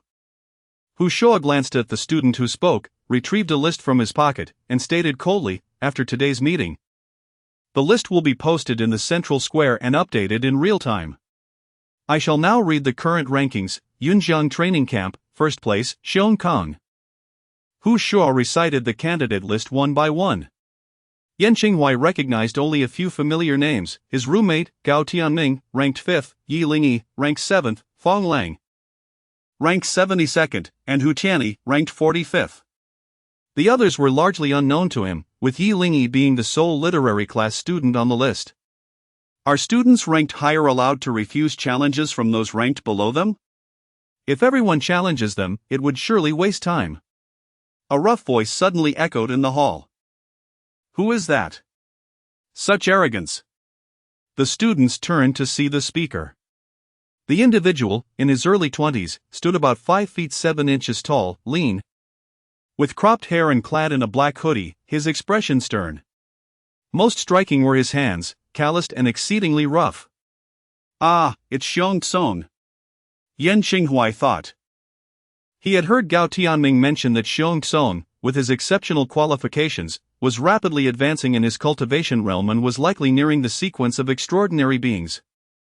Hu Shuo shot a cold glance at Xiong Song and replied, refusal is not permitted, but each day, only one challenge may be accepted. Xiong Song chuckled softly and remained silent. At the back of the literary class line, Wu Daliai tugged at Yan Qinghuai's sleeve and asked, Old Yan, who do you plan to challenge? Your strength will surely earn you a spot. Yan Qinghuai replied calmly, there is no rush. Did you not hear Zhang Laoshi mention that we have 2 months? As long as one makes it onto the list, they can participate in the Southwest Dao ranking competition. There will be time to secure a rank later. Wu Daliai chuckled innocently and remarked, that last stretch will likely be fiercely competitive in the 4th category. Yan Qinghuai cast a surprised glance at this seemingly simple-minded classmate, realizing that appearances can indeed be deceiving. Wu Daliai pointed out the crux of the matter. According to the current rules and policies mentioned by Hu Shuo, merely being listed, regardless of rank, affords the same treatment. Thus, it is evident that everyone is eager to strive for the fourth area. Having clarified the rules, I shall announce another matter, starting today. The training camp will be on a week-long hiatus. During this week, you may return home to attend to personal matters. The competition for the candidate list will officially commence after 1 week. I hope everyone can focus solely on their cultivation during this time. Although you are welcome to continue training at the camp as well. Wow! We get a break! Many students exclaimed joyfully. Yan Xinghuai turned to Jin Xian from Class 1. And indeed, this chubby fellow was the loudest among them. Within their trio from Jiangnan University, Gao Tianming excelled in both aptitude and diligence, while Jin Xian tended to coast along, merely getting by. However, both Yan Xinghuai and Gao Tianming felt unqualified to comment. Each has their own aspirations, and besides, Jin Xian's family is quite well off, ensuring his life is free of financial worries. After Hu Shuo announced the meeting's conclusion, many students returned to their dormitories to pack their belongings, preparing to take the school bus back to Yunjiang City to relish this hard-earned holiday. Old Yan. I just spoke with Tianming. How about the three of us go out for a meal first? You can have your fun and then return, Jin Xian suggested. Jogging up to Yan Xinghuai. Yan Xinghuai scratched his head. Indeed, the recent training had been arduous, and a change in diet would be beneficial for efficiency. He nodded, sure. Tianming is coming along, right? Jin Xian nodded eagerly. I won't pack my things, I'll come back after we eat, Jin Xian grinned. All right. I'll just pack a few changes of clothes, wait for me a moment, he added. While Yan Xinghuai and Gao Tianming discussed their cultivation at the central square. It wasn't long before Jin Xian, burdened with a heavy load, approached them unsteadily. Noticing him, the two hurried to assist him in loading his luggage into the bus's cargo hold. Curious, Yan Xinghuai asked, what do you have in there, fatty? Jin Xian shyly chuckled. Hee, it's just some local specialties from the training camp supermarket. I thought I'd bring them back for my parents to try. Well, that certainly qualifies as filial piety. Yan Xinghuai and Gao Tianming exchanged dry smiles. Chapter 32, Descending the Mountain. It was now early spring, a season of rejuvenation. The special training camp had been in session for several months, and the students had scarcely returned home, thus cherishing this holiday all the more. Yan Xinghuai, Jin Xian, and Gao Tianming sat aboard a bus emblazoned with the emblem of Jiangnan University, winding down the Serpentine Mountain Road. With keen eyes, Yan Xinghuai noticed the tender green buds sprouting on the tall trees lining the path, and he observed numerous squirrels venturing out in search of food among the trees. He exhaled deeply, drew the curtains, adjusted his seat back, and reclined comfortably. The brilliant sunlight streamed through the windows, casting a warm glow upon his face. After enduring a prolonged period of intense training, Yan Xinghuai understood that adequate rest could significantly enhance his cultivation efficiency. Sharpening the axe does not hinder the workman. Tilting his head, he listened to the lively chatter of his fellow students on the bus, momentarily transported back to a few months prior when he was merely an ordinary university student. Yet, time had flown by like a fleeting shadow, and in these few months, he had transformed into an E-grade cultivator, harboring a mysterious system known only to him. This sensation was rather pleasant, and a smile involuntarily graced Yan Xinghuai's lips. The rhythmic hum of the bus engine harmonized unexpectedly with the cacophony of voices, lulling Yan Xinghuai into a state of drowsiness. Before long, he succumbed to sleep, emitting soft snores. It seemed he had not enjoyed a full night's rest in ages. Thanks to the unique properties of his cultivation, he had a relatively high efficiency and seldom felt fatigued, yet mental exhaustion was an inescapable reality. Time passed unmeasured until Yan Xinghuai, in a haze, heard someone calling his name and felt the curtains being tugged. A blinding ray of sunlight pierced his closed eyelids, prompting him instinctively to shield his eyes with his hand as he slowly opened them. His vision gradually sharpened, revealing Jin Xian's rotund face looming before him. Good heavens! A ghost! Yan Xinghuai exclaimed, startled and nearly falling backward. Jean Xian let out a mischievous chuckle. Hey, Xinghuai, were you dreaming of spring? I saw a rather lewd smile just now. Yan Xinghuai pretended to strike him, but Jean Xian yelped and darted down the aisle and off the bus. Gao Tianming burst into laughter at their antics, and Yan Xinghuai realized it had been a long time since he had laughed with such abandon. With a hint of exasperation, he acknowledged that he had not been dreaming of anything untoward, rather, his dreams had been filled with practicing the Yin Yang Bagua Pum, leaving him quite fatigued. Weary, Yan Xinghuai disembarked the bus alongside Gao Tianming, only to discover that apart from the driver smoking by the door, they were the only students remaining. Everyone else had vanished. Noticing Yan Xinghuai's dazed expression, Gao Tianming explained, the bus stopped several times after entering the city, and nearly everyone alighted. It's just the three of us now. I suggested to Jean Xian that we stroll around Hongyang Square first. He'll drop off his things at home and join us afterward. We can wait for the bus to return after dinner tonight. In the brief interlude of their conversation, a luxurious Rolls-Royce Phantom sped into view, elegantly executing a drift before coming to a halt beside the school bus. Its elongated body exuded grandeur and sophistication, immediately eliciting gasps of admiration from the surrounding crowd. Wow! What a stunning car! Come on, take a picture for me! Someone exclaimed. Whose car is that? Is it the one belonging to that handsome guy in black? The guy in black? Yan Xinghuai glanced down at his white athletic wear, then at the disheveled figure of his chubby friend clad in a loose yellow coat, and finally at Gao Tianming, who was dressed in casual black attire. With a dismissive curl of his lip, he shot a reproachful look at Gao. Gao Tianming, ruffling his hair into a dashing style, drew forth a continuous stream of admiration from the nearby girls. At that moment, a suave gentleman in a suit, sporting sunglasses and an earpiece, emerged from the driver's seat of the Rolls-Royce. He swiftly approached the chubby boy, bowed respectfully, and announced, "Young master. The master has sent me to escort you. Shall we return now?" The onlookers were left in awe. The scruffy chubby boy was indeed a wealthy heir?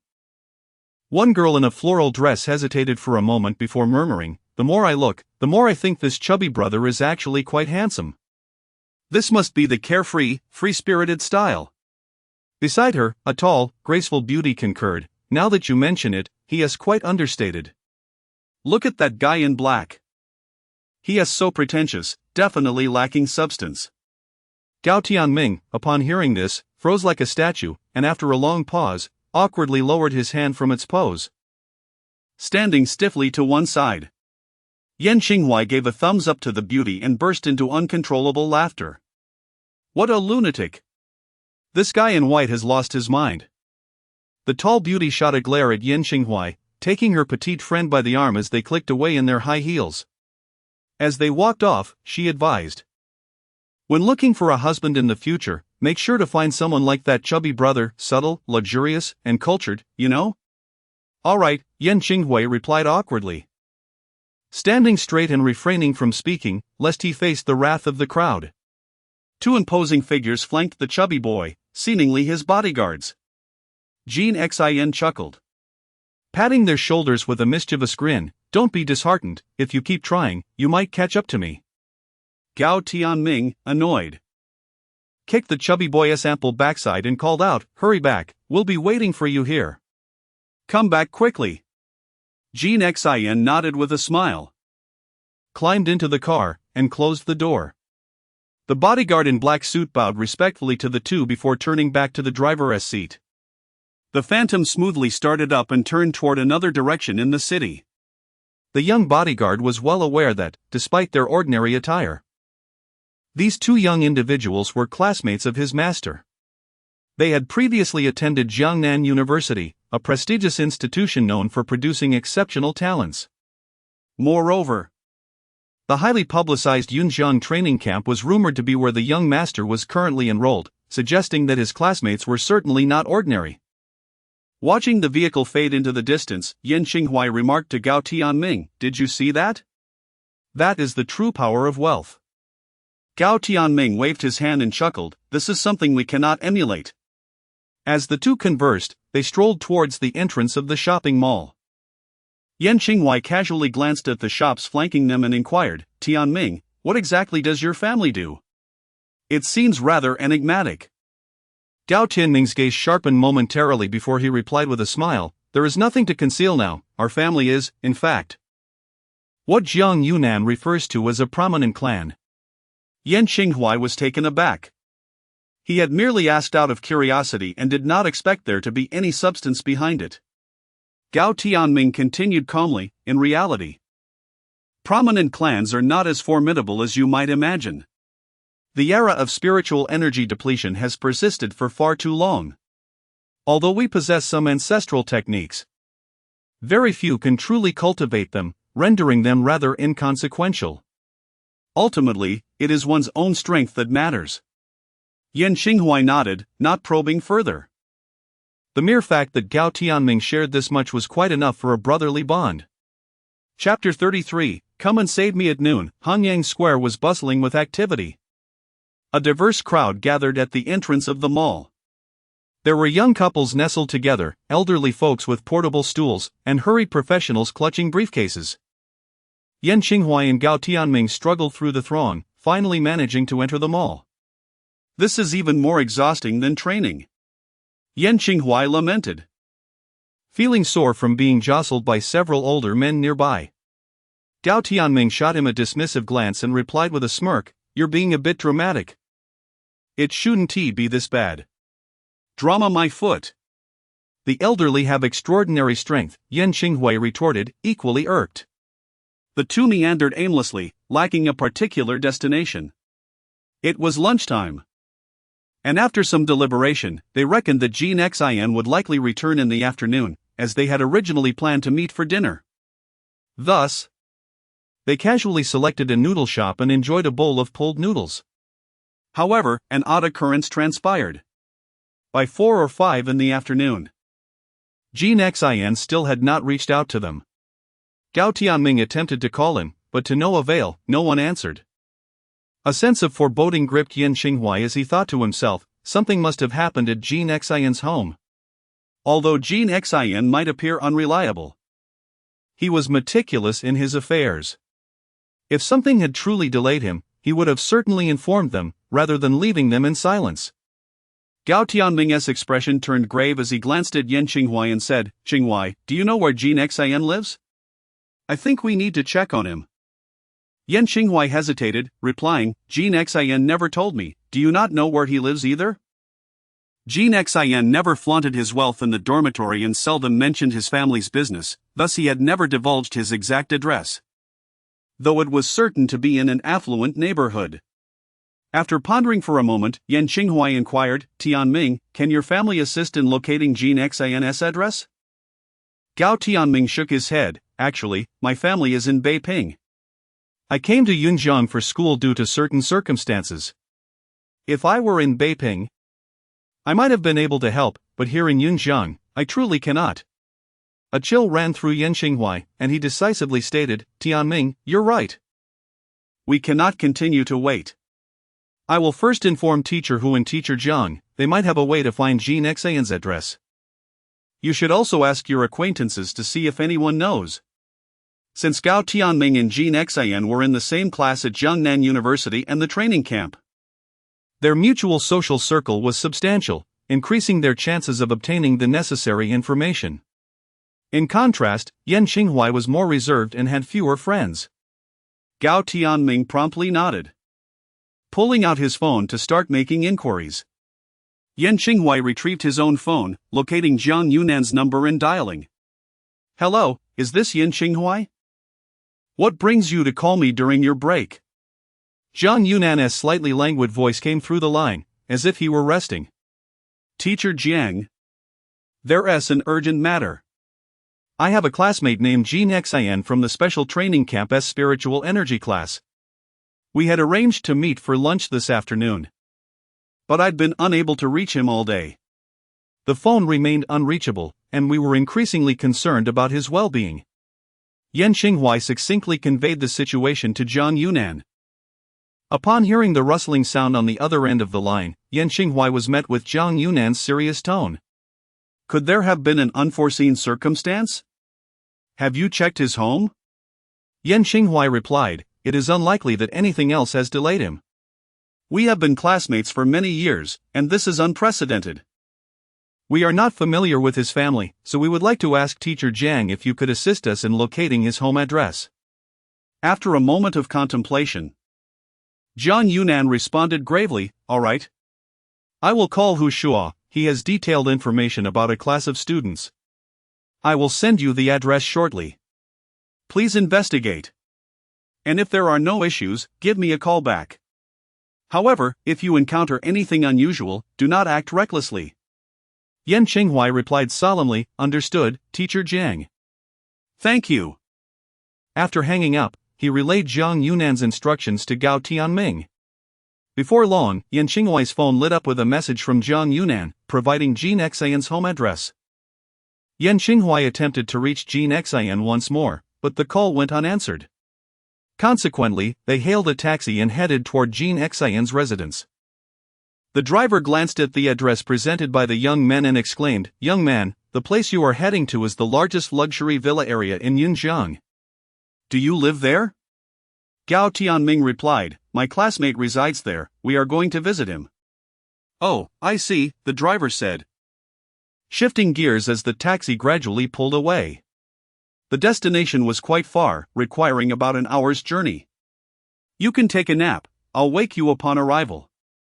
Yan Xinghuai remained silent, his anxiety mounting, uncertain of the circumstances at play. Gao Tianming expressed his gratitude but refrained from further conversation. The two occasionally checked their phones. Yet Jin Xian's messages remained absent. Suddenly, Yan Xinghuai's phone vibrated violently, prompting him to unlock the screen. His eyes widened in shock, and his expression darkened.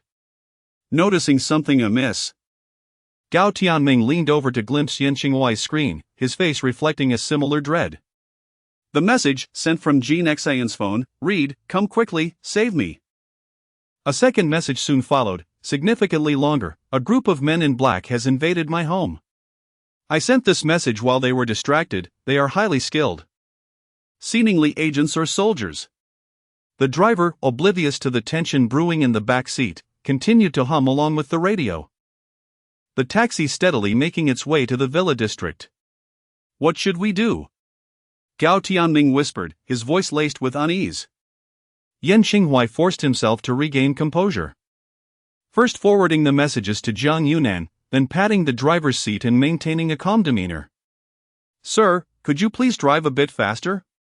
My friend is waiting anxiously. I'll give you an extra 100 yuan. The driver chuckled at the remark, "You're generous. Just watch and see."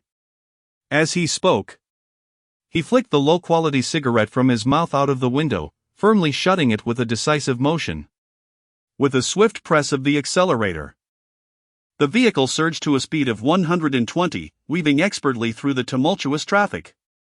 Yan Xinghuai and his companion gripped the handrails tightly, acutely feeling the force of acceleration against their backs. Beep a beep. Yan Xinghuai answered the call. It was Zhang Yunan on the line. "Yan Xinghuai. Hu Shua and I are already en route to the city. Please remain calm. According to Jin Xian, we may be dealing with highly trained foreign agents or mercenaries. These individuals are capable of taking lives without a second thought. Ensure your safety while attempting to ascertain your surroundings." Do you understand? Zhang Yunan's tone was exceptionally grave, leaving no room for debate. "Understood, Teacher Jiang." "I recognize the gravity of the situation," Yan Xinghuai replied earnestly, his expression turning serious. Chapter 34, Imperial Garden. Yan Xinghuai exhaled deeply, feeling a twinge of nervousness as he sat in the back seat of the taxi. He could distinctly sense the perspiration forming in his palms and instinctively wiped them on his clothing, driven by the promise of 100 yuan. The driver arrived at the entrance of the largest villa complex in Yunjiang City, the Imperial Garden, in just half an hour. Nestled against the mountains and adjacent to the majestic Huashan in the outskirts of Yunjiang City, the Imperial Garden was enveloped by lush greenery, with European-style villas scattered throughout. Within this enchanting realm, one could easily escape the clamor of the city, finding tranquility and serenity that uplifted the spirit. An imposing gate barred access to the ascent, strictly prohibiting any vehicles without permission from proceeding. The driver turned to Yan Xinghuai, revealing a grin typical of seasoned smokers, showcasing his yellowed teeth. Little brother, I can't take you any further. You'll need to walk up this path for a short distance and head directly to the security office. They will contact the property owner for you. Yan Xinghuai nodded, settled the fare, and stepped out of the taxi, walking a few paces alongside Gao Tianming. As the taxi's engine roared to life and it emitted a plume of black smoke while veering down the hill, the two halted in their tracks. Tianming, I believe we should refrain from recklessly advancing. If what Teacher Jiang suggested is true, and the kidnappers of the Jin family are from the underworld or foreign agents, they might have already taken control of the security office. Approaching would be akin to walking into a lion's den, Yan Xinghuai contemplated softly. Gao Tianming shared this sentiment. Scanning their surroundings and noting the absence of surveillance cameras, he subtly gestured towards the woods flanking the road, and Yan Xinghuai immediately grasped his intention. Both were seasoned E-level practitioners, possessing physical abilities far beyond the ordinary, and they effortlessly scaled the fence, plunging into the forest. With considerable experience in evading surveillance, Yan Xinghuai guided Gao Tianming through the treacherous terrain of the woods. At that moment, a few burly men in black suits, adorned with sunglasses, were intensely monitoring all surveillance cameras surrounding the villas from within the security office. Scattered around them lay several individuals dressed in security uniforms. Report, no anomalies detected at present. One of the men in black coldly relayed into the walkie-talkie, the bulge at his waist indicating he was armed. Understood. Report any developments immediately. A sultry voice emanated from the device, her tone alluring yet causing an unsettling heat and thirst to rise within. The man in black, however, restrained himself. Responding in a measured manner, received. Yet, he slightly swallowed, a subtle gesture well concealed from the others. Unbeknownst to the security personnel, two unwelcome guests had already infiltrated the villa complex. Yan Xinghuai and Gao Tianming crested a hill and crouched within a dense thicket, peering through the thorns at the villas ahead. In the tranquil woods, the European-style villas unfolded before them, and upon closer inspection, the Imperial Garden was distinctly divided into individual villa courtyards. Yan Xinghuai pointed towards a luminescent sign displaying the number 3 in the distance. Villa number 3 in the Imperial Garden, the home of Jin Xin. As dusk descended, the sunlight waned and the surroundings gradually dimmed. However, the Imperial Garden was ablaze with lights, with orderly rows of street lamps punctuating the pathways between the villas. Yan Xinghuai scrutinized Villa number 3, which stood adjacent to Mount Hua, a 3-story structure. Upon entering through the courtyard gate, a cobblestone path meandered ahead, flanked by stone benches and an array of potted plants of various shapes. The path took a right turn, leading to the grand entrance of the villa. The lofty foyer and imposing doorway, circular arched windows, and the intricately crafted stone corners exuded opulence. With white plaster walls complemented by light red bricks and a series of arches and corridors. Yet, an eerie darkness enveloped the courtyard, as all the lights had inexplicably extinguished. From Yan Xinghuai's vantage point, the second floor revealed a spacious living room adorned with tall windows, dimly illuminated by soft yellow light, where shadowy figures appeared to move about. The third floor, seemingly an attic, remained shrouded in darkness, leaving the presence of occupants indeterminate. Yan Xinghuai turned to Gao Tianming and remarked, "Tianming, Teacher Jiang and the others are on their way, likely arriving in 2 hours. Given the uncertainty of the situation, I believe it prudent for us to observe first." Gao Tianming, not one to act recklessly, nodded in agreement.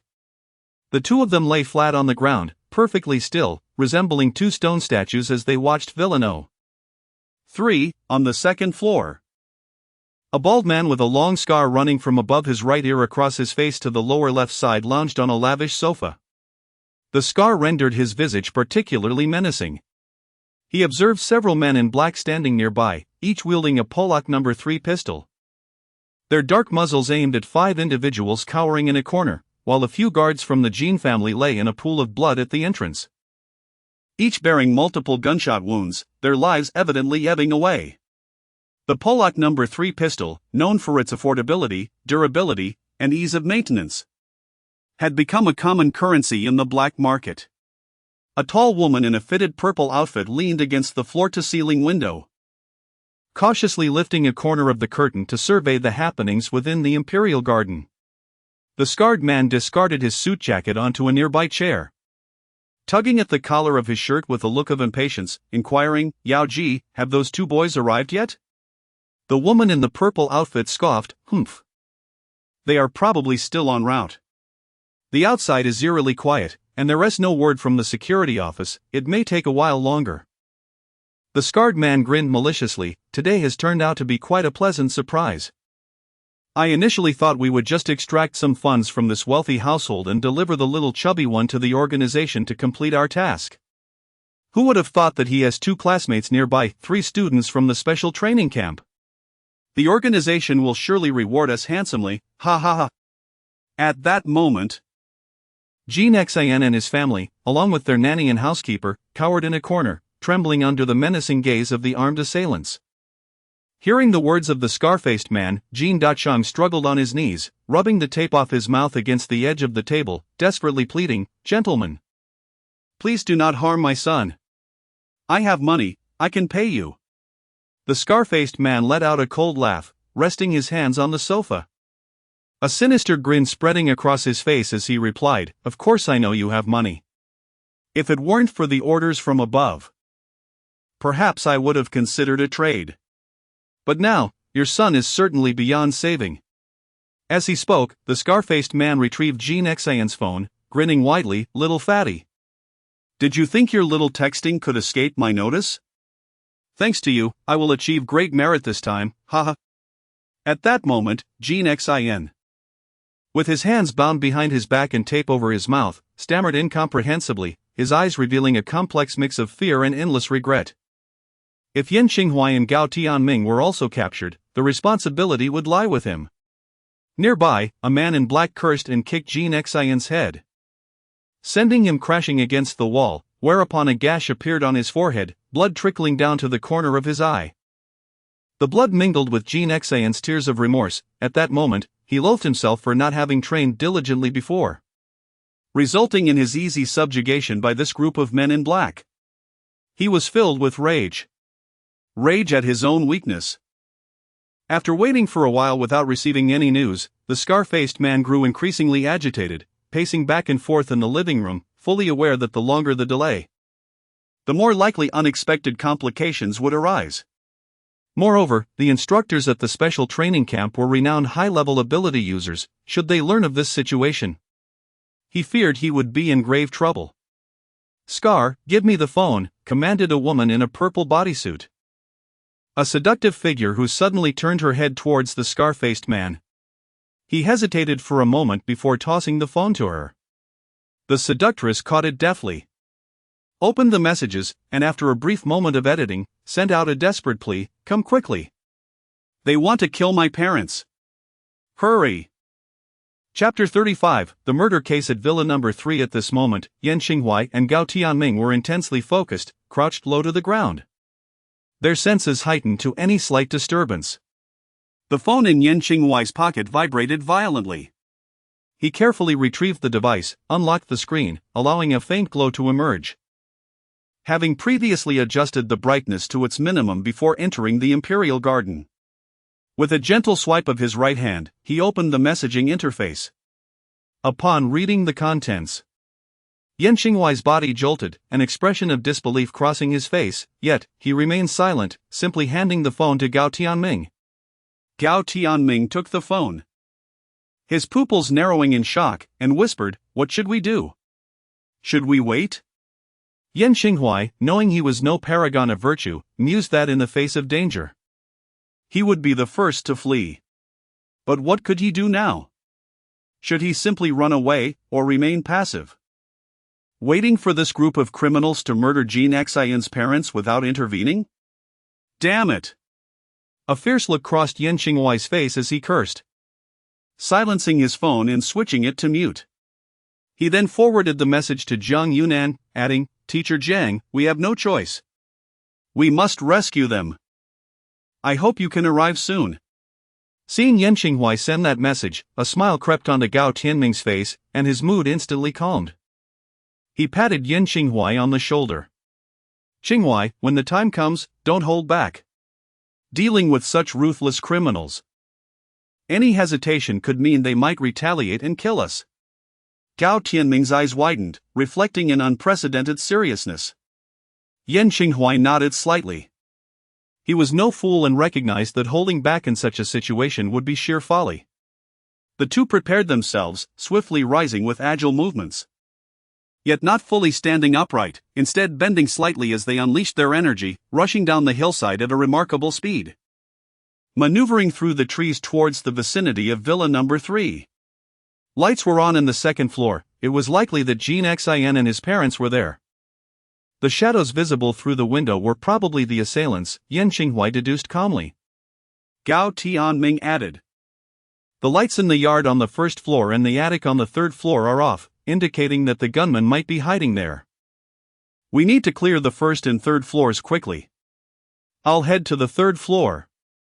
Yan Qinghuai remained silent, signaling an okay with his hand. Gao Tianming raised an eyebrow, slipping into the depths of the night as if searching for a way to access the third floor. Yan Qinghuai pressed himself against a tree, quietly surveying the yard of Villa Number 3. The yard was enveloped in darkness, yet faint sounds could be discerned. Indeed, there were assailants lurking in the shadows, poised to strike. However, their numbers and positions remained unclear, necessitating utmost caution. Without further delay, Yan Qinghuai shed his white tracksuit, leaving only a black tank top and shorts. Inhaling deeply as he gradually approached the yard from the shadows. His footsteps were light, akin to a specter, making not a sound. Pressing against the outer wall of the yard, he placed his ear against it, suddenly hearing the faint crackling of a cigarette burning from a corner within. He quickly turned his gaze, scanning the surroundings to ensure no one else was lurking outside. With a sudden burst of force, he pressed his right foot against the wall and, like a nocturnal owl, gracefully flipped into the darkness beyond. However, as his body descended, gravity could not be entirely subdued, and he landed upon the fallen leaves, producing a faint rustle. Creak! Who? The thug, ensconced in the corner with a cigarette, was momentarily startled, sensing an unfamiliar presence behind him. He swiftly turned, lowering his voice, fearing it might be one of his own accomplices. A loud inquiry could alarm others and disrupt their leader's plans. At the instant the thug pivoted, Yan Qinghuai leapt high into the air, akin to a fierce tiger descending a mountainside, and lunged at him, his right hand poised like an eagle's talon, aiming for the thug's throat. The thug, well acquainted with the shadows, had long adapted to the darkness and instantly realized that this intruder was not an ally. Reacting swiftly, he retreated, his right hand diving into his coat to retrieve a silenced pistol. Yan Qinghuai's eyes gleamed at the sight of the silver weapon. With a deft twist of his body, he altered his trajectory. The thug, bewildered by the sudden disappearance of his assailant from sight, hurriedly turned to cry out, "Ah!" In the next moment, the thug felt as though his throat had been viciously clamped by an iron vise. Yan Qinghuai tightened his grip, crushing the thug's windpipe, resulting in a hoarse gasp that resembled the deflation of a punctured ball, feeble and powerless. With his left hand supporting the thug's body and his right hand covering the man's mouth, Yan Qinghuai gently lowered the lifeless form to the ground. Gazing at the twitching figure before him, he was beset by an unsettling turmoil. A vibrant life had been extinguished by his hand, a reality he found difficult to grapple with. Yet, upon noticing the firearm that had fallen from the thug's right side, he admonished himself that his actions were justified. This was a matter of survival. Should he show any weakness, a bullet would swiftly find him. A glint of determination flashed in Yan Qinghuai's eyes as he pressed against the wall and continued forward, soon discovering 3 more thugs concealed in the shadows, whom he dealt with in the same manner. Surveying the scene, he selected a corpse resembling his own physique, dragging it into the obscurity and quietly donning its dark attire. He positioned himself against the wall, casting a glance towards the second floor, where shadows still paced without apparent awareness of the unfolding events. He then located a slightly ajar window and deftly climbed inside. On the second floor of the villa, a sultry figure abruptly drew back the curtains and turned to Scarface, coldly declaring, "We have an intruder." Scarface's expression soured as he strode purposefully to the window, exclaiming with intensity, "What is happening? Why didn't T Groups 1 and 2 issue a warning?" Group 1 was stationed at the security office, while Group 2 guarded the corners of the courtyard and the interior of the first floor.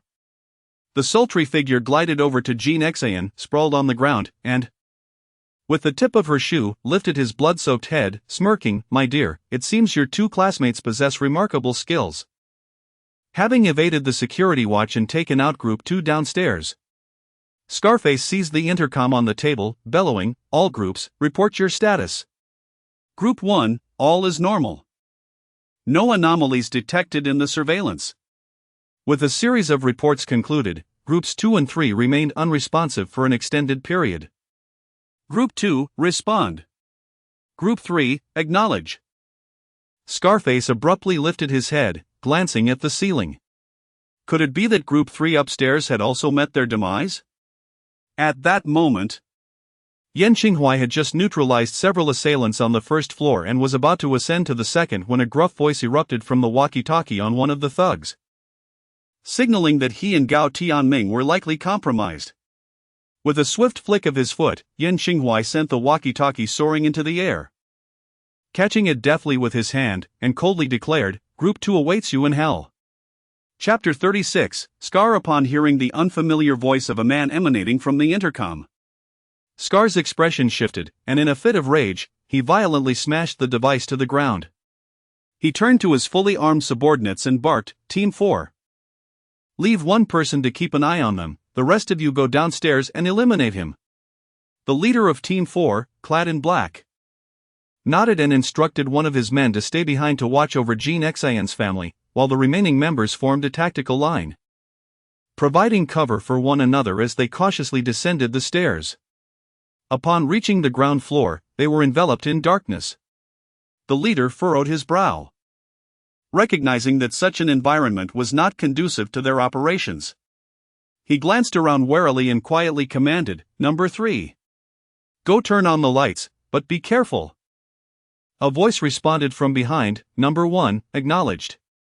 As Number 3 replied, he stepped away from the group towards the switch in the corner, holding his gun in his right hand while using his left to steady a flashlight.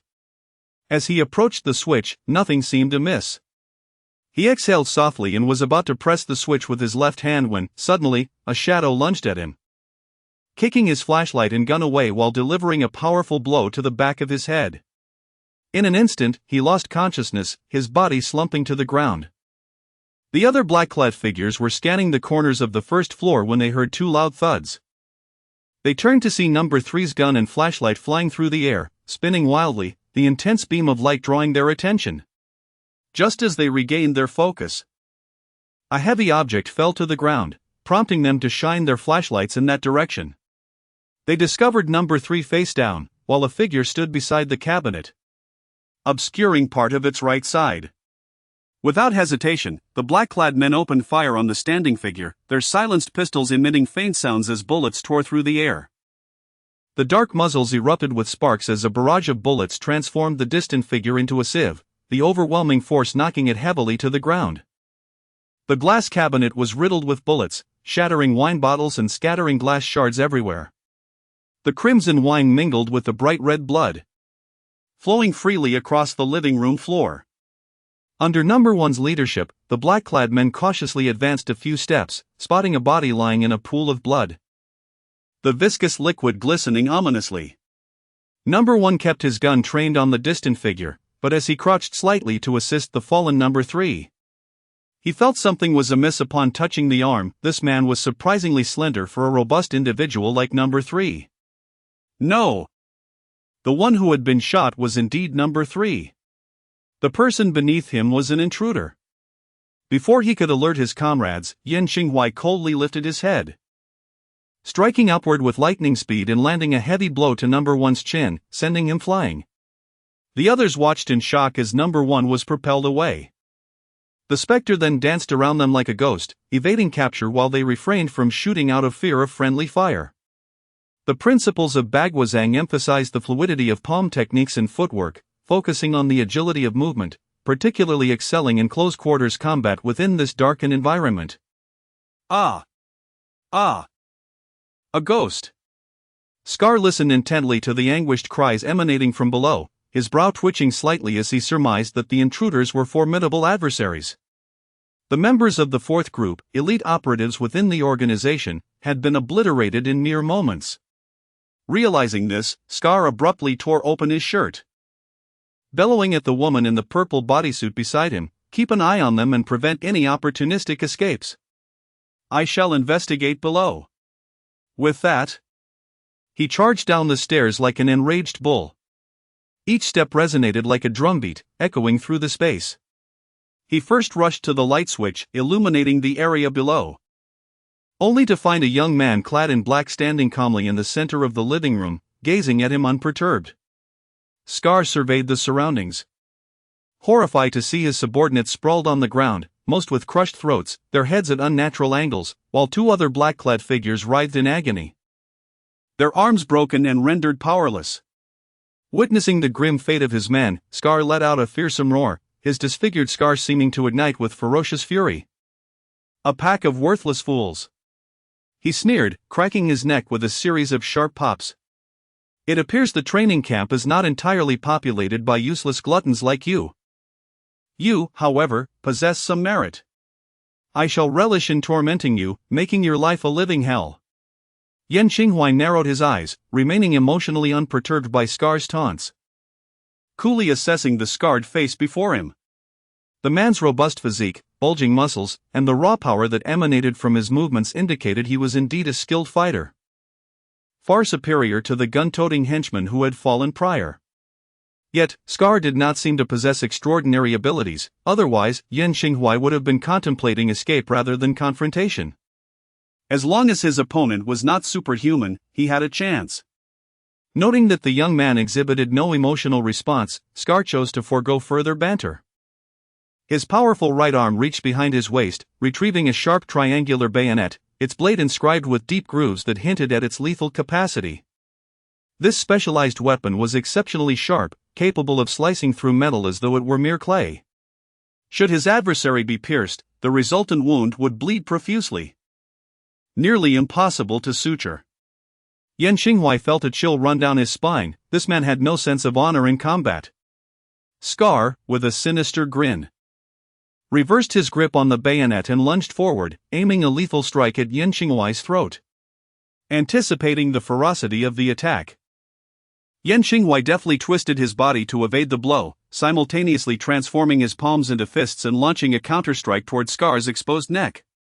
Scar, seemingly aware of the attack behind him, pivoted sharply, landing on his feet. He swiftly transitioned the bayonet to his left hand, thrusting it forward toward Yan Xinghuai's heart. Rather than trading blows, Yan Xinghuai chose to retreat, retracting his fists and moving backward to evade the thrust. Scar landed with a flourish, raising his hand to give the young man the middle finger, a mocking smile on his face. "You're still too inexperienced. Had you opted to trade blows, perhaps I would be the one lying dead now. You simply lack the ruthlessness required." A flicker of caution crossed Yan Xinghuai's eyes. Scar appeared to be a veteran of military or special forces training, employing techniques that prioritized rapid, decisive kills without regard for formality, simultaneously exhibiting a fierce combat style that does not shy away from exchanging injuries. He is, quite frankly, far more formidable than the former coaches, such as Coach Jean and Coach Wang. The scarred man left Yan Xinghuai little time for contemplation. He slightly bent his body and then propelled himself forward with tremendous force, akin to an arrow released from a bow, lunging toward Yan Xinghuai. At this moment, Yan Xinghuai found himself cornered in the living room, surrounded by an array of furniture, which severely limited his ability to maneuver, compelling him to confront the scarred man head-on.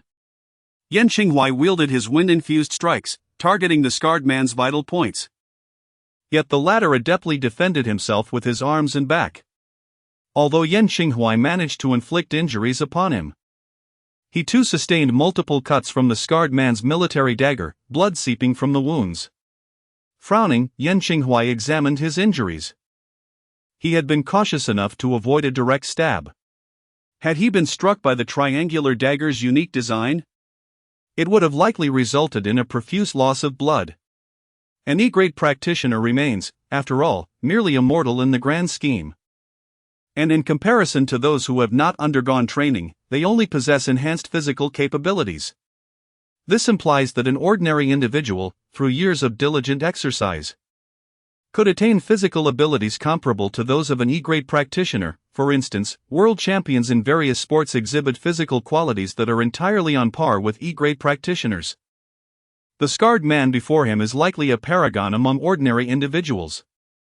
Chapter 37, The Reawakening of the Gen Meridian. Yan Qinghuai's expression fluctuated several times as he inwardly lamented that had he the ability to unleash the might of the Gen Meridian at will, he would not have found himself in such a precarious situation. With the power of the Gen Meridian, subduing this scarred man would be a trivial matter. However, at present, there were no signs of the Gen Meridian awakening. Leaving Yan Qinghuai to reminisce about the sensations he experienced during his previous battle with Wu Dalai when the Gen Meridian was activated, he then moved with a swift grace, akin to a flash of lightning, charging towards the scarred man. Though the scarred man appeared relaxed, he internally regarded this young man as a worthy opponent of equal standing and dared not underestimate him. As Yan Qinghuai rushed towards him once more, he quickly tightened his grip on the military dagger with his right hand, while the muscles of his left arm bulged, firmly guarding his chest. The exertion in his right hand caused the joints to pale. This young man, seemingly refined in demeanor, struck with an intensity that rivaled the seasoned fighters within the hall. Had it not been for his years of honing specific parts of his body, he might have been grievously injured by the young man's powerful strikes. Despite this, the scarred man felt excruciating pain coursing through his body, with several ribs seemingly fractured. Yet, he revealed no sign of distress. Instead, his expression grew increasingly ferocious. A man of his ilk, who danced with death, was often harsher on himself than on others. The injuries he endured were not life-threatening, and his military dagger had already inflicted numerous wounds upon the young man. With this thought in mind, he propelled himself upward with a powerful kick, launching a fierce whip kick at Yan Qinghuai, the force of which was extraordinary, even producing a sound that sliced through the air. Simultaneously, his left hand swiftly delved into his pocket, emerging with a steel claw that glimmered ominously under the light. Yan Qinghuai planted his feet, crossing his arms to withstand the onslaught of the whip kick. The scarred man, utilizing the momentum, lunged forward with his dagger, but Yan Qinghuai adeptly crouched to evade. Suddenly, a resounding thud echoed through the arena. It turned out that Yan Qinghuai's left arm had been struck by the scarred man's left fist adorned with the steel claw, forcing him to stagger back several steps. Yan Qinghuai inhaled sharply, acutely aware that the bones in his left arm were likely shattered. Had he not practiced the small circulatory techniques, which continually fortified his skin and bones, that blow could have easily fractured his arm. The scarred man, emboldened by his advantage, clenched his left fist, the steel claw radiating a chilling menace, while his right hand brandished the tri-edged dagger, lunging menacingly at Yan Qinghuai, who swiftly maneuvered with an uncanny footwork to engage him. How was the Gen Meridian activated before? Yan Qinghuai's mind raced. Yes. It was through the relentless collisions with Wu Dalai that an unusual reaction arose in his palms. Collision. Continuous collisions. A fierce determination ignited within Yan Qinghuai as he transitioned from defense to offense, skillfully avoiding the lethal strikes of the tri-edged dagger, his palms clashing repeatedly with the scarred man's steel claw. The scarred man found himself unable to gain the upper hand as his left fist collided with Yan Qinghuai's palms, the arena resonating with the sounds of their fierce engagement. Yan Qinghuai's wounds multiplied, yet the light in his eyes grew ever brighter, unfazed by his bleeding condition, the dizziness enveloping him, and the pallor overtaking his lips and complexion. The scarred man, bewildered, thought to himself, how could this young man grow increasingly vigorous in battle? Has he lost his sanity? A glimmer of brilliance flickered in Yan Qinghuai's eyes, and an unhealthy flush suddenly appeared on his cheeks, while a manic smile curled at the corners of his mouth. Indeed, this was the sensation he craved. He felt a growing warmth emanating from the palm of his hand, intensifying and becoming scalding, compelling him to lick his lips. Ah! Yan Qinghuai raised his head and bellowed, and at that moment, two peculiar runes materialized in his palm. Their enigmatic patterns radiating a brownish glow, seemingly harboring immense energy. Opportunity. The scarred man's eyes lit up as he channeled all his strength into his right hand, thrusting the military dagger with the force of thunder directly at Yan Qinghuai's heart. A tidal wave of murderous intent surged within Yan Qinghuai, his eyes gleaming with ferocity. Instead of evading, he charged towards the scarred man with even greater speed. A piercing sound echoed as the military dagger pierced through Yan Qinghuai's left arm. In their close encounter, he used his left arm to block the dagger, and simultaneously, his right palm shot forth like a cannonball, enveloped in surging energy, striking fiercely against the scarred man's chest. The force of his palm descended like the weight of the mountains. The might unleashed in that instant was cataclysmic. Boom! The scarred man felt as though he had been struck head-on by a vehicle traveling at 200 miles per hour.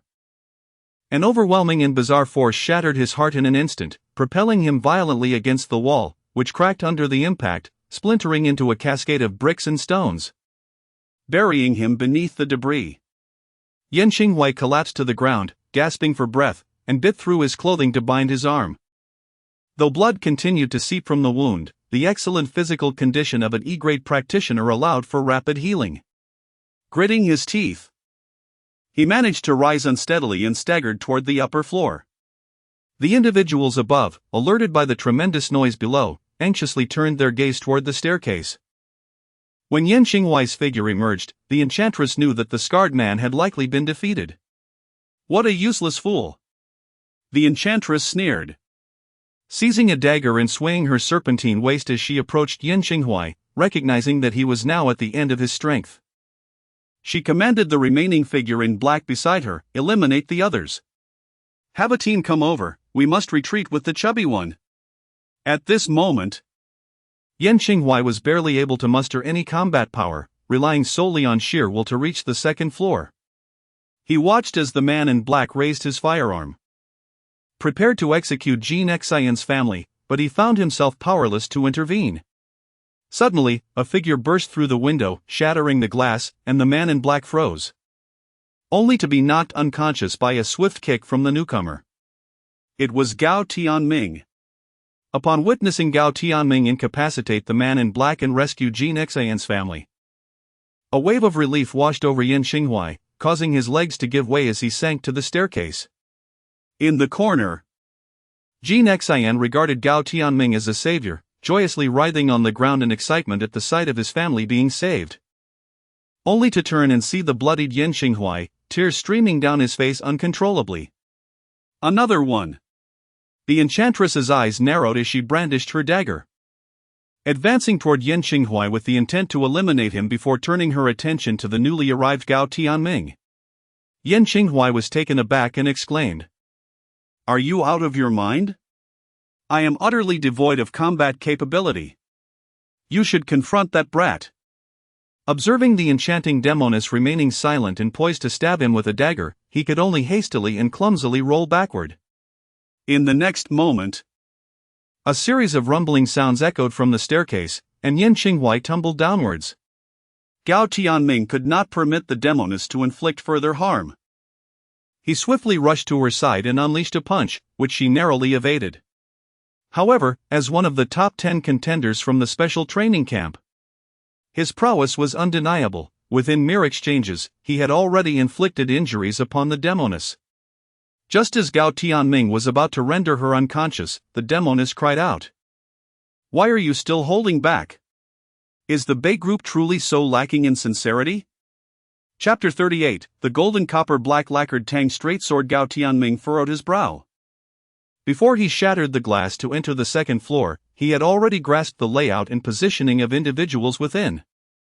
As the enchanting E.G. had remained by the window, and Jean Xian's family was under the watch of armed guards. Thus, he bided his time.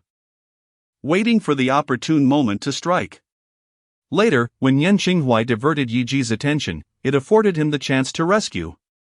In his assessment, apart from Jin Xian's family, there should only be Yi Ji and the unconscious figure of the man in black within the room. Suddenly, Gao Tianming turned sharply. Hearing a faint sound emanating from the shadowy corner of the southeast on the third floor. Tap.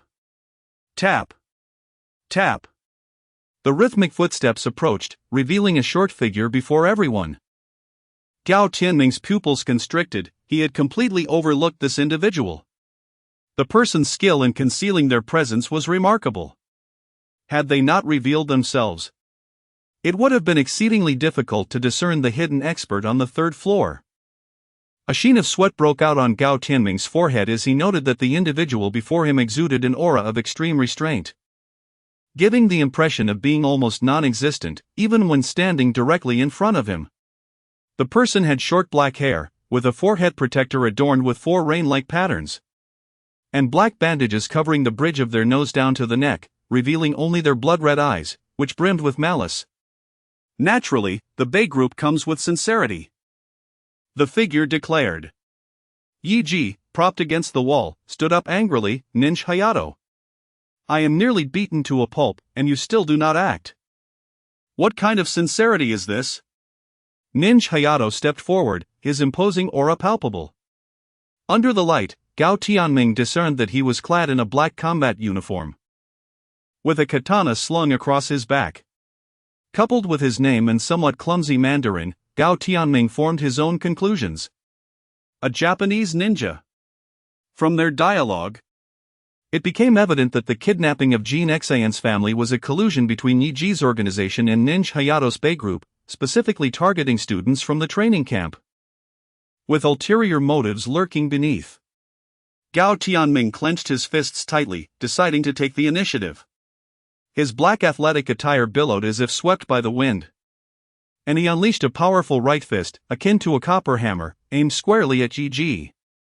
Ninja Hayato lunged toward Gao Tianming, though his strides were short. His frequency was alarmingly swift, charging forth with ferocity. At the same time, he drew the katana from his back, gripping it with both hands, and surged toward Gao Tianming, akin to a shark sensing blood, delivering a lethal downward strike. Gao Tianming gritted his teeth, accelerating his right fist even further, delivering a forceful blow to Yi Ji, who was hurled against the wall and then collapsed to the floor, spitting out a mouthful of blood. At that moment, the blade was upon him. Gao Tianming pushed himself off the ground, leaping several meters forward. Ninja Hayato pivoted his right hand, altering the katana's trajectory, striking down beside Yi Ji. You nearly cleaved me in two, you bastard! Yi Ji exclaimed, wiping the blood from her mouth as she struggled to crawl away. Gao Tianming's punch had gravely injured her, rendering her momentarily incapable of retaliating. Ren Chengsueren did not respond, merely gazing coldly at Gao Tianming, who stood a few steps away. The current mission had not begun favorably, the scarred man had already fallen here, and if the Demoness were to be slain, it would surely spell trouble for him with the higher-ups. With this thought, Ren Chengsueren's heart boiled with rage. With a flick of his left hand, several shurikens appeared in his palm. He swiftly hurled them, sending them soaring in a series of strange arcs from multiple directions. Gao Tianming deftly dodged, barely escaping, only to see Ren Chengsueren bring down his blade with a fierce strike. He could only retaliate with his fists aimed at the man's arms, but unexpectedly, more shurikens came hurtling towards him. In a desperate attempt to evade, Gao Tianming was still struck by the katana on his shoulder, blood gushing forth in an instant.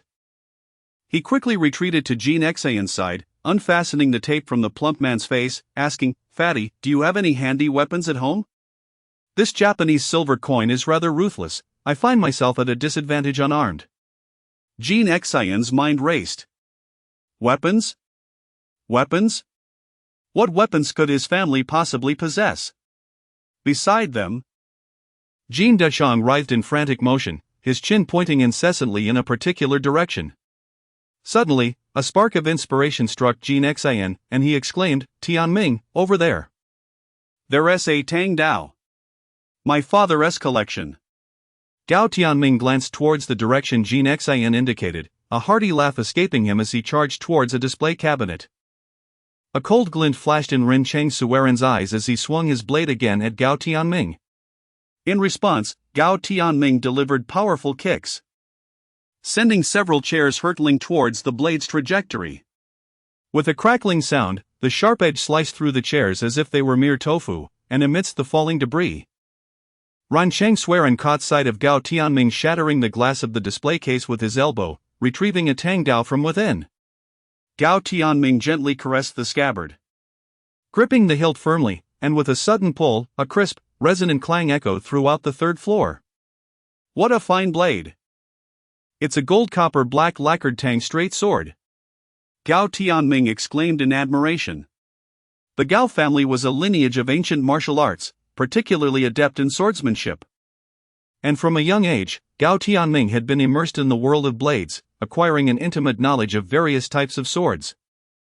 This gold copper black lacquered Tang straight sword was a national treasure of the Great Hua, as recorded in the Daodian. It measured a total length of 156 centimeters, with a blade length of 123 centimeters. Its design embodied a classic straight back and cutting edge, showcasing a distinctly ancient Han style. Yet, this exceptional Tang sword had long since been lost to the public, passed through the hands of countless collectors over the ages.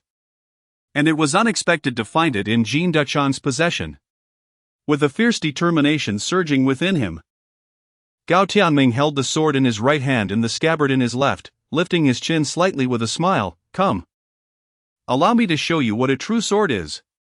Ren Cheng Sueren first unleashed a flurry of shurikens, darkening the sky. Following this barrage, his figure moved like a shadow, and a sharp blade glinted, transforming into a cold light that flowed like mercury, revealing the blade without revealing the sword itself. Gao Tianming wore a calm smile. With the sword in hand, he seemed to transform into another person, exuding unparalleled confidence. He began by rotating the scabbard in his left hand, creating gusts of wind that blew away the shurikens before swiftly positioning it horizontally, successfully blocking Ren Cheng Sueren's enigmatic strike. The clash of metal rang out, as Gao Tianming used only the scabbard to parry all of Ren Cheng Sueren's onslaught. The expression in Shinobu Naruhito's eyes revealed a hint of disbelief. His swordsmanship ranked among the finest within the ranks of the extraordinary ninjas of the Kitayama group. Yet he found himself effortlessly thwarted by the young swordmaster before him. How could this be possible? Takamitsu Ko once again parried his blade, his right hand weaving a flourish with the sword. Under the illumination, the edge of the Tang sword shimmered as if it were a radiant stream of light. With a gentle tremor of his right hand, the Tang sword emitted a subtle quiver, followed by a resounding ring of steel. Clang! A dazzling flash of the blade appeared. And as the sword's shadow approached, Shinobu Naruhito found himself devoid of the courage to wield his weapon. The brilliance of the blade came too swiftly. The onlookers gasped in astonishment, covering their mouths in disbelief. As the blade glided down, the head of Shinobu Naruhito, with wide open eyes, was sent soaring high into the air. Chapter 39. The Devourer of Time. Gao Tianming, with a charismatic flourish, sheathed his blade, standing quietly beside the headless corpse of Ren Cheng Sui, his expression reflecting the solitude of a master. Wow! I never imagined Tianming to be this formidable. How I wish I could possess such prowess. Jin Xian gazed at Gao Tianming with admiration, his eyes sparkling with envy. Suddenly, his mood shifted to one of despondency, for he had nearly fallen prey to villainous hands.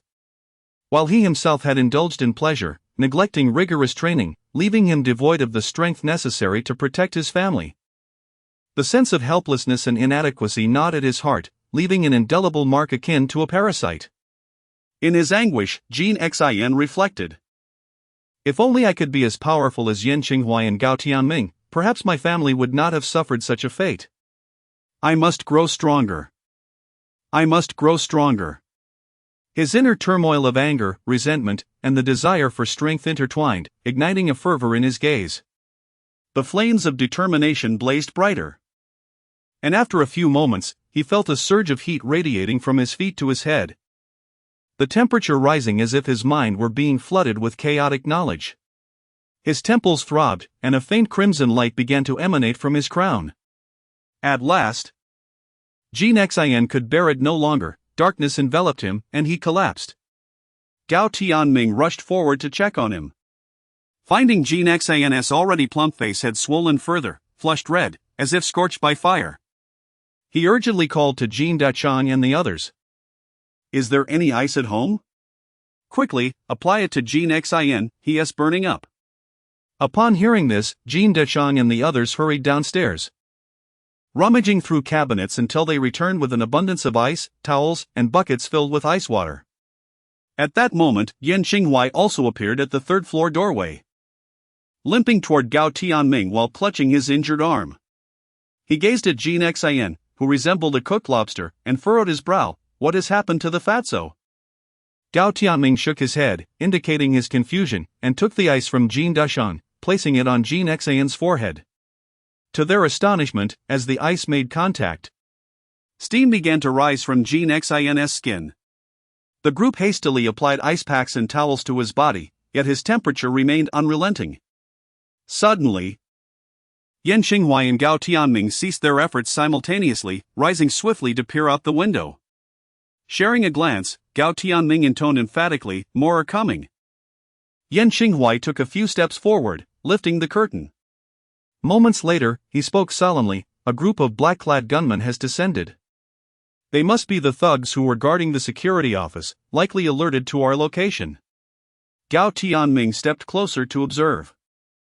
Suddenly his expression turned to one of horror as he pointed to a shadow racing toward them. "Qinghuai, do you see? Is that a figure ahead?" Yan Qinghuai followed his gaze, astonished. It indeed appears to be a figure gliding through the air. Before long, the figure soared through the second-floor window, landing gracefully before them. Originally, there stood an elderly man cloaked in a black robe, adorned with a foreboding crimson palace that emanated a ghastly aura, emblazoned with a large, blood-red numeral 13. Upon noticing the fallen demoness and the decapitated shinobi, his brow furrowed slightly, followed by a sinister chuckle as he uttered, "Ha! A bunch of useless fools, overpowered by a few younglings." He then turned his gaze towards Yan Qinghuai and Gao Tianming. "Indeed, you are worthy representatives of the Yunjiang Special Training Camp. The master shall be quite pleased." Gao Tianming remained silent, unsheathing his tang knife, while Yan Qinghuai maintained a vigilant stance, wary of the elder's potential aggression. The wrinkles etched upon the elder's face resembled deep ravines, his eyes narrowing before suddenly widening, revealing a glimmer of ominous bloodlust within his pupils. With a gentle push of his right hand, two blood-red handprints surged forth, seizing the duo by their throats and lifting them into the air. "Ha ha! Your talents are commendable, yet your realms are too low. While you may manage against such trifles, encountering an old man like me will render you powerless." The elder's derisive laughter echoed, relishing the sensation of manipulating these prodigies at will. Yan Qinghuai and Gao Tianming were helplessly ensnared by the bloodied hands, their strength seemingly drained as if beset by an overwhelming force. Gao Tianming began to feel the grip of asphyxiation, his right arm dangling weakly at his side, the tang knife clattering to the ground. Yan Qinghuai endeavored to activate his energy pathways for a counterattack, yet his remaining strength was insufficient for such a feat. The elder approached slowly, extracting two talismans etched with arcane symbols from his robe, pressing them against their foreheads. Yan Qinghuai struggled desperately, but resistance proved futile. "Do not struggle. Return to the blood prison from whence you came." The elder's laughter was reckless, yet in the next moment, an unexpected sound startled everyone. A crisp click resonated through the air. The sound of a watch's cover snapping open echoed, faint yet distinctly heard by all, as if emanating from the very depths of their souls. A flicker of joy crossed Yan Qinghuai's face. "Old Jiang, you have finally arrived." Indeed, Jiang Yunan had made his entrance. Despite Yan Qinghuai's uncertainty regarding Jiang Yunan's capabilities to confront this at least C-class extraordinary being, he was his sole beacon of hope. To Yan Qinghuai's astonishment, his mind remained alert and functioning, yet his body felt ensnared by an enigmatic force. Not only was he immobilized, but even the footsteps of the black-clad gunman below, the chirping of insects in the woods, the elder's advancing steps, and the gasps of Jin Dachang and others, all ceased in that instant. Only his eyes could slightly move, allowing him to witness the incredulous expression on Gao Tianming's face and the elder's shock. With his palms pulsating with power, the elder channeled his internal energy. A maelstrom of black and red blood energy swirling around him, forming a crimson bubble within a meter's radius. At last, he regained his mobility. Yet it was akin to wading through quicksand, his movements sluggish and hindered. "Who dares to harm my student?" A languid male voice resounded from outside, striking the elder like a thunderclap. The old man in the black robe turned his head with great difficulty, slowly uttering, "It is you. The Time Devourer of Dragon Team. Jiang Yunan." In his heart, he weighed his options: should he flee or fight? Before this member of the Dragon Team, unless he possessed a power far exceeding his own, escape was utterly futile. Resolving himself, the old man bit his tongue, unleashing a torrent of spiritual energy within, and expelled 2 arrows of blood that shot forth towards Yan Xinghuai and his companion. If he could not kill Jiang Yunan, he would at least eliminate these 2 youngsters. Otherwise, they would undoubtedly become a significant threat once they matured. With a sigh, Jiang Yunan gently adjusted the hands of an ancient pocket watch, and simultaneously, everyone heard the sound of the watch's hands turning. The 2 blood arrows, though fierce in momentum, began to dissipate along their trajectory, leaving behind only a foul stench as they reached Yan Xinghuai and his companion. They promptly retched, exclaiming, "This old man has an overpowering stench." 13th Elder of the Blood Prison Hall, who gave you the audacity to cause chaos in the Great Hua? Jiang Yunan scoffed, as his voice echoed. The flow of time in the arena abruptly returned to normal, and Yan Xinghuai and his companion landed heavily on the ground. The 13th Elder offered no reply, utterly devoid of any desire to contend with Jiang Yunan. And even the thought of vanquishing Yan Xinghuai and Gao Tianming was extinguished as he transformed into a surge of blood, fleeing outward. To utilize the blood escape technique driven by his own essence? How laughable! Jiang Yunan snapped his fingers, instantly binding the bloodlight, which gradually dissipated moments later. The 13th Elder stood frozen, his expression one of sheer astonishment. Jiang Yunan stepped forward, as if traversing the very space between them, and appeared beside the 13th Elder, delivering a decisive blow that shattered the old man's heart vein. Chapter 40, Phoenix. The dawn's light gently lifted the veil of night, unveiling a radiant morning as the training camp welcomed a new day. Yan Xinghuai, irritated by the crowing of roosters, covered his ears, yawned, and turned over, intending to continue his slumber. Wait, am I not at Fatty's house? He recalled the terrifying figure of an old man in a black robe, followed by Teacher Zhang's arrival, the old man's demise, and then why was there no further recollection? Suddenly, Yan Xinghuai's eyes widened in shock. His memories lingered at Jin Xian's home, where the old man had been slain by Jiang Yunan's hand. But how was he now lying in bed? Startled, Yan Xinghuai sat up and surveyed his surroundings, exhaling a sigh of relief as his anxious heart settled. He had returned to the dormitory of the training camp. Subconsciously, he glanced at the beds of Jin Xian and Gao Tianming, realizing he was alone in the room. Yan Xinghuai got out of bed, put on his shoes, and headed outside, just as Gao Tianming entered through the door. Gao Tianming appeared slightly breathless, his complexion flushed, a sheen of perspiration glistening on his forehead. He carried a cup of soybean milk and a portion of youtiao, evidently just returned from morning exercise at the cafeteria. Tianming, how did I get back to the dormitory? What about Fatty? Yan Xinghuai inquired, puzzled. Gao Tianming placed the soybean milk and youtiao on the table, grabbed a towel, and while wiping his sweat, replied with a smile. When Teacher Jiang and the soldiers from the Southwest Military District arrived, they apprehended all the members of the Blood Hell Hall. Upon returning to Villa Number 3, Teacher Jiang discovered you had fainted as well, so he promptly brought you and Fatty back to the training camp. He even requested the head of the medical department from Yunjiang training camp to attend to you both. Hearing this, Yan Xinghuai lowered his gaze and gently touched the bandage on his left arm, discovering that the wound beneath had scabbed over, devoid of any pain.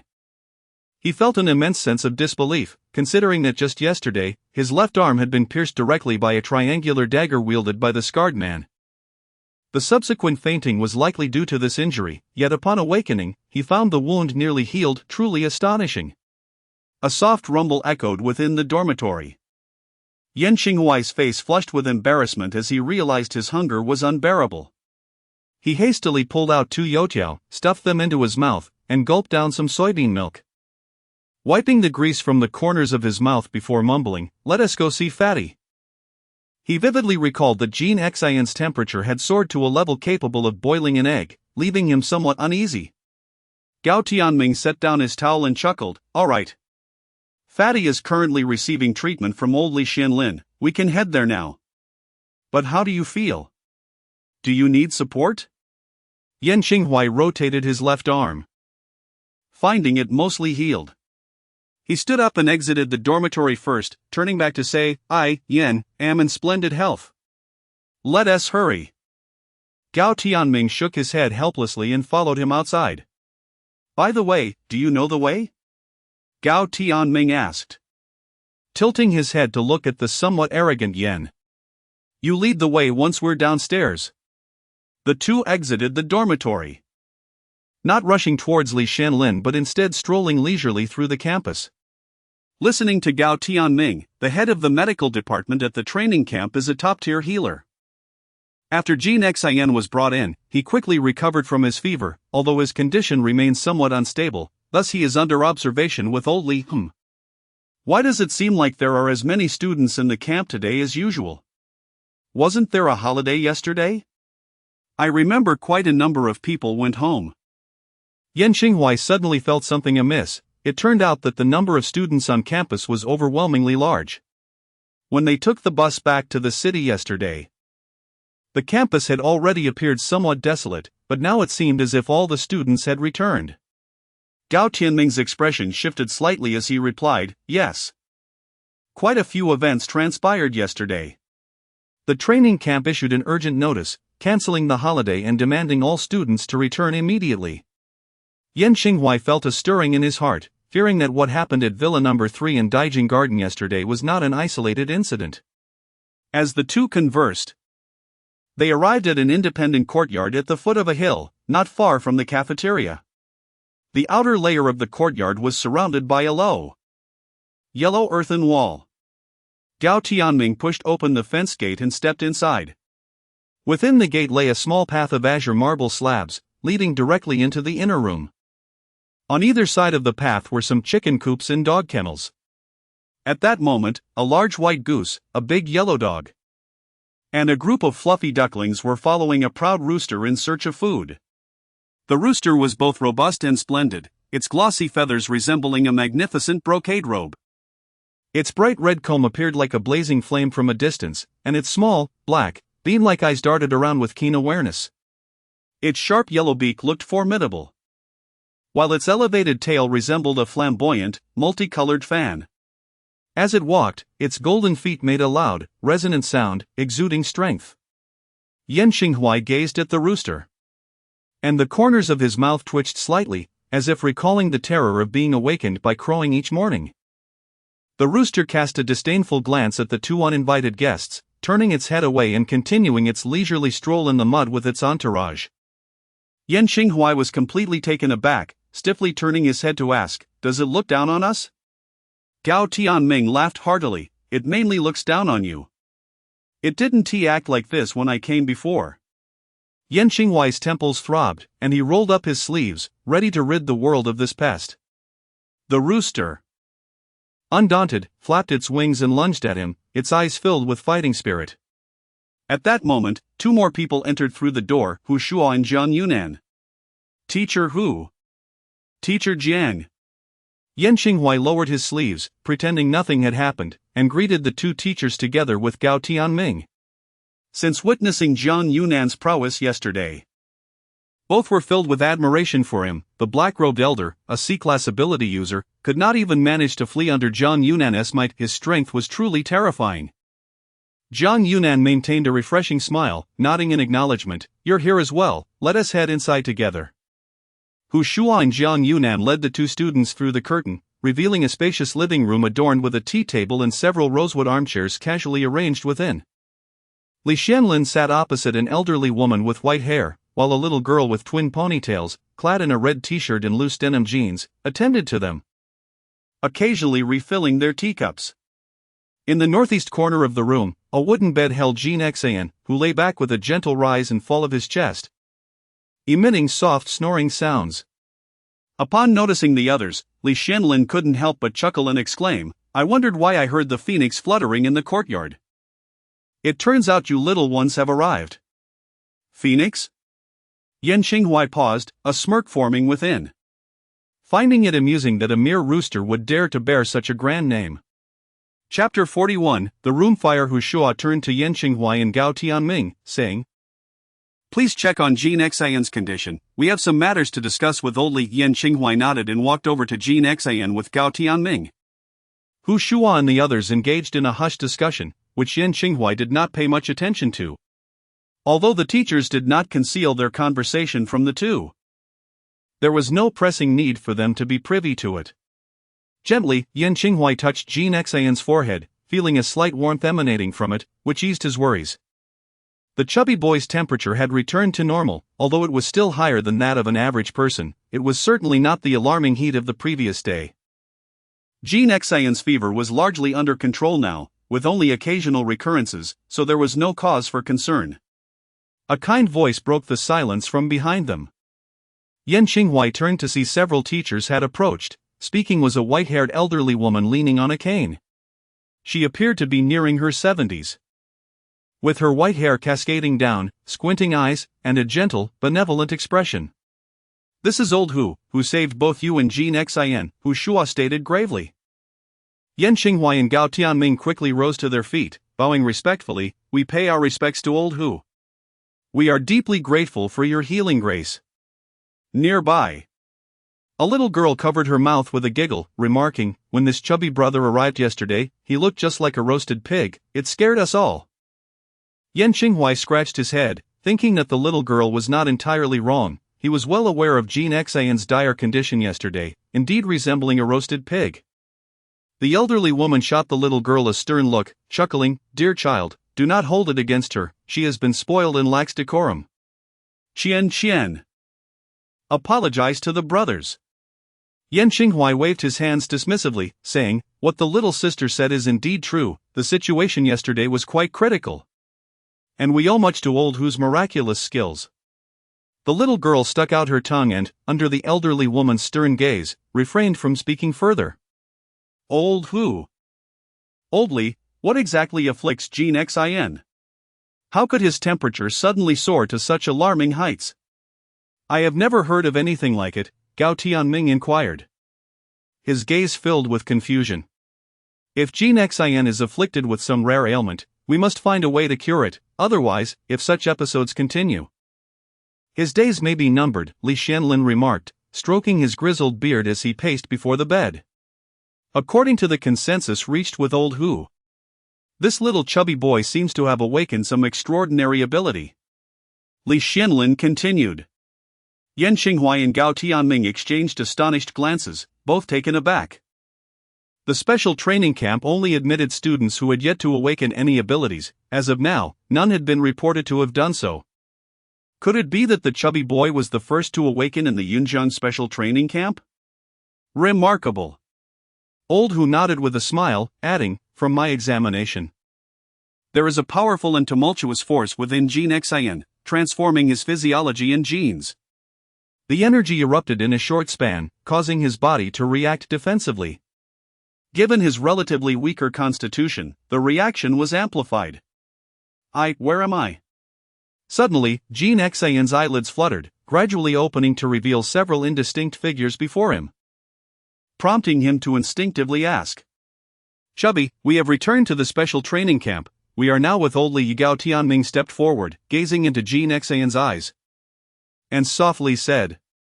Jean Xian, as if struck by a sudden realization, widened his eyes in fury and shouted, "What has happened to my parents?"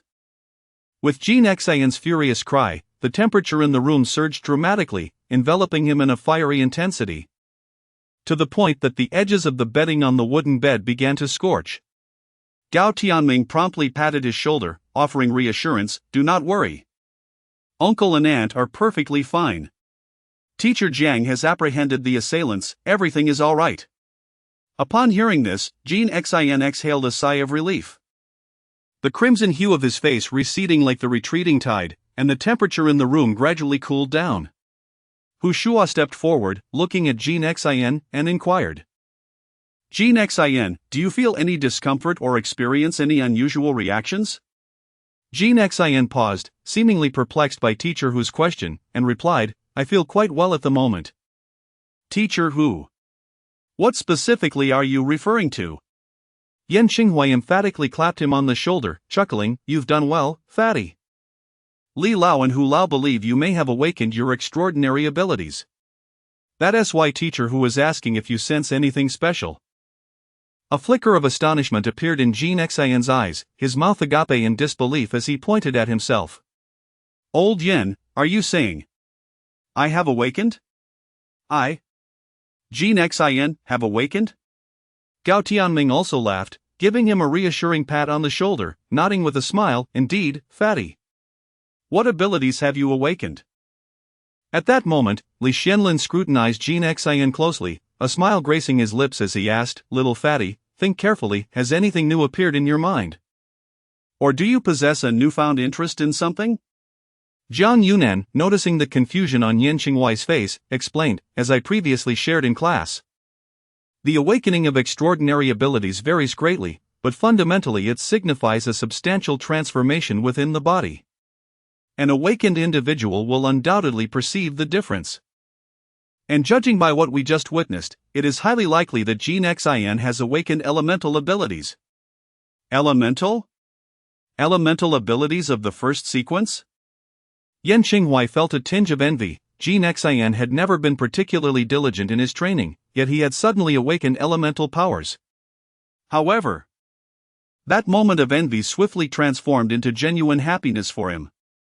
If Jin Xin had maintained his previous attitude and level of cultivation, he likely would not have made it onto the candidate list, thus missing the opportunity to compete for a position in the Southwest Path rankings, a monumental chance lost. But if, as Teacher Jiang and others suggested, Jin Xin indeed possessed elemental abilities, he could potentially secure a place among the top 10 in the Yunjiang Special Training Camp. Jin Xin tightly shut his eyes, reflecting deeply on what might be different. After a brief moment, he spoke in astonishment and delight. "It seems there is indeed something new in my mind." Yan Qinghuai instinctively glanced at Jin Xin's large head and asked, "What is it?" Jin Xin's expression shifted slightly, stammering, A pig?" The room fell into an instantaneous silence, time seeming to freeze, as if Jiang Yunan had unleashed powerful abilities, petrifying everyone present. A few crows appeared to fly overhead. Yan Qinghuai struggled to articulate his thoughts. "A pig? My dear friend, shouldn't it be something extraordinarily magnificent? Like an awe-inspiring natural element or a celestial technique? You cannot simply conjure an image of a pig in your mind just because you relish roasted piglet." Gao Tianming seemed to grasp the situation, responding with unwavering conviction, "I understand now. The chubby fellow may have awakened a shape-shifting ability, akin to what the teachers spoke of regarding a werewolf clan in Western Europe. Jin Xin might have awakened an ability to transform into a pig-human hybrid." Hu Shua disregarded their nonsensical chatter, narrowing his eyes and softly inquiring, "What kind of pig?" Jin Xin murmured to himself, "An immensely colossal pig. It appears as though the head of the pig resides high above the clouds, while its limbs stretch across the realm, treading upon the netherworld and the yellow springs. Its body is engulfed in surging, roaring flames, and emblazoned upon its back are two golden characters, resembling majestic mountains." The group held their breath, attentively listening, fearing they might miss something crucial. "What characters?" "The words are Room Fire." Chapter 42, Inheritance Room Fire? A voice filled with shock emanated from Jiang Yunan, causing Yan Qinghuai to turn his head. He was taken aback to see the calm demeanor that usually graced Jiang Yunan's face vanish in an instant, his jaw nearly dropping to the ground. Noticing that those around him were staring, Zhang Yunan hastily feigned nonchalance, swallowed nervously, and removed his glasses to wipe them, attempting to mask his astonishment. Yan Qinghuai cast a suspicious glance at Zhang Yunan, then shifted his gaze to Hu Shua and Li Laohu, only to find them wearing expressions akin to those who had seen a ghost. Gao Tianming, puzzled, inquired, "Teachers, does room fire hold any special significance?" Exchanging glances, Hu Shua and the others deliberated. Li Xianlin stroked his sparse eyebrows, pondering for a moment before nodding at Hu Shua, musing, "Hu Shua, why don't you explain to these youngsters? They are destined to become the pillars of Dihua, and there is nothing that should remain unsaid." Gradually regaining his composure, Hu Shua's expression normalized as he solemnly stated, "Everything I am about to reveal must be kept in strict confidentiality." He then looked at Li Xianlin and turned to Zhang Yunan before declaring, "Jin Xian, it appears you have awakened one of the rarest and most precious forms of abilities, inheritance." Inheritance? To which sequence does this ability belong? Yan Qinghui immediately questioned. Based on Hu Shua's previous teachings, the ability system was generally divided into elemental, superhuman, and strength categories, along with some special circumstances. Could awakening inheritance fall under a special case? Hu Shua nodded and continued, "Inheritance is an exceedingly rare phenomenon within the awakening system. Depending on individual differences, an awakener may manifest various types of inheritance, yet all inheritance-type ability users share a common characteristic." Yan Qinghui and Gao Tianming held their breaths, aware that Hu Shua's sudden pause signified something of great importance. This characteristic is that those who awaken inheritance possess a remarkably high ceiling for their potential, and they typically develop their own independent cultivation systems. Other abilities, such as elemental, superhuman, and strength types, might remain stagnant at the awakened level throughout one's life, unable to advance further. Of course, there is also the possibility of gradual improvement, but that remains uncertain. Hu Shua's expression grew serious as he explained, however. Awakening inheritance signifies that the awakener can continuously ascend according to their own system. Zhang Yunan adjusted his glasses and interjected, for instance, in Western Europe, there are several top-tier ability users who have awakened the powers of the zodiac, effortlessly reaching the pinnacle of the ability realm. A flicker of curiosity appeared in Yan Qinghui's eyes as he asked, "Has Dihua ever witnessed awakenings of inheritance-type abilities before?" To Yan Qinghui's surprise, admiration surfaced on Hu Shua's rugged visage as he replied emphatically, "Indeed, there have been, such as the foremost figure in Dihua's ability realm, the leader of the Long Group, Wan Hongxian." Wan Hongxian? Although the training camp did not specifically mention the various extraordinary abilities of the Dawa's organization, the students privately exchanged the information they had. Consequently, Yan Qinghui had heard of the Dragon Group, regarded as the pinnacle of Dawa's extraordinary organizations. The leader remained shrouded in mystery, elusive as a dragon, with even their name being a closely guarded secret. Now they learned that the leader of the Dragon Group was Wan Hongxian, a legacy awakened one. Yan Qinghui cautiously inquired, "Teacher Hu, what legacy did group leader Wan awaken?" Hu Shua's expression shifted slightly, a perplexing look crossing his eyes as he glanced at Jin Xian before he slowly replied, "According to Captain Xiang, after awakening, Group Leader 1 discovered an extraordinary five-clawed golden dragon within his body, soaring through the void. The dragon's body bore the two characters, Kong Jin." At that moment, Li Xianlin settled into a nearby chair, gesturing for the others to sit and speak, then continued, "Indeed, Wan Hongxian awakened the Kong Jin dragon, the foremost entity among the 28 constellations of Dawa's legend.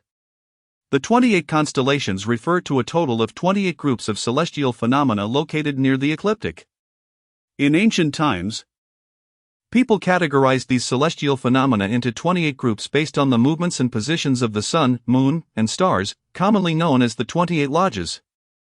Li Xianlin took a sip of tea and added, "The Kong Jin dragon is the foremost among these constellations. Therefore, after his awakening, Wan Hongxian ascended to S rank, boasting unparalleled combat power, which has secured Dawas a place in the global extraordinary realm." His eyes sparkled with intensity as he fixed his gaze on Jin Xian, smiling, however. Since Wan Hongshuan's awakening, there has been no further awakening of the 28 constellations' legacies, but today, all of that is about to change. If my instincts are correct, the chubby one here has awakened the Shi Huozhu from the 28 lodges. What? Are you saying that I, like group leader Wan Hongxian, have awakened a legacy from the 28 constellations? Jin Xian incredulously pointed at his own round face.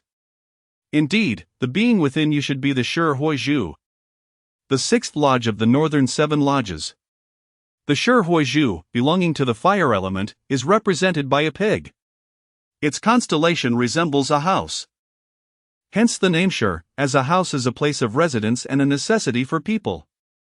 Thus, Shi is considered a highly auspicious star, and perhaps from today onward, your fortunes will improve. Li Xianlin smiled. I feel like I'm a lucky charm among the 28 constellations. Jin Xian scratched his head, grinning sheepishly. Yan Xinghuai chimed in with a smile. Indeed, that's quite auspicious. Hu Shua spoke sternly. The legacy of the 28 lodges is an ancient inheritance. The Shi Huozhu is far more than just a lucky charm. Jin Xian will undoubtedly become a pillar for Dawas in the future. Therefore, you must diligently practice. Not only for yourself but for your family and for the land beneath our feet. Jin Xian's expression grew unusually serious, ever since he experienced yesterday's events. His mindset had undergone a profound transformation. He was determined to grow stronger, to ensure that his family and friends would never endure similar hardships again. Hu Shua nodded with a sense of reassurance and said earnestly, today's events must remain strictly confidential.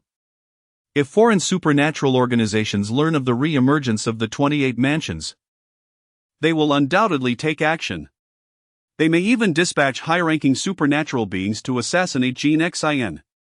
Upon hearing Hu Shua's alarming words, Yan Xinghuai and the others recognized the gravity of the situation, their expressions turning serious as they nodded in agreement. Jin Xian's countenance darkened with concern as he urgently inquired. Teacher Hu, could it be that the intruders targeting my family are after my inheritance? Hu Shua turned to Jiang Yunan, who shook his head and replied coldly.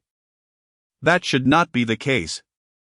Your inheritance has not yet manifested, even the instructors at the training camp are unaware of it. How could they possibly know? Jin Xian pressed on, then what exactly is going on? Are my parents in danger?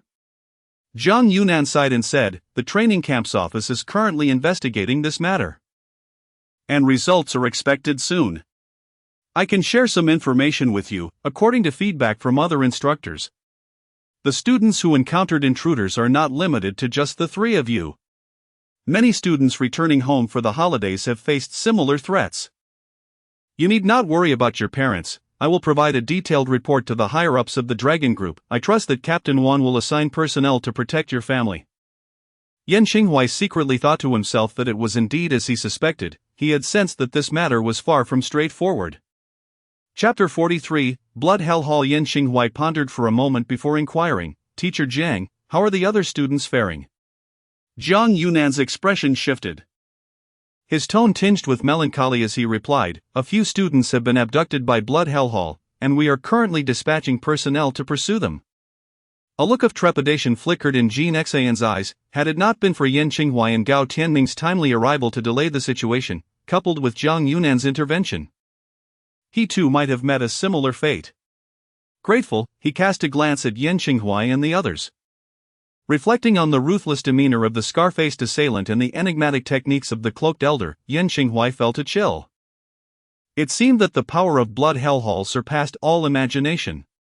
He solemnly asked, Teacher Jiang, what kind of organization is this Blood Hell Hall? Upon hearing the question, Jiang Yunan's countenance darkened, a formidable aura enveloping the room as he coldly declared, Blood Hell Hall is a nefarious organization that roams the Asian region. Notorious for its high-ranking supernatural beings who don black robes emblazoned with the blood-red emblem of the Hall of Yama. Yan Xinghuai recalled the sinister hall depicted on the elder's robe, a sight that was both chilling and awe-inspiring. Although Blood Hell Hall had only surfaced in a few Asian countries, its formidable prowess could not be underestimated. The 13th elder, whom I had slain in Jin Xian's residence. was a sea-level practitioner, Jiang Yunan continued. You must now grasp the terrifying enemies that confront a practitioner. Gao Tianming asked, Teacher Jiang. Why does Blood Hellhall wish to capture Jin Xian, and why do they seem intent on taking both me and Yan Qinghuai as well?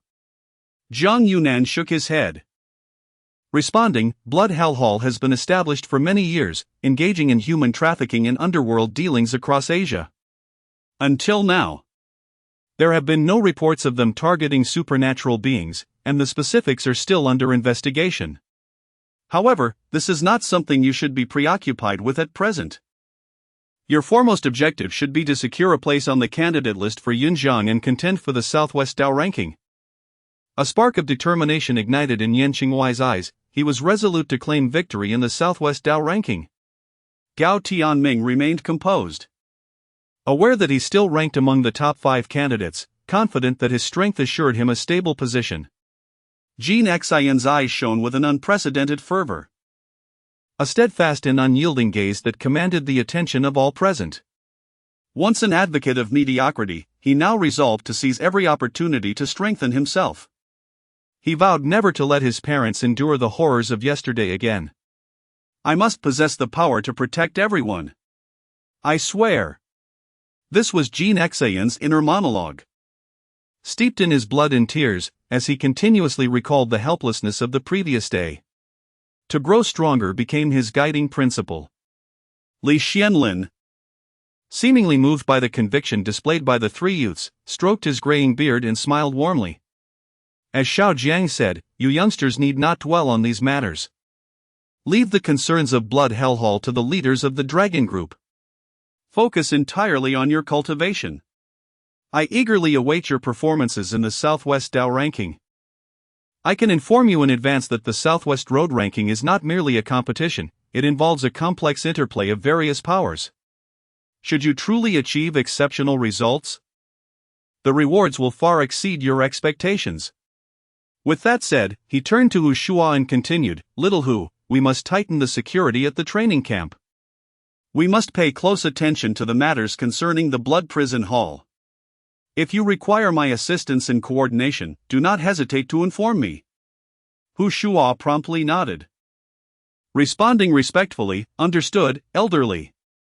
Now that the little chubby boy has regained his health, I trust that your mind has surely been enriched with numerous cultivation techniques. After all, Wan Hongxian has long demonstrated the mysteries and strengths of the 28 constellations. Should you encounter any issues, feel free to approach us at any time. Furthermore, do not neglect the Dao Canon's true interpretation. It serves not only as an explanation of your power but is also a formidable technique for solidifying one's foundation and nurturing one's essence, greatly benefiting your cultivation. Li Xianlin continued with a smile. Jin Xian nodded eagerly, akin to a chick pecking at grain. All right, the 3 of you may return for now. The holiday has been cancelled, and the challenge for the candidate list will commence tomorrow. Remember, you have only 2 months. I expect to see your names on the list in 2 months. Hu Shua stated sternly. Gao Tianming needs no further mention, his strength and aptitude are both exceptional. As for Jin Xian, being a successor of the 28 constellations, it would indeed be laughable if he were unable to make it onto the candidate list. Regarding Yan Qinghuai, although his rank would typically not attract their attention, his performance during the recent Imperial Scenic Garden kidnapping incident truly impressed Jiang Yunan and others. Perhaps this young man harbors some secrets. Yet, the training camp has always been a place that allows students to have opportunities and to possess secrets. As long as their character is sound and they contribute positively to the nation and its people, they are willing to protect and encourage such talents to flourish. Judging solely by Yan Qinghuai's achievement of defeating a pinnacle E-grade master from the Blood Prison Hall, there is no doubt he deserves a place on the candidate list. The 3 of them bid farewell to their instructors and departed from Li Xuanlin's residence, embarking on their frenzied cultivation according to their respective plans. In light of the events that transpired during the holiday, a shadow seemed to loom over the training camp, causing even the previously vivacious students to become taciturn, wholly absorbed in their cultivation. Consequently, the overall strength of the training camp experienced a significant surge. Yan Qinghuai did not immediately engage in challenges. He and Jin Xian devised a strategy to first diligently elevate their realms, planning to confront the students from the 4th region in the final week. To be honest, making it onto the Yunjiang candidate list was not a daunting task for the three young men. The real challenge lay in the Southwest Road ranking, which not only featured the elite from various training camps but also the legendary talents from prestigious families. Jin Xian wholeheartedly endorsed this strategy, for he was currently just an F-grade novice. Although as anticipated by Li Xianlin and others, the lineage of the fire pig within him provided a complete set of cultivation techniques, he still required time to delve deeply into his studies before reaping tangible results. All he needed now was time, and fortunately, time was on his side. Gao Tianming finds himself in a rather unfortunate predicament. As a competitor in the 1st district of the candidate list, he faces challenges nearly every day. However, due to his exceptional prowess, which far surpasses that of the average training camp student, he has secured several decisive victories over his opponents, propelling him to an impressive 3rd place. Time swiftly passes, and a month and a half has flown by in a blur. Beep a beep. Yan Qinghuai's phone, which had remained silent for over a month, suddenly rings. During this period, he had kept his phone on silent, ignoring incoming calls in order to devote himself entirely to the cultivation of the Daozang Zhenjie and the refinement of the Yin Yang Bagua Pom. Today, he finally turns the ringer back on, as he has reached the pinnacle of E-level and plans to emerge from seclusion to join the candidate list, hoping to avoid any last-minute mishaps. "Hello, Delay, what brings you to call me?" Yan Qinghuai answers without checking the caller ID, only to be greeted by Wu Delay's booming voice, which reverberates through the line. "Qinghuai, why have you been so quiet? I've climbed to the 82nd position. And Yi Qing has already entered the top 30, yet you remain absent from the list. If I can't reach you again, the young lady Yi will definitely storm into the quiet room to hold you accountable," Wu Delay exclaims. Yan Qinghuai holds the phone at a distance, rubbing his ears, and mutters, all right, I'll go today." "You all are too anxious." Wu Delay chuckles, though there's a tinge of desperation in his laughter. "Ha ha. Who among our classmates doesn't know that Miss Yi is determined to elevate the literary class? She aims to demonstrate our capabilities to those aristocratic families. And you are a crucial part of her plan. You cannot falter." With a hand on his forehead, Yan Qinghuai smiles helplessly. "Fine, Delay. Send me the latest list so I can see who would be a suitable challenge." After concluding the call, a short while later, he receives a list on his phone. Upon opening it, he sees the top 3 names, Xiong Song, Yi Lingyi, and Gao Tianming, each accompanied by their records. Xiong Song, 17 battles, 17 victories, 0 defeats. Yi Lingyi, 20 battles, 19 victories, 1 defeat. Gao Tianming, 15 battles, 15 victories, 0 defeats. Oh! Yan Qinghuai's heart skips a beat. Yi Lingyi has lost once, yet she still holds the 2nd position. According to the training camp rules, students on the list can only challenge those above them, meaning she must have lost to Xiong Song. Xiong Song? Is he the slender youth with calloused hands and a gaze sharp as a blade? This could prove to be intriguing. Chapter 44, The Transformation of the Portly One according to the challenge rules of the Yunjiang Special Training Camp's candidate list. Yan Qinghuai could only challenge the students ranked 61 to 100 in the 4th region. Upon a swift glance at the list, he was surprised to discover numerous familiar names among the ranks. The latest candidate list bore little resemblance to the initial one, aside from the top few positions. The remaining rankings had undergone a remarkable upheaval. Xiong Song held the 1st rank, Yi Lingyi was 2nd, Gao Tianming, 3rd, Yi Qing, 21st, Fong Lang, 35th, Hu Tianning, 73rd. Wu Delai, 82nd, Lu Jingjing, 96th, and Sun Man, 99th. The individuals Yan Qinghuai recognized were primarily these few, including fellow students from Jiangnan University and classmates from the Cultural Studies program. After a moment of contemplation, He opened his phone and searched through his contacts until he found Jean Xin's number, pressing the call button. Beep a beep. After a brief moment of static, the call finally connected. Old Yen. What's up? I didn't see you just now, Jean Xin's voice came through, breathless yet robust, infused with newfound confidence. Yan Qinghuai glanced at the list and replied with a smile, "Fatty, how about challenging someone? After all, the ranking matches for the candidate list are nearing their conclusion. I believe it's best to get on the board early to avoid any unforeseen circumstances." Jean Xin pondered for a moment before responding, "Sure. I just advanced to E-level, so it's the perfect opportunity to test my current abilities." Yan Qinghuai checked the time and suggested, "Let us meet at the central square in 20 minutes.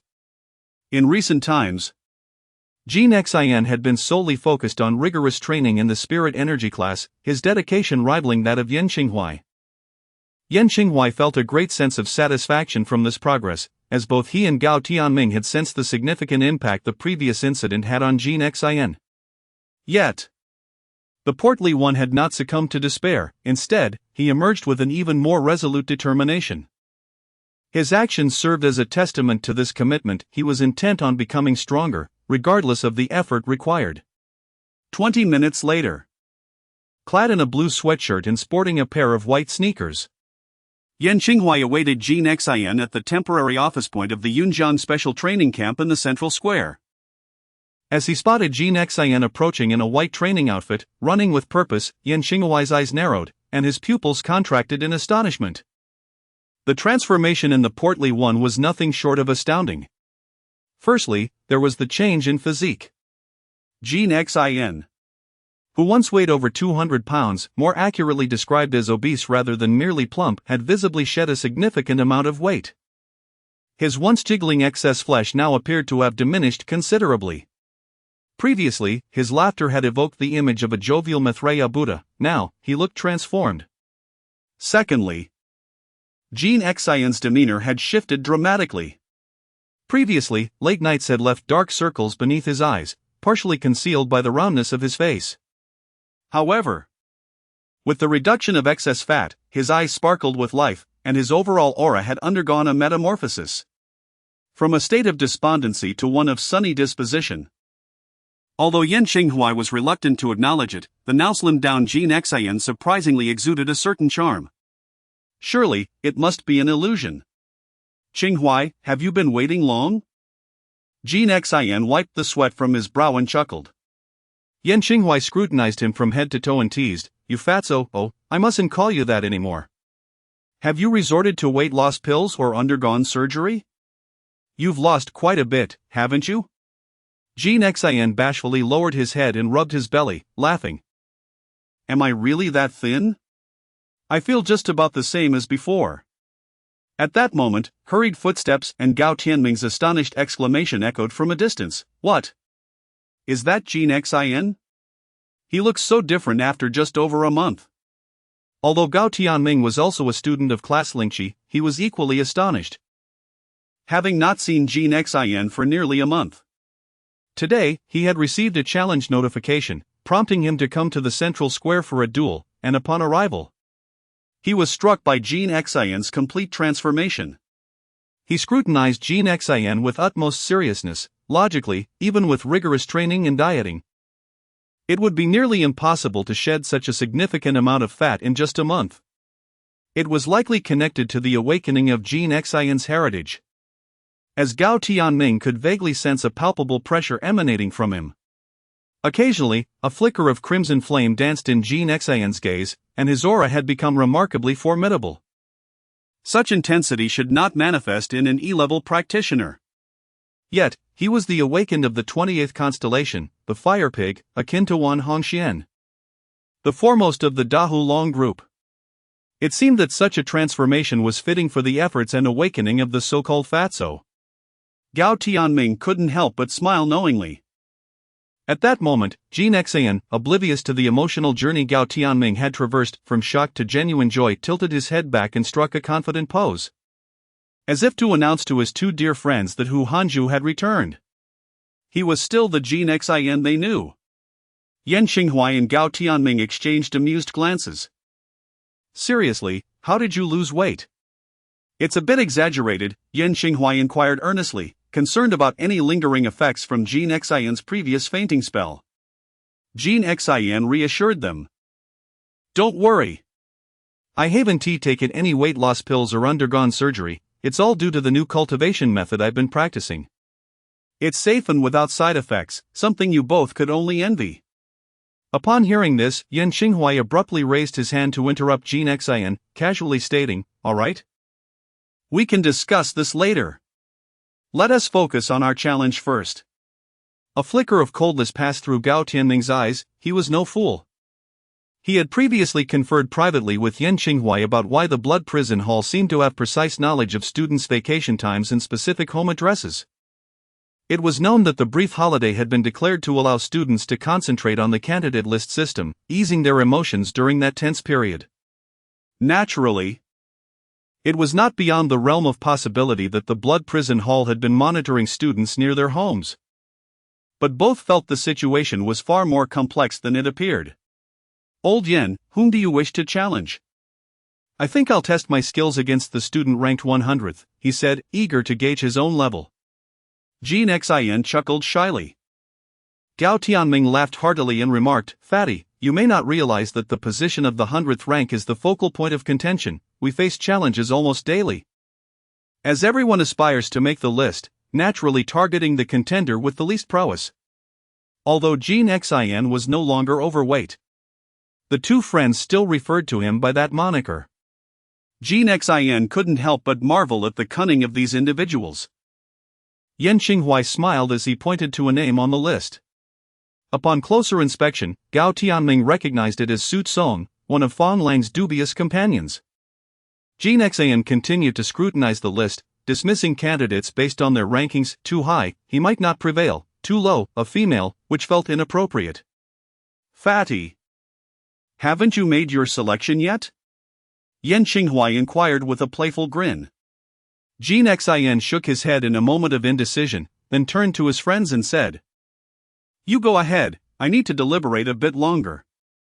Yan Xinghuai nodded and, without further ado, swiftly made his way to a corner of the central plaza where a refined young male teacher, clad in a well-fitted Zhongshan suit and sporting glasses, was sipping tea and reading a newspaper under a sunshade. The name tag on his chest read Zhao Jiuqing.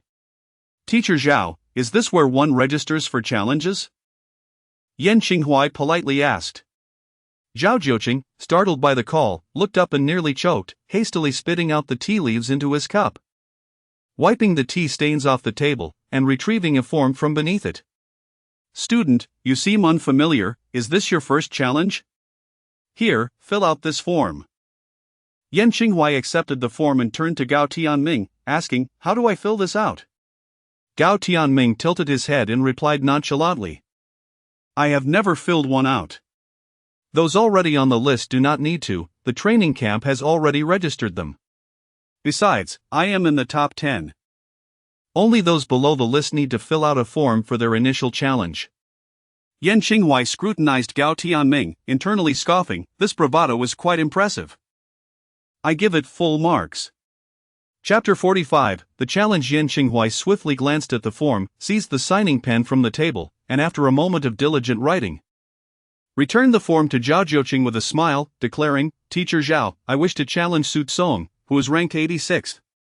Zhao Jiuqing adjusted his black-framed glasses, scrutinizing Yan Xinghuai's form for a brief moment before responding with a smile, "Very well, I shall inform Su Song immediately. The training camp regulations stipulate that during the challenge period, the mobile phones of students on the leaderboard must remain on standby at all times. If a challenger cannot be contacted resulting in the challenge not proceeding, the challenger is deemed the victor, supplanting the defeated student's rank."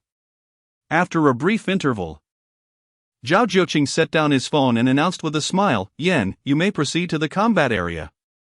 Su Song will arrive shortly. The combat area is overseen by professional judges." Yan Xinghuai nodded, and the three made their way to a bustling section adjacent to the central plaza.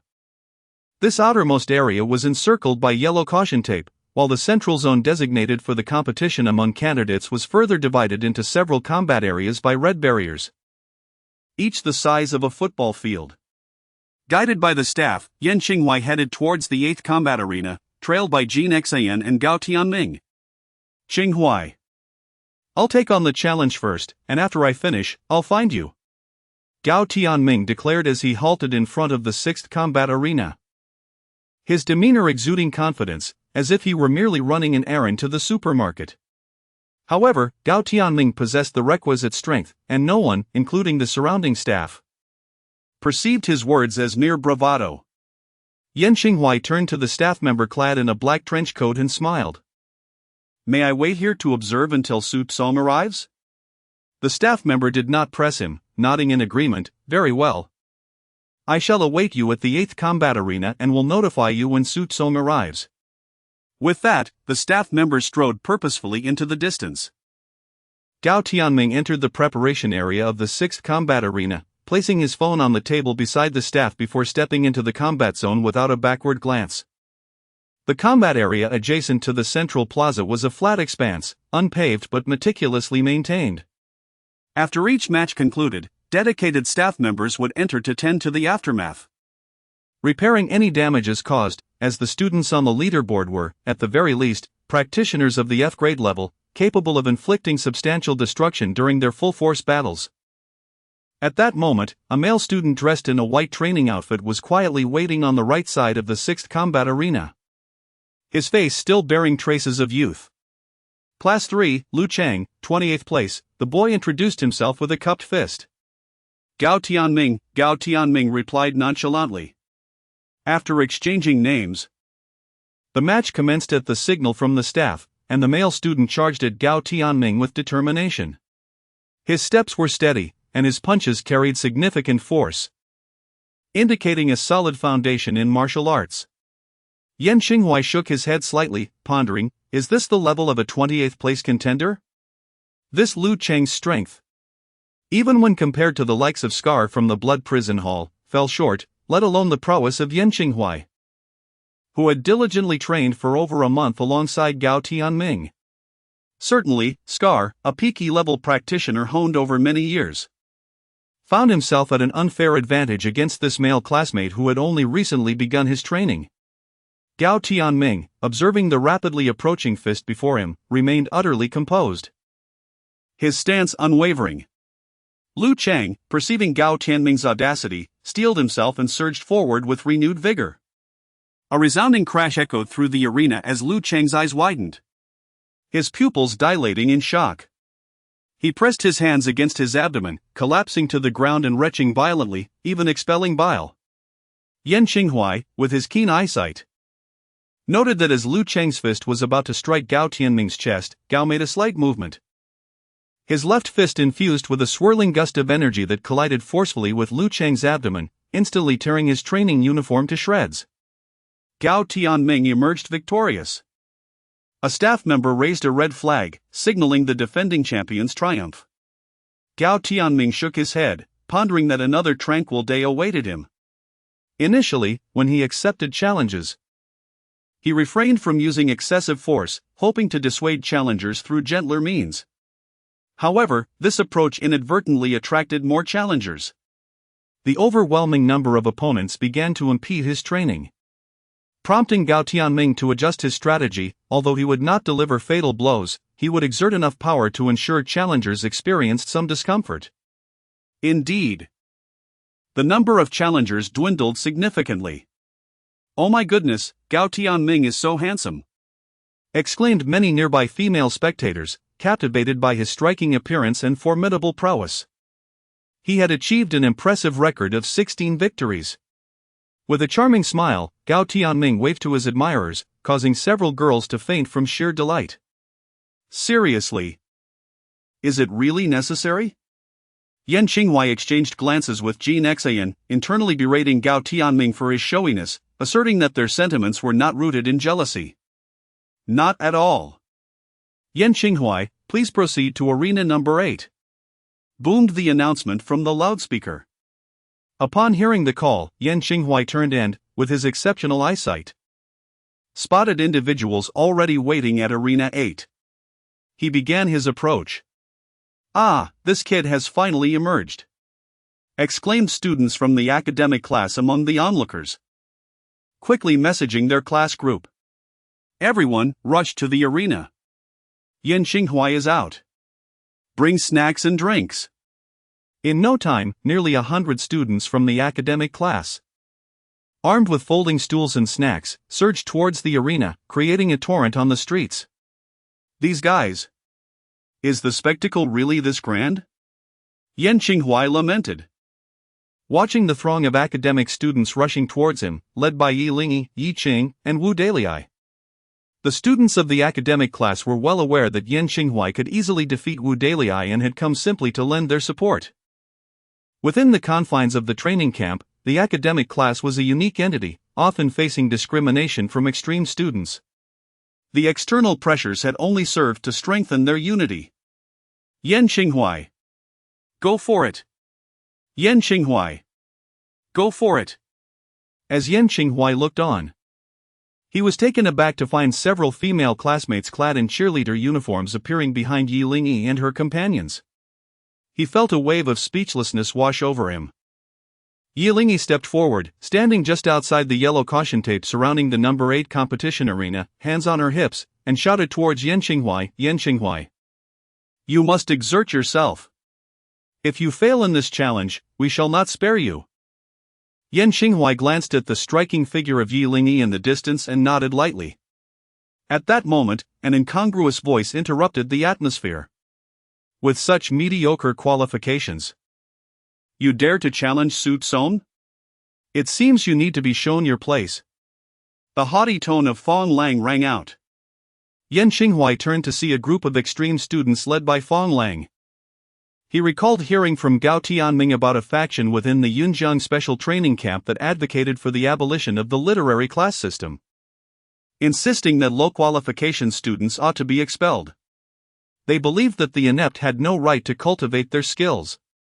This group revered the aristocratic notion of meritocracy, and thus, their brutal approach in the arena resulted in fewer students daring to confront them. Upon hearing that Yan Xinghuai had the audacity to challenge them, they flocked together to rally support. With his eyes slightly narrowed, Yan Xinghuai chuckled softly, "Oh? You wish to show me my place? Then today, I shall reveal to you why the flowers bloom so vibrantly." Chapter 46, Why are the flowers so red? Fong Lang stood with his hands in his pockets and his chin raised, exuding an air of disdain as he approached Yan Xinghuai amidst a throng of onlookers. "If you have the ability, hurry inside." "Stop just talking big," he scoffed dismissively. In his eyes, Yan Xinghuai was merely an inferior talent, clearly stalling out of fear to enter the arena. With a cheerful smile, Yan Xinghuai surveyed his surroundings before steadily stepping into arena number 8. He cast a calm gaze across the field at Su Tsong, who responded with a smirk and a playful beckoning gesture. Yan Xinghuai shook his head in resignation, contemplating the arrogance of those around him. "Let the match begin," a staff member shouted, waving a flag as his voice echoed across arena number 8. Yan Xinghuai stood quietly, his expression unchanged, neither joyful nor sorrowful, while his eyes remained as tranquil as a still pond, seemingly unperturbed by Su Tsong's presence. The atmosphere grew awkward. Su Tsong held his right arm aloft, fingers slightly curled. Yet Yan Xinghuai showed no inclination to acknowledge him. "What is going on? Su Tsong, attack! Teach him a lesson!" Fong Lang erupted in frustration. Su Tsong reluctantly lowered his hand. In his eyes, Yan Xinghuai was nothing more than a lamb awaiting slaughter, presenting no threat at all. Yet, he did not expect this young man to maintain such composure, entirely dismissing his provocation. "You'll pay for making me look foolish in front of everyone," Su Tsong silently cursed, striding towards Yan Xinghuai. Upon reaching him, he suddenly dug his right foot into the ground, forcefully flicking his ankle upward, sending a whirlwind of dust and debris into the air. The cloud of dirt obscured their vision, and Yan Xinghuai's ears perked up, catching the sound of a fierce wind following the dust.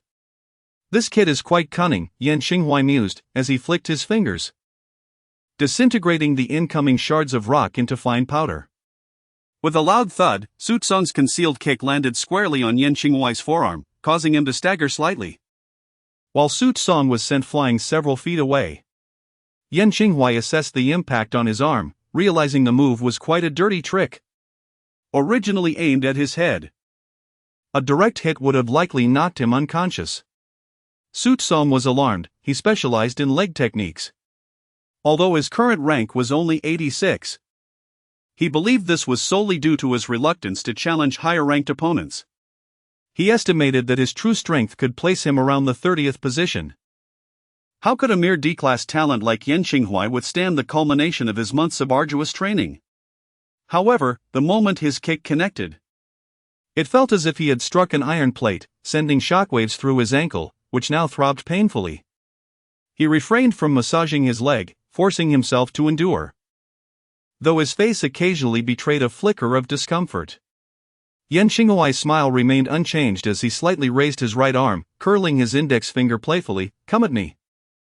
Su Tsong, though surprised, felt no fear. Summoning his strength, he propelled himself forward like a gust of wind, unleashing a flurry of terrifying kicks in the air. Yan Qinghuai twisted his wrist, advancing a step forward, his right arm extending like a dragon emerging from water, deftly grasping Su Tsong's ankle. With a powerful twist of his body, he unleashed tremendous force from his waist, causing Su Tsong's foot to spin in midair. "Get lost!" After several rotations, Yan Qinghuai bellowed, abruptly releasing his grip. Su Tsong plummeted like a kite with a severed string, his limbs flailing helplessly as he descended into the crowd below. With a resounding thud, Su Tsong crashed to the ground, sending a cloud of dust billowing into the air. In that instant of impact, blood spurted from his mouth and nose. Yan Qinghuai brushed the dirt from his hands, glancing at the referee with a smile. "Referee, does this count as a victory? I have not yet lost." Just as the referee was poised to declare the outcome, the crowd parted, revealing Su Tsong rising to his feet, wiping the blood from his face with his sleeve. His eyes burned with a hatred that seemed to unleash countless daggers aimed at Yan Qinghuai. Yan Qinghuai's smile faded, his voice turning cold. "Very well, then come at me." Su Tsong strode forward, retrieving a 9-ring broadsword from the weapon rack. The blade was thick, adorned with 9 iron rings along its spine. The tip uneven and not protruding forward, while the handle was slightly slender with a significant curve, featuring several rings at the back. "Weapons are permitted?" Yan Qinghuai inquired of the referee. The referee replied with a grin, "Of course. In the competition for the Southwest ranking, the use of weapons is allowed. So the rules for our candidate selection are the same." As they spoke, Su Tsong charged forward menacingly, gripping the hilt of the sword tightly and delivering a thunderous downward slash. The 9 rings emitted a crisp sound as they sliced through the air. Yan Qinghuai sidestepped, the broadsword crashing heavily into the ground, leaving a deep gash in its wake. Amidst the swirling dust, the blade's fierce light once again aimed for Yan Qinghuai's shoulder. Yan Qinghuai retreated nimbly, eliciting gasps from the audience, particularly the students from the literature class, who feared witnessing Yan Qinghuai being struck and bloodied. This son of a gun is deadly serious. Yan Qinghuai's anger surged. He had been holding back previously, but Su Tsong's relentless assaults aimed directly at his vital points suggested an intent to take his life. Since that was the case, he could not be blamed. A fierce glint sparked in Yan Qinghuai's eyes as he slightly parted his legs and lowered his shoulders, adopting a stance imbued with ancient grace. From the sidelines, Gao Tianming, Yi Lingyi, Yi Qing, and others squinted their eyes, sensing the formidable aura emanating from him. Another flash of the blade, and Su Tsong leapt high into the air. The 9-ring broadsword descending with the force of a thunderous storm, aimed at Yan Qinghuai's left shoulder. Su Tsong's eyes were now bloodshot, exuding a murderous intent. Yan Qinghuai perceived the broadsword approaching rapidly, feeling the chilling aura of the blade's deadly intent. With a deft push of his toes, he floated backward like a feather, simultaneously extending his arms and forcefully clapping his palms together, astonishingly trapping the 9-ring broadsword between his hands. Su Tsong's bloodlust intensified, twisting the sword in an attempt to sever Yan Qinghuai's hands, but to his astonishment, the broadsword remained immobile, as if gripped by iron pincers. Yan Qinghuai regarded Su Tsong with an air of nonchalance, a mocking expression gracing his face. Su Tsong's mind was in turmoil, unable to bear such disdain. In his eyes, students from the literary class had no place in the special training camp. With this thought, Su Tsong summoned every ounce of strength he had, his face flushed with rage. Yet Yan Qinghuai's hands remained firmly gripping the nine-ring broadsword. Die! Su Tsong realized that no matter how hard he struggled, he could not break free. Thus, he utilized Yan Qinghuai's immense strength to leap into the air, aiming a kick at Yan Qinghuai's head. Yan Qinghuai, unfazed, suddenly exerted his strength. And Gao Tianming and the others watched in astonishment as spiderweb-like cracks appeared on the nine-ring broadsword. Bang! Under the tremendous force of Yan Qinghuai's hands, the broadsword shattered into countless metal shards that shot upwards. It seemed he had anticipated Su Tsong's aerial assault, for under his control, only the fragments above the broadsword were propelled forth, while the rest fell to the ground due to gravity. Ah! Su Tsong's anguished cries echoed throughout the arena as he rolled on the ground, clutching his right leg in agony. Dozens of shards were embedded deeply in his flesh, and blood gushed forth from the wounds, exposing the bone beneath.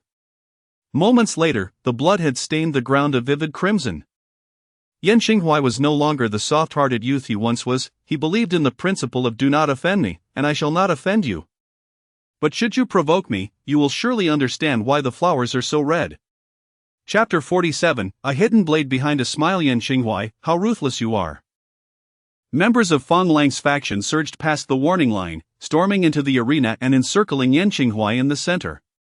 Witnessing this situation, the students from the one class, along with Gao Tianming and Ji Nexan, quickly rushed forward, breaking through the crowd that surrounded Yan Qinghuai, shielding him behind them. What is this? Unable to win a duel, you resort to a group assault? Let me tell you, Fang Lang, we are not afraid of you even in a brawl. Wu Daler, standing like a towering iron pillar in the front row, shouted at Fang Lang. Fang Lang smirked coldly, saying, "It is merely a competition. Yan Qinghuai is using deadly force. Such a person has a despicable character and should be expelled." A glint of murderous intent flashed in Yi Qing's eyes as he coldly laughed. How absurd! Isn't the nine-ring saber wielded by Su Tsong himself? Moreover, anyone with discernment can see that every strike from Su Tsong is aimed at Yan Qinghuai's vital points. Are you blind? Fang Lang snorted dismissively, stating, "Regardless, it is our people who are injured. Yan Qinghuai stands perfectly fine over there." Yi Qing, infuriated yet laughing, retorted, "Ha! So this is your logic, that weakness justifies your claims?"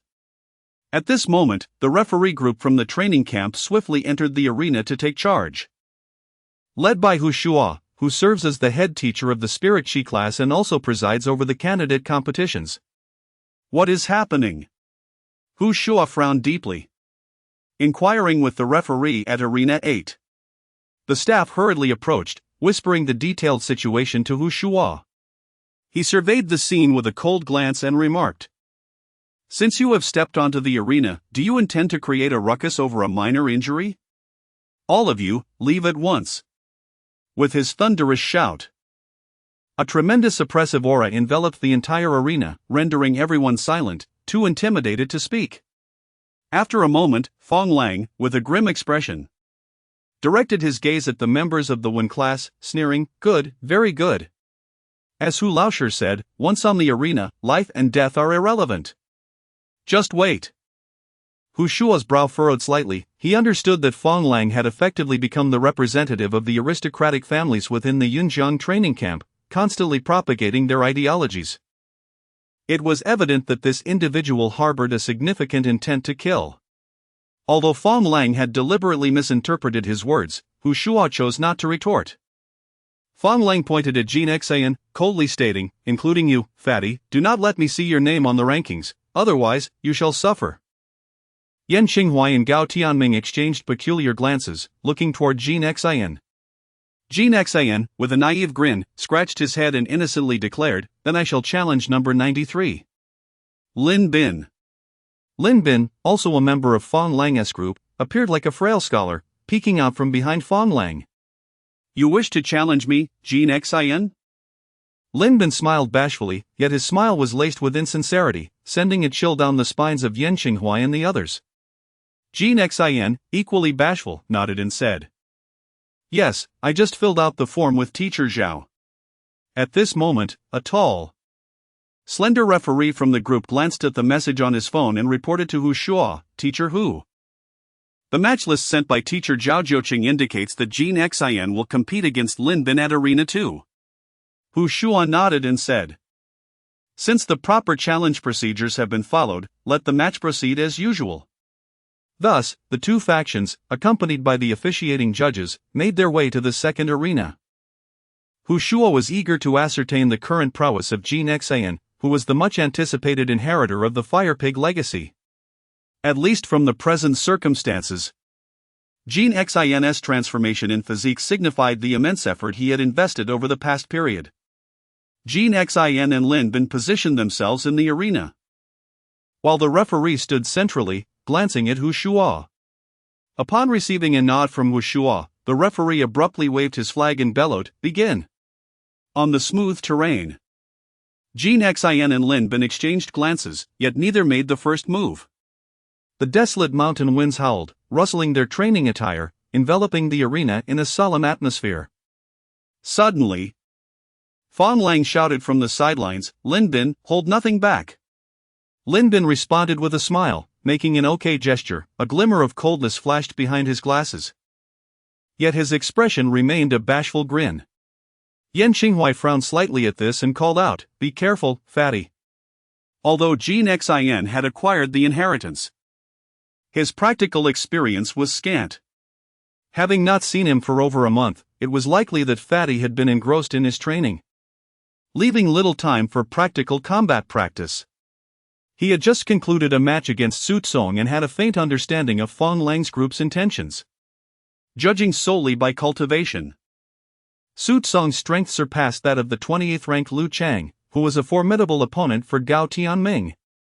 It seemed these individuals were concealing their true capabilities, as merely being listed would enable them to partake in the Dao ranking competition. They aimed to take this opportunity to teach a lesson to Wen Ban and other students of lesser qualifications, thereby promoting their ideology. Jin Xian, upon hearing this, nodded with a confident smile, his demeanor a stark contrast to the Jin Xian of yore. Lin Bin slightly bowed and said, "Since you refrain from attacking, I shall not hold back, Jin Xian." No sooner had he spoken than Lin Bin's expansive training attire billowed, and he charged towards Jin Xian, his footsteps remarkably light. Even in his accelerated sprint, the sound of his steps was barely audible. Jin Xian took a deep breath, suppressing the flicker of anxiety within, his eyes widening as he crossed his arms and slightly bent his knees. Suddenly, with a deft twist of his wrist, Lin Bin produced several shurikens from his voluminous training garb. With a flick of his wrist, the shurikens shot forth, slicing through the air with a piercing sound. A trace of panic flickered in Jin Xian's eyes, yet he adeptly concealed it. In that critical moment, he thrust out his palms, striking the shurikens with precision. The collision of his palms with the shurikens resonated like the clash of metal. Hu Shuo's eyes gleamed with intrigue. His pupils constricted as his gaze focused intently on Jin Xian, noticing that the palms he wielded were imbued with a red-black hue, akin to heated iron. In the blink of an eye, Lin Bin had closed the distance, his hands emerging from his sleeves, each gripping a gleaming silver scalpel. Jin Xian, unable to evade in time, felt the sharp blade slice open a long gash across the front of his training attire. The chill of the scalpel's glint sending a shiver across his chest. Jin Xian inhaled deeply and exhaled gently, feeling the adrenaline surge within him, a thrilling sensation akin to walking on the edge of a blade, which both intoxicated and frightened him. A tumult of emotions swirled within, leaving him momentarily disoriented. Yan Qinghua and others at the sidelines observed Jin Xian, who appeared as if inebriated, narrowly evading Lin Bin's relentless assaults, prompting them to break into a cold sweat. "What are you doing, Lin Bin? Don't waste time," Fong Lang urged impatiently from the side. As Lin Bin's attacks bore no fruit, rendering his pre-match bravado rather foolish. Hearing Fong Lang's insistence, Lin Bin felt a twinge of anxiety. He harbored a genuine fear of Fong Lang, who could be ruthless even towards his own team, often punishing members who fell short of expectations. Yet, Jin Xian remained unaffected by the external pressures, his nerves taut, his body coiled, fully devoted to observing Lin Bin's moves. Gradually, Lin Bin's actions began to unfold a discernible pattern in Jin Xian's eyes. Each strike, the maximum extent of his reach. The traces left by the scalpel became vividly clear in Jin Xian's mind. He could accurately anticipate Lin Bin's subsequent maneuvers based on the slightest shifts in his posture, rendering his evasive actions increasingly fluid and instinctual. This was an extraordinarily profound realm, one that Jin Xian was mastering with growing adeptness. It appeared Lin Bin had sensed Jin Xian's escalating proficiency, as if he were merely serving as a practice dummy for Lin Bin's technique. With a sudden jolt of realization, Lin Bin ceased concealing his prowess. With a subtle flick of his pinky, 2 strands of silk swiftly bound his fingers to the handle of the scalpel.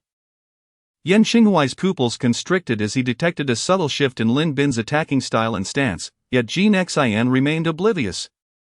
Lin Bin unleashed another strike, and Jin Xian instinctively attempted to retreat along the trajectory etched in his mind. Just as he prepared to veer left, Lin Bin's fingers twitched, and the scalpel sliced through the air at an uncanny angle, producing a sharp sound as it tore through the center of Jin Xian's training uniform, leaving a long, crimson gash across his chest. Chapter 48. The initial display of divine power. Jin Xian was momentarily stunned. A piercing pain surged through his chest, compelling him to retreat hastily. He hastily grasped the tattered remnants of his clothing to cover the wound, the pristine white of his training attire swiftly becoming stained with crimson. Yet, in an instant, he sensed a warm energy within him rapidly mending his injury. Before long, the wound had miraculously healed, leaving behind only a long scar. As Jin Xian sustained his injury, Yan Xinghuai had already intended to rush into the arena to halt the match. However, before he could cross the caution line, he was aghast to discover that Jin Xian had lifted the fabric covering his wound, and the bleeding had ceased. The astonishment in the eyes of both Yan Xinghuai and Gao Tianming mirrored one another. Could this be the wondrous aspect of the legacy of the 28 mansions? Hu Shua nodded quietly, recalling tales of Wan Hongshan being besieged by several top-tier abilities from abroad, yet astonishingly surviving through his formidable self-healing prowess, ultimately exhausting his assailants and gaining renown in battle. Could it be that all inheritors of the 28 mansions possessed such extraordinary regenerative capabilities? Jin Xian forcefully cast aside the garment, and the gentle energy within him, having completed its repair of the wound, suddenly transformed into a tempestuous force, akin to a tender flame erupting into a raging inferno, seemingly intent on reducing all adversaries to ashes. Under the influence of this ferocious power, Jin Xian's eyes seemed to flicker with flames, and his previously soft physique flushed a deep crimson. As his breathing grew increasingly labored, his muscles began to swell, and an overwhelming aura swept across the arena. What a formidable presence! The spectators outside were taken aback, acutely aware of Jin Xian's transformation and the shockwave emanating from his newfound vigor. Lin Bin was equally astonished. If the Jin Xian he faced earlier had resembled a tranquil lake, the current Jin Xian appeared as an underwater volcano on the verge of eruption. Jin Xian advanced towards Lin Bin, each step cracking the ground beneath him. Lin Bin tightened his grip on the thread, coldly declaring, "A mere display of illusion." With that, he brandished 2 surgical knives, launching an assault on Jin Xian. The blades danced through the air like elusive antelope horns, appearing and disappearing without a trace. Yet each manifestation was a lethal strike. Jin Xian grinned broadly, though no sound escaped his lips, sending a chill down the spine. Suddenly, he swung his right palm. Halting in midair, with a resounding thud, one of the surgical knives collided with his hand, as if he had anticipated its arrival. In the next moment, Jin Xian tightened his grip, a jarring screech of friction echoed, and when he opened his palm again, the surgical knife had disintegrated into iron powder, scattering into the air. Lin Bin's heart sank in terror. He lightly tapped his feet and rapidly retreated. Jean Xian closed the distance, his left hand grasping another surgical knife, employing the same technique to turn it into iron dust that dispersed in the wind. He then reached out, seizing Lin Bin by the collar, and forcefully slammed him to the ground. With a thunderous crash, Lin Bin found himself inverted, head down and feet up. The ferocity in Jean Xian's eyes intensified as his left fist struck Lin Bin's chest with tremendous force, shattering his sternum and causing him to spit blood. Lin Bin struggled to rise, but Jean Xian's fist was too heavy, imbued with a ferocious energy that instantly rendered him dazed, his head tilted, and he lost consciousness. Observing Lin Bin's collapse, Jean Xian forcibly suppressed his bloodthirsty desire, rising abruptly, his gaze ablaze with intensity as he addressed the referee. "Teacher, I have triumphed, haven't I?" The referee, taken aback by the sight of Lin Bin lying motionless on the ground, raised the blue flag and declared, "The challenger is victorious." Fong Lang and his companions wore expressions of deep discontent, their faces dark as storm clouds, and with a disdainful snort, they turned to leave. Not a single soul bothered to check on the unconscious Lin Bin.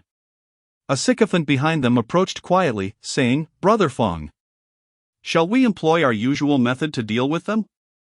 This usual method entailed dispatching different challengers daily to confront the students ranked fourth on the leaderboard, depriving them of time for cultivation and stamina for ascending challenges. Utilizing this underhanded tactic, Fong Lang extorted a considerable sum of spirit stones from numerous students, a strategy that had proven remarkably effective. Fong Lang shook his head, a flicker of ruthlessness crossing his features as a thought crossed his mind. In a cold tone, he stated, "Wait a moment, I will ensure they pay a heavy price." At the second arena, a team of medical personnel hurriedly carried a stretcher to Lin Bin's side, placing him upon it before swiftly disappearing from view. Yan Qinghuai patted Jean Xian's shoulder emphatically, teasing, "Well done, fatty. Quite impressive. I fear we might not stand a chance against you."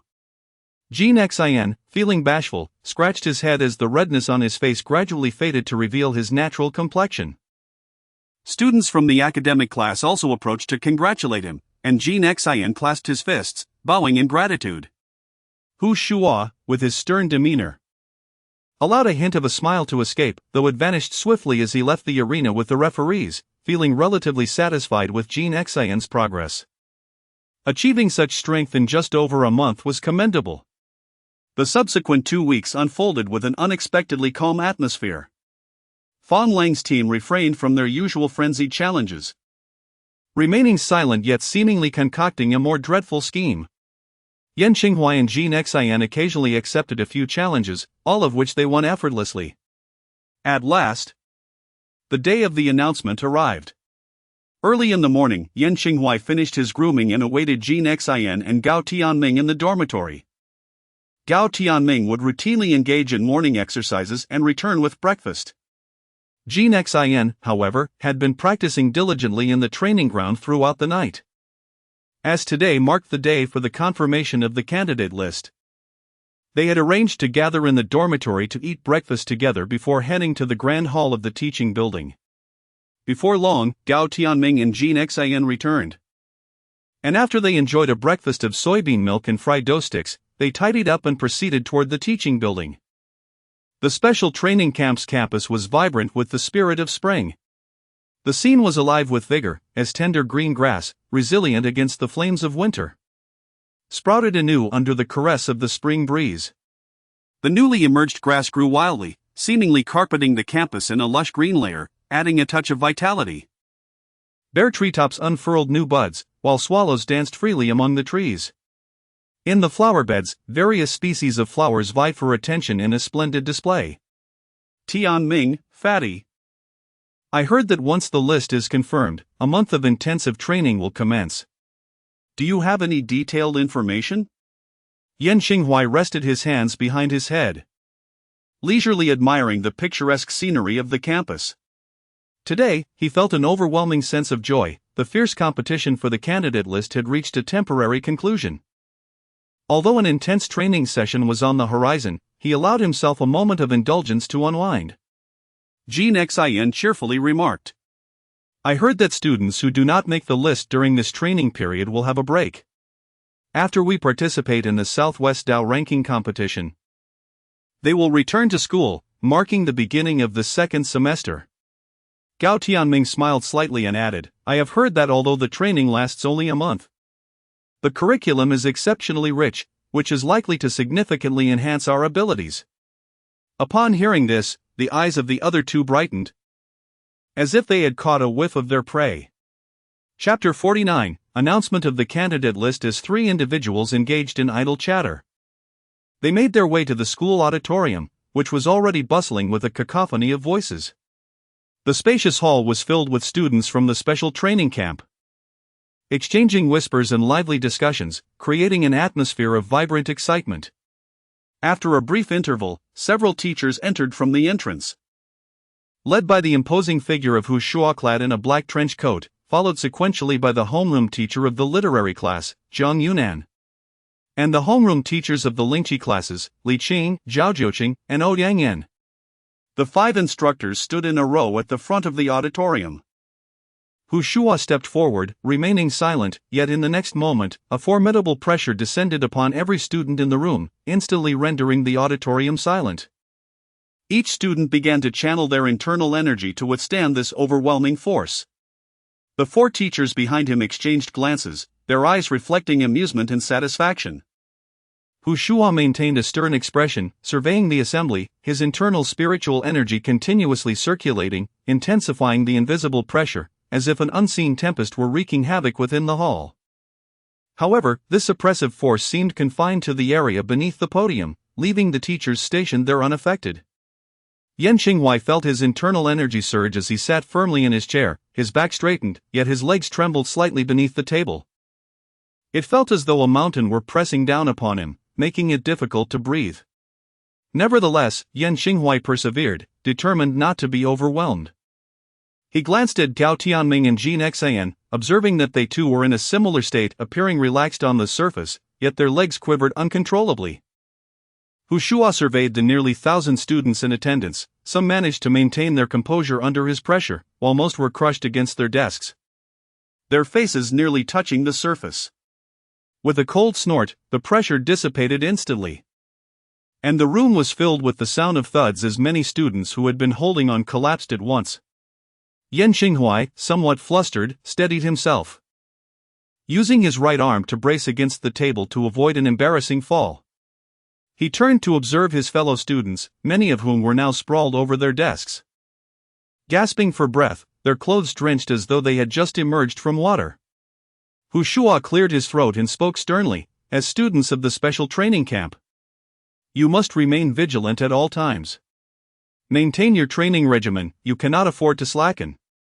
Otherwise, you will find yourselves powerless, just as today. The auditorium fell silent, with no one daring to respond. Hu Shua continued, now, I shall announce the list of students participating in the Southwest Path Rankings. Xiang Song, Yi Lingyi, Gao Tianming. Wu Dalai, Yi Cheng. Yan Xinghuai, Jin Xan, Sun Man. With each name he announced, corresponding students lit up with joy. For although their rankings had been confirmed after the closure of the list the previous day, the official acknowledgement provided them with reassurance. Yan Xinghuai glanced at Gao Tianming and Jin Xan. Their respective rankings were 3rd for Gao Tianming, 56th for Yan Xinghuai, and 78th for Jin Xan. The primary reason for Yan Xinghuai and Jin Xan's lesser enthusiasm for further challenges was their understanding that ultimately, their standings would be judged by the Southwest Path Rankings, rendering the rankings within the Yunjiang Special Training Camp of little consequence. After Hu Shua announced the list of candidates, his expression softened as he proclaimed in a clear voice, the students whose names I have called may remain seated, the rest of you, pay attention. Today marks the conclusion of the first semester of the training camp. You will embark on a 1.5-month holiday, and upon its conclusion, there will be new changes to the training schedule. I hope you will not become complacent during this time but instead continue your practice and prepare yourselves. I look forward to seeing you all in a month. The class mentors subsequently shared various important reminders regarding their respective classes, and after approximately half an hour, Hu Shua declared the meeting adjourned. The majority of students hurriedly exited the hall, and moments later, silence enveloped the auditorium once more. The 5 class mentors stood calmly at the podium, their eyes fixed upon the 100 students who sat upright before them. A solemn atmosphere pervaded the space, prompting Yan Qinghuai to unconsciously straighten his back. Hu Shua's gaze swept across the 100 students. Recalling their somewhat naive faces upon their arrival at the camp and noting the remarkable transformation reflected in their resolute eyes and erect postures today, he nodded in satisfaction. Many students might not yet fully grasp the significance of the training camp. Hu Shua began to speak slowly, a hint of weariness lacing his voice. This was the first time the students sensed such an emotion from him. In their minds, he was akin to an indefatigable machine, meticulously managing the Yunjiang training camp. In light of the recent global surge in the emergence of spiritual realms, nations have witnessed a dramatic increase in the number of superhumans and practitioners, far surpassing the era of spiritual depletion. This shift has led to significant changes in the international landscape. Hu Shua's sharp gaze once again scanned each student, and Yan Qinghuai could almost feel the power embedded within his stare. On one hand, dark forces abroad have expanded rapidly, destabilizing the international situation. On the other hand, domestic conditions have become increasingly severe, with many newly awakened superhumans overwhelmed by their sudden power. In recent months, the rate of superhuman crimes within the Great Hua territory has skyrocketed. However, the current number of superhumans and practitioners in Great Hua is woefully insufficient to maintain stability both domestically and internationally. Hu Shua spoke earnestly, emphasizing that the students of the training camp are the next wave of forces that will be deployed to the battlefield. Thus, the second semester of the training camp will focus entirely on practical combat. As the elite of the Yunjiang training camp, you must first shift your mindset. You are no longer ordinary students but the shield that safeguards the nation and the weapon that upholds its interests. You must possess unwavering determination. Time is of the essence. You have only a few months left to prepare. According to the plan, after you participate in the Dao ranking competition, I believe you will be equipped with the ability to stand on your own. Subsequently, each of you will be assigned to various cities and regions to respond to the nation's call and maintain national security. Those who achieve outstanding results in this Dao ranking will be entrusted with even more significant responsibilities. Hu Shua's voice gradually softened, and after a brief pause, he continued, starting tomorrow, you will embark on a month-long intensive training. I hope you will strive to enhance and fortify yourselves. On his way back to the dormitory, Yan Qinghuai felt a tumultuous surge within, his mind still echoing the resonant and powerful words of Hu Shua. The militarized management over the past few months had indeed instilled in them the demeanor and habits of soldiers. Yet the daunting task of soon stepping onto the battlefield to confront various dark forces was difficult to fully accept. However, it all seemed rather anticipated, after all. From the very inception of the training camp, it had been fundamentally distinct from an ordinary university. The purpose of establishing the special training camp by Dahu was precisely this. Jin Xian looked up at the azure sky and smiled, remarking, "This isn't so bad, is it?" Yan Qinghuai set aside his thoughts and exchanged a smile with Gao Tianming. Indeed, it was quite commendable to defend the beloved land with one's own strength. Chapter 50, The Soul of Weapons Yunjiang Special Training Camp, Martial Arts Arena. The azure sky was pristine, devoid of clouds. The coolness of spring still lingered in the morning air. As a gentle mountain breeze stirred up the dust and gravel in the arena, bringing a refreshing sensation to the students. In the center of the arena lay an expanse equivalent to several football fields, surrounded by dozens of wooden weapon racks, showcasing an array of blades that gleamed with a sharp, cold light. 100 students stood tall, gazing forward, hands close to their seams, bodies slightly leaning forward, heads raised, chests out, and abdomens tucked in. They had maintained this standard military posture for half an hour without a hint of complaint. It had become second nature to them. After a considerable time, a low rumble of engines echoed from afar. Suddenly, several military jeeps, spewing deep green exhaust, buzzed toward the students.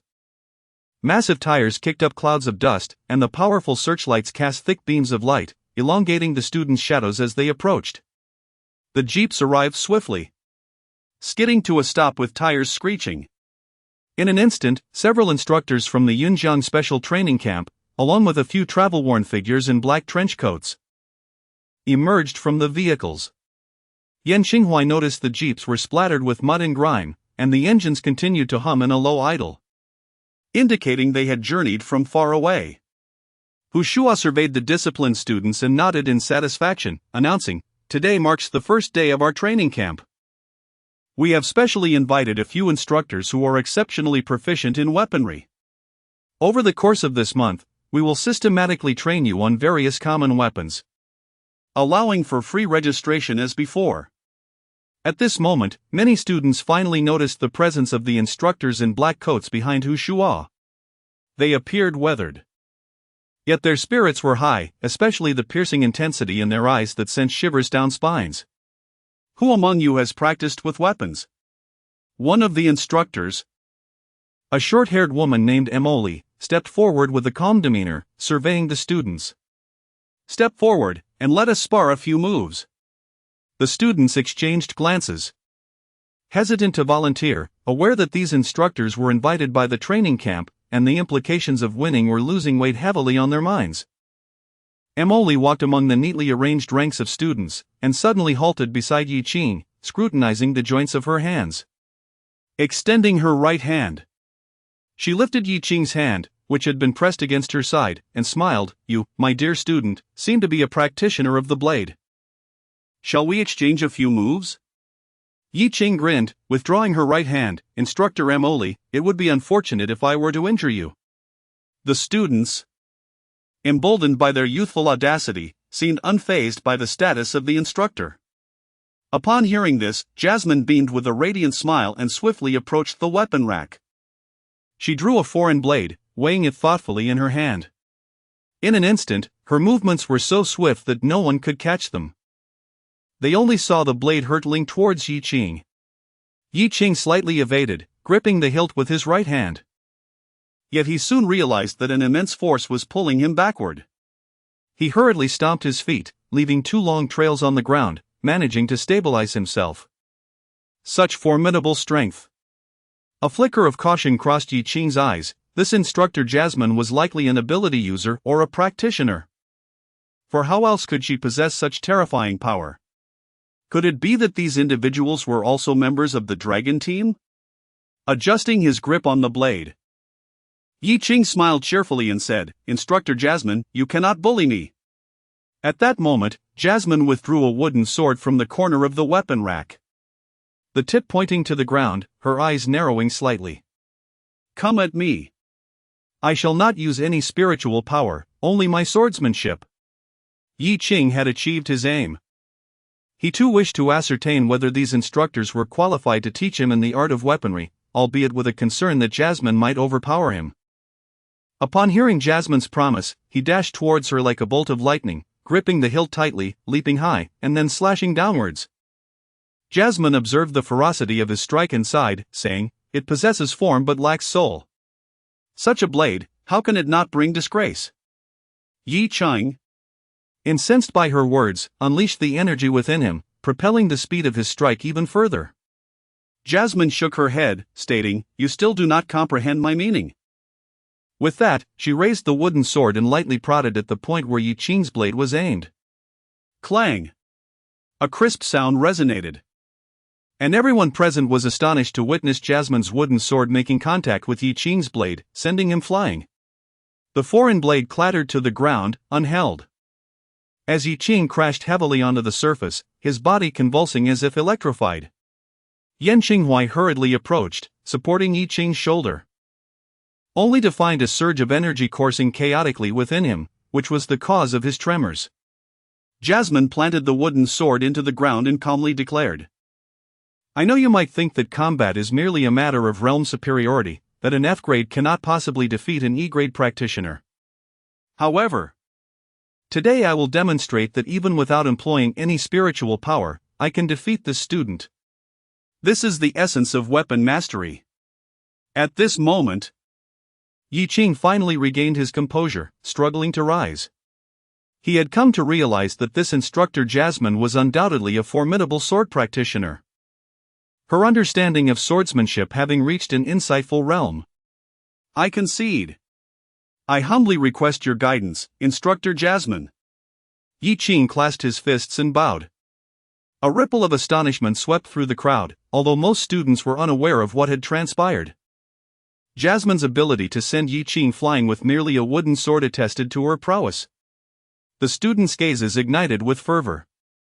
Observing the scene, Hu Shuo remarked, "Everyone, please register first." Yan Qinghuai, having contemplated his future path, resolved to study the sword technique, for those heroic figures clad in white, gliding like the wind through martial tales, always stirred the heart and mind. As anticipated, the largest number of enrollees chose to study the sword, under the tutelage of an instructor surnamed Han. Gao Tianming predictably opted for the art of the blade, while Jin Xian hesitated in making his choice. "Fatty, what exactly do you wish to learn?"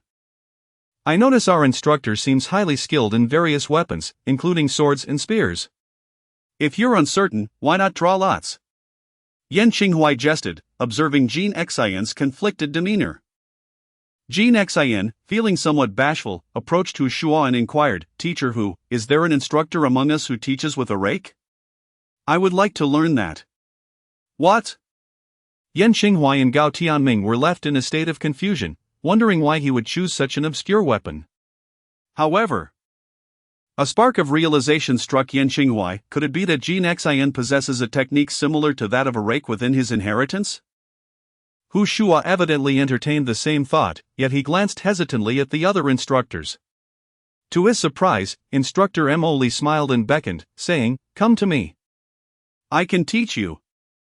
Chapter 51, The Nine Palaces and 8 Trigram Sword. The training ground was abuzz with activity as students selected their weapons and engaged in foundational exercises under the guidance of their instructors. Most of these students had little prior experience with weaponry, and the purpose of this specialized training camp was to refine the skills of those with a background in martial arts while also equipping novices with the essential techniques. At this moment, Yan Qinghuai fully recognized the expertise of the instructors. Regardless of the weapon chosen by the students, they were adept at providing guidance and demonstrated considerable skill. Due to the sheer number of students learning the sword, the instructors attended to each one individually, and it took quite some time before it was Yan Qinghuai's turn. Instructor Han handed him a long sword and smiled. "Have you had any prior experience with the sword, Yan?" Yan Qinghuai examined the sword, which measured over 2 feet in length, and shook his head, saying, "No, I haven't, but I find it quite fascinating." Instructor Han drew a wooden sword, his gaze tenderly sweeping over the blade as he spoke softly, infused with warmth and passion. "The sword is regarded as the lord of 100 blades in ancient times. Gentlemen were accustomed to wearing swords, which were believed to embody the virtues of nobility." As he spoke, the instructor gracefully swung the sword, instantly creating a flash of light that etched a shallow mark upon the ground. The sword stands upright and unyielding, representing integrity. It is flexible yet steadfast, embodying the principle of moderation in advance and retreat. When idle, its brilliance remains concealed, symbolizing humility. When called upon, it unsheathes to vanquish evil, embodying chivalry. A sword that closely guards its master signifies loyalty and valor. Instructor Han fixed his gaze upon Yan Qinghuai, his tone gentle yet resonant. For those who study the sword, it is not merely about mastering techniques, it is about understanding the spirit and soul of the sword. Only then can one forge their own path in swordsmanship. Intrigued, Yan Qinghuai inquired, "Instructor Han, have you forged your own path in swordsmanship?" Instructor Han chuckled softly, "The path of the sword is not so easily attained. I remain at the realm of sword techniques and methods. However, I am more than capable of teaching you, haha." With that, Instructor Han guided Yan Qinghuai as he began practicing the initial stance. Throughout the day, Yan Qinghuai swung the sword countless times, soaking his practice attire with sweat and feeling his arms grow weary, yet his comprehension of the sword advanced remarkably. As Instructor Han had articulated, the foundational sword forms are the essence and foundation of swordsmanship. Mastering 100 techniques is less effective than practicing one technique 100 times. Just as reading a text 100 times reveals its meaning, swinging the sword 1,000 times cultivates mastery within. As the students devoted themselves to their training, time flew by swiftly, and the first day's exercises came to an end. The instructors returned to their quarters to rest, but many students remained on the training ground, diligently practicing their fundamentals. They felt the urgency of time, for soon they would compete with the elite from other specialized camps for rankings on the Dow list. In this crucial moment, any enhancement in strength could lead to an improvement in their standings. As night fell, Yan Qinghuai placed the long sword back on the weapon rack, shook his aching arms, and approached Gao Tianming, who was intently practicing his knife techniques. Tianming, I have a matter to attend to back at the dormitory. You carry on with your training. Gao Tianming nodded silently, continuing to immerse himself in his practice. Although he had previously devoted most of his time to studying the Daozang Jinjia, he had recently shortened his training in swordsmanship. However, today, Instructor Wang provided him with extensive guidance, and he was determined to ponder and comprehend it thoroughly, to the extent that he momentarily forgot to eat. Yan Qinghuai chuckled, shaking his head, before walking towards Jin Xian, who was diligently practicing with a broom rake. Yan Qinghuai approached him closely, scrutinizing his efforts with curiosity, and inquired, "Chubby, is this what you are training with?"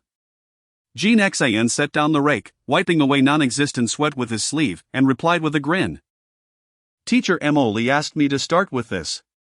Tonight, a craftsman will forge a nail rake for me, and by tomorrow, I shall have a proper weapon." Yan Qinghuai responded with an "oh," saying, "All right, you continue your practice. I will head back to the dormitory." With that, he departed along the sandy path, leaving the training ground behind. As Yan Qinghuai hastened through the campus, he noted the profound stillness enveloping the area. Most students had already returned home for the holidays, leaving only a handful of canteen and dormitory staff on duty. The remaining students engaged in intensive training at the practice arena, and the canteen would soon dispatch personnel to deliver meals, so there was no urgency for them to eat just yet. Reaching the dormitory building, Yan Qinghuai greeted the dorm matron and calmly entered his room.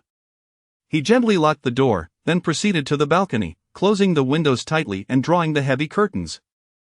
Given the proximity of the training ground to the quiet room, Yan Qinghuai was concerned that any unusual occurrences during the lottery might be observed by other students or teachers.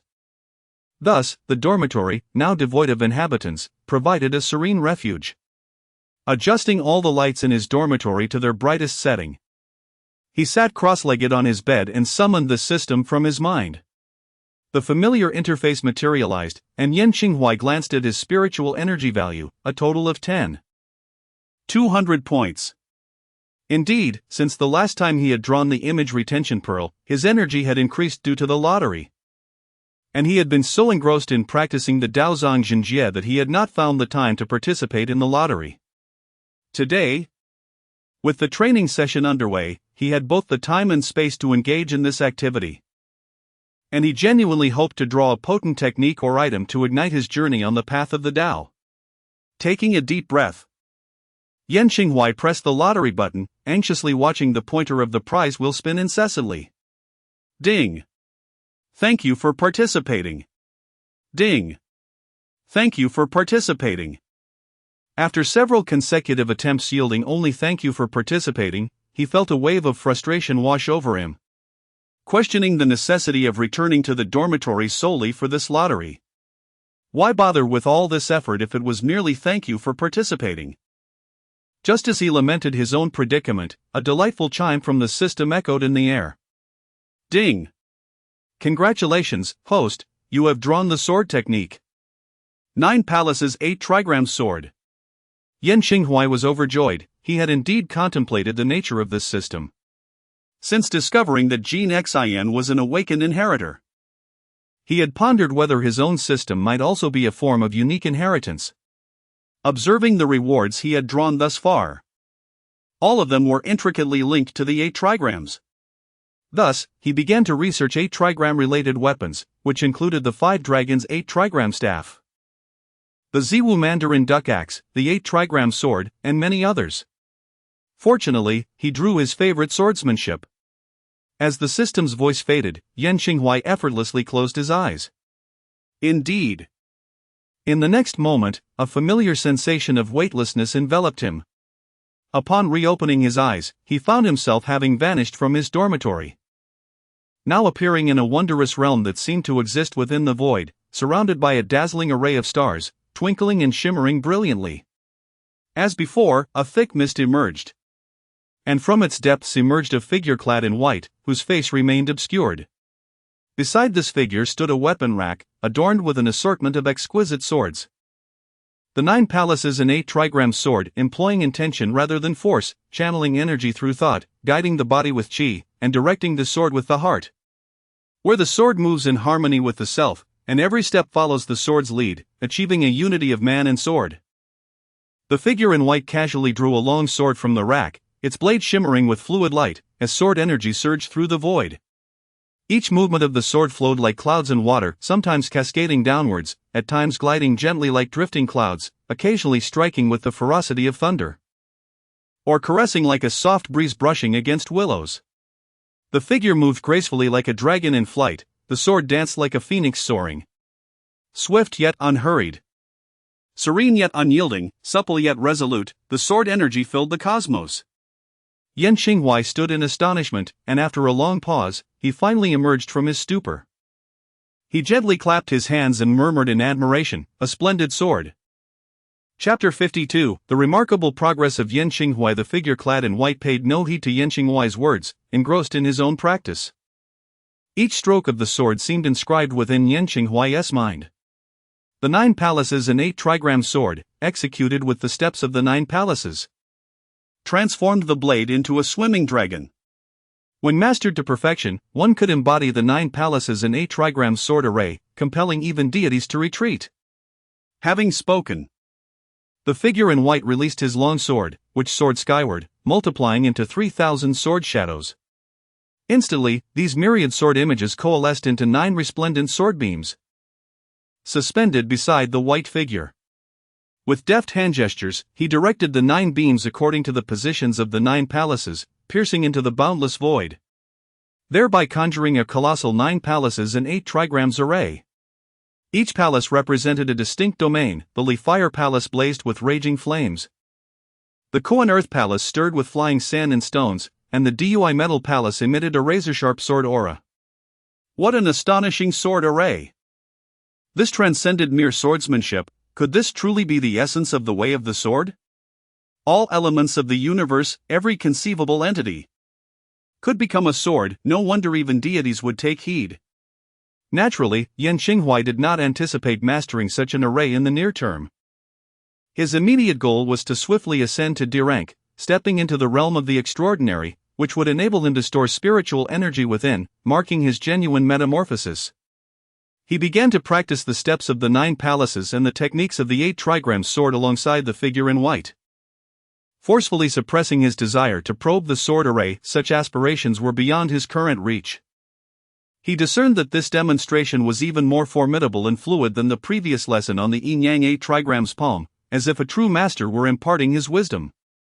Each movement was imbued with unmatched power, the dragon emerging from its lair, the white crane soaring aloft, the golden basin dropping the moon, the shifting stars, the plucking of the golden crown, the fierce tiger extracting its heart, the solitary goose breaking from the flock, the ominous clouds overhead, and the azure dragon flicking its tail.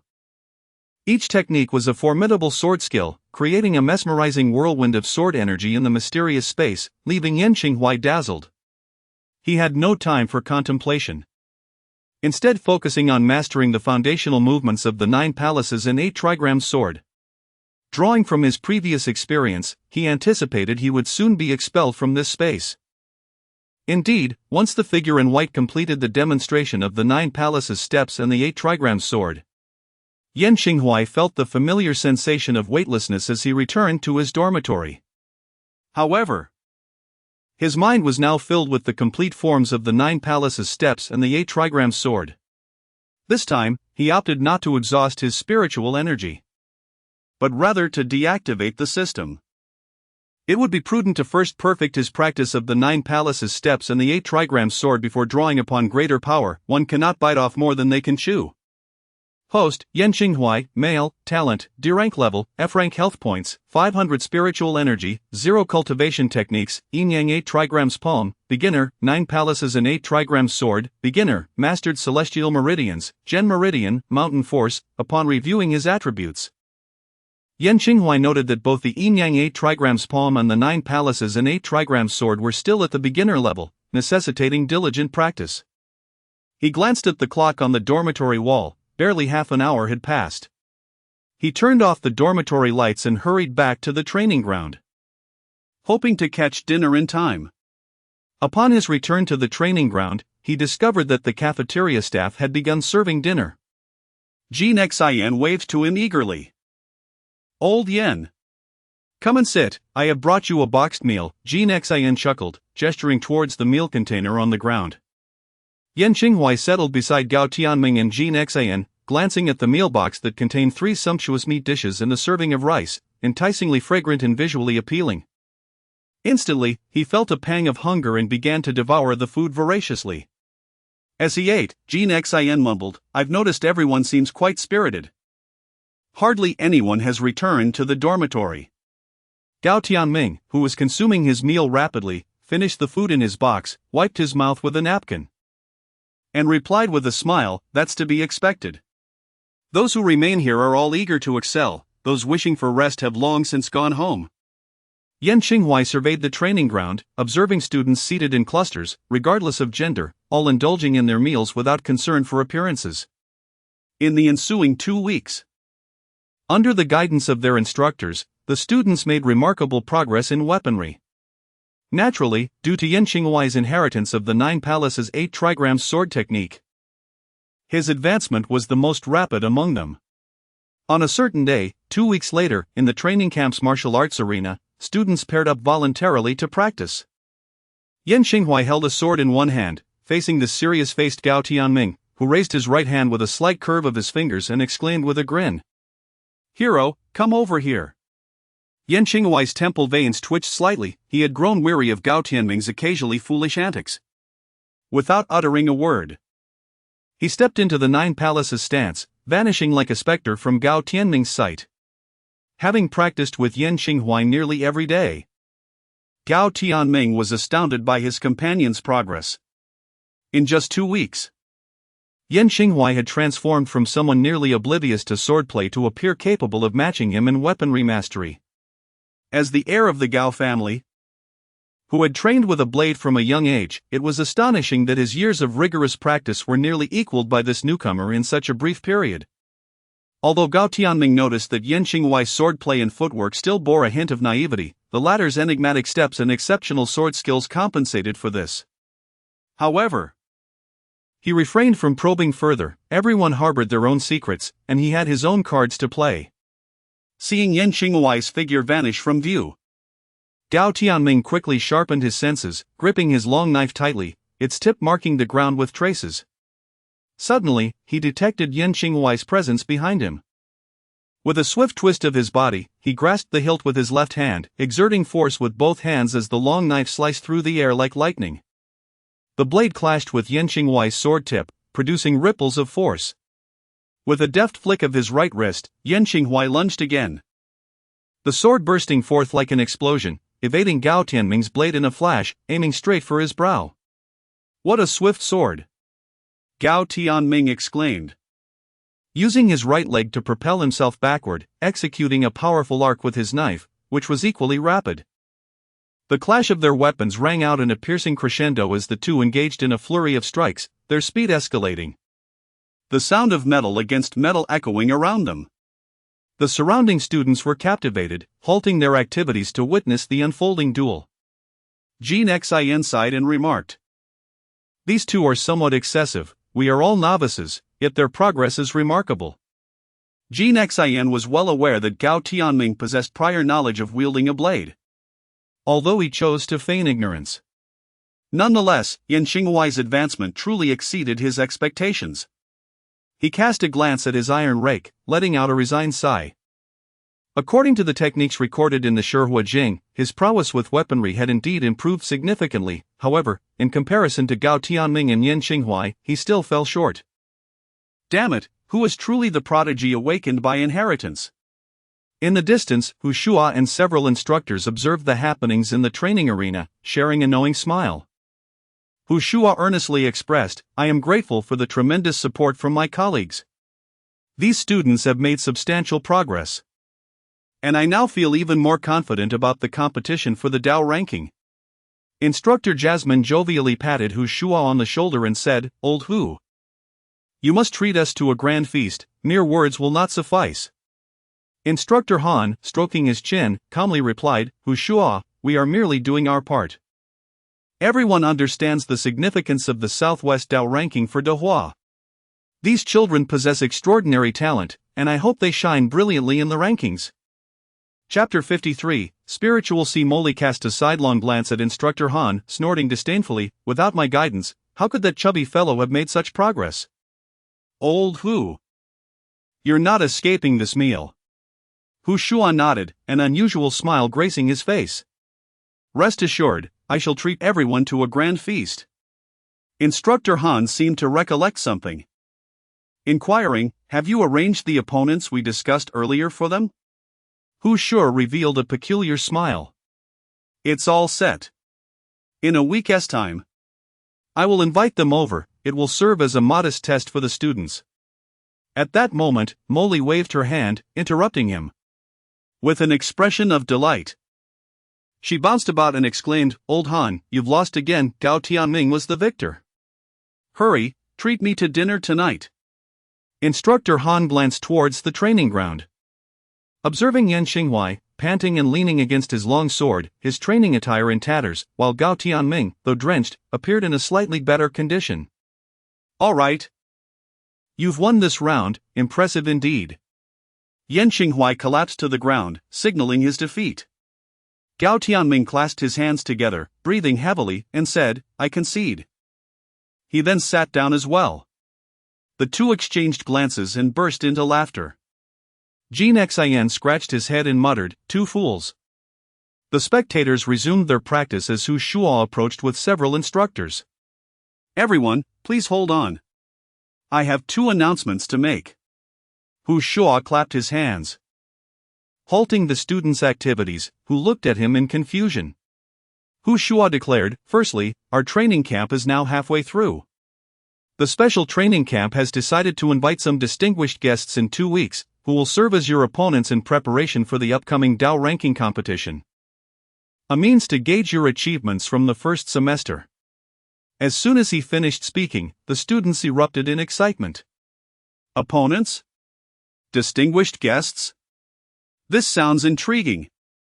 The one who expressed such enthusiasm was undoubtedly the battle-hungry student among them. Yan Xinghuai quietly asked, "Tianming, do you have any idea who these special guests might be?" Gao Tianming shook his head helplessly. "I haven't received any information, but they must be formidable opponents. Otherwise, the special training camp wouldn't arrange battles at this time." Yan Xinghuai nodded thoughtfully. Indeed, with the Southwest Dao ranking approaching, inviting such so-called guests surely indicates they are not to be trifled with. This is sharpening the students' blades. Hu Shua silenced the ongoing discussions, continuing, "The identities of the specific guests will be revealed in due course. I assure you, it will not disappoint. Now, let me address the second matter." Within the special training camp, Hu Shua's reputation and authority were paramount. Commander Xiang had only made an appearance at the camp's initiation and had not been seen since. All matters, big and small, were under Hu Shua's control. At this moment, the students were unequivocally obedient, and upon hearing Hu Shua's words, the training ground fell into a profound silence. Hu Shua nodded with satisfaction and remarked, "Many students have already reached the E level in their cultivation, and their mastery of internal refinement has become quite profound. Therefore, today I would like to discuss how to condense the spiritual C." Indeed, among the top 100 students at the Yunjiang Special Training Camp, all are E-level practitioners. According to Yan Xinghuai, some students have even reached the pinnacle of E-level, standing on the precipice of transcending into an extraordinary realm. Just a moment of insight and opportunity away. I trust that each of your class teachers has previously spoken to you about the great circulation practiced at the E-level. which flows through the lung meridian, large intestine meridian, stomach meridian, spleen meridian, heart meridian, small intestine meridian, bladder meridian, kidney meridian, pericardium meridian, triple warmer meridian, gallbladder meridian, and liver meridian, continuously transforming and sublimating the corresponding 5 organs and 6 bowels through the infusion of spiritual energy. When the 5 organs and 6 bowels are refined to their utmost, it resembles an overflowing vessel. The excess spiritual energy gradually permeates and transforms our body's reservoir of spiritual power, known as the dantian. Hu Shua surveyed the earnest students around him and continued, of course. The extent of this transformation is heavily influenced by individual constitution and aptitude, varying from person to person. For instance, those with exceptional innate qualities may take more time at the E level, achieving a greater degree of internal refinement. Although it may seem that the time to enter the extraordinary realm is prolonged, the future holds far greater potential. Just like constructing a road, the wider the path, the more vehicles it can accommodate. When we operate the great circulation to a certain threshold, spiritual energy will automatically enter the abdomen from the 12 meridians at a very slow pace, subtly and imperceptibly. The ancient sages believed that the lower dantian stores the vital essence of the human body, and this process requires your heartfelt comprehension. The circumstances of different practitioners may vary. Some may draw excess spiritual energy into the abdomen from the Guan Yuan point, while others may do so from the Shinkei point. The dantian is not confined to a singular point but is rather an expansive area, brimming with the primordial force of life. As Hu Shua spoke, he gently gestured to his own body. The students present, all well-versed in cultivation, could easily recall the relevant acupuncture points and meridians from the human meridian chart with just a flick of his finger. Hu Shua pointed to another significant point, the Danzhong point, located at the midpoint between the breasts, where spiritual energy may enter the thoracic cavity. This area is referred to as the middle dantian, which is also a region, not merely a single point. The ancients believed that the middle dantian stores qi. Hu Shua then raised his finger, indicating another point at the yin tang, the midpoint between the eyebrows, where spiritual energy gradually enters the mind. This too is a region, as this dantian conceals the spirit. The ancients referred to the essence, qi, and spirit as the 3 treasures, regarding the dantian as the repository of these vital forces, thus bestowing great significance upon its meaning, viewing it as the very root of life. Hu Shua lowered his finger and, with a serious tone, stated, once spiritual energy enters the upper, middle, and lower dantian, the practitioner's essence, qi, and spirit will gradually transform into stored spiritual power. This process is fraught with peril. As it deepens, the practitioner may experience a temporary loss of essence, qi, and spirit. Therefore, it is imperative for everyone to possess a solid foundation to support our bodies in completing the transformative process. If one lacks confidence, it would be wise to continue honing one's skills at the E level for a while longer before attempting to advance. When the essence, energy, and spirit of the 3 major dantians are fully transformed into spiritual power, it signifies the imminent opening of the spiritual sea. At that moment, our essence, energy, and spirit will be entirely restored and remarkably amplified. Once the spiritual sea is formed, it will facilitate the direct conversion of spiritual energy into spiritual power for storage, eliminating the need for essence, energy, and spirit as a medium. Based on past experiences, the capacities of individual spiritual seas can vary greatly. Some practitioners may find their spiritual sea has a storage capacity akin to a mere well, while those with exceptional talent might cultivate a spiritual sea as expansive as a spring or even a lake. Of course, the latter 2 scenarios are attainable only by the most extraordinary geniuses, so there is no need for excessive pressure. Chapter 54, A Struggle. The expansion of the spiritual sea signifies an increased capacity for storing and utilizing spiritual energy, allowing one to maintain a prolonged state of combat. Yan Xinghuai mused that it was akin to the mana bar in a game. The greater one's mana, the more skills one could unleash. After elucidating the methods for establishing the spiritual sea, Hu Shua continued, later today, You may visit my office to collect the section on the spiritual sea from the Daozang Jinjie. All I have discussed today is detailed within that text. He then encouraged the students to resume their practice.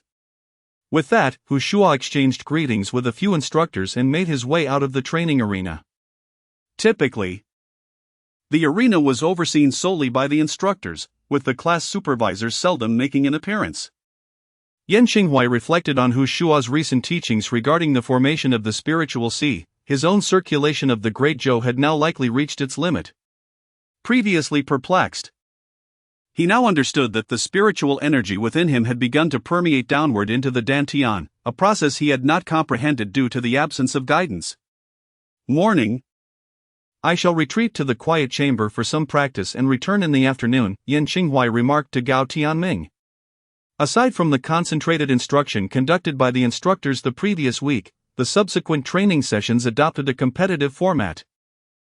Students wishing to study the Daozang Jinjie were free to leave the arena, for their strength was their own.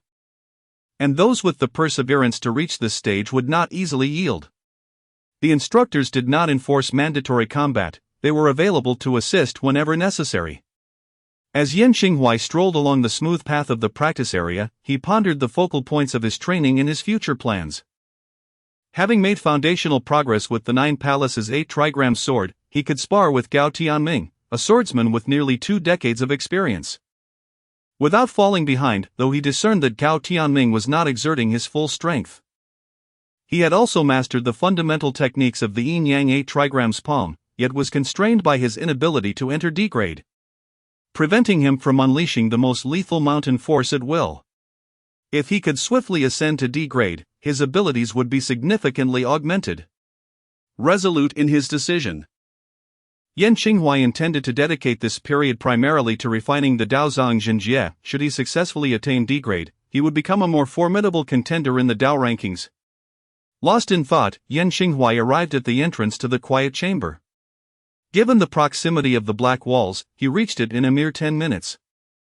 Upon opening the door to his room, he discovered several top-ranking students, including Yi Lingyi, had also departed from the training arena to the quiet chamber, indicating they too were on the brink of a D-grade breakthrough. Yi Lingyi regarded Yan Xinghuai with mild surprise. They were all astute individuals, clearly aware of the implications of arriving at the quiet chamber at this hour. With a graceful arch of her brow and a radiant smile, she waved in greeting before entering her own room. Yan Xinghuai nodded in acknowledgement, shared a moment of silence, and then settled into a meditative posture in the quiet chamber, meticulously recalling Hu Shua's teachings on the pathways to opening the spiritual sea and the corresponding techniques of cultivation. The upper, middle, and lower dantians. Transforming one's essence into spiritual power through a fixed operational mode is crucial. Once fully converted, the 3 dantians merge into a sea of spirit, serving as the foundation of an extraordinary being's existence. Yan Xinghuai has discerned that since the activation of the system, his memory has become remarkably robust, allowing him to effortlessly recall details with clarity. Suddenly, he perceives the wondrous aspects of the cultivation technique pertaining to the Sea of Spirit's development. According to Hu Shua, the formation of the Sea of Spirit is a process where quantitative changes lead to qualitative transformations. The essence stored within the dantians gradually transmutates into spiritual power. Thus, even before the complete formation of the Sea of Spirit, portions of the dantians can indeed store spiritual power, albeit in limited quantities. Moreover, Hu Shua's terminology of transmutation implies that prior to the establishment of the Sea of Spirit, spiritual power can only be stored by utilizing essence as an intermediary. This indicates that if one does not swiftly establish the Sea of Spirit to facilitate bodily transformation, they risk losing their essence and will undoubtedly suffer disadvantages in combat. The situation is perilously precarious, presenting students with a daunting choice: should they strive to expedite the transformation of their dantians and advance to extraordinary status, or should they contend for a position on the Dao ranking with their current E-level strength? Yan Xinghuai finds himself caught in this dilemma, uncertain if he could even secure a spot within the top 100 of the Dao ranking with E-level capabilities.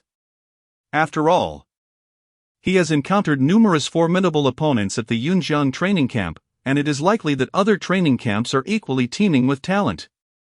With a resolute spirit, Yan Qinghuai clenches his teeth and decides to take the risk. After all, merely scraping into the top 100 of the Dao ranking is not his ambition. He aims to ascend to loftier heights. Furthermore, his willingness to challenge the Sea of Spirit is bolstered by the ample supply of spiritual stones he has amassed. Indeed, he has accumulated a considerable quantity of spiritual stones, a fact that would astonish his peers.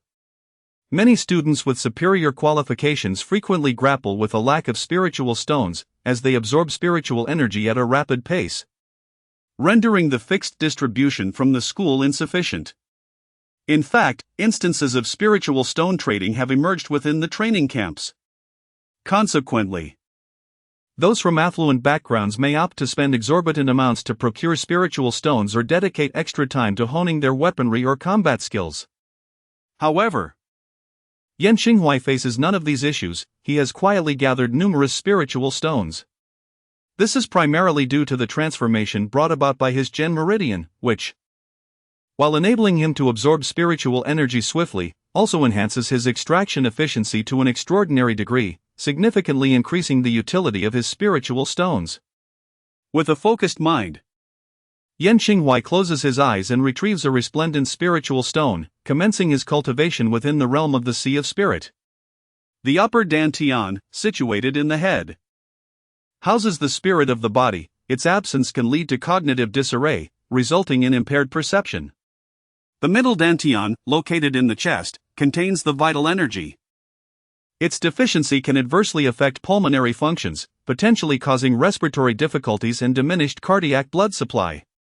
The lower dantian, in the abdomen, stores the essence of life.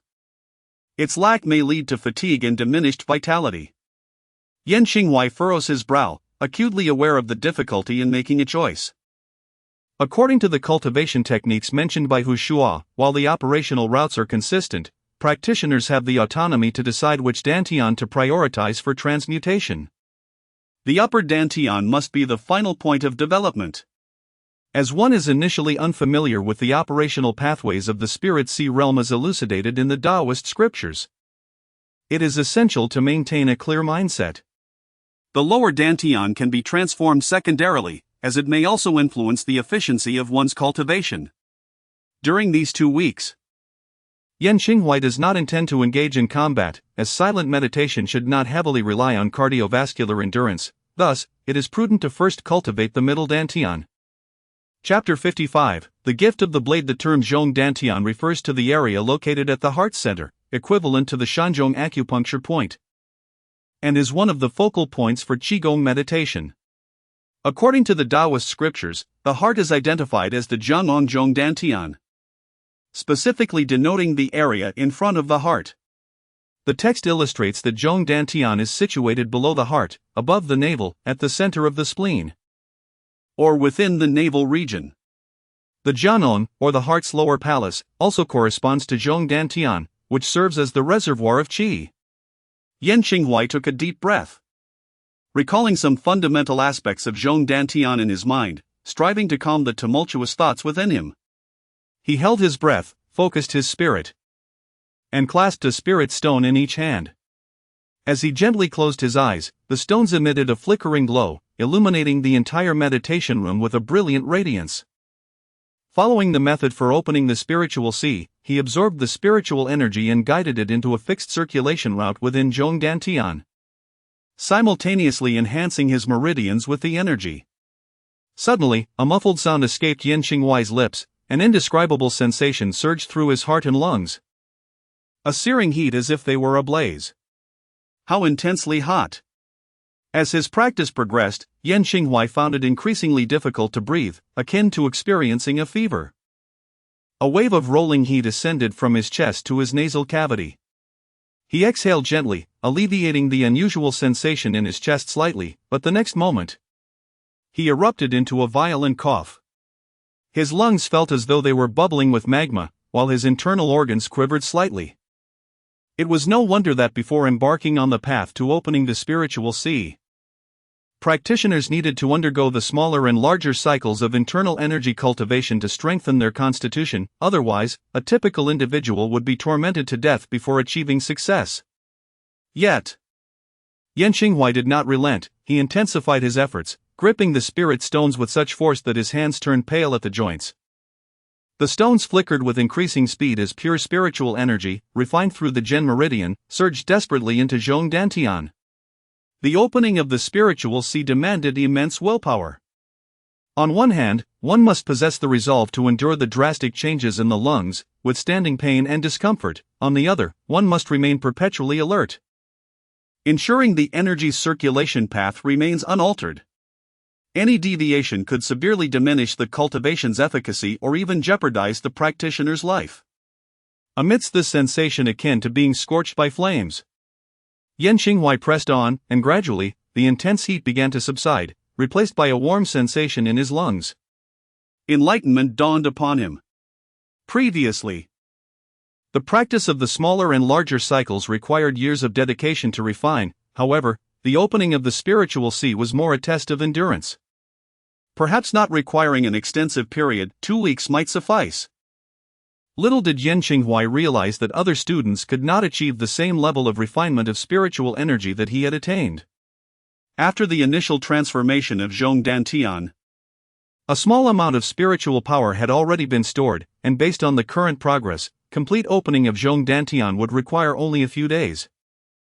Glancing at the clock suspended in the meditation room, he was astonished to find it was already 3 in the afternoon. He mused inwardly that time was indeed the most crucial element in cultivation. Rising to stretch, he opened the door and stepped outside. At that moment, the training hall was enveloped in silence, with occasional flickers of ethereal light seeping through the cracks of nearby doors. Yan Qinghuai let out a sigh, pondering that he dreaded encountering classmates who were both qualified and diligent. Beep a beep. The sound of a phone ringing interrupted his thoughts. Upon checking, he discovered it was Jean Xin calling. Hello, Lao Yan, have you completed your training? I have something to discuss with you. Tian Ming and I are waiting for you at our usual spot in the cafeteria, Jean Xin said. Although the training ground provided meal delivery services, many students still preferred to personally select their favorite dishes from the cafeteria, as the delivery service did not allow for menu choices. After ending the call, Yan Qinghuai hurried towards the cafeteria, but after a short distance, he suddenly felt fatigued and began to breathe heavily. Indeed, once he decided to commence the practice of the Linghai technique, he had to confront the inevitable phase of physical debilitation or functional loss. Since he began his training, he had not felt such fragility. Even during the fierce battle in the Imperial Scenic Garden against the scar-faced man, despite being gravely injured, he had remained spirited. How unlike now, after merely walking a few steps, he was already gasping for breath. Yan Qinghuai recognized this as a direct consequence of refining the qi in his dantian. Upon reaching the southeast corner of the second floor of the cafeteria, where they frequently dined together, he found Jean Xin and Gao Tianming had already ordered a feast and were waiting for him. There was chicken, duck, fish, and meat, with dishes prepared in every conceivable manner. Wow, what occasion is this? Which wealthy gentleman is treating us? I certainly cannot afford it. Yan Qinghuai wiped the sweat from his brow, sat down, and gulped down a cup of warm water. His statement was not unfounded. Although he had previously benefited a few times from the special function of the Bagua pendant, all the money he acquired had been anonymously donated to an orphanage, leaving only a small sum for his daily needs. Jean Xin and Gao Tianming were well aware of his situation and exchanged knowing smiles. I'll treat. Actually, my father has long wanted to invite you both for a meal to express his gratitude for saving our family. However, since the incident, our training camp has restricted outings, and we Haven Tea found a suitable opportunity. So, let me treat you at the cafeteria first, and later, when we can go out, my parents will host a proper banquet. Yan Qinghuai gazed at the array of dishes, swallowed hard, and picked up his chopsticks, saying, Then what are we waiting for? Let us eat. I'm starving. Suddenly, the smile faded from Jean Xion's face, replaced by an unusual seriousness. Lao Yan, Tian Ming. Although I am not good with words, There are sentiments I wish to convey, yet I struggle to articulate them. However, I am profoundly grateful to you both. If you hadn't resolutely come to my rescue, our family would likely have perished.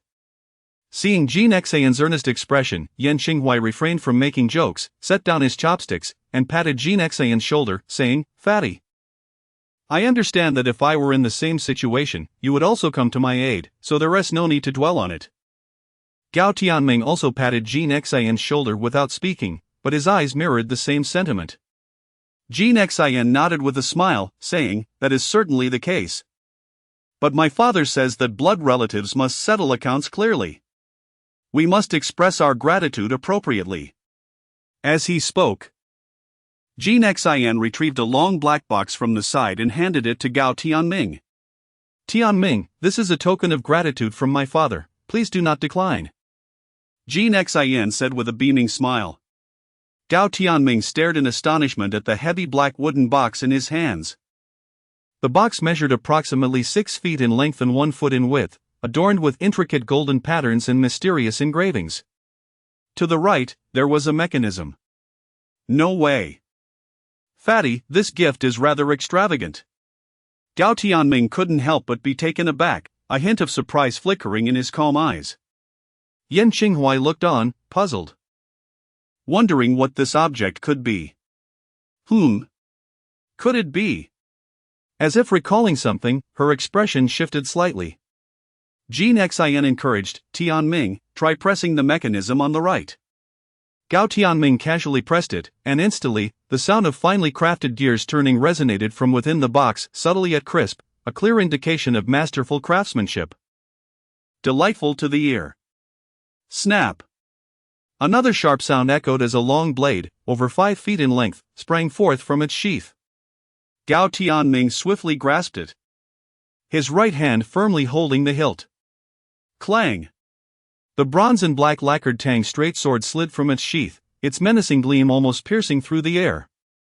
A chilling aura emanating from the blade, spreading outward like an unstoppable force. The wild man, enraged by injustice, unleashed a timeless blade that swept through his chest. Chapter 56, The Gratitude of the Jin Family. Gao Tianming, clad in a flowing white training outfit, exuded an ethereal grace, wielding a foot-long treasured saber. With his sharp brows, bright eyes, and delicate lips revealing pearly teeth, he embodied the essence of a youthful chivalrous figure. In this moment, Yan Xinghuai conceded a twinge of envy, indeed. Gao Tianming possessed an undeniable charm. "Buddy, this is far too precious." Gao Tianming's gaze fixated on the national treasure-level Tang saber as he murmured. Though he spoke of its value, his hands clutched it tightly, for he knew it was unlikely to be taken from him. Jin Xian, observing the hint of tension in his eyes, smiled more broadly. "My father said, a treasured blade is gifted to a hero, while this saber is indeed valuable. It would merely serve as a decorative piece in our home. Bestowing it upon you is its rightful fate." With solemnity, Gao Tianming sheathed the blade, returning it to its wooden case, and expressed his heartfelt gratitude. "Buddy, I genuinely adore this saber, so I shall not decline your generosity." Jin Xian nodded, smiling as he turned to Yan Xinghuai. "Old Yan, I was unaware of your weapon of choice until now. Since I know you favor swords, my father is diligently searching for a fine sword for you. However, it may not quite measure up to Tianming's exquisite Tang saber, so please do not take offense." Yan Xinghuai recognized this as a sincere gesture from the Jin family. To refuse further would risk hurting their feelings. Furthermore, the gilded copper and lacquered Tang saber was a premier national treasure of the Great Hua, while many equally esteemed swords had long since slipped into obscurity. Thus, he smiled and replied, "No problem at all, I trust Uncle Jin will choose wisely." Jin Xian picked up his chopsticks and suggested, "Let us enjoy our meal while we converse." Gao Tianming placed the saber case beside him, its presence still close at hand, and began to eat. Having been preoccupied with training and missing lunch, Yan Xinghuai was now ravenous. As he gazed upon the sumptuous spread before him, he eagerly seized his chopsticks and began to indulge. As they ate, the group frequently nodded in approval. To speak candidly, the chefs at the training camp were truly exceptional. Even the culinary skills of a five-star hotel would likely pale in comparison. Though the dishes were simple home-cooked meals, it was precisely such fare that showcased true culinary prowess. Ingredients like lobster would taste delightful regardless of the cook. Though Jean Xian came from a privileged background, he rarely flaunted it, especially after the recent events that had unfolded. This was his first time ordering in the cafeteria. While most of the dining area operated on a self-serve basis, a few windows allowed for personalized orders, with some students pooling their resources for a meat dish. Jean Xian pulled out a few napkins to wipe his mouth and, still chewing on a chicken leg, mumbled, "There's one more thing. My father is aware of our participation in the Dow rankings and knows that you both might be short on spirit stones. Therefore, he procured a batch from the black market, which will be delivered in the next few days, and we shall share them." Yan Qinghuai was taken aback, exclaiming, "Buddy, Uncle Jean is really spending a fortune." Gao Tianming nodded in agreement, adding, "Indeed, while there are some spirit stones available on the black market, their quality is often subpar. And the prices are exorbitant. The spirit stones distributed at our training camp are at least of mid-grade quality with fewer impurities, whereas the black market typically offers low-grade stones at prices that can reach hundreds of thousands for just a small piece." Jean Xian smiled and said, "Indeed. My father has quite invested this time, but it is not to the extent of causing any severe damage." He mentioned that the era has changed. With the resurgence of spiritual energy, we are entering the age of practitioners and those with extraordinary abilities. This could be seen as a preemptive investment. Yan Qinghuai nodded silently, thinking to himself that he truly deserved to be one of the foremost entrepreneurs in the Southwest, possessing an insight that few could rival. Gao Tianming picked up a piece of roasted duck, savoring the golden, crispy texture of the meat, and remarked, "Indeed. It has only been a few months since the resurgence of spiritual energy. To my knowledge, many wealthy tycoons have already employed low-level extraordinary individuals as bodyguards. Both in the underworld and in civilian life, practitioners and those with abilities are gradually making their presence known." Curiously, Yan Qinghuai inquired, "Isn't there any oversight from the authorities regarding these extraordinary individuals and practitioners?" Gao Tianming chuckled softly, saying, "You are too naive. The official extraordinary agencies of the Great Hua, including the Dragon Group, are merely surface organizations. Undeniably, under the leadership of team leader Wan Hongxian, they represent a formidable force. However, the power of various families should not be underestimated, and there exist numerous small organizations in the civilian sector. It is impossible for the authorities to unify all forces under their command. They can only maintain order and ensure proper registration for now. This is precisely why numerous specialized training camps are being established to select high-quality practitioners to bolster the official forces in facing both domestic and international challenges," Yan Qinghuai murmured. Jean Xian nodded, stating, "Yes, my family is currently employing 2 extraordinary individuals at a high salary, but they are only E-rank. My father said that extraordinary individuals are generally unattainable, and even if resources are available, the costs are exorbitantly high." Yan Qinghuai's eyes sparkled with curiosity as he asked, "What abilities do they possess?" Jean Xian scratched his head and replied, "I didn't inquire further. E-rank abilities are just that." Yan Qinghuai laughed heartily, but soon felt a burning sensation in his lungs and coughed a few times before saying, "Why does it feel like E-rank is just a common commodity coming from you?" A glimmer of seriousness crossed Gao Tianming's eyes as he said, "Listen, Fatty and Qinghuai, we need to seriously discuss the upcoming Dow ranking competition." Seeing Gao Tianming's earnest demeanor, the two ceased their banter, put down their chopsticks, and turned their attention to him. "Given the unique nature of your heritage, Fatty, it is likely that few at the same level can rival you. Therefore, I suggest you solidify your E-rank realm before the Dow ranking and refrain from hastily attempting to break into D-rank. After all, you started later than others. And the authorities certainly have your record. The confidentiality level must be extremely high. As long as you can secure a position within the top 100 of the Dow ranking, the specific rank is inconsequential. What matters is proving your value, and subsequent resources will undoubtedly follow. Jin Xin contemplated thoughtfully, nodding in agreement, and after a moment's reflection, he said, "That is my plan as well. I have yet to achieve completeness in E rank, and reaching that state before the Dao ranking would be commendable. Especially since there are still many techniques I have yet to master." Gao Tianming then turned to Yan Xinghuai and said earnestly, "If I am not mistaken, Xinghuai, You have already begun practicing the techniques for opening the spiritual sea, Haven Tu? Chapter 57, The transformation of the central Dantian completed. Yan Xinghuai did not conceal the truth from him, implicitly affirming his assessment. Indeed. I am currently in the process of transforming my central Dantian. If all goes well, it should be completed within a few days. I plan to finalize the transformation of the 3 Dantians before the Dao ranking competition, opening up the spiritual sea in one grand endeavor." Gao Tianming pondered for a moment before responding, "Although we have never fully committed to a fight, your strength is undoubtedly impressive. I believe you possess unique fortuitous encounters that we are unaware of. As brothers, I shall not pry, for since the resurgence of spiritual energy, awakenings and fortuitous encounters have ceased to be novel terms. I, too, have certain circumstances I have not shared with you." A glimmer of brilliance flashed in Yan Xinghuai's eyes. This was the first time someone had recognized his extraordinary qualities. After all, in the eyes of most classmates and teachers, he was merely a mediocre talent, a minor failure. Despite his considerable strength, which was merely attributed to luck. It seemed that Gao Tianming, who had spent so much time together with him, truly understood him well. Do you truly believe I have some fortuitous encounters? Perhaps I am simply working harder, Yan Xinghuai said with a grin. Gao Tianming helplessly rubbed his forehead and replied, "If sneaking out at night and returning with a significant boost in strength is what you call hard work, then you truly are diligent."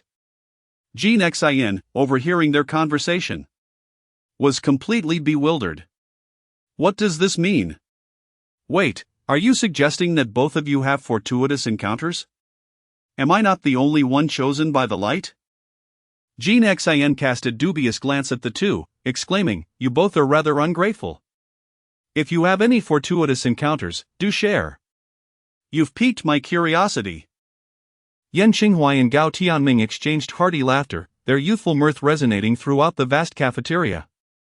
Yan Xinghuai chuckled, "Fatty, while I, too, am intrigued by what Tianming mentioned. Let us not pry too deeply, I trust we will learn in due course." After a moment of contemplation, Jin Xin relented, though his curious, gossip-seeking spirit burned brightly. Casting scrutinizing glances at the two, Gao Tianming ignored Jin Xin's antics and continued, "I also intend to open my spiritual sea before the Dao ranking, advancing to D grade. After all, the strength of an extraordinary individual represents a complete transformation. To my knowledge, several prodigies and other special training camps across the country have already entered the ranks of the extraordinary." Yan Xinghuai felt a jolt of astonishment. Indeed, there are always greater talents beyond our own. Gao Tianming's expression shifted slightly as he spoke seriously. "According to the information we have so far, we will have a match in 2 weeks. I have not discerned the specific opponents, but after the match, we will head to Guangning, the capital of the Southwest Province. Once we arrive, the organizing committee will arrange for the opening ceremony, the reading of the rules, and other formalities. It is estimated that it will be nearly a month before the first round of the competition truly begins." Yan Xinghuai scrutinized Gao Tianming, increasingly convinced of his reliability. For he had managed to gather so much information, unlike himself, who was solely engrossed in solitary cultivation. However, this was indeed good news. His initial plan was to reach the extraordinary realm within 2 weeks, which was an overly optimistic aspiration. Now, with approximately a month's time ahead, it could be said that he was more than adequately prepared. Gao Tianming discerned the glimmer of joy in Yan Xinghuai's eyes and cautioned, however, "Do not let your guard down. Strive to expedite your advancement to level D, allowing ample time for familiarity, for during our cultivation, those who have already ascended to the realm of the extraordinary are also diligently honing their skills." Upon hearing this, Yan Xinghuai bowed his head. but soon raised it to gaze at his two roommates, his eyes alight with the fervor of battle. I am acutely aware of this, yet my excitement has only intensified. It is only by vanquishing such prodigies that I find true exhilaration. Yan Xinghuai's declaration echoed like that of a war fanatic, igniting a similar fervor in Gao Tianming and Jin Xin. Indeed, if someone is destined to triumph, why should it not be me? The trio from room 308, fueled by an adrenaline rush, consumed their meals as if in a battle and swiftly departed the cafeteria, racing to their respective training grounds. Jin Xin clutched his iron rake, hurrying back to the martial arts arena to seek out a sparring partner. While Yan Xinghuai and the others first visited Hu Shua's office to obtain 2 copies of the Daozang Zhenjie focused on the techniques for opening the spiritual sea, before retreating to their quiet chambers for practice. When Yan Xinghuai returned to the training grounds of the literature class, he noticed that many of the quiet chambers remained tightly shut, intermittently flashing with a myriad of colors. A dazzling brilliance emitted from the mid-grade spiritual stones as they were drawn upon. Are these lunatics not eating? Upon reaching his quiet chamber, he discovered a note affixed to the door. Upon peeling it off, he found the elegant, elongated script exquisitely inscribed. You may apply to teacher Hu for meals to be delivered to your quiet chamber. Time is of the essence. Seize the moment to cultivate for the rise of the literature class, young man. Ganba. Yan Xinghuai could not help but smile wryly. This must have been penned by Yi Lingyi, for only she would take the revitalization of the literature class as her life's mission. As for him, he merely sought to secure a place on the Dao rankings and ensure the survival of the literature class without the necessity for revitalization. In the following period, Yan Xinghuai scarcely ventured outside, dedicating himself entirely to the transformation and evolution of his central dantian. He only stepped out once, at Jin Xin's behest, to retrieve spiritual stones purchased from the black market. Each of the trio received a share of 10 or so pieces. Indeed, as Gao Tianming had mentioned, the spiritual stones acquired by Jin Dashan on the black market were all of inferior grade, their murky crystals containing but a trace of spiritual energy. Yet these cultivation resources were exceedingly precious.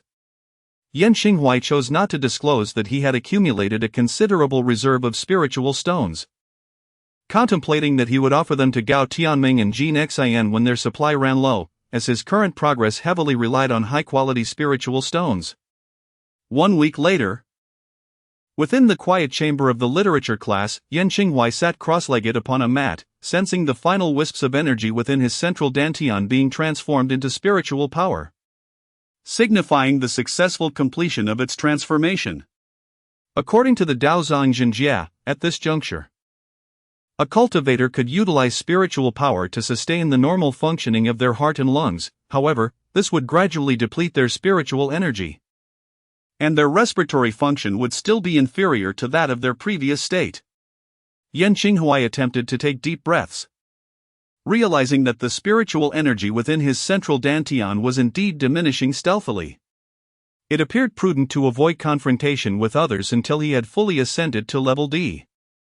As he pondered, he rose to stretch, only to discover in the mirror a disheveled reflection. His hair and beard had grown considerably, the tips of his sideburns now obscuring his ears. Yan Xinghuai offered a wry smile and took a few steps forward to open the door to the quiet room, where he found his lunch awaiting on the mat outside. He brought the meal inside, seated himself at the table, and began to devour his food while perusing the explanations regarding the lower dantian and the Taoist canon. To be honest, the dining hall at the training camp was truly commendable, offering a delightful variety of nutritious meals to the students every day, and most importantly, it was complimentary. Yan Xinghuai felt a deep gratitude for the selfless generosity of the dining hall and the training camp, heartily savoring the delectable dishes. In no time, he had polished off the 3 dishes and soup, tidied the table, and placed the empty container outside the door, where a dedicated staff member would soon come to collect it. The considerate services of the training camp allowed him to focus entirely on his practice, as he was determined to achieve even greater results to repay the generosity of the Yunjiang training camp. Chapter 58, Excessive Indulgence. Yan Xinghuai retrieved a pair of scissors from the drawer, severing the bangs that obstructed his vision. He then settled into a cross-legged position, resuming his study of the Taoist canon. The text elucidated that the lower dantian resides 3 inches below the navel, spanning 4 inches in diameter, nestled between the kidneys. With the coccyx, perineum, and yongquan points as its boundaries, all human vitality emanates from this sacred center. It is the realm of creation for the living, the very foundation for ascension to immortality. Yan Xinghuai could not help but sigh, acknowledging the immense risks associated with the cultivation of the spiritual sea. One must exercise utmost caution, even the slightest misstep could lead to catastrophic consequences. Despite his awareness of the dangers, he remained undeterred in his actions. He grasped a spirit stone, initiating the absorption of spiritual energy. As the stone radiated brilliance, a gentle force was extracted, flowing through the meridian in his palm. Undergoing meticulous refinement, the exceptionally pure spiritual energy coursed through his channels into the great circulation of the dantian. Yan Xinghuai skillfully directed this energy to bypass the upper dantian, allowing it to circulate through the middle dantian, where a portion of the energy replenished its depletions. The majority of the energy, however, surged downward, penetrating fiercely into the lower dantian under his control. With resolve, Yan Xinghuai enveloped the essence stored within the dantian in spiritual energy, gradually transforming it into spiritual power.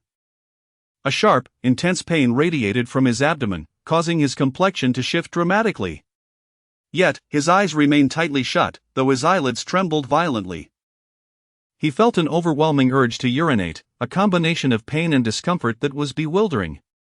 What on earth is this? Yan Xinghuai's legs began to twist involuntarily.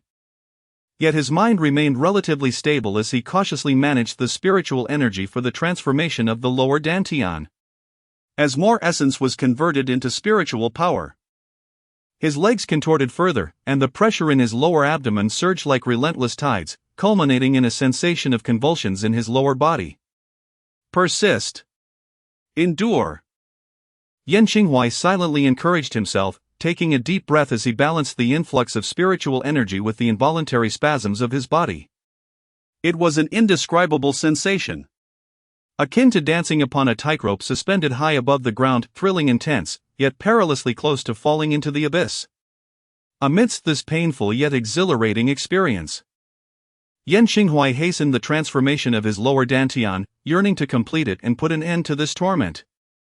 A week swiftly passed, and at last, after several days, Yan Xinghuai completed the transformation of his lower dantian. At that moment, the essence within his abdominal dantian had entirely converted into spiritual power. Yet he did not intend to cease. He aimed to conquer the upper dantian in one decisive effort. Suddenly, a knocking sound reverberated through the air. Yan Xinghuai furrowed his brow, leaning against a nearby low table to rise.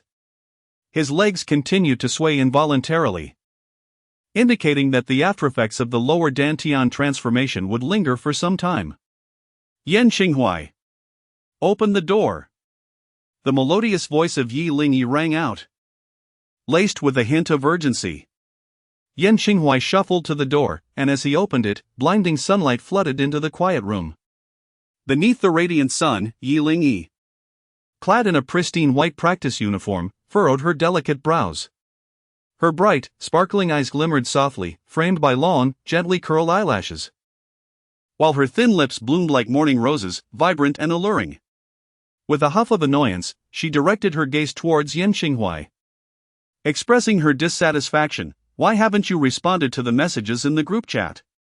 Yan Xinghuai glanced at his phone, which lay lifeless on the floor, and sheepishly scratched his head, avoiding Yi Lingyi's mildly reproachful stare. He attempted to charm her with a grin, saying, Lingyi, my phone ran out of battery. Is something wrong? Yi Lingyi retrieved her phone from her pocket, navigated to the group chat, and held it up for Yan Xinghuai to see. It turned out that today marked the final day of training.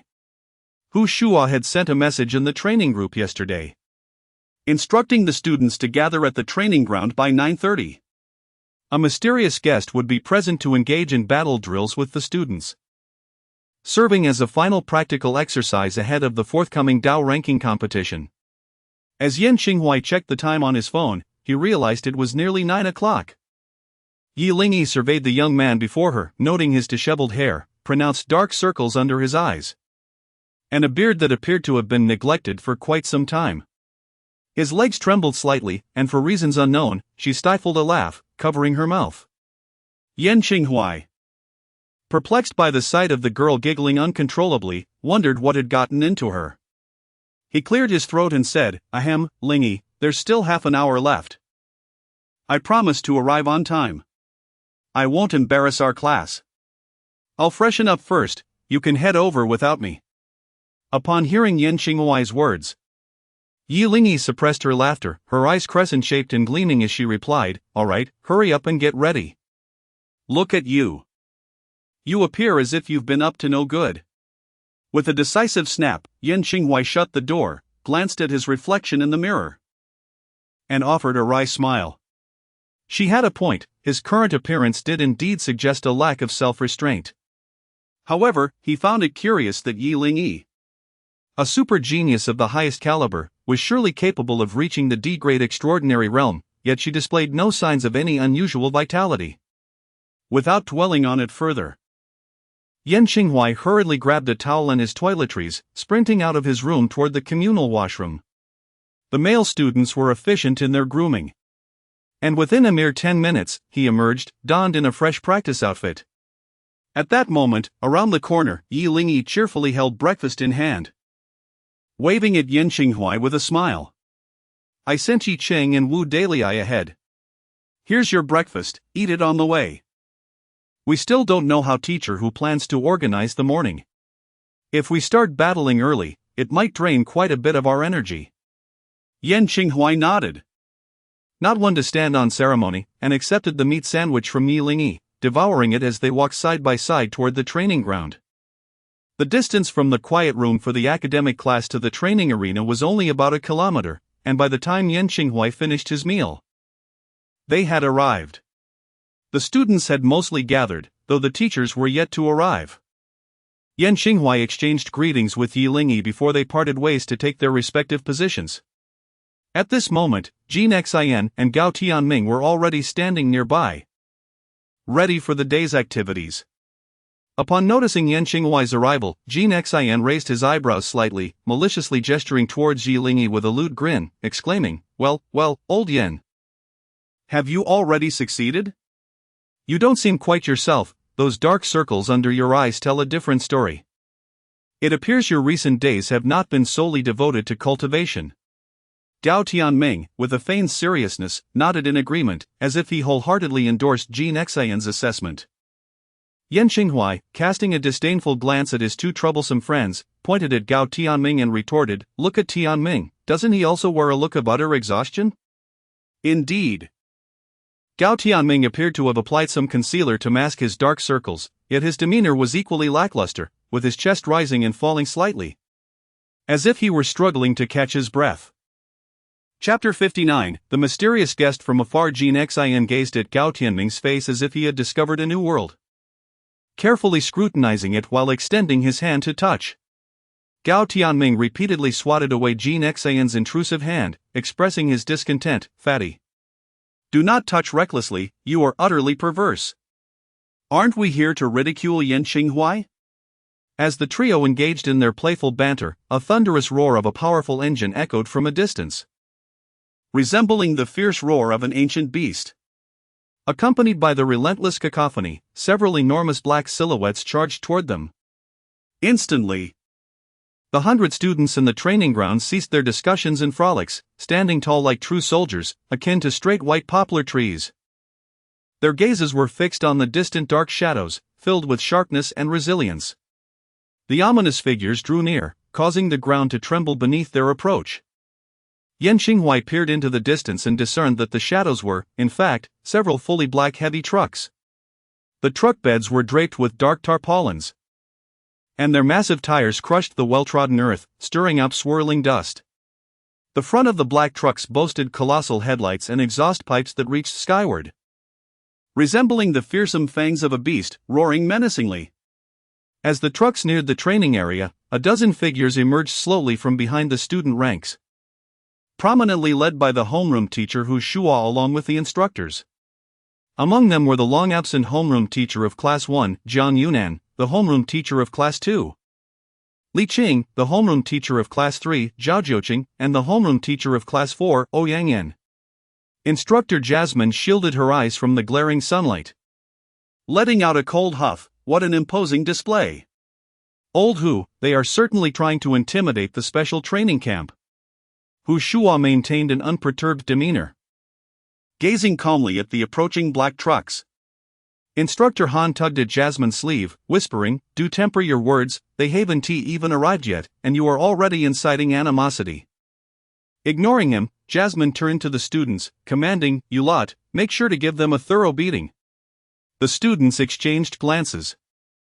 Although they were unaware of the identities of the newcomers, they sensed a certain grudge between them and Instructor Jasmine. Nevertheless, independent of Jasmine's words, they were eager to seize this opportunity to test their true abilities, for they were about to step onto the battlefield of the Dao rankings. While the competition for the Dao rankings was not a bloody battlefield, its level of brutality was scarcely less daunting. The students' eyes brimmed with fervent combat spirit. Jiang Yunan maintained a gentle smile, casting a sidelong glance at Hu Shua, and inquired softly, "Has this girl always been like this?" "Quite the handful." Hu Shua's serious expression shifted slightly. He smirked before adopting a sullen demeanor once more, replying mildly, "Indeed, Jasmine is rather vivacious." Turning her gaze toward the students, Jiang Yunan remarked with a smile, "This is quite beneficial, at least it has ignited their fighting spirit. But do you think they can prevail, considering their opponents are from this department?" Hu Shua remained as calm as ever, yet a hint of a smile appeared on his otherwise resolute visage. "Trust in our students. They have made significant strides. They are like a treasured blade yet to be unsheathed, and now is the moment for refinement. Even in defeat, their participation in the Dao Bang competition will be immensely beneficial." Jiang Yunan, with a half-smile, softly inquired, "Are you not afraid the blade might break?" Hu Shua's gaze was profound and distant. As the final bastion of Dahua, they bore the important mission of safeguarding their homeland. If they could not endure even this level of trial, the existence of the training camp would be rendered meaningless. Indeed, the training camps across various locations were highly concentrated venues of Dahua's finest resources. Whether it was dispatching high-level supernatural beings or practitioners to teach students, or high-ranking military officers training students' resilience, even the canteens and dormitories were meticulously crafted, expending considerable manpower and resources to provide an environment conducive to focused cultivation.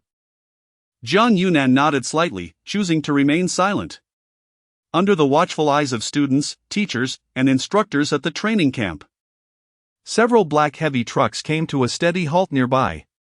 Hu Shua, accompanied by the teachers, swiftly approached the massive machines, which had just shut off, their exhaust pipes still spewing white smoke. The truck cabins opened, and two individuals clad in black trench coats and wearing dark sunglasses emerged from each vehicle. Among them was a tall woman with a sharp bob cut, exuding an air of competence. She strode confidently to Hu Shua, removed her oversized sunglasses, revealing a striking face. Though not conventionally beautiful at first glance, her long, jet-black eyebrows framed a pair of enchanting, misty eyes that captivated all present, as if veiled by a delicate haze. "Old Hu, we have arrived," the woman said with a bright smile. Hu Shua extended his right hand, grasping hers firmly, nodding in appreciation. "Thank you, Director Ouyang, for your cooperation. And thanks to everyone for traveling such a distance." Ouyang Rui waved her hand dismissively, instructing her subordinates, "Let them all come down." A nearby figure in black quickly nodded and led several others towards the rear of the heavy trucks. Ouyang Rui then added with a smile, "Old Hu, you are too polite. We were originally here to train as well, it's mutually beneficial." After saying this, she waved to Jiang Yunan and the others. However, upon seeing Emily, she let out a cold snort and ignored her. Hu Shua, not wishing to engage in further pleasantries, directed his gaze towards the departing figures in black. He watched as they approached several trucks, giving each one a hearty pat. In the next moment, over 20 individuals jumped down from each vehicle, totaling around 100. These newcomers, a mix of men and women, donned diverse attire and spanned various ages. Upon disembarking, they curiously surveyed the training grounds and the students, forming small groups to whisper among themselves. Their boisterous chatter instantly filled the arena, starkly contrasting with the solemn atmosphere of the students. Ouyang Rui's expression suddenly darkened as she strode towards them with purpose. Approaching closely, she bellowed, "Silence, all of you!" The students were taken aback as they witnessed waves of visible air rippling outward in response to Ouyang Rui's furious shout, akin to a hurricane sweeping through, causing their garments to billow wildly. The swirling dust enveloped them, leaving them covered in grime, with some resorting to crouching on the ground to shield themselves from the tempest. This was truly an exaggeration. Yan Xinghuai and his companions exchanged glances, their eyes filled with astonishment. Something felt amiss. Why did this director Ouyang seem so familiar? He abruptly turned his gaze towards Ouyang Rui, sensing an increasing recognition. Where had he encountered her before? Chapter 60, The Supernatural Forces. Ouyang Rui cast a sweeping glance over the crowd, who were rendered silent with trepidation, and smiled at Hu Shua, saying, "Old Hu, my apologies. My troops have been somewhat lax in discipline." Hu Shua, equally taken aback by her commanding presence, struggled to comprehend her words. Quickly shaking his head in acknowledgement of her intentions, "No worries, no worries. Director Ouyang's abilities have indeed improved." Meanwhile, Yan Xinghuai wrestled with his memories, trying to recall where he had encountered Ouyang Rui before. Suddenly, Jean Xin interjected, "Old Yan. Tian Ming. Doesn't this director Ouyang resemble the head of the municipal enforcement officers who apprehended that performance artist at the school gate?" Yan Xinghuai paused, reflecting on that day's events. Indeed, the striking Ouyang Rui before him was unmistakably the same individual who had detained the streaming team. Gao Tianming, too, had connected the dots, gesturing towards a group of mysterious adversaries lying prone on the ground, uncertainly stating, "Is that person not the one who was detained, Yin Xiaobo?" Yan Xinghuai focused intently and saw one of them rise from the ground, brushing off dust and casting a cheerful glance their way. It was indeed the very performance artist who had staged the dramatic leap. Jean Xin, perplexed, inquired, "Are these people municipal officers?" Gao Tianming shook his head slowly, explaining, "I've heard from my family that among the 19 cities where the spiritual realm has been awakened, besides the training camps, another organization was established specifically to shelter and regulate those who have awakened supernatural abilities. Later, due to various reasons, policies became more lenient, allowing these individuals to be employed by certain prominent families and wealthy magnates, provided they registered appropriately. If I'm not mistaken, these individuals are indeed those awakened ones." Yan Xinghuai surveyed the unruly crowd before him, a jolt of realization striking him. If Gao Tianming's conjecture held true, they were indeed 100 bona fide supernatural beings. Under the direction of several figures clad in black trench coats, the supernatural beings formed 3 loose rows, all eyes fixated on the student cohort, fully aware that their purpose today was to engage in battle with these students.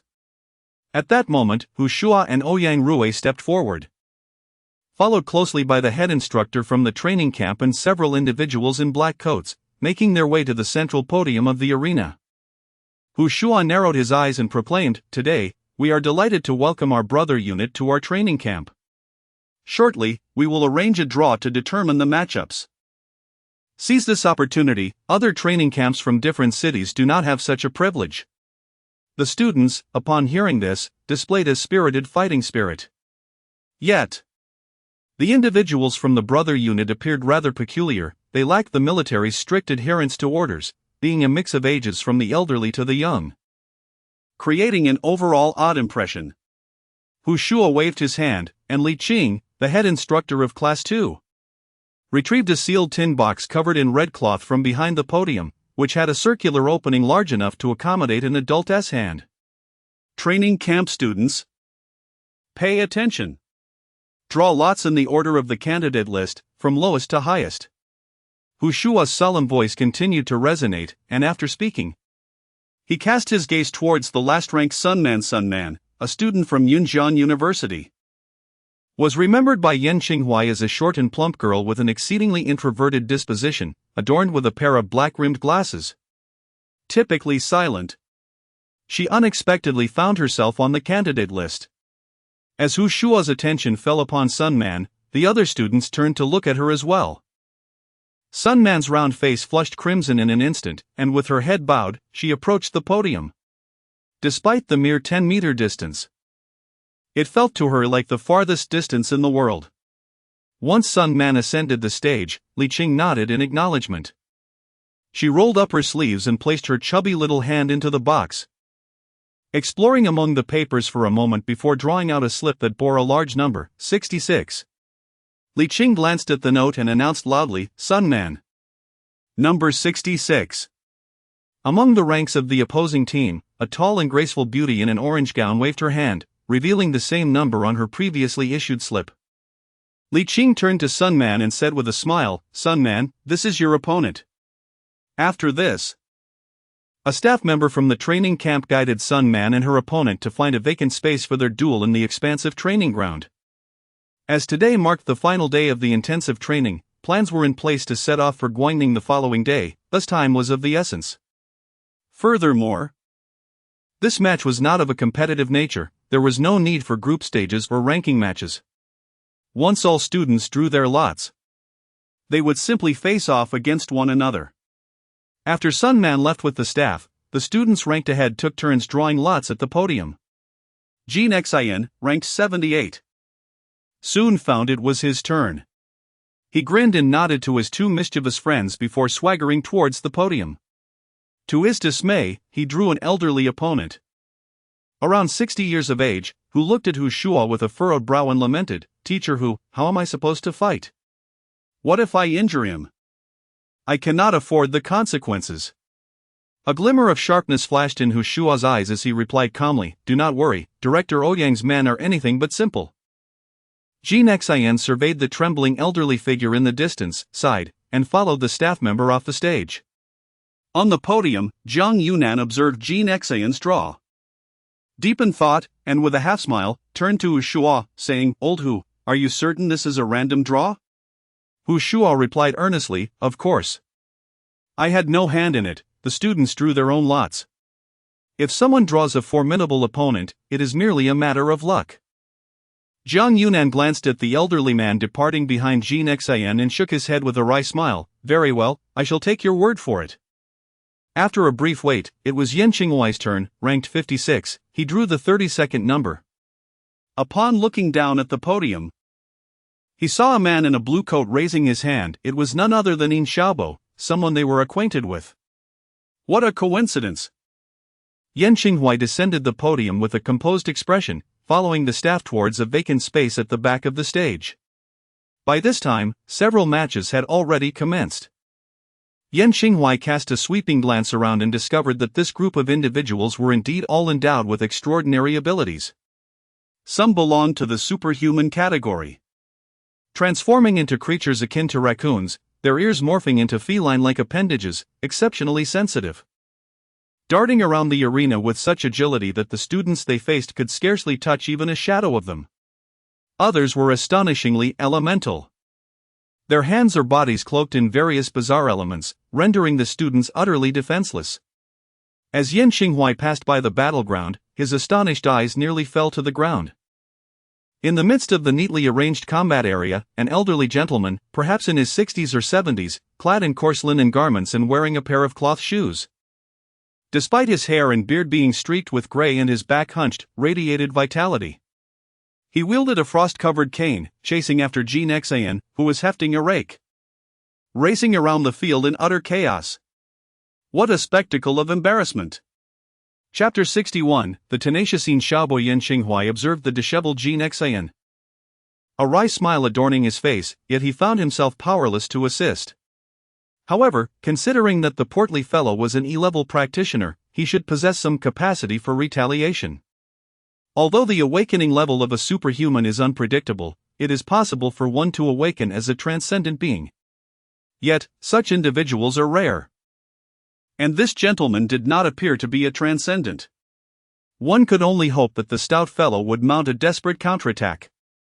Yan Xinghuai had no time to attend to the panicked Jin Xian as he followed the staff to an open area in the northeast corner of the training ground.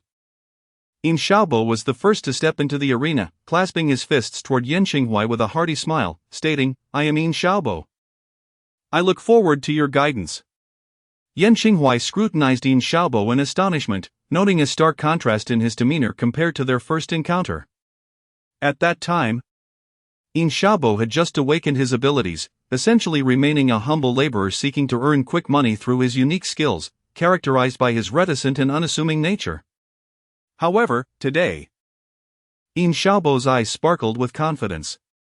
While his genial smile retained its endearing simplicity, he had undergone a remarkable transformation. It seemed that Ouyang Rui had subjected these sheltered superhumans to rigorous training, albeit in a manner distinct from a specialized training camp. This likely accounted for their apparent lack of discipline, yet they were certainly not to be underestimated. Yan Xinghuai returned a respectful nod. "I am Yan Xinghuai, please advise me." As soon as his voice faded, Yin Xiaobo's figure vanished in an instant. Yan Xinghuai instinctively sensed a signal of danger, swiftly executing the 9 palace step. His right foot positioning itself in readiness as he narrowly evaded a knee strike from Yin Xiaobo that resonated with a sonic boom. Such formidable strength. Before Yan Xinghuai could fully react, Yin Xiaobo suspended in midair, his legs whirling like a tempest, unleashing a series of whip-like kicks. Yan Xinghuai initially attempted to evade but suddenly felt his legs weaken, forcing him to brace himself with his arms. Boom! Boom! Boom! The arena echoed with resounding impacts as Yan Xinghuai was propelled backward several paces, his arms feeling as though they had been struck by a freight truck. The excruciating pain nearly unbearable. What astonishing speed! What ferocious leg technique! Yan Xinghuai marveled inwardly at the unmatched power and breathtaking velocity on display. Far beyond what an E-level practitioner could muster. Could it be that Yin Xiaobo was a D-level transcendent? Yet, Yan Xinghuai felt no envy, after all. The ascension of awakened beings occurs randomly. Exceptional talents among superhumans might experience enhancement due to external stimuli, while many others may remain stagnant at their current levels throughout their lives. If Yin Xiaobo were indeed a transcendent, he likely did not belong to the elemental category. For he had not employed any formidable elemental attacks, relying instead on extraordinary speed and sheer force. Could it be that he is of the strength type? This was plausible, as strength-type superhumans constituted the majority. Yan Xinghuai meticulously analyzed the situation, seeking to uncover Yin Xiaobo's vulnerabilities. In the blink of an eye, Yin Xiaobo leaned slightly forward, his speed intensifying as he unleashed a formidable onslaught upon Yan Xinghuai. His fists and kicking legs descended upon Yan like a relentless tempest, completely overwhelming him for the moment. Curse it! If only I had a weapon, I could surely pierce through you. Yan Xinghuai gritted his teeth inwardly. He had rushed here without the time to retrieve his weapon, and the long swords he practiced with would likely be insufficient to withstand Yin Xiaobo's iron fists. Yin Xiaobo appeared tireless, while Yan Xinghuai's stamina was rapidly depleting under the defensive strain. At this juncture, having already opened his middle and lower dantians, Yan's combat effectiveness had significantly diminished. Stay calm. There must be a flaw. Yan Xinghuai desperately compelled himself to maintain his composure. Yet he understood that if Yin Xiaobo were indeed merely a power-type supernatural being, there would be little room for error. After all, unlike element-type abilities that could be countered through opposing attributes, power-type supernatural beings could only be defeated by greater strength and swiftness. On the platform overlooking the training grounds, all the teachers and instructors, under the direction of Hu Shua and Ouyang Rui, moved toward various corners of the arena, collaborating with the staff to record every detail of the battles taking place. Teachers Zhang Yunan and Zhao Jiuqing approached Yan Xinghuai's side and observed his lack of any counterattack capability. Zhao Jiuqing sighed and remarked, "It seems our student is quite outmatched by the supernatural beings under Ouyang Rui's command. It appears Yan is on the verge of defeat." However, that is to be expected, considering Yin Xiaobo is a Class D extraordinary being. Jiang Yunan remained silent, quietly observing the unfolding situation. He narrowed his eyes slightly, his sharp gaze piercing through the illusory shadows of Yin Xiaobo's fists, finding the calm determination in Yan Qinghuai's eyes and the subtle tightening of his lips. He realized this young man had not yet surrendered. Yan Qinghuai was undoubtedly searching for an opportunity to mount a counteroffensive. Old Zhao, how about we make a wager? Jiang Yunan asked seriously, looking at Zhao Jiuqing. Let us wager that prized jar of fine wine you keep. Zhao Jiuqing pondered for a moment before smiling and replying. Very well, if I win, you shall treat me to a meal. Although a single meal pales in comparison to the value of his cherished daughter's red. Zhao Jiuqing was convinced that Yan Qinghuai was destined to lose. Even he, under absolute power suppression, could not hope to turn the tide. Jiang Yunan murmured. Then let us await the outcome. Unbeknownst to Yan Qinghuai, the two teachers beside him had placed a bet on his victory or defeat, after all. His ability to withstand Yin Xiaobo's attacks for this long was already commendable. Yin Xiaobo regarded the youth before him with a thumbs up in his mind. Enduring for such an extended period was no small feat. However, it was time to bring this to a close. With that thought, he paused momentarily, lowering his stature, compressing his legs against the ground, and in the next instant, his strength multiplied as he launched a powerful kick toward Yan Qinghuai. Yan Qinghuai sensed this moment and instantly recognized that his previous judgment had been flawed. A smile curved at the corner of his mouth as he realized, Yin Xiaobo, you are not a power-type supernatural being. At that very moment, he realized that Yin Xiaobo's strength emanated from the instantaneous compression and deformation of his legs. He was not merely a wielder of brute force, but rather a superhuman adept. If Yan Qinghuai was not mistaken, in that fleeting instant, Yin Xiaobo's legs resembled two robust springs, which, when forcefully compressed, unleashed a power beyond the ordinary. With this understanding in mind, he discerned that every strike from Yin Xiaobo was preceded by a subtle pause, whether in his legs or arms. A brief suspension of less than a second preceded the eruption of tremendous kinetic energy. Chapter 62, The Spring Man in Yan Qinghuai's Eyes. A brilliant light flashed as he moved like a dragon, stepping deftly through the 9 palaces. The glimmer of the sun position flickered, and his figure darted like a phantom, evading Yin Xiaobo's powerful strike that seemed inevitable. Yin Xiaobo's face momentarily displayed a hint of bewilderment, but he soon shook his head, thinking to himself that while Yan Qinghuai might evade him for a moment, he could not escape forever. He regarded Yan Qinghuai's current state as that of a cornered beast, merely struggling in vain. However, an unexpected turn of events unfolded. In the next instant, Yan Qinghuai transitioned from defense to offense, closing the distance and engaging Yin Xiaobo in close combat. His palms struck with the force of thunder, overwhelming and astonishing in their might. Yan Qinghuai relinquished some of his defensive strength, opting instead for a full-speed assault, and astonishingly, his attack speed matched, if not slightly surpassed, that of Yin Xiaobo. At this moment, Yan Qinghuai realized that Yin Xiaobo was an extraordinary ability user of the superhuman category, possessing a spring-like power rather than the originally assumed brute strength. Every part of his body could compress like a spring, releasing tremendous energy upon expansion. Yan Qinghuai then adopted a targeted strategy, exploiting the vulnerabilities of Yin Xiaobo's abilities. Whenever Yin Xiaobo attempted to retract his arms or legs to compress and re-attack, Yan Qinghuai seized that fleeting moment, unleashing a barrage of strikes that descended upon him like a tempest, ruthlessly interrupting his compression. Frustration mounted within Yin Xiaobo as he felt increasingly beleaguered. It was as if he possessed immense strength but was unable to unleash it, a sensation that was utterly stifling. Furthermore, as time progressed, he found himself unable to initiate any new compressions, and the energy he had gathered gradually dwindled. His strength began to wane, making it increasingly difficult to breach Yan Qinghuai's defenses. Yet, Yan Qinghuai continued to haunt him like a specter, anticipating each of Yin Xiaobo's moves with uncanny precision. Any attempt to compress would be met with instant interruption by Yan Qinghuai's relentless assaults. I can't take this anymore. I'm done. Yin Xiaobo finally reached his breaking point. Realizing that Yan Qinghuai's attacks were growing more ferocious, each blow from the youth felt like being struck by a colossal hammer, sending waves of unbearable pain coursing through his body.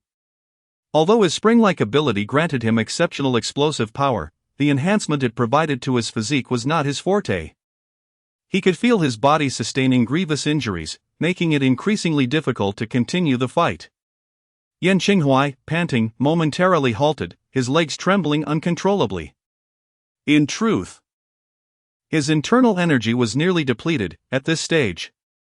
Practitioners could only rely on the scant energy stored in their dantians to support the excessive demands placed on their physical functions. If Yin Xiaobo did not surrender soon, Yan Qinghuai's stamina would falter as well. Are you conceding? Yan Qinghuai strained to remain upright, his piercing gaze fixed intently on Yin Xiaobo. Feeling uncomfortable under Yan Qinghuai's unwavering stare, Yin Xiaobo scratched his head and, with a resigned tone, replied, "Yan Qinghuai, you've won. You're quite impressive, young man. In such a brief span, devising a method to restrain me marks the most frustrating battle I have ever faced."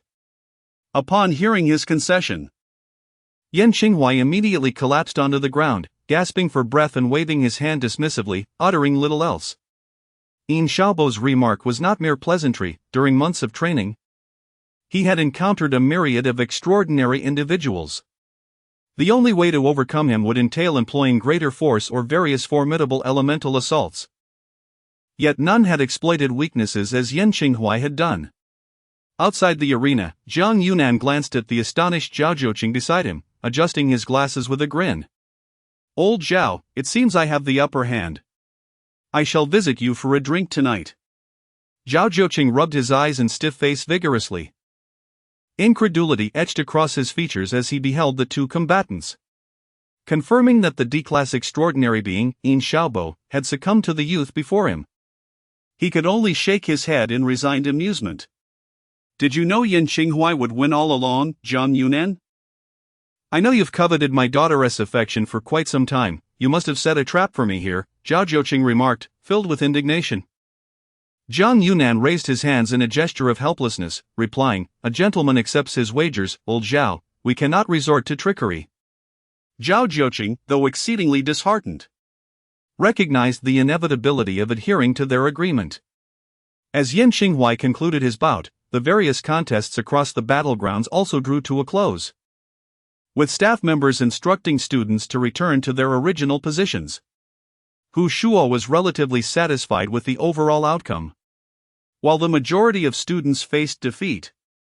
A handful managed to turn the tide under the weight of overwhelming odds, including Yan Qinghuai and Gao Tianming.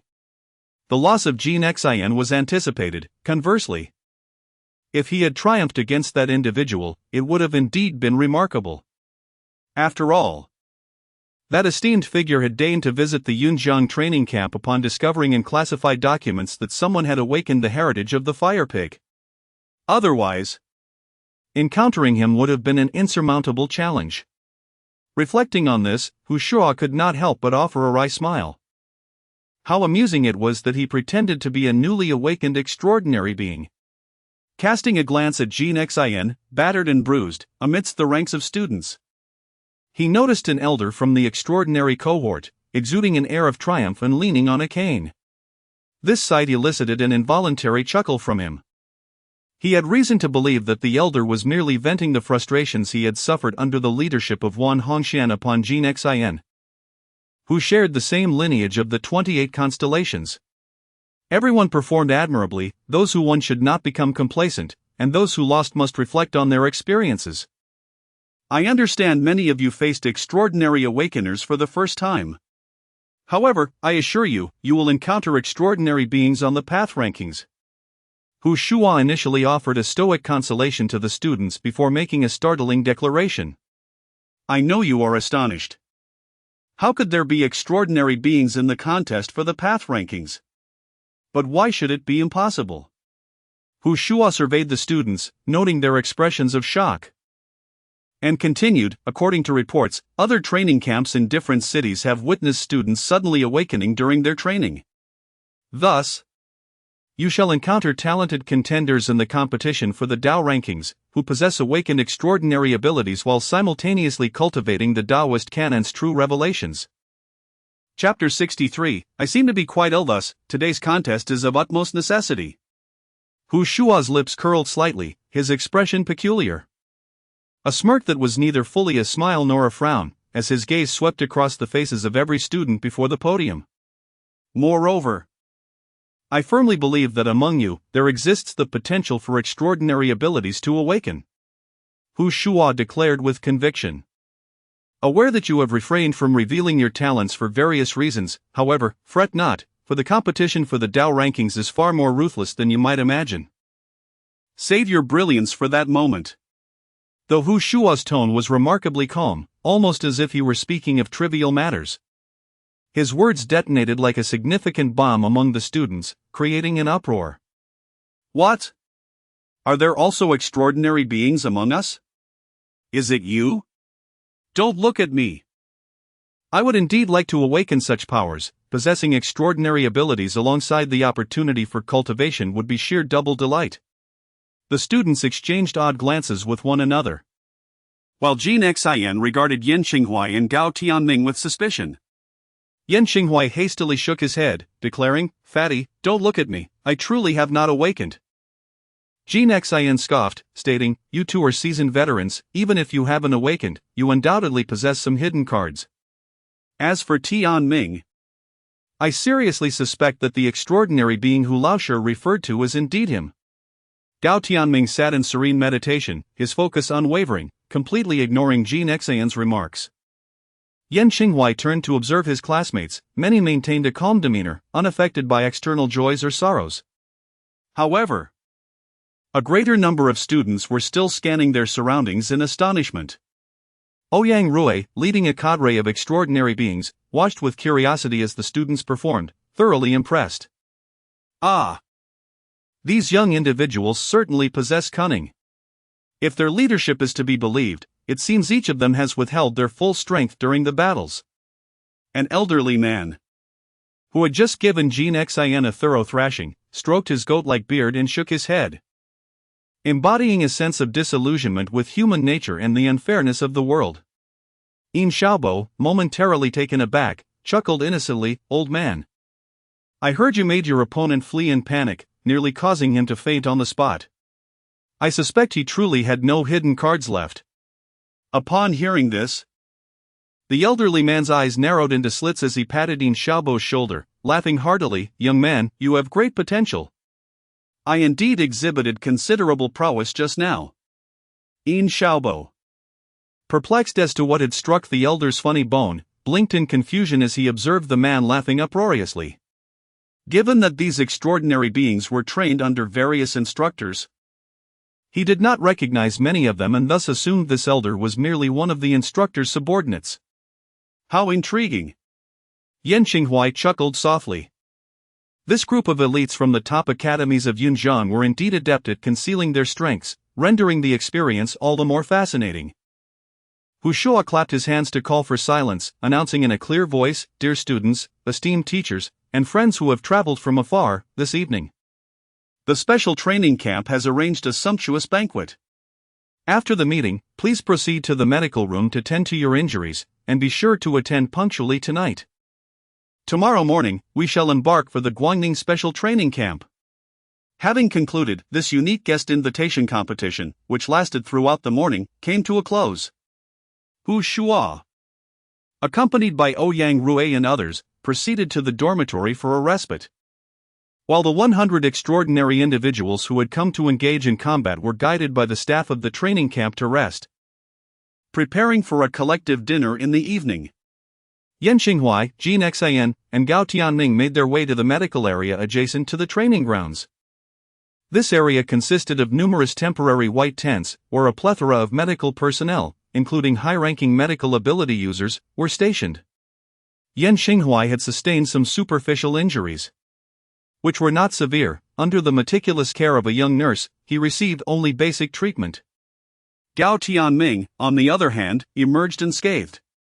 According to his account, He had faced an E-grade female ability user of the Spirit Cat category, known for her remarkable speed but relatively weak offensive capabilities. Moreover, prior to entering the training grounds, Gao Tianming had cunningly prepared a weapon, opting for a standard long sword from the weapon rack instead of his cherished Tangji Dao. However, the swordsmanship passed down in Gao Tianming's family was not only adept at offense but also included specialized techniques for defense. With an impeccable defensive formation, the Spirit Cat user was swiftly defeated. As Yan Xinghuai loosened the white bandages around his arms and shoulders, feeling the nurse's firm touch, he rose to dress and accompanied Gao Tianming to the adjacent white tent, where Jin Xian was receiving treatment. Upon lifting the tent flap, they beheld several young nurses tenderly surrounding the rotund Jin Xian, who had been enveloped in layer upon layer of medical cloth, resembling a mummy, with only his slightly plump face exposed. Jin Xian, amidst his lamentations, was rubbing against the young ladies, his eyes narrowed and a somewhat lewd smile adorning his face, suggesting a peculiar contentment. Yan Xinghuai stood in astonishment. He did not recall Jin Xian being injured to such an extent, although it appeared somewhat tragic, akin to flesh wounds. A thorough examination revealed that Jin Xian's injuries were merely superficial, with no damage to tendons or bones. For an E-grade practitioner, a simple bandaging would suffice for a swift recovery. Yet, Jin Xian's current display suggested he had endured immense pain and grievance. Gao Tianming turned to exit the tent, feigning ignorance of the rotund figure to preserve his own noble image, leaving Yan Xinghuai in a state of bewilderment. At that moment, Yan Xinghuai found himself in a rather awkward predicament, unable to leave or remain. "Oh, please don't move. Your injuries are quite serious, I must wrap you up again," chided a tall, graceful young nurse as she gently tapped Jin Xian with her fair hand. It was not entirely the nurse's fault for being easily deceived, rather, Jin Xian's innocent appearance was highly misleading, and the sight of his injuries indeed evoked compassion from the kind-hearted nurses. All right, miss. Feel free to do as you wish.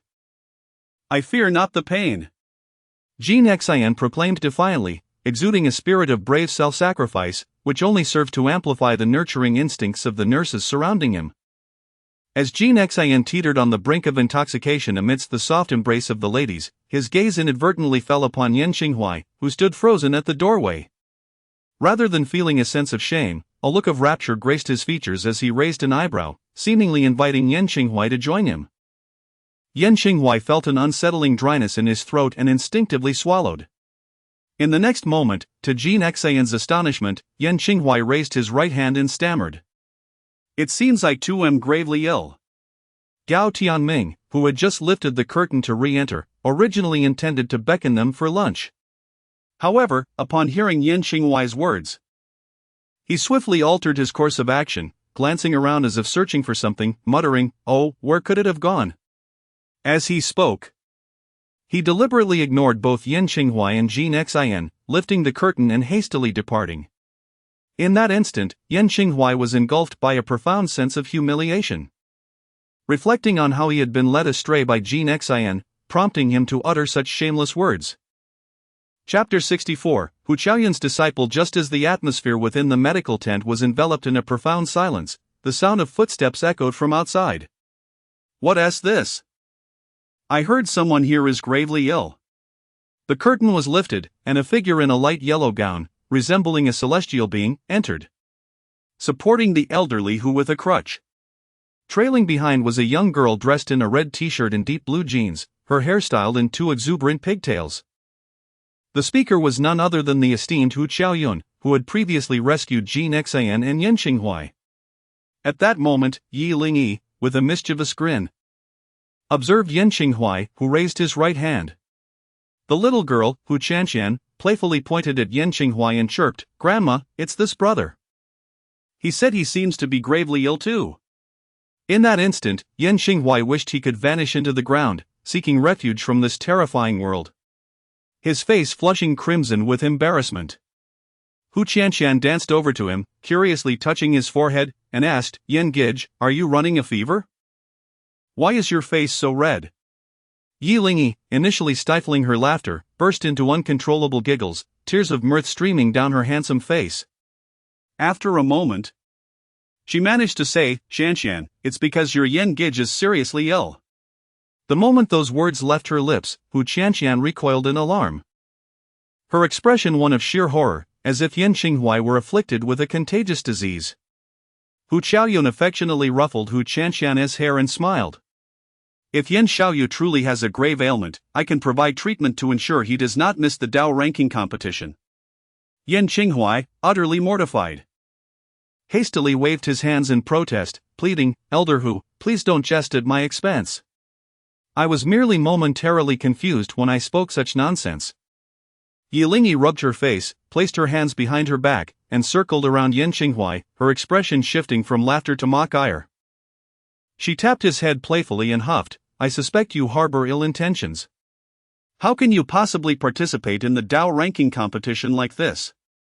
How will you rejuvenate the literary class?" At that moment, Jin Xin, observing Yen Qinghuai's distress, promptly rose from his bed and stood respectfully to the side. Bowing to Hu Qiaoyun, "Elder Hu, it is an honor to see you," he said with a flattering smile. Hu Qiaoyun nodded, returning the smile. "I heard there are 2 patients here in critical condition, so I came to see if I could be of assistance." Being of a thicker skin, Jin Xin remained unflustered. Responding, "Elder Hu, thanks to the diligent care of the angelic nurses, my injuries have improved significantly. As for Yen Qinghuai, I believe he is mentally unwell and would greatly appreciate your expertise in examining him." Yen Qinghuai glared at Jin Xin, veins throbbing in his temples, thinking to himself that he had never encountered such shamelessness. Suddenly recalling something, he glanced at the fuming Yi Lingyi and inquired, "Lingyi, how did you come here with Elder Hu? Do you know each other?" Hu Qianqian eagerly interjected, "Yen Gage, didn't he, you know? Sister Lingyi is now my grandmother's disciple." Yen Qinghuai was utterly bewildered, grappling with the situation.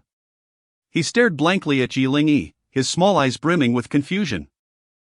Yi Lingyi's cheeks flushed slightly as she turned her head away, ignoring him. Hu Qiaoyun spoke cheerfully, stating, "Your special training camp primarily manages and trains qualified students uniformly and does not prohibit them from receiving legacies through other legitimate channels. Not to mention, your good friend Xiao Gao also possesses a family inheritance of martial arts." Yen Qinghuai nodded and replied, "Old Hu, I am aware that many students have alternative teachings. But it seems that Yi Lingyi is not particularly related to the medical arts, is she?" Hu Qianqian interjected, "Sister Lingyi is a rare practitioner of what attributes spiritual power. And her aptitude is exceptional. It aligns perfectly with our family's traditional techniques, which is why grandmother accepted her." Hu Qiaoyun gently interrupted Hu Qianqian, saying, "Let us change our location for this discussion." Yen Qinghuai and the mummified Jin Xin nodded in agreement. Indeed, there were too many people around, and it was best to find a quieter place to converse. Yi Lingyi assisted Hu Qiaoyun as they walked ahead, with Hu Qianqian skipping joyfully behind them. Upon exiting the tent, they spotted a sun-kissed and handsome figure leaning against the tent, listening to the voices within. Upon seeing them emerge, he quickly straightened up, pretending to have just arrived. "Xiao Gao, come with us to my place, we have much to discuss," Hu Qiaoyun called to Gao Tianming. Consequently, the group proceeded towards Hu Qiaoyun's residence. Most of the teachers and staff at the special training camp resided in the faculty dormitory, with 2 notable exceptions, one being elderly Shen Lin, who lived alone in a separate courtyard, taking care of chickens, ducks, geese, and dogs, enjoying a tranquil life. As for Hu Qiaoyun, as the head of the medical team at the Yunjiang Special Training Camp, she held a prestigious position and had a uniquely constructed, quaint courtyard in a secluded corner of the camp for her residence.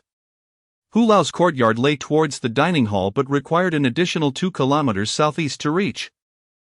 This area was already removed from the camp's designated teaching and dormitory zones, surrounded by dense bamboo groves. Yen Qinghuai was astonished to discover that a crystal-clear stream flowed between the bamboo, spanned by a narrow bridge. The water surface sparkled brilliantly. illuminated by sunlight filtering through the bamboo, casting radiant reflections on the smooth pebbles below, while various colorful fish swam freely in the stream. The sounds of the water cascading over stones and the wind rustling through the bamboo intertwined to create a melodious symphony, prompting a deep sigh of relief and a sense of unparalleled ease within. Yan Xinghuai, captivated by the beautiful scenery, found it hard to part from the surroundings. After a brief moment, they arrived at Hu Lao's residence. Yi Lingyi pushed open the fence gate, ushering the three inside, and then skillfully began to boil water and brew tea. The water was drawn from a water tank containing the sweet, clear stream water, while the tea was high-quality Yunwu green tea, sourced from unique tea trees shrouded in the mountain mists. The three sat somewhat awkwardly on the chairs, observing Yi Lingyi as she busily prepared, their hands neatly resting on their knees. Hu Qiaoyun occupied the prominent seat in a grand armchair, while Hu Chanxian dashed about energetically.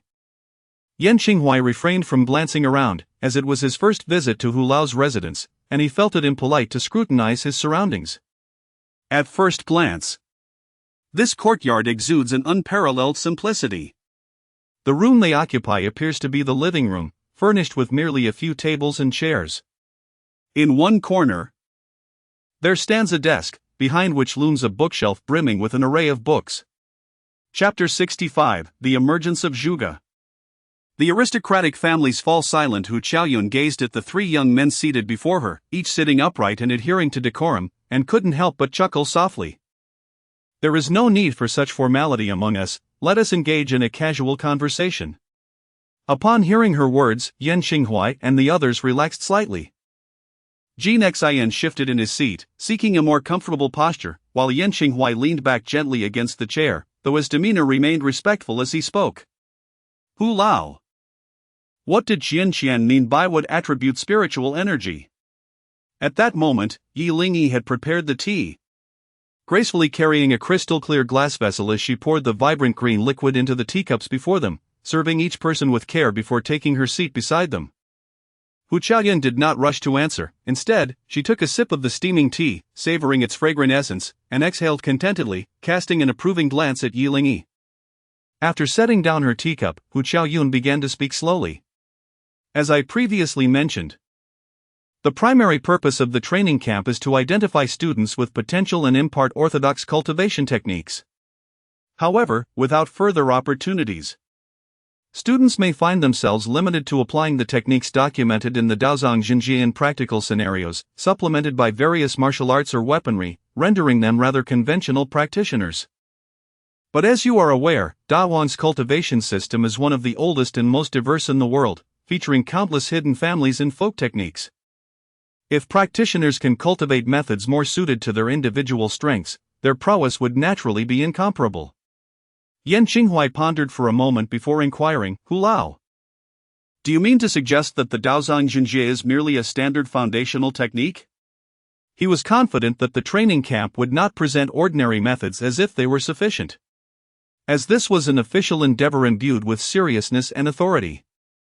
Hu Qiaoyun sighed, yet her eyes gleamed with intensity as she spoke with conviction. No, quite the opposite.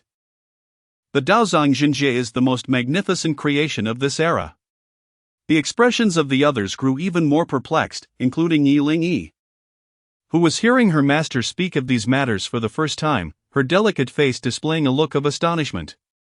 Before the resurgence of spiritual energy, various families could only rely on a limited number of spirit stones for cultivation, with the attributes and thresholds of each family's techniques being exceedingly high.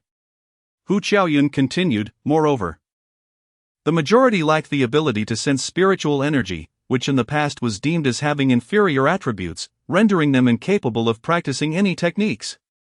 Thus, few practitioners made significant progress, with most remaining below E-level. The disparities in spiritual energy attributes are vast, encompassing the 5 elements of heaven and earth, the mysteries of yin and yang, and an array of other attributes. Hence, finding a compatible attribute for the corresponding techniques is a rare occurrence. For instance, Xiaoyi possesses the rare wood attribute within the 5 elements, making her cultivation of our Hu family's ancestral Changqingju exceptionally effective. Gao Tianming inquired gravely, Hu Lao, What about the Daozang Jinjie? A glimmer of admiration appeared in Hu Qiaoyun's eyes. Though it remained uncertain whether this admiration was directed towards Gao Tianming or was an expression of awe for the Daozang Jinjie. She remarked on the remarkable aspect of the Daozang Jinjie, stating that the speed of cultivation is only limited by one's aptitude. While there are no requirements concerning spiritual power attributes, this implies that even those with deficient spiritual power attributes can cultivate without hindrance. The individuals present, being astute, quickly grasped the crux of Hu Qiaoyun's words. If the students of the special training camp were to practice martial arts with attribute limitations imposed by their respective families, then the majority of students with attribute-less spiritual power would find themselves unable to cultivate, let alone form any substantial combat capabilities. Naturally, it would be a fanciful notion to expect all families to contribute their unique martial arts for students to select from. Yan Qinghuai and the others remained silent, wholly engrossed in Hu Qiaoyun's discourse. Casting a glance at the dazed crowd, Hu Qiaoyun continued with a smile. In fact, prior to the resurgence of spiritual energy, Da Huang had already discerned the approximate timing of this revival through certain channels. Leader Wan took precautions, convening various powers to discuss how to respond to the revival of spiritual energy, and the special training camp system was a product of this meeting. Yan Qinghuai and the others felt a jolt, realizing that Hu Qiaoyun was no ordinary practitioner, yet they were astonished by the extent of her insider knowledge. At the time, the special training camp system was successfully approved, but challenges soon arose. No family was willing to contribute their martial arts. Leader Wan's unique and exclusive cultivation methods were not suitable for others, leading to ongoing discussions for solutions during the meeting. Jean Xian, anxious and hesitant to breathe, finally whispered. So what happened in the end? Hu Qiaoyun's gaze became profound and piercing, her eyes seemingly transcending the boundaries of time and space, returning to the day of the meeting. Eventually, that individual appeared, presenting the Daozang Jinjie at the gathering. Who was it? Who was that person? Hu Qianqian, having inconspicuously settled onto a stool beside them, with bright eyes shimmering, could no longer contain her curiosity and quickly asked as Hu Qiaoyun reached this point. The most enigmatic figure of Da Huang, the current head of Zhuge Palace, Zhuge Lianshan. Yan Qinghuai and Jean Xian, utterly unfamiliar with the various families and supernatural organizations of Da Huang, exchanged glances, with Yan Qinghuai inquiring. Old Hu, is Zhuge Palace also a family? Hu Qiaoyun scoffed dismissively, what nonsense family? Merely short-sighted and floundering remnants. The group was left puzzled, as the Hu family was also considered a family. Hu Qianqian promptly interjected, what grandma means is that those obstinate factions are worthless.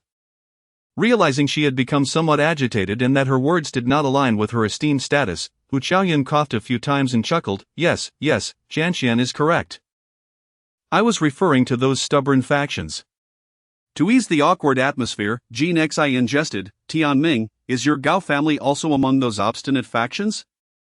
Before Gao Tianming could speak, Hu Qiaoyun continued, the reason I assert this is that the noble families of Dahua are divided into two factions.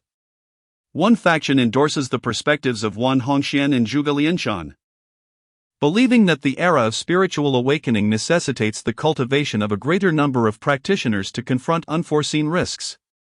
The other faction, however, contends that only the bloodlines of noble families possess the right to practice, exhibiting an extraordinary aversion even to those who awaken their abilities. Elder Hu.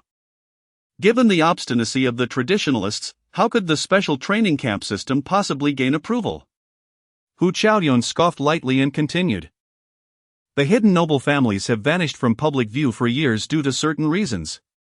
Wan Hongxian, through his own efforts, established the Dragon Team, propping up the crumbling edifice of Daihua and safeguarding it from foreign supernatural forces. Inviting the noble families to participate in the discussions is a gesture of respect, as well as a desire to gather more insights. However, the influence of the noble lineage on Dahua's official matters is minimal and cannot impede Wan Hongxuan's decisions. Moreover, Zhuge Lianshan has publicly expressed his support for Team Leader Wan and even volunteered for the position of deputy leader of the Dragon Team. One must recognize that the Zhuge Palace is the most esteemed sanctuary in the annals of Dahua's history. With Zhuge's emergence, the noble families fall silent. Chapter 66, Drinking with the Old Man. Yan Xinghuai suddenly realized that Ji Lingyi possessed innate qualifications of the highest order, complemented by her rare wood attribute. It was only natural that Hu Qiaoyun would take her as a disciple. The group enjoyed several cups of tea while seeking Hu Qiaoyun's guidance on various cultivation issues they encountered, all of which were satisfactorily addressed. From Hu Qiaoyun, Yan Xinghuai learned that there are numerous methods for examining spiritual attributes. The simplest method available to them involves making a basic judgment based on the characteristics of the spiritual energy stored in the dantian when a practitioner begins to transform it. For instance, the powers of the 5 elemental attributes exhibit very distinct differences. The spiritual energy within Yi Lingyi is a tender green, symbolizing growth and vitality. Other types of elemental energy would also display clear color distinctions. Yan Xinghuai's spiritual energy was most likely attributeless, a grayish-white hue, yet he remained undeterred. For the existence of the system was his greatest support. Time passed swiftly, and as the sun dipped below the horizon, the sky gradually darkened. Hu Qiaoyun glanced outside and remarked with a smile, "You should return and change your clothes, we have a banquet to attend this evening."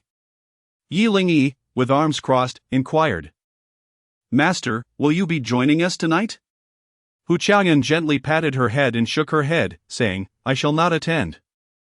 I prefer to rest early in my old age." Yi Lingyi nodded and turned to Yan Xinghuai, saying, "Xinghuai, you all go ahead. I will stay and chat with Master for a while. We shall meet at the banquet later." The three of them rose respectfully to bid farewell to Hu Qiaoyun before departing the tranquil courtyard. On their way back, Ji Nexien suddenly recalled something and asked, "By the way, how did old Hu know we were there?" Upon hearing this, Gao Tianling's expression changed slightly, and he forced a smile, saying, "Why do you look at me? I have no idea." Yan Xinghuai scrutinized Gao Tianming and confidently declared, "I suspect it must have been you who spilled the beans. I was wondering how old Hu knew what had transpired. She is an omniscient." Ji Nexien, hearing this, leaped up, ready to strike Gao Tianming, who promptly fled, leading to a playful chase between the two as they scurried away, laughter echoing behind them. Within the special training camp, the lights began to twinkle. The normally serene campus was adorned with vibrant red lanterns, and the banquet held on the first floor of the cafeteria was in full swing. This banquet served two purposes: to express gratitude to Ouyang Rui and others for their long journey and assistance in familiarizing students with the combat modes of ability users, thereby laying a foundation for achieving commendable results on the Dao list, and to wish the students great success. Dressed in a simple deep blue tracksuit and comfortable sneakers, Yan Xinghuai was the first to enter the venue, followed closely by Gao Tianming in a crisp white suit, his shiny shoes reflecting the light, hair slicked back with wax. Beside them was Ji Nexien, clad in an ostentatious bright red jacket and matching trousers, resembling a groom on his wedding day. Upon entering the banquet hall, the trio was struck by the complete transformation of the cafeteria's layout. The usual square dining tables had been replaced by round ones, and the ceiling was adorned with colorful decorations, the lights sparkling magnificently. Yan Xinghuai observed that the attendees had mostly gathered, comprising not only the extraordinary abilities team and students but also teachers, staff, and the nurses from the medical team. Each round table was adorned with clusters of 3 to 5 individuals, freely mingling. And beside each table stood a placard bearing the day's theme in white letters on a black background: "Enjoy your meal and drinks, feel free to relax." Yan Xinghuai felt an immediate sense of comfort. He detested formal gatherings, particularly those where leaders were present, necessitating toasts, which he found quite bothersome. Ji Nexien's eyes lit up as he spotted a table in the northeast corner occupied by the nurses who had tended to his wounds.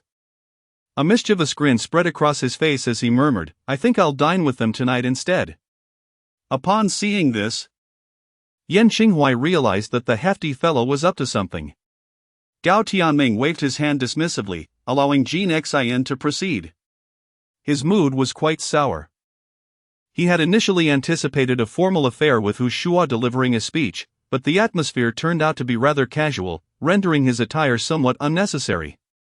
Gene Xin, grinning as he prepared to approach the nurses, suddenly noticed an elderly gentleman at a nearby table, gnawing on a chicken leg while casting a conflicted glance between the nurses and the old man. Observing Gene Xin's predicament, Yan Qinghui curiously inquired, "What are you contemplating, fatty? Hurry up and go." Gene Xin replied helplessly, "I'm torn between approaching the nurses or confronting that old man. I can't outdrink him. And he is far too old." Yan Qinghui was speechless. It appeared that Gene Xin had developed a psychological barrier after being bested by the elderly gentleman. He remained silent, watching as Gene Xin counted on his fingers, murmuring to himself, "Nurse, old man, nurse, old man. Ah, the nurses will always be there. But if I let the old man go, seeking revenge will be much harder." After a moment, Gene Xin seemed to resolve his inner conflict. Striding confidently toward the old man's table, his steps imbued with a newfound vigor, exuding an air of audacity that belied his true intent. "Tianming, do you have any plans? If not, join me at that table." Yan Qinghui turned to ask Gao Tianming, who naturally had no arrangements. Though a student of Class 1, he had primarily focused on cultivation, leaving him unfamiliar with his peers. Noting Gao Tianming's lack of objections, Yan Qinghui led him toward the literature class table, which, in reality, consisted only of Yi Lingyi, Wu Daler, and Yi Qing, as only 4 individuals from the literature class had made it onto the candidate list. "Allow me to introduce Gao Tianming, my brother." Yan Qinghui cheerfully presented him to Wu Daler and Yi Qing. Although they were all candidates, their interactions had been limited, so the students from the literature class were not well acquainted with Gao Tianming. "I am Wu Daler, I look forward to learning from you," Wu Daler said with a hearty smile, inviting Gao Tianming to sit beside him. Yi Qing, with a warm smile, remarked, "I am Yi Qing. I have heard that the third on the list, Gao Tianming, is quite the striking figure, and seeing you today, I can certainly attest to your remarkable presence." Gao Tianming's eyes sparkled with brilliance, and he felt a profound sense of connection, as if he had found a kindred spirit, prompting him to raise a toast with Yi Qing. Yan Qinghui chuckled softly, for he was quite famished. After an afternoon spent sipping tea with Hu Qiaoyun, he had absorbed a wealth of knowledge about cultivation, yet his stomach felt entirely empty as he beheld the splendid array of delectable dishes adorning the round table. His appetite surged, and he eagerly grasped his chopsticks to indulge. Meanwhile, Yi Ling observed Gao Tianming, Yi Qing, and Wu Dalei engaged in a spirited drinking contest. Yan Qinghui, seemingly oblivious to decorum, savored his meal with great delight, relishing the tranquil and cozy atmosphere. He took a gentle sip of the sweet wine in his cup, a radiant smile gracing his face, revealing charming dimples. Chapter 67, Perils Abound. The evening banquet was a scene of unrestrained joy, filled with laughter and merriment. Not far from Wenban's table, Gene Xin, clad in a festive red attire, was vociferously toasting with abandon. His shirt was unbuttoned to the chest, one hand draped around a silver-haired elder while the other raised a wineglass, persistently offering drinks to the old man. The elder, with a bemused smile, gazed at the increasingly inebriated Gene Xin, whose eyes had taken on a glazed look, yet he continued to toast. With a light chuckle, the elder welcomed each toast, reciprocating with a drink of his own. As the drinks flowed, Gene Xin's faculties began to wane. He staggered to his feet, patted his flushed face, and leaned in closely to scrutinize the elder. "How peculiar. Why are you not intoxicated?" Gene Xin observed, noting the elder's rosy complexion yet sharp demeanor. His eyes clear and a knowing smile gracing his lips, devoid of any signs of drunkenness. "Well, little chubby, are you faltering already?" "I thought you were quite the boisterous one earlier," the elder teased. Gene Xin, feeling insulted, retorted, "Old man, you speak nonsense. I, the chubby lord, can still drink." "I refuse to believe I cannot outdrink you." With that declaration, he seized a glass of baijiu from the table, intending to toast the elder once more. Yet, in his state of intoxication, he lost his balance and found himself kneeling on the ground, still clutching the drink tightly. A sudden hush fell over the gathering, as nearly every eye turned to him, with some guests even standing on their chairs for a better view. Yan Qinghuai regarded the scene with an expression of bemusement. Puzzled by the sight of Jin Xian, who had been so belligerent, now bowing in submission after just a few rounds of drinks. Jin Xian scanned the faces of those around him, noticing their bewildered expressions, and to his dismay, some were even recording the incident. However, with thick skin and fortified courage from the drink, he pondered for a moment before exclaiming, "Allow me to extend my early New Year's greetings." This proclamation erupted into hearty laughter, and seizing the moment, Jin Xian scrambled to his feet, wisely opting not to provoke the elder further. He realized that this elderly gentleman was no ordinary opponent, whether in strength or in drinking prowess. As Jin Xian sheepishly returned to Yan Qinghuai's table, the once quiet banquet hall erupted into lively chatter once more. Yan Qinghuai patted Jin Xian on the shoulder, offering consolation, "No worries, chubby one, don't take it to heart. But speaking of which, will you not extend us your early New Year's wishes?" Yi Lingyi and others struggled to contain their amusement as Jin Xian's temper flared. He yanked Yan Qinghuai closer and delivered a playful punch before raising his glass, ready to engage in a drinking contest with him. "Damn it! If I can't outdrink the old man, how could I possibly lose to you?" The jovial feast continued deep into the night. And only at the urging of Hu Shua and Ouyang Rui did the revelers reluctantly return to their lodgings to rest. For the students of the training camp would embark for Guangning early the next morning. As the night deepened and silence enveloped the campus, the cafeteria staff tidied up the remnants of the evening, while Hu Shua and Jiang Yunan strolled side by side through the tranquil grounds. As the two advanced in silence, a stooped figure abruptly appeared before them. Elder Su, Hu Shua, and Jiang Yunan came to a halt, offering their respectful greetings. "Are you prepared?" The speaker was none other than the elderly gentleman who had recently engaged in a drinking contest with Jin Xian. Jiang Yunan's eyes, glimmering beneath his gold-rimmed glasses, sparkled like stars, subtly revealing a hint of lethal intent as he replied, "Elder Su, we have made all arrangements, and they will cooperate with our actions." Elder Su nodded slightly, lifting his cane gently as he ambled forward, with Hu Shua and Jiang closely trailing, yet always remaining a step behind the elder. "We must ensure the complete eradication of the potential threats and filth in Yunjiang." Elder Su's voice, tinged with a sense of weariness and hoarseness, resonated with the authority of a leader. "Elder Su, although we have made thorough preparations, should we not inform the students in advance? This journey undoubtedly holds great peril." Hu Shua expressed with concern. Su Dingbo shook his head and responded, "No. We cannot ascertain if there are any infiltrators among the students. Everything must proceed as usual." From the moment they entered the training camp, they ceased to be mere students, they must be prepared for imminent danger. Hu Shua lowered his gaze, fists clenched, his eyes resolute.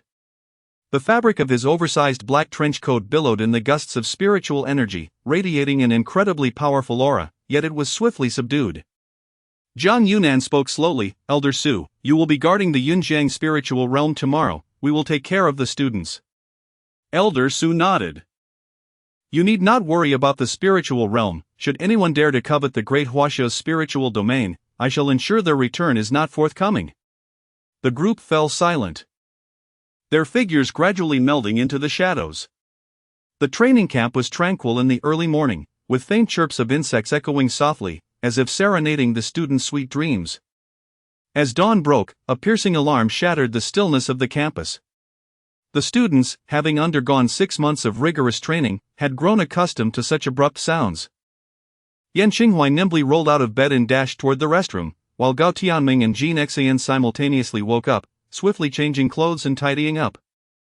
Unlike the silent practice rooms, each dormitory boasted an independent restroom, and the group had established a clear arrangement to occupy only a few minutes each, distributing their time efficiently. Before long, the three were ready, locking all the doors and windows of their dormitory, checking every light and appliance before departing with their suitcases, which had been packed the previous day. The alarm buzzed a few times before ceasing automatically, as students from both the male and female dormitories streamed out. nearly everyone hauling a suitcase that dragged along the ground, producing a rustling sound. The two streams of people converged towards the central square, where several buses awaited. As Yan Xinghua walked through the crowd, a thought struck him, prompting him to glance back, but he noticed that Ouyang Rui's team of psychics was absent. Did Ouyang Rui and her team leave early? Yan Xinghua whispered. Who knows? But I heard some shuffling footsteps downstairs in the dead of night.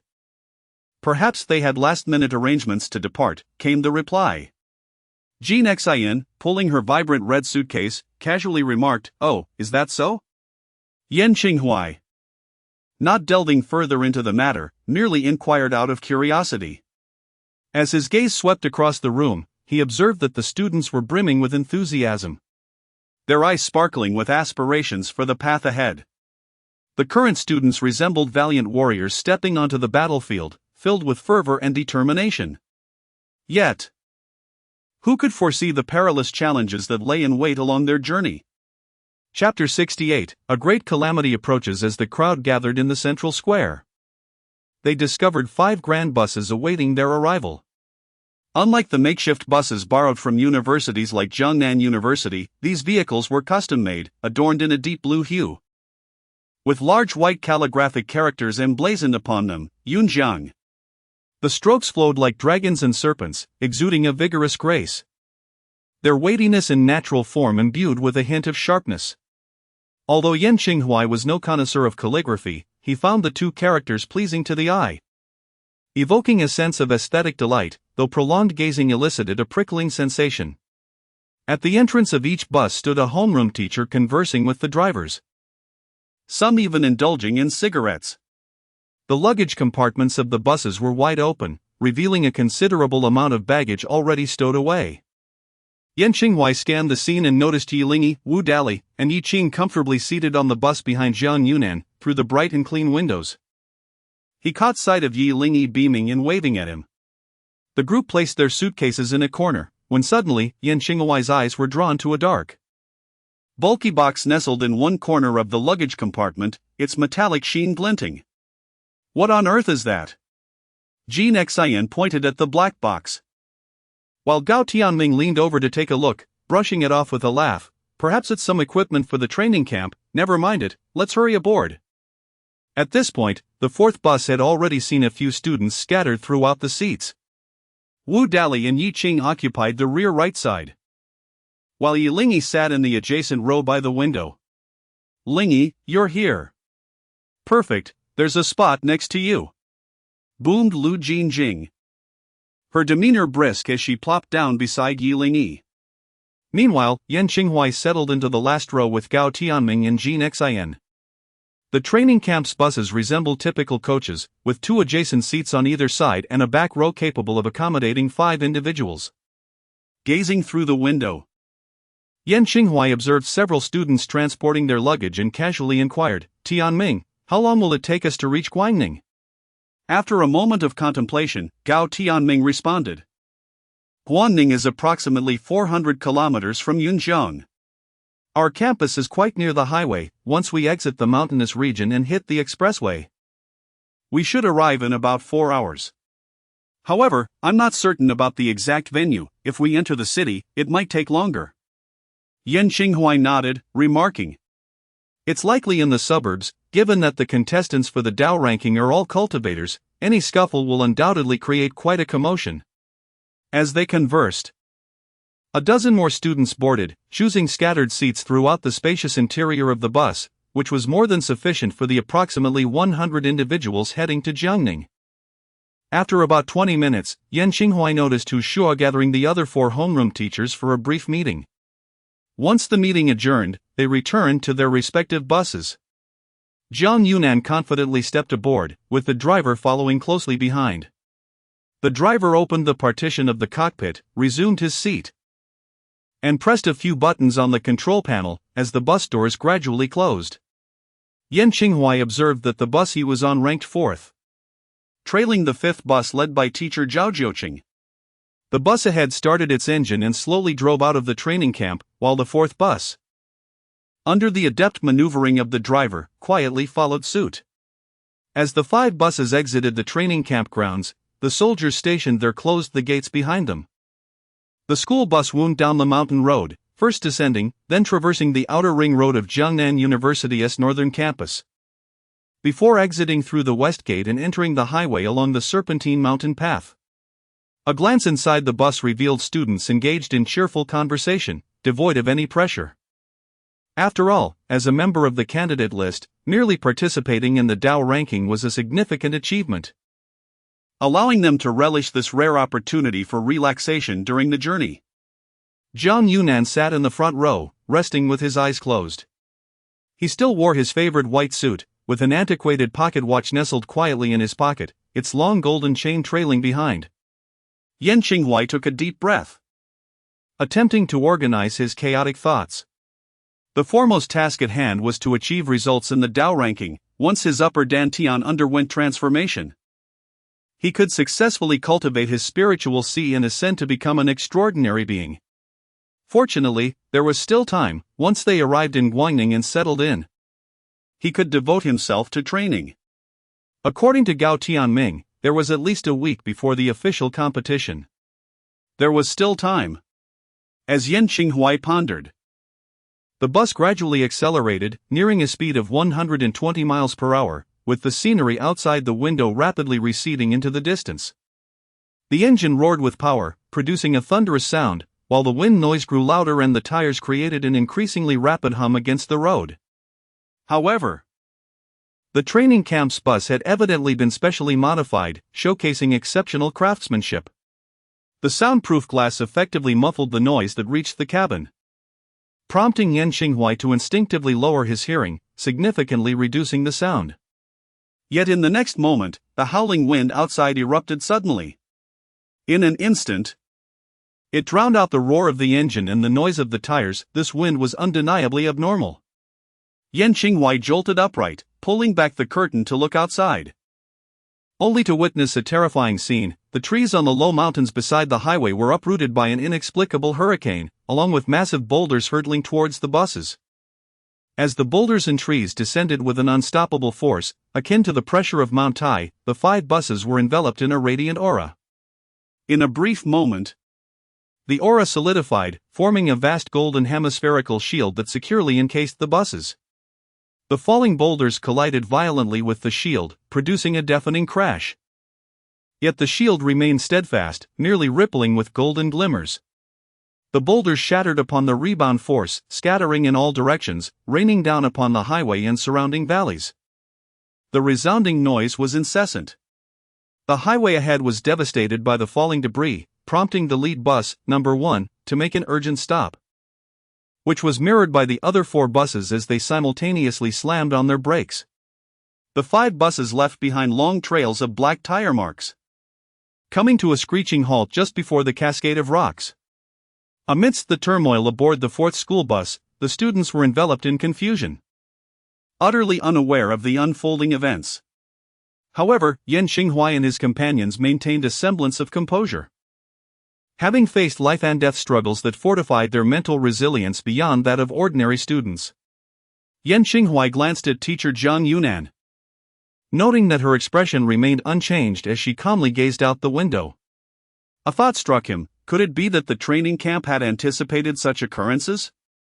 Jean Xian whispered, "Old Yan, Tianming, could this be the doing of that previous group?" Yan Qinghuai shuddered at the suggestion. Indeed, the previous incident involving the abduction of training camp students had nearly faded into oblivion. Hu Shua had informed them that the training camp was investigating the matter. Yet no further information had surfaced. During their earlier visit to Jean Xian's home, the scarred-faced man had been quite clear in his intentions. His aim was to abduct Jean Xian. Or more precisely, the target of the assailants was the students of the training camp. It seemed that the scarred group had devised a cruel scheme to lure the 2 students into their trap upon discovering that they were also in the city. If Yan Qinghuai's intuition was correct, this mysterious organization harbored sinister motives, intent on eliminating the entire contingent of training camp students aboard the 5 buses.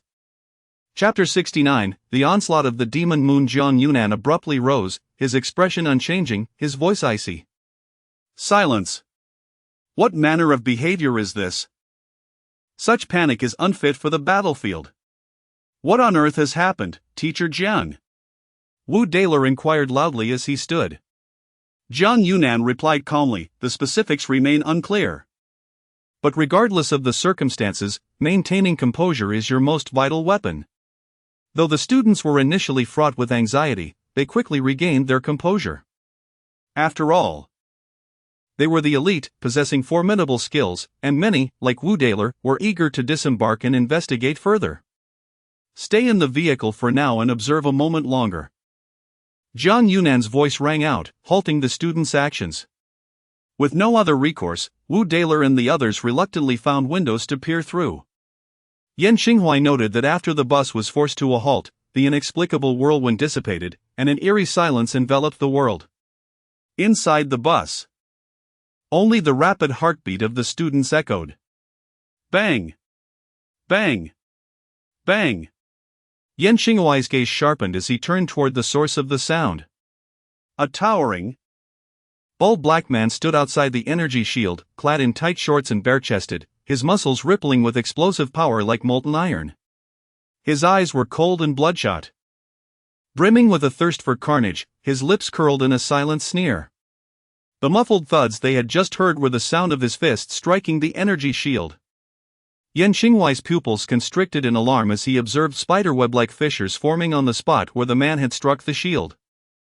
It appeared the barrier could not withstand much longer and would soon shatter. As his gaze returned to the fearsome figure, his shock deepened, for he recognized him.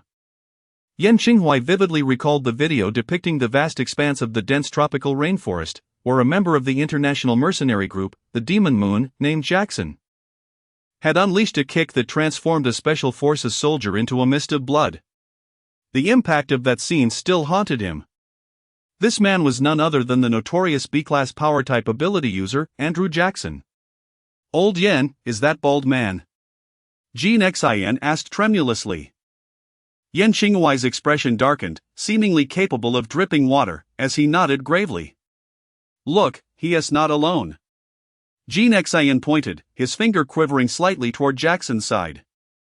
Following his gaze, Yan Xinghuai saw a contingent of mercenaries clad in black special forces attire suddenly emerge, encircling the energy shield.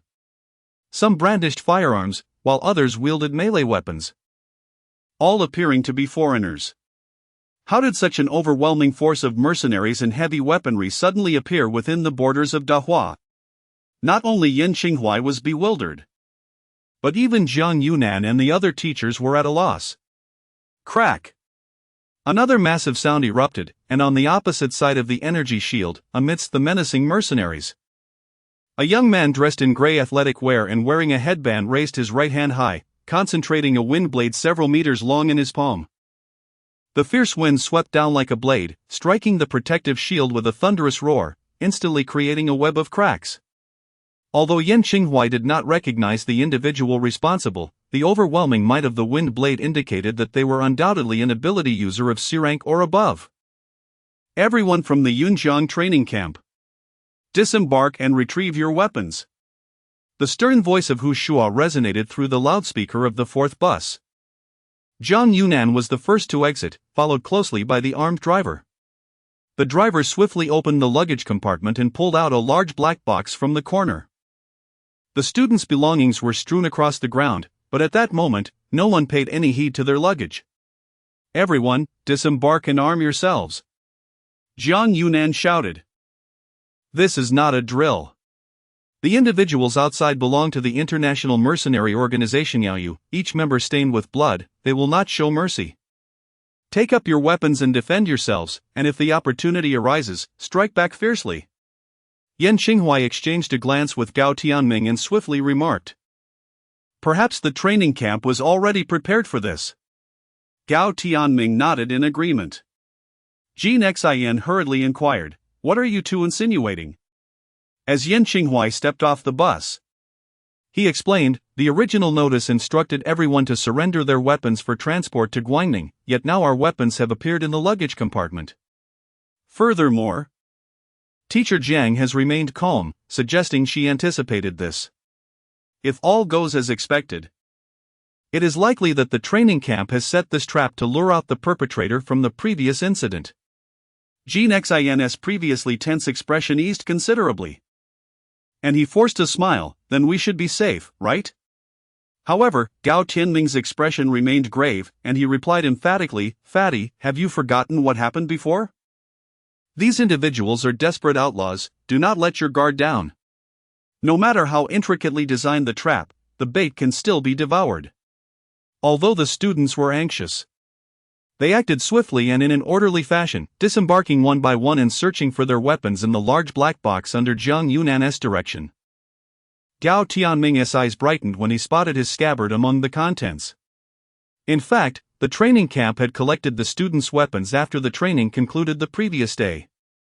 Yan Qinghuai retrieved his trusted longsword, holding it with utmost vigilance. All the students gripped their weapons tightly, as if the cold touch could instill in them the strongest belief and the scant warmth they needed.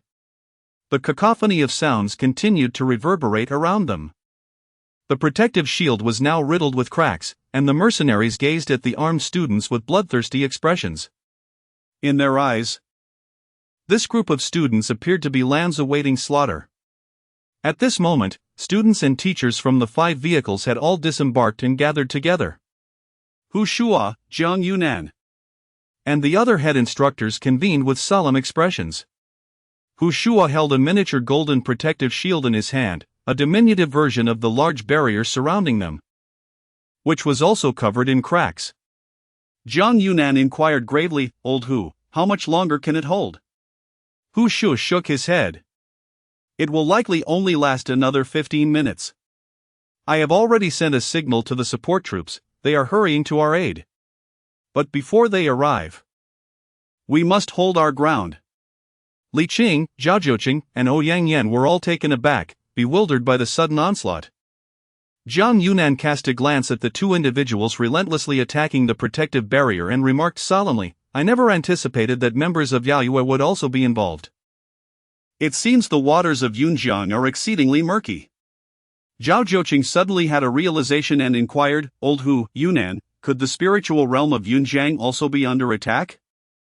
Jiang Yunan shot him a glance, offering a wry smile, "We don't have the luxury to ponder such things right now. Let us first address the immediate crisis. Yaoyue has dispatched 2 of their hallmasters. They are both B-class ability users." Zhao Zhouqing's expression dimmed slightly as he sighed, "Indeed. B-class ability users are beyond our capacity to contend with." Hu Shua, observing the precariously wobbling protective shield, declared decisively, "I will restrain Jackson.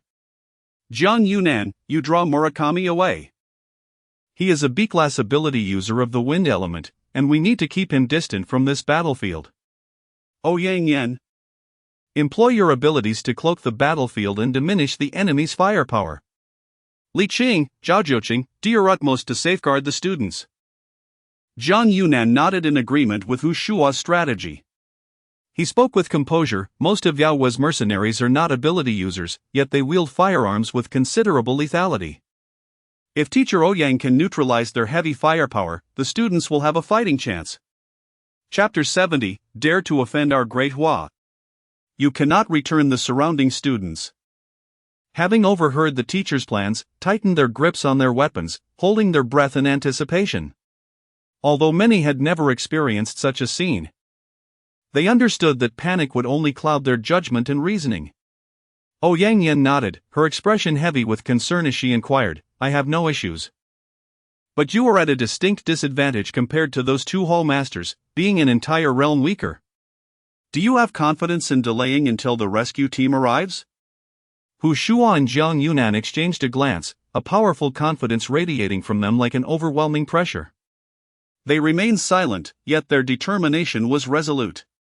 Regardless of their certainty, at this moment, they must rise to the occasion. Memories flooded their minds of the solemn vow they had made upon joining the Dragon Squad in the Zhulong. "With my frail body, I forge a steadfast shield for the nation. With my fervent blood, I forge the sharp blade for its defense. With my very soul, I become the guiding light in the darkness. My compatriots stand behind me, the enemy shall not advance. Though faced with death, I harbor no regrets. The students were profoundly inspired by Hu Shua and Jiang Yunan's unwavering gazes and formidable conviction, their eyes shimmering with newfound resolve, momentarily forgetting their fears and trepidations. Ouyang teacher, let us commence, Hu Shua declared with a chilling tone. Rather than waiting until the protective barrier was completely compromised, it was better to take the initiative.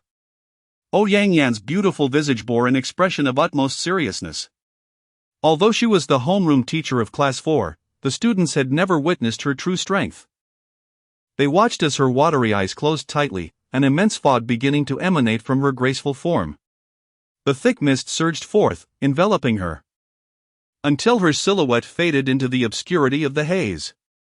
Only sea-level abilities could achieve such elemental detachment. It appeared that Ouyang Yan was at least an elemental sea-level awakener. Outside the barrier, Jackson's fierce gaze narrowed. Known as a top-tier expert on the Black List, he quickly discerned Ouyang Yan's intentions. This elemental ability user from Great Hua intended to shroud everyone in mist, making his subordinates hesitant to unleash heavy weaponry for fear of collateral damage. At that moment, a disdainful voice echoed through the bone conduction earpiece. So naive. I can easily disperse such a level of mist, there's no need for concern, Murakami Zhai remarked coldly. Jackson nodded in satisfaction. For a B-level wind ninja, a sea-level mist was utterly trivial. He clashed his fists together, a dull resonance reverberating in his chest, as if thunder rolled down his spine. Boom! Boom! Jackson continued his frenzied assault on the protective barrier. After all, they were within the territory of Great Hua, and speed was of the essence. Although he was uncertain why the organization that commissioned the task sought to eliminate these students, specifically requesting that their corpses be retrieved, the promised reward was simply too tempting. Thus, Yaoyue ultimately chose to take the risk and accept the assignment. However, Jackson remained deeply wary of the top-tier experts from Great Hua, recalling how Colonel Hu Ben Xiangliang had nearly obliterated him before. Hence, it was best to finish the battle swiftly and return to the foreign mission. These students, despite possessing some strength, were merely a bunch of inexperienced youths who had never seen blood. Under the immense weight of fear and pressure, not even half of their capabilities could be unleashed. Moreover, as a precaution, the Demon Moon had equipped itself with a substantial array of heavy weaponry, beneath the ranks of extraordinary beings. The practitioners and gifted individuals stood no chance against such formidable modern firearms. With this thought, Jackson licked his lips, his murderous intent almost palpable.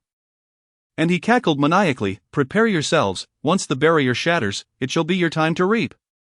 Beside him, a brawny Eastern European man, his arms as thick as stone pillars, hefted an MG-15 machine gun, the dark muzzle exuding a chilling aura of death. Upon hearing Jackson's command, he grinned cruelly and declared, "I will rip these lambs to shreds." Jackson smiled in satisfaction. The Power Hall was the mightiest battalion under Demon Moon, comprised entirely of internationally renowned, blood-soaked, retired Special Forces soldiers, making the task of dealing with these youngsters utterly effortless. Just as he was about to continue his bombardment, the luminous shield suddenly vanished, enveloping the area in a thick fog that spread hundreds of meters wide.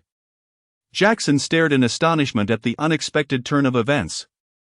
Furrowing his brow as he commanded, "Murakami, disperse the fog quickly." Murakami? At that moment, Murakami's eye could distinctly hear Jackson's rugged voice urging him through his bone-conducting headset. Yet he was horrified to find that his body felt as if it had been frozen in time. The assassins from the Dark Assassination Hall stood frozen as well, as though a nightmare had descended. He seemed unable to summon his spiritual power, and the immense wind force enveloping his colossal wine sword gradually weakened. However, Murakami's eye was an A-class extraordinary individual. The effects and duration of the time confinement on him were severely limited, and he realized he would soon break free from this state. Just as he struggled desperately, a white figure darted toward him like a bolt of lightning. The individual unleashed a punch that sent forth a bizarre wave of spatial distortion, propelling him hundreds of meters away, crashing into the mountainside several hundred meters down the highway.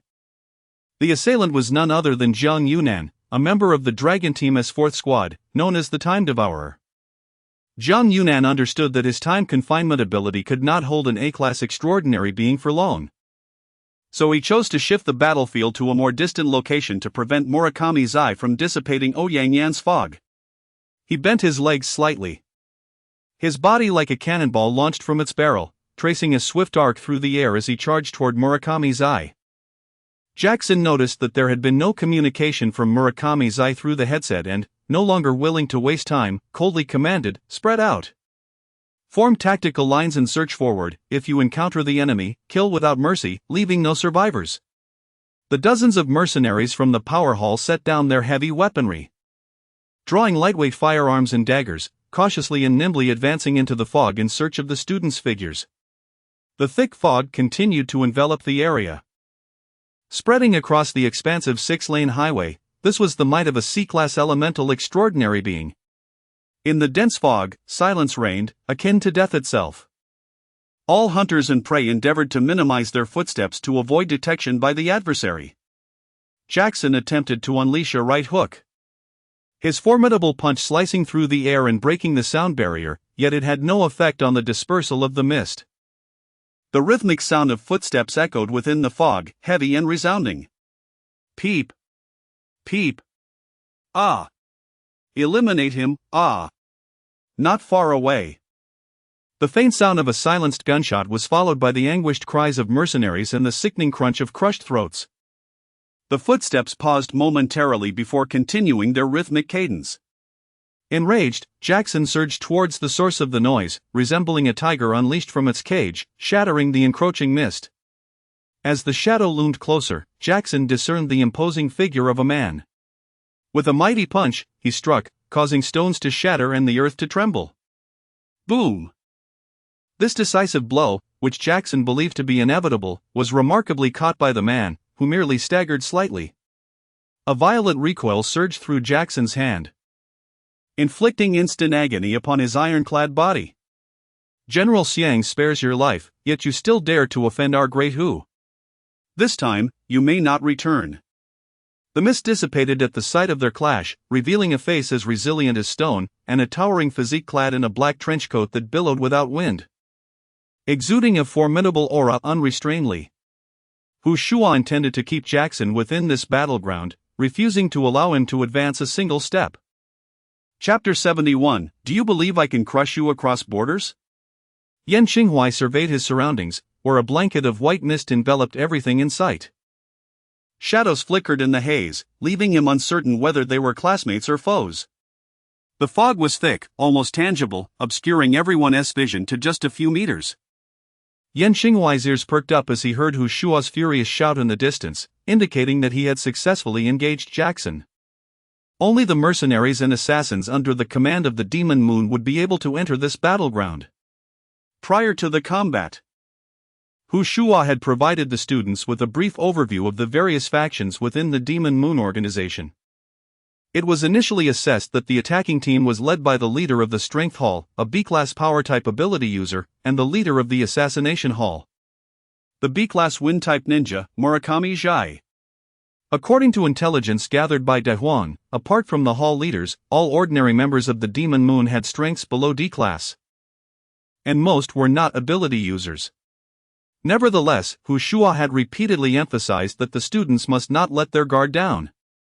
For the members of the Demon Moon were notorious for their heinous deeds, mercilessly taking lives without remorse. As the battle commenced, the students dispersed, forming groups of 3 to 4. Yan Qinghuai teamed up with Gao Tianming and Ji Nexian, while Yi Lingyi, Lu Jingjing, Yi Chine, and Wu Dalei concealed themselves nearby. Ji Nexian, somewhat anxious, whispered to Gao Tianming, seemingly trying to divert his attention. Yan Qinghuai's gaze wandered. Inexplicably recalling the scar-faced man he had killed himself, the villain who had kidnapped Ji Nexian's family. Although he was neither a practitioner nor an ability user, years of physical training had endowed him with combat prowess nearing the E-class peak. Hush, there's movement, Gao Tianming said softly, his ears twitching.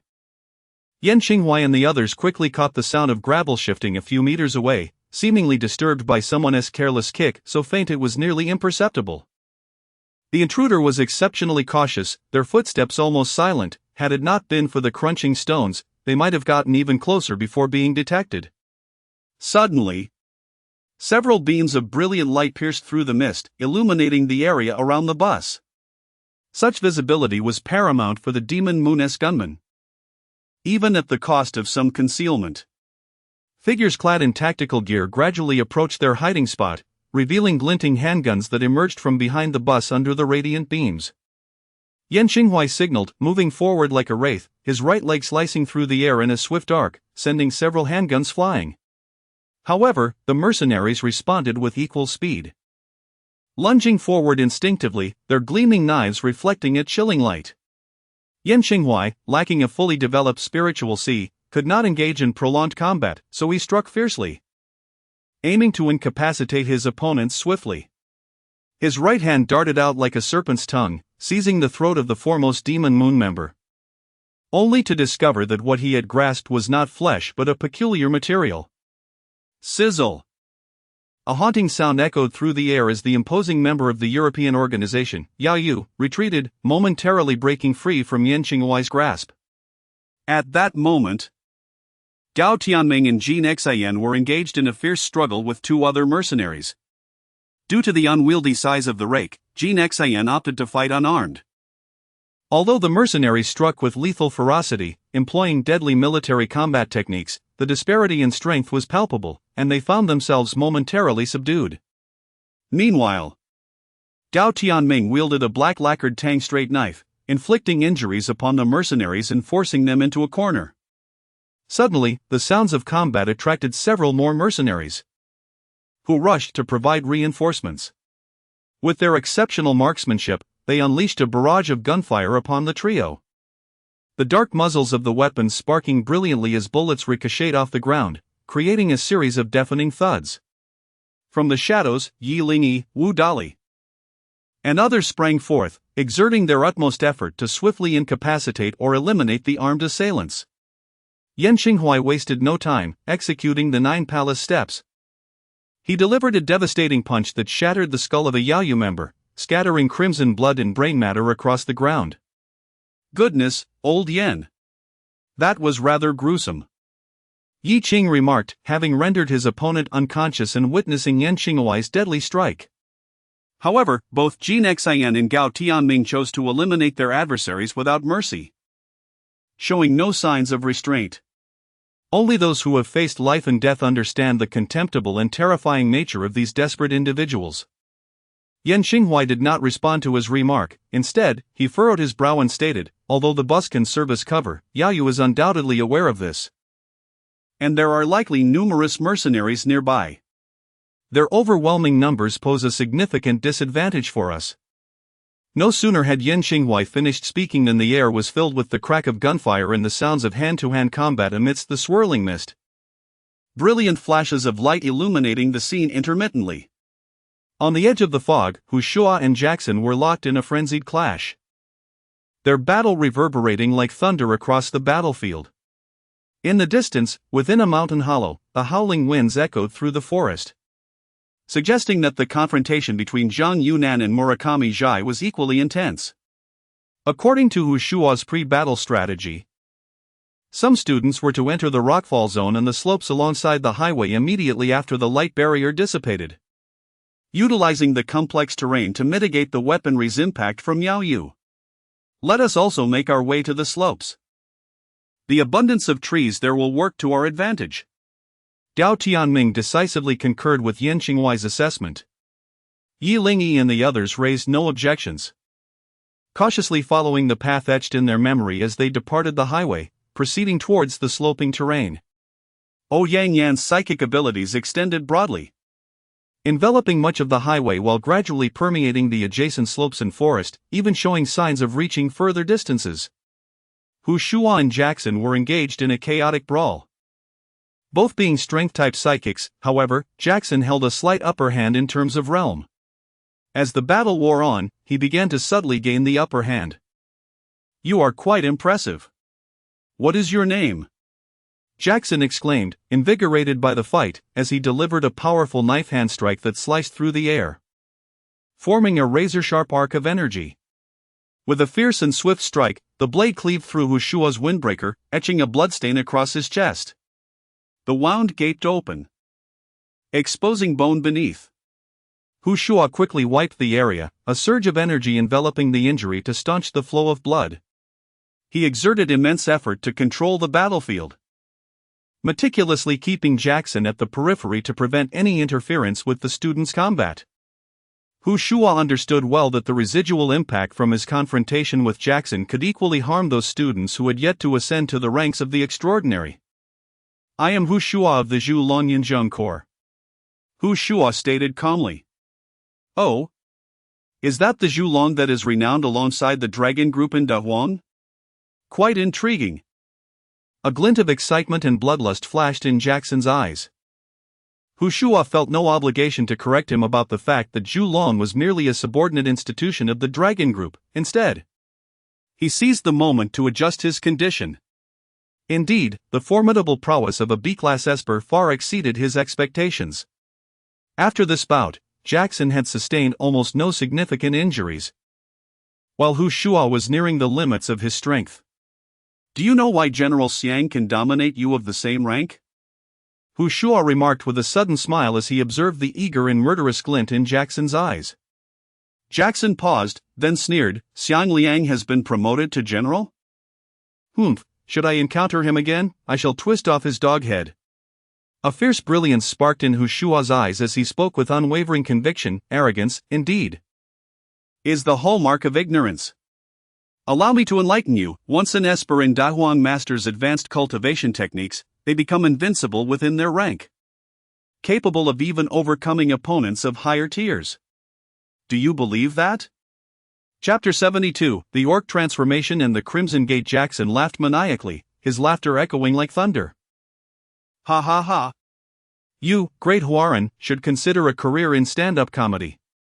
Spare us the embarrassment."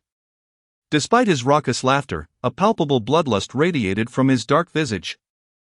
The mere mention of Xiang Liang's name ignited a seething rage within him. He craved vengeance. Believing that only the blood of the Huaran could cleanse the humiliation he suffered at Xiang Liang's hands, Hu Shua regarded Jackson's frantic demeanor with calm detachment, a faint smile curling at the corners of his lips. Jackson, his body slightly hunched, fixated his ferocious, glowing eyes on Hu Shua. The mirth vanished from his face as he bellowed, "Are all your Huaran abilities so arrogant?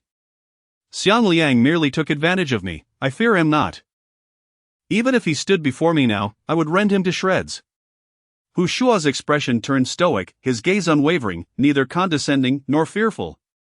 He seized the rare moment to recalibrate his state of mind. "Besides, you are merely a C-level power-type ability user."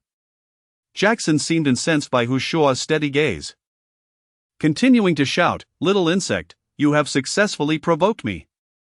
I will tear you apart and then annihilate all your students. I shall present your severed heads to Xiang Liang, so he may witness the consequences of inciting my wrath." Hu Shua remained silent, but his eyes began to blaze with intensity, a surge of power coursing through him. Were it not for the peculiar nature of his cultivation method, which required certain unlocking conditions, he would have dismissed Jackson's bluster as mere empty threats. Time had dragged on long enough, he had heard enough.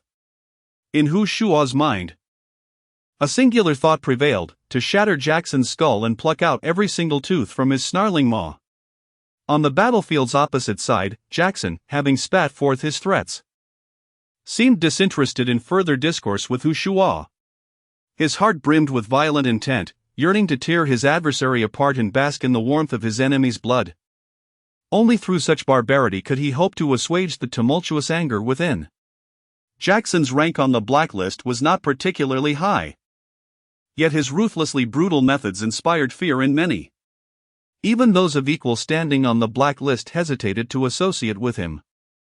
He reveled in the destruction of his foes, akin to a feral beast devoid of reason, each time he adorned himself in the blood of his enemies. He experienced an intoxicating thrill, a pleasure that consumed him. Kill. Slay this audacious Huaran before me. Let the great Huaran tremble at my renown. Let Xiang Liang kneel and weep before me. The more Jackson contemplated, the more exhilarated he became, his body trembling violently as his muscles bulged like steel, transforming his already imposing frame into that of a towering bear. He roared ferociously, akin to a ferocious beast howling through the wilderness, relentlessly pounding his fists against his broad chest, producing a thunderous din. However, Jackson's physical transformation did not cease. His stature grew at an astonishing rate, and in the blink of an eye, he had gained additional height. Upon his dark, golden physique sprouted brown fur resembling steel needles. With a roar, Jackson bellowed, his tight shorts being utterly torn apart by his increasingly robust legs. Hu Shua gazed at the towering beast before him, now nearly 3 meters tall, and could not help but furrow his brow. Had it not been for witnessing Jackson's metamorphosis firsthand, he would never have believed that Jackson possessed superhuman abilities. Jackson seemed to sense Hu Shua's thoughts, a mocking expression gracing his fur-covered visage. All thanks to your General Xiang. It is due to him that I awakened a second extraordinary power. A fusion of strength and superhuman capabilities. Hu Shua inhaled sharply. Jackson's inherent strength was already formidable, and with his beastly transformation, it was certain to multiply exponentially. At that moment, Jackson felt an intense surge of power within him, his beastly form possessing energy exceeding tenfold of his original might.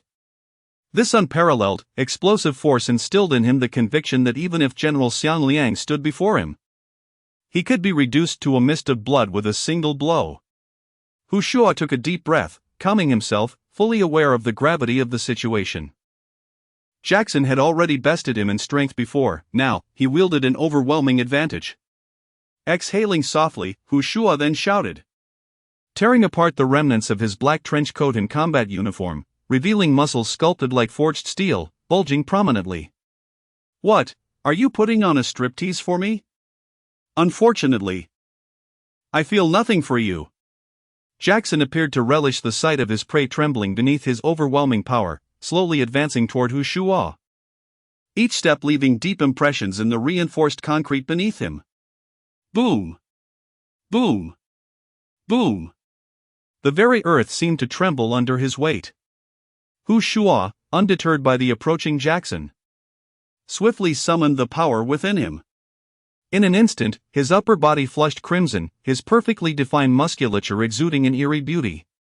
Moments later, a complex pattern emerged upon his torso. Atop the design was the fierce visage of a tiger, its gaping maw adorned with menacing fangs, clutching a circular, bronze-colored ring. His gaze intensified, fixated on the intricately engraved beastly head on his chest. He murmured, "At last, I have encountered an enemy worthy of unlocking this technique." In the next moment, his actions left Jackson wide-eyed. Without hesitation, Hu Shua shaped his right palm into a blade and plunged it into his own chest. Thud! A muffled sound erupted as blood gushed forth, staining the tiger's head on his chest in a crimson hue. As the blood deepened, the tiger's eyes seemed to blink, as if alive. With a swift motion, Hu Shua brought his fingers together and pulled outward, not extracting his internal organs, but instead revealing a circular, blood-colored ring, echoing with the sharp sound of clashing metal. The door knocker trembled incessantly, reminiscent of someone knocking at the door. With each resounding echo, a colossal phantom of a blood-red gate materialized before Hu Shua, towering at approximately 100 feet and spanning several dozen feet in width. The gate was adorned with intricate and chilling carvings, pulsating with an eerie aura of ghastliness and sanguine energy, as if suspended in the void, emanating an infinite murderous intent through its vivid crimson hue. In a series of 8 thunderous booms, 8 imposing blood gates loomed before Hu Shua. Each of these gates bore a striking resemblance to one another, the sole distinction being the bronze plaques that hung high above each. They were inscribed with the words, "Open," "Rest," "Life," "Injury," "Block," "Scene," "Surprise," "Death." Startled by the sudden apparition of the blood gates, Jackson instinctively retreated a few steps, only to realize that these gates seemed devoid of lethal intent. "Oomph, mere bluster." Jackson scoffed, yet a flicker of trepidation lingered in his heart. Resolving not to squander any more time, he aimed for a swift resolution. With a thunderous roar, his massive form surged forward like a tank. Yet his movements were surprisingly agile. He deftly pivoted before the blood gates, akin to a butterfly, embodying an odd juxtaposition of heft and grace. Jackson nimbly maneuvered around the 8 phantoms of blood gates, leaping onto a small hillock beside the highway. With a powerful thrust of his legs, the hill disintegrated into dust in an instant. Harnessing an immense leaping force, Jackson descended like a missile, unleashing terrifying power upon his descent. Death! Hu Shua tightly shut his eyes, seemingly oblivious to Jackson's overwhelming might, calmly pushing open the first of the blood-red gates before him. Open the door! Chapter 73, Those Who Offend De Hua Shall Die. Jackson was enveloped in a coat of sharp, brown fur that stood upright like steel needles. At this moment, his body had grown nearly 3 meters in length and weighed several tons. His colossal form descended from the heavens, reminiscent of a divine beast, destined to tear apart all prey before him. With a single punch, the very fabric of space appeared to be rent asunder, revealing an endless abyss of darkness. At this moment, Hu Shua had pushed open the first door. The immense bronze blood gate slowly creaked open, emitting an eerie, grating sound. In an instant, a thick wave of sanguine energy surged forth from the gap, forcing its way into the wound on his chest. Ah! How exhilarating! Hu Shua roared to the heavens, his entire being quivering, his veins swelling like coiling dragons, beating with fervor. As the blood energy continuously entered his body, it seemed as though he were being soaked in blood. Even his dark hair now shimmered with a crimson glow. His pupils, once dark, rapidly constricted until only a single black dot remained, the rest of his eyes consumed by white, transforming in an instant into a pool of blood red. Jackson, undeterred, narrowed his beast-like eyes, suddenly realizing that the blood-soaked De Hua adept before him was gazing back with a chilling indifference, devoid of fear, as if observing a lifeless corpse. The blood-red gaze on Hu Shua's calm visage reflected an infinite ferocity, causing even the beastly Jackson to feel an unsettling dread. Die! With an overwhelming ferocity, Jackson unleashed a punch. Boom! The veins in Hu Shua's right arm twisted and tightened, resembling red, bloody chains spiraling around his arm. As he struck out, a multitude of blood-red shadows erupted forth. When their fists collided, a terrifying force detonated between the two. The shockwave from their clash rapidly expanded, reaching a radius of 10 miles, slicing through Ouyang Yan's mist before being quickly filled again. Jackson was taken aback, according to his expectations. With his power now tenfold greater than before, he should have been able to annihilate his opponent in an instant. Yet, to his astonishment, they were evenly matched. Hu Shua tilted his head, gazing at the massive Jackson, and flashed a smile, revealing his white teeth, now stained with blood. This grin was imbued with a palpable thirst for carnage. In the next heartbeat, Hu Shua moved with the swiftness of lightning, delivering a powerful kick to Jackson's chest, sending him crashing into a small mountain, which crumbled instantly. Jackson lifted the massive boulder that had pinned him down and flung it aside with ease, sending it soaring dozens of meters into the air, stirring up a cloud of dust. He stood atop the ruins, fixated on Hu Shua in the distance. His beastly transformation was nearly complete, enhancing his strength without impairing his capacity for rational thought. After a moment of contemplation, Jackson focused on Hu Shua's position, devising a plan. Grasping a massive rock, he hurled it with brute force, the stone slicing through the sky like a missile, crashing down with a thunderous roar. Hu Shua had not anticipated that Jackson would shift from close combat to ranged attacks, yet he dared not vacate the area lightly. The formidable strength of the boulders posed a grave threat to the students ensconced in the misty battlefield behind him. While Jackson might disregard the lives of the members of the Demon Moon, he could not afford to neglect the safety of his own students. Boom! Boom! Boom! Jackson resembled an indefatigable catapult, relentlessly hurling boulders at Hu Shua with lightning speed, all of which were shattered by Hu Shua, disintegrating into fine shards that rained down upon the ground. He could scarcely believe that Hu Shua could sustain such a state for long. After all, the leap from C-grade power to such a terrifying state must possess its limits. Once the eerie blood mist surrounding him dissipated, it would herald his demise. In contrast, Jackson's beastly transformation would endure for a more extended period.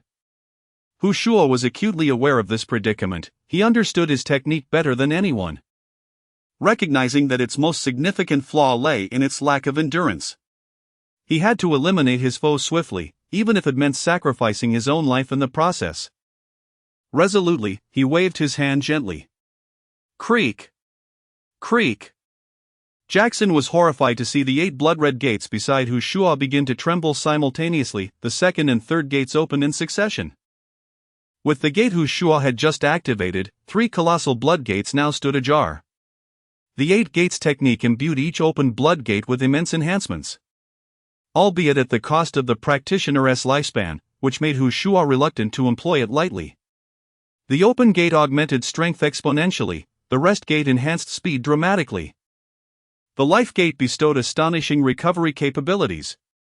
Hu Shua had thus far mastered the opening of only the first 3 gates, and with them all activated, he was confident he could confront a peak B-grade ability user. Boom! An overwhelming aura surged skyward as Hu Shua felt a breathtaking power welling up within him. His battered body began to heal rapidly, even the grievous wound on his chest, which had exposed bone, was mending at a visible rate. Tender, blood-red flesh knit together, sealing the gaping wound almost instantaneously. Yet, he sensed that his lifespan was waning, akin to a candle burning brightly, its life force the wax, radiating a blinding light. Hu Shua raised his hand, flames igniting in his eyes, locking his gaze firmly upon his adversary. In the next instant, his figure vanished. Whoosh! Whoosh! The sound of rushing wind brushed past Jackson's ears as Hu Shua's form slipped from his sight, his massive physique twisting with the grace of a butterfly flitting through flowers. However, to his astonishment, he found no trace of Hu Shua around him. In desperation, he seized a boulder and hurled it into the mist, attempting to force Hu Shua to reveal himself. Crash! The boulder disintegrated into dust as it left his hands, prompting Jackson to step back cautiously, scanning his surroundings with vigilance. Bang! Bang! Bang! Hu Shua's punches rained down like a torrential storm. Yet Jackson could only witness the myriad of punch shadows without ever catching sight of Hu Shua himself. This was utterly surreal. Jackson cursed in exasperation. He had found himself with no recourse but to withdraw, bracing himself against the onslaught of fierce attacks. The transformation into an orc not only bestowed him with immense power but also endowed his steel-like fur with formidable defensive capabilities, enabling him to withstand the relentless onslaught of Hu Shua, who moved like a phantom. Observing Jackson's complete retreat into a defensive posture akin to that of a bear, a sinister smile crept across Hu Shua's lips, brimming with murderous intent. His form reappeared behind Jackson, seemingly treading upon the void. With a heavy exhalation, Hu Shua expelled a torrent of blood energy, his body coiling like a great dragon. As he pivoted on his right foot, he unleashed the full force of his being, each joint in his body working in unison, ultimately channeling all that energy through his right fist. It was as if a dam had burst, unleashing a torrential wave that converged into a minuscule outlet, the energy becoming intensely focused and concentrated. The crimson power coalesced around Hu Shua's right fist, causing the very air to warp violently. Die! The blood-red energy shot forth like a comet, striking Jackson squarely at the back of his head. In that instant, there was no thunderous roar, instead, a muted sound akin to tearing fabric resonated. A gaping blood hole, the size of a fist, appeared at the back of Jackson's massive bear-like head, creating a hollow cavity in its center. With a resounding crash, his colossal form collapsed, burying itself deep within the ruins. Jackson, who had once been a top-tier expert on the blacklist and the esteemed leader of the Demon Moonpower Hall, an exceptional B-grade ability user, met his demise here. Chapter 74, The Forbidden Spell of the Wind?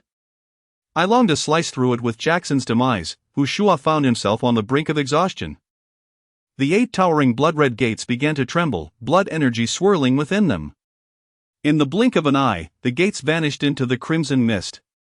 Along with them, the overwhelming sea of blood and aura enveloping Hu Shua dissipated. As he watched the tiger's head and the gate ring on his chest gradually fade, his body weakened. And he collapsed onto the ground. No, I cannot fall yet. The battle is not over.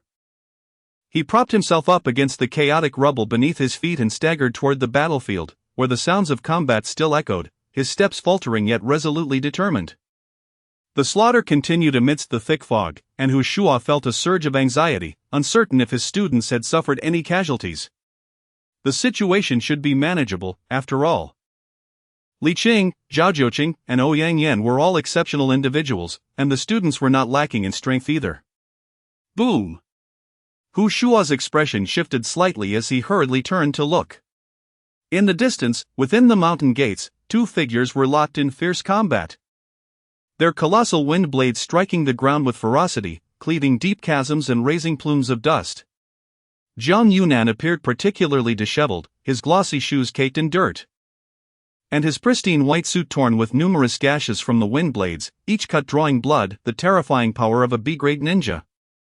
He had studied the ninjas of the Land of the Rising Sun, a unique system situated between supernatural abilities and martial cultivation. Utilizing intricate hand seals and incantations to harness the energies of nature for offense and defense. Before him stood Murakami Zai, the leader of the Moonlit Assassins. Formerly a high-ranking member of the Wind Ninja Village in Japan, and a rare genius among ninjas. However, after some unforeseen circumstances, he defected from Japan and joined the Moonlit Assassins, achieving great military success and earning a formidable reputation internationally. Jiang Yunan gazed at Murakami Zai. A young man in his 20s with a grim expression, his eyes cold and piercing as they fixated on Jiang Yunan. The headband he wore glimmered with a dim light, and his gray sportswear billowed menacingly in the gale. He wielded a massive wind blade in one hand while the other formed intricate seals, occasionally unleashing highly compressed air blasts. Wind escape, air bullet. Murakami Zai's hand movements shifted rapidly, and another swift air cannon erupted from his mouth, while his left hand swung the wind sword downward. As anticipated by Murakami Zai, Jiang Yunan's silver short sword sliced through the air, creating an ethereal blade shadow that cleaved the air cannon in two, sending the halves whizzing past him and creating two large craters in the forest behind. The wind sword strike was similarly thwarted by his short sword, once again returning empty-handed.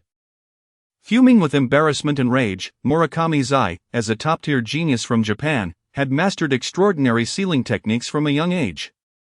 While ordinary ninjas could only utilize both hands for seals to support their techniques, he possessed the uncanny ability to multitask. At this moment, he was simultaneously forming seals with his left hand to conjure the wind sword while adapting his offensive strategy with his right hand. His previous defeat at the borders of Dahe stemmed from the overwhelming strength of Xiang Rufeng and Xiang Liang. Yet, he had not anticipated being completely restrained in this mountain hollow by a mere C-grade supernatural being, leaving him unable to assist other battlefields. Jiang Yunan's extraordinary ability to confine would occasionally manifest at the most critical moments, disrupting the incantations and hand seals, thus preventing the resolution of this fierce battle. However, what infuriated him more than his opponent's peculiar powers was the perpetual smile and graceful demeanor adorning Jiang Yunan's face. Even when faced with dire circumstances, that noble aura remained unaltered. Murakami Zai's psyche was profoundly twisted, otherwise, he would not have defected from the Wind Ninja Village to join the infamous international mercenary organization, Yaoyue. He harbored a deep-seated hatred for all things beautiful, feeling an overwhelming urge to obliterate them upon sight. The imposing figure of this Chinese man evoked a sense of déjà vu within him. His demeanor resembled that of Xiang Ruyun, the captain of the Dragon Team, who frequently haunted Murakami Zai's nightmares, draped in a white cloak and accompanied by a four-clawed divine dragon. The cold indifference exuded by Xiang Ruyun was particularly reminiscent. Both in appearance and essence, they embodied an exquisite existence, igniting a fierce impulse within Murakami Zai, a compulsion to annihilate. This urge even overshadowed his intent to assist Jackson. Murakami Zai's gaze grew increasingly frigid. Suddenly, with a flick of his left hand, the colossal wind sword disintegrated into wisps of gentle breeze, while his right hand fell naturally, simultaneously dispelling the seal for the empty technique. Do you know Xiang Ruyun? he inquired in a somewhat clumsy Mandarin. Zhang Yunan's chest heaved with exertion. The intense strain left him somewhat fatigued. Upon hearing Murakami Zhai's question, he raised an eyebrow in surprise and replied slowly, "Of course. He is the captain of the 4th team. I am merely an ordinary member of that team." Murakami Zhai stared at him blankly, murmuring after a long pause. "So he is your captain." It seems all Dragon team members possess this lofty demeanor, which is truly detestable. Zhang Yunan, having missed that remark, waved his hand cheerfully and said, "Murakami, do you know our captain? In that case, let us cease this conflict and simply take it easy." Murakami Zhai's expression turned icy. His previously suspended form descending to the ground, legs bending as he rapidly formed hand seals. Although Zhang Yunan maintained a calm facade, he remained vigilant regarding Murakami Zhai's movements. Having narrowly thwarted his attempts to unleash a large-scale wind-based forbidden technique on several occasions, Zhang Yunan sensed that Murakami Zhai was preparing to execute a high-level ninjutsu. He promptly unleashed a time field, sending an invisible wave of light extending toward Murakami Zhai's vicinity. However, this time, Murakami Zhai's speed in forming seals was astonishingly swift. Markedly different from his previous attempts. After being driven away by Xiang Ruyan like a dog, I unexpectedly mastered the forbidden sequence of ninjutsu. Allow me to demonstrate. Murakami Zhai declared, his expression grave, as his hands flew in intricate patterns, rapidly shaping various enigmatic designs. His mouth opened wide, and before the time field could envelop him, he had already gathered an immense amount of storm energy within. Wind release, vacuum sphere. In the next instant, a robust column of wind erupted from his mouth, radiating brilliant light, with a range and power far exceeding that of the empty technique. Within mere seconds of the wind column being unleashed, it suddenly transformed into a multitude of small light cannons, sweeping forth like a machine gun barrage. Within Murakami's body, the chakra surged tumultuously, allowing the full might of a B-rank ninja to manifest. A deluge of luminous projectiles blotted out the sky, effortlessly reducing the mountains and trees along the path to mere rubble. Zhang Yunan inhaled sharply, retreating swiftly, his left hand carved a wound upon the silvery blade, crimson droplets cascading onto its surface. A blinding silver radiance emanated from the blade, revealing intricate and profound patterns upon its formerly smooth edge, while 2 Chinese characters flickered enigmatically at the hilt. Indeed, it was the name of the blade, Lu Bai. Chapter 75, The Power of Emptiness. Annihilation by a blade. In this critical moment between life and death, Zhang Yunan unleashed the seal of the emptiness blade with his own blood.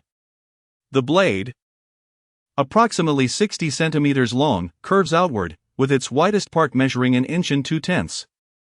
The back of the blade features a sharp edge, adorned with several concave notches between the tip and the edge, rendering it exceedingly sharp, capable of slicing through hair effortlessly. The exquisitely crafted guard is elegantly S-shaped, while the hilt, fashioned from ancient wood and measuring about 4.5 inches, culminates in a rhomboid bronze pommel. The blade itself radiates a mesmerizing glow, shimmering more brilliantly under the radiant sunlight. This extraordinary weapon, steeped in ancient legacy, harmonizes perfectly with his awakened time manipulation ability, bestowing upon Zhang Yunan an unparalleled advantage. It emboldens him to confront a peak B-grade adversary alone. As Zhang Yunan beheld countless light cannons roaring through the air, accompanied by piercing shrieks, they surged towards him with alarming speed. Gripping the hilt firmly, he executed an upward sweep, and astonishingly, the razor-sharp edge carved out a void large enough to envelop his form just a meter in front of him. This void, imbued with an ethereal hue, appeared to dissolve the surrounding scenery, transforming it into a realm steeped in an aura of deathly silence. All light cannons that ventured into this void vanished without a trace, akin to raindrops sinking into the ocean, leaving not a ripple behind. Boom! Boom! Boom! The remaining light cannons penetrated the edges of the void, reducing the mountains behind Zhang Yunan to a honeycomb of destruction. What on earth is this? Murakami Zhai's eyes widened in disbelief. In his anticipated scenario, Zhang Yunnan might have countered some of the vacuum orbs with his blade's radiance, yet the sheer number of light cannons should have pierced him through to the core. To his astonishment, this member of the Dahua Dragon Group evaded his forbidden ninjutsu, the vacuum orbs, in a manner utterly inconceivable. The void he created was so bizarre, exuding an aura of annihilation that sent chills through Murakami's eye. Wind release, great scythe.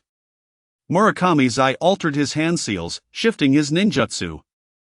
A tempest materialized in the space between them, and a colossal wind blade, several dozen meters long, emerged from the eye of the storm, spinning wildly and wielding a ferocious intimidation as it swept toward Zhang Yunnan.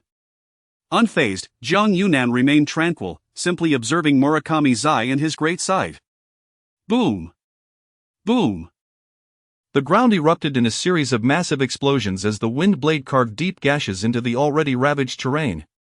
Yet, when this formidable wind blade traversed the void, it too vanished without a trace. Murakami's eye could scarcely believe his eyes. His mastery of wind-based ninjutsu encompassed powerful high-tier techniques, yet here, before this small expanse of emptiness, it had lost all potency. If victory was to be claimed, employing ninjutsu appeared futile. However, his hand-to-hand combat skills were mediocre. Facing Zhang Yunnan in close quarters would likely lead to an even more devastating defeat. It would be prudent to retreat.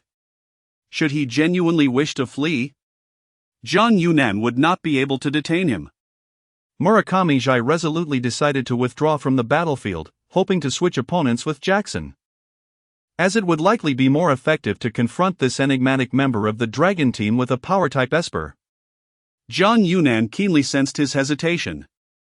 With a push of his left hand, an invisible field of time swiftly enveloped the area, sealing off the only route to the misty battlefield in the valley. Indeed. In the next moment, Murakami Zhai found himself frozen in midair. His body trembled violently as the overwhelming chakra fought against the constraints of the time field. And it would not be long before he could break free. Zhang Yunnan drew out an ancient pocket watch from his chest, which astonishingly floated in midair. He gently opened the cover and delicately adjusted the watch's hands with his fingers. Tick-tock. As the hands moved, the sound of a clock swinging emerged from the void within the valley. Murakami Zhai instantly felt the force restraining him intensify, rendering him momentarily immobile. Simultaneously, the pocket watch conjured a small, visibly suspended time field before Zhang Yunnan. With swift and decisive movements, Zhang Yunnan wielded his blank blade, unleashing a streak of white light within this time field. Yet, this blade of light eerily remained suspended before him. Strike after strike. In an instant, Zhang Yunnan unleashed dozens of terrifying white streaks, all converging together. The dense array of blade light, exuding a chilling aura, caused even this small time field to tremble incessantly. At that moment, Murakami Zhai was on the verge of breaking free. A refreshing smile reappeared on Zhang Yunnan's face as he snapped his fingers, simultaneously dissolving two segments of the time field. Murakami Zhai felt the bindings lift from his body, a sense of relief washing over him as he prepared to leap over the valley and escape the mountain. Whoosh! A force imbued with countless layers of terrifying blade light struck before him with lightning speed, carrying an unstoppable momentum and an eerie, formidable power. Given Murakami Zhai's well-known strength, even the swiftest blade light could not escape his acute senses, and his muscle memory allowed him to react in an instant. He swiftly formed hand seals with an imperceptible speed, conjuring layers of wind walls. The debris and trees on the ground were instantly compressed into a single mass, solidifying into a formidable barrier before him. Wind release, wind wall technique. Wind release, great net technique. The wind-based ninjutsu is not renowned for its defensive capabilities. The advanced techniques he employed were sufficient to buy him time to escape from the B-class peak energy assault. Crash! The white blade light struck against the dense earth and stone net, as well as the heavily compressed wind wall, producing only a faint sound of disintegration. This sound was not the result of a violent collision or an explosive impact, but rather the sound of existence fading into ashes. It seemed that any object daring to obstruct this blade light would crumble into dust, instantly decomposing into the minutest atoms and vanishing into oblivion. Murakami Jai strained to lower his head and gaze at the area where his chest once was, now completely hollow. Yet, to his astonishment, not a single drop of blood flowed forth. He felt no pain, as if there were no object at all in that place. Murakami Jai's gaze gradually became vacant. Vitality slowly fading away, he had lost control over his body and collapsed helplessly onto the ground. He stared at the azure sky, sensing the gradual departure of life. Feeling an unprecedented helplessness. In that moment, he seemed to relinquish hatred, no longer resenting the world. As he beheld the man before him, clad in a white suit and wielding a dagger, he suddenly realized that the beauty of this world need not be obliterated. Jiang Yunan watched as Murakami Jai closed his eyes with a smile, a myriad of emotions swirling within him, and he sighed, putting aside his thoughts. Yet, there was no time for reflection. Enemies awaited his judgment beyond the mountains.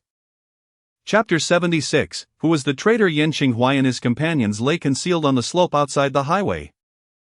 Having stealthily eliminated dozens of assassins from the assassination hall and mercenaries from the power hall.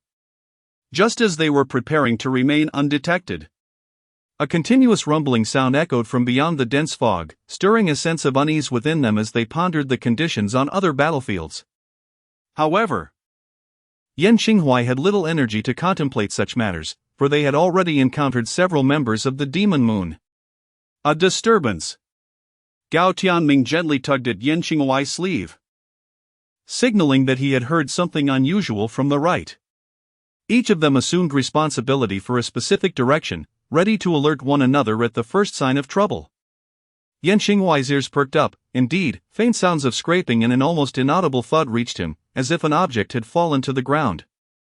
The group lowered their bodies even further, preparing to spring into action when the noise drew nearer. Is anyone there? This is Zhao Jiuqing, everyone come out and assemble. A figure emerged steadily from the fog, none other than their homeroom teacher, Zhao Jiuqing. Maintaining his refined demeanor, he wore a well-fitted black Zhongshan suit that accentuated his scholarly appearance. Though it was now stained with blood, and the fabric bore several gashes from blades. Yan Qinghua and the others relaxed, rising cautiously and glancing around before approaching Zhao Jiuqing. Teacher Zhao, are you all right? Upon seeing his numerous injuries, Yi Lingyi gasped, her hand covering her mouth in concern. Zhao Jiuqing glanced down at his wounds and chuckled reassuringly. Don't worry. It's merely superficial. Yi Lingyi furrowed her delicate brows, still worried.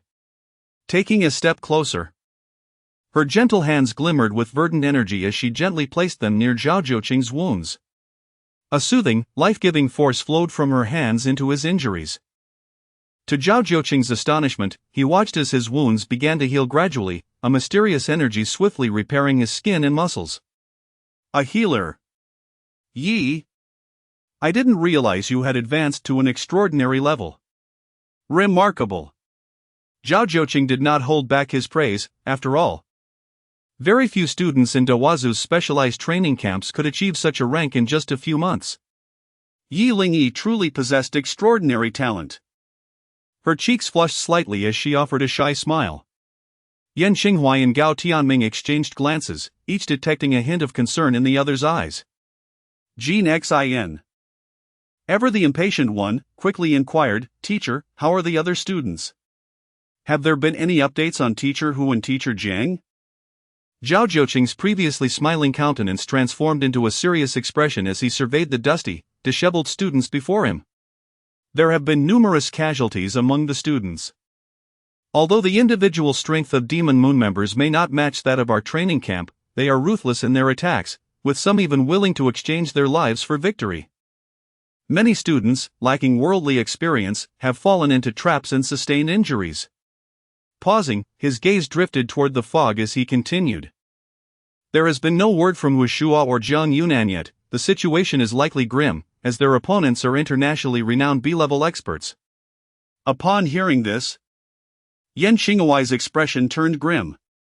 Zhao Jiuqing was not mistaken, the enemy was overwhelmingly powerful, and they could only hope for the swift arrival of reinforcements. Follow me. We must gather the students to prevent greater casualties. Zhao Jiuqing stated, his tone serious, suppressing any sentiment. Yan Qinghuai and the others had no objections, trailing behind Zhao Zhouqing. For as the homeroom teacher of Class 3, his strength commanded respect, and being near him provided a sense of safety. Stay further back. As they ventured deeper into the thick fog, a middle-aged man's voice suddenly erupted nearby. The voice was sharp yet powerful, not loud but urgent. Zhao Zhouqing's gaze turned icy as he extended his arms to shield several students behind him, whispering, "Be wary of deception." Yan Qinghuai glanced toward the source of the voice. Catching a fleeting glimpse of a figure, as the sound of hurried footsteps encircled them, suggesting the speaker was moving restlessly. Zhao Zhouqing. I never expected you to be a traitor in the special training camp? The voice resounded again, its content leaving Yan Qinghuai and the others in shock. What is happening? Jin Xian's eyes widened in disbelief as he turned to Gao Tianming. Gao Tianming, with eyes ablaze, fixed his gaze on Jin Xian, shaking his head. It could be a ploy by the demon moon, we must tread carefully. A spark of realization ignited in Jin Xian's eyes as he focused on Zhao Zhouqing's back. He knew Gao Tianming well. If he were convinced that Zhao Zhouqing posed no threat, he would not have chosen his words so cautiously, nor would he have advised vigilance. Vigilance against whom? The speaker or Zhao Zhouqing himself? Unbeknownst to Zhao Zhouqing, his students were growing wary. He continued to scan the fog with utmost caution. His palms now harboring 2 flying daggers adorned with red ribbons. A cowardly sneak. But it is no wonder, you demon moon people are likely all cut from the same cloth. Zhao Zhouqing derided, seeing no sign of the shadow revealing itself. Silence enveloped the scene, lingering for a long moment without a word.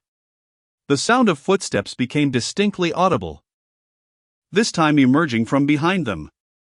The group swiftly turned to look. A figure approached, and as it closed in, Yan Qinghuai was astounded to recognize the person as Li Qing, the homeroom teacher of Class 2.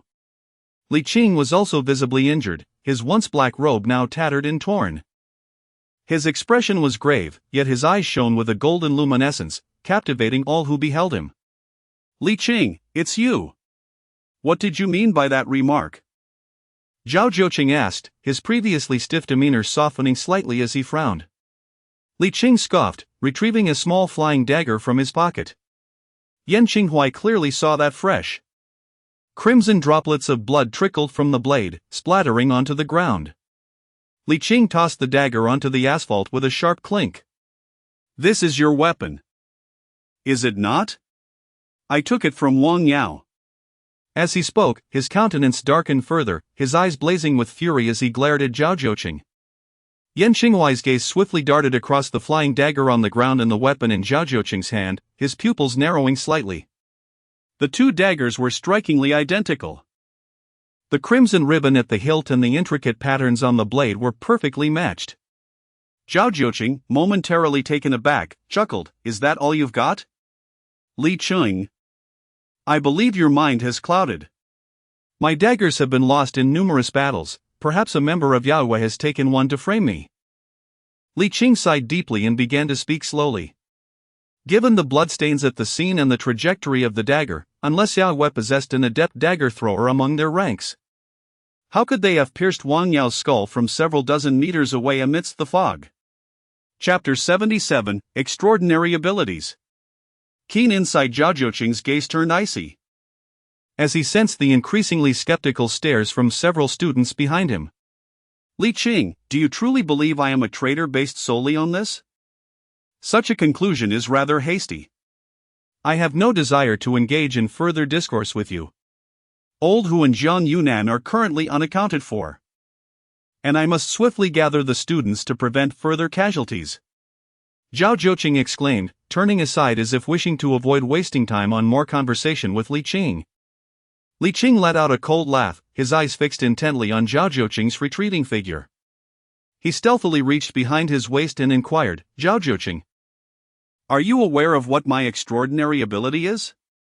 Zhao Zhouqing's body stiffened, halting his steps as he turned his head to respond. "I have heard Old Hu mention that you possess ocular powers, with exceptional vision but lacking offensive capabilities. Hence, you have diligently practiced marksmanship to complement your keen sight." Is it true that you saw me launch the flying knives? Leaning slightly forward, Li Qing replied coolly, "You are mistaken on one point. My ability is better described as keen insight, encompassing not only enhanced vision but also extraordinary hearing." Zhao Zhouqing slowly turned back, his movements growing increasingly rigid. A flicker of murderous intent gleaming in his eyes as he muttered, "And what of it?" Yan Xinghuai astutely detected an additional chill beyond Zhao Zhouqing's impatience. Li Qing swiftly drew two gleaming silver handguns from behind his waist, their slender barrels and short grips distinctly bespoke custom craftsmanship. "I am convinced you harbor ulterior motives. For I overheard your conversation with Wang Yao. You instructed her to gather the other students, and I also heard the sound of your flying knives," Li Qing stated calmly. "Just as I can hear now, the footsteps of Yao Yue members encroaching around us." Zhao Zhouqing paused, opening his mouth as if to retort, but in the next moment, the flying knives in his hand shot forth like lightning. One flew directly at Li Qing while the other was aimed at Yi Lingyi. After all, Yi Lingyi was the only extraordinary individual among the students. Should he succeed in eliminating her with a single strike, the remaining students would pose no threat to him. Moreover, he was aware that Yi Lingyi was a student of that notable figure, and taking her life would be a significant accomplishment. Observing Zhao Zhouqing's actions, Li Qing remained unperturbed. Slightly raising the muzzle of his gun, eerie blue flames erupted from the silver barrel. With the explosive force of the specially crafted bullets, enhanced by Li Qing's spiritual energy, one bullet deflected Zhao Zhouqing's flying knife, while the other struck a mercenary behind several students. The pointed bullet pierced through the chests of multiple mercenaries, creating a spray of blood. However, he could not address the flying knife aimed at Yi Lingyi immediately. Yan Xinghuai's pupils reflected the trajectory of that knife, and his spiritual energy surged uncontrollably within him, adrenaline flooding his system as he unsheathed his long sword. In his vision, everything in the arena seemed to be paused, as if time itself had come to a standstill. Yan Xinghuai could perceive the astonishment in Yi Lingyi's eyes and the frantic evasion of her body. He could see Gao Tianming wielding the Tangji knife, descending with intent to intercept the flying dagger, as well as the bewildered expressions on Jin Xian, Yi Qing, and Wu Dalia's faces, who were caught off guard. Yan Xinghuai understood that this was not the temporal confinement skill of Zhang Yunan, but rather that he had seemingly entered an extraordinary realm, where his reflexes surpassed the pace of all occurrences in the vicinity. With no time for further contemplation, he realized he must act swiftly, unleashing the full potential of the 9 palace steps. The 8 trigrams of the 9 palaces excel in the confines of space. With his feet firmly planted in the Sun position, he moved with the swiftness of the wind. Everything reset, the flying dagger surged forth unabated, its razor-sharp edge causing Yi Lingyi's hair to stand on end. Although she and Zhao Zhouqing were both extraordinary beings, Zhao Zhouqing had long attained D-grade prowess, rendering his experience and strength far beyond what the current Yi Lingyi could match. Moreover, the dagger had been launched when they least expected it, and the proximity of their positions only heightened the danger. A melodious clang resonated beside Yi Lingyi's ear, and as her astonished gaze followed, a flash of sword light zipped past, the sword tip colliding with the knife blade, producing dazzling sparks as the flying dagger was deflected by Yan Xinghuai's strike, altering its trajectory. Yan Xinghuai's sword arrived just in time, successfully blocking the dagger. "Don't be dazed. We are being besieged by Yao Yu," Yan Xinghuai bellowed as he saw the others still in a stupor. His commanding voice jolted them back to reality, redirecting their focus to the sword he wielded. At that moment, he felt an immense force transmitted from the dagger to the sword's blade. With a swift flick of his wrist, the blade twisted instantaneously, dissipating the tremendous power in an instant. All of this transpired in the blink of an eye. Zhao Zhouqing's gaze sharpened as he witnessed the scene, disbelief washing over him as he looked at Yan Xinghuai. Such astonishing swordsmanship! Such remarkable techniques for neutralizing force! Previously, he had not regarded Yan Xinghuai with particular attention, as the latter's displayed strength had been rather ordinary. Among the many students in the specialized training camp, he was merely average in both aptitude and power. far overshadowed by the likes of Yi Lingyi, Gao Tianming, and Xiong Kong. Yet today, that single sword strike seemed to touch upon the profundities of the sword path. After neutralizing the force, Yan Qinghuai quickly retreated alongside the others, distancing himself from Zhao Zhouqing while simultaneously engaging in combat with the encroaching members of Yao Yu. Zhao Zhouqing, too, could not afford to pursue them, for Li Qing had once again vanished into the thick fog. Utilizing his keen senses, he intermittently fired silver bullets that streaked through the air. Li Qing's dual silver pistols were specially crafted by the Dahuang Firearms Administration, featuring unique silver barrels capable of withstanding more intense energy bursts. Each bullet was meticulously shaped into a streamlined point, minimizing air resistance to maximize velocity and minimize sound. The dense fog created by Ouyang Yan greatly hampered Zhao Zhouqing's abilities, compelling him to rely on his extraordinary intuition and hearing to target Li Qing's potential positions. Yet, Li Qing held a significant advantage, possessing superior vision and hearing, along with weaponry that surpassed the potency of his flying daggers. Zhao Zhouqing lamented his predicament. He intended to first assist Yao Yue in eliminating these troublesome students before uniting against Li Qing. However, his plans were repeatedly interrupted by silver flashes that seemed to emanate from nowhere. Li Qing moved like a wraith through the thick mist, and each time the gleaming barrel of his gun ignited, another member of Yao Yue fell to the ground. This place appeared to be his dominion. At this moment, his prowess, combined with Ouyang Yan's extraordinary abilities, reached its zenith. Each strike was akin to the arrival of death itself. Chapter 78, Ouyang Yan strikes a devastating blow. As the thick fog began to dissipate, Zhao Zhouqing's expression grew increasingly grim, sensing that the situation was spiraling out of control. Just as the atmosphere became more tense, his smart wristwatch emitted a series of beeping sounds accompanied by a glaring red light that stood out amidst the mist. Zhao Zhouqing burst into maniacal laughter, his gaze sweeping over the indistinct figure of Li Qing, still shrouded in fog, as he shrieked in a frenzied tone, "Li Qing, your doom is upon you. Act now." With a few swift swipes on the watch's screen, Zhao Zhouqing selected a number and sent out a voice message. Beep, beep. Deep within the fog, a student's wristwatch from the training camp lit up, indicating an incoming message. He promptly brought it to his ear, his eyes suddenly gleaming with excitement. And a smile crept onto his lips. The student lowered his arm, his gaze fixated intently on Ouyang Yan, dressed in a flowing white gown. Ouyang Yan stood not far from the student, appearing ethereal and dreamlike amidst the mist. Despite enduring a prolonged battle, she remained pristine and unscathed. In this fog, her powers could manifest to their fullest. She truly was the sovereign of this dense haze. As a C-class extraordinary being, albeit at the lower echelons of that rank, the elemental system itself represented the pinnacle of abilities. There were no extraordinary beings in the Demon Moon capable of countering her powers. Even D-class practitioners or those from other elemental systems were helpless against her here. Shut down your smart devices. I have already emphasized that my abilities can protect you to the utmost, but if you disobey my instructions, you still risk exposure. Ouyang Yan's brow furrowed, her tone grave as she cast a disapproving glance at the student whose watch had illuminated. Oh, my apologies. Teacher Ouyang, I will turn it off right away. I wasn't paying attention, the student replied meekly, hastily pressing the watch's power button to silence it. Ouyang Yan had established her authority among the students, single-handedly ensuring the safety of the dozen or so behind her while eliminating all members of the Demon Moon who had tracked them down, continuously scouting the area to gather scattered students. The might of an elemental extraordinary being was indeed formidable. Teacher, I think I'm poisoned. Suddenly, another student shouted.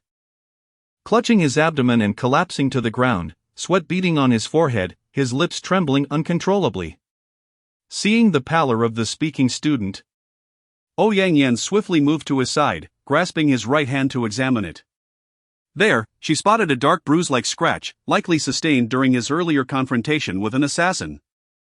The weapons used by the assassins were predominantly daggers or various concealed weapons, often laced with potent toxins.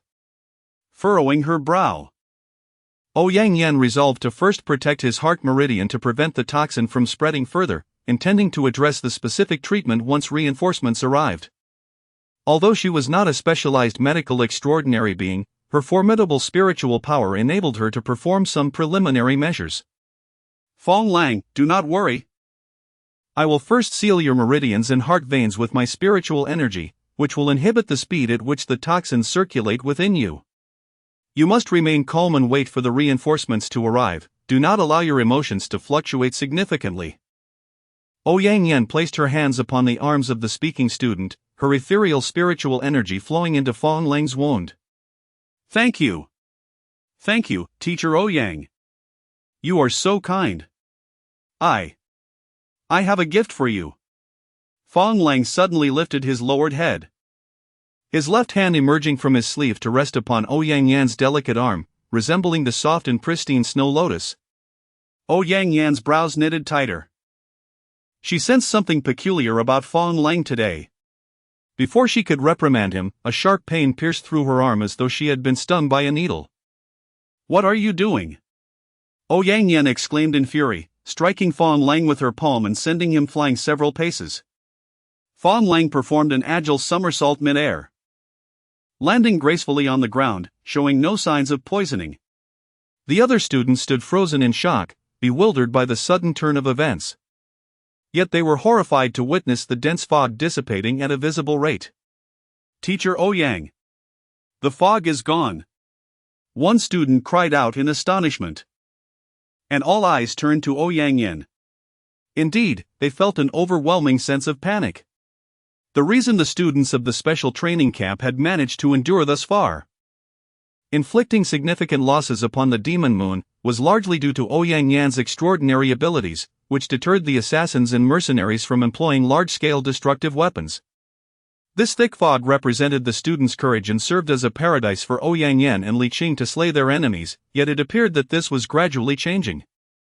Yang Yan understood the cause of the fog's disappearance. Her spiritual energy was being suppressed. This location was at the intersection of a highway and mountains, situated at the mercy of the wind. Had she not continuously used her powers to generate the fog, this battlefield would have been exhausted long ago.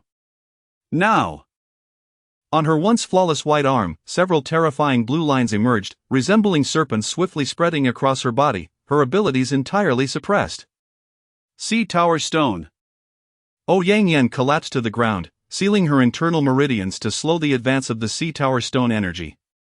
Typically, a sea-level extraordinary being would not fall prey to the invasive powers of the Sea Tower Stone due to their protective capabilities.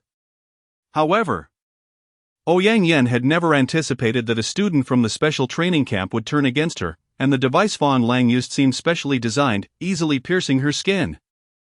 The defensive capacity of extraordinary beings far surpasses that of ordinary individuals. During routine battles, they generally envelop themselves in spiritual energy, rendering them largely unharmed even when struck by conventional firearms.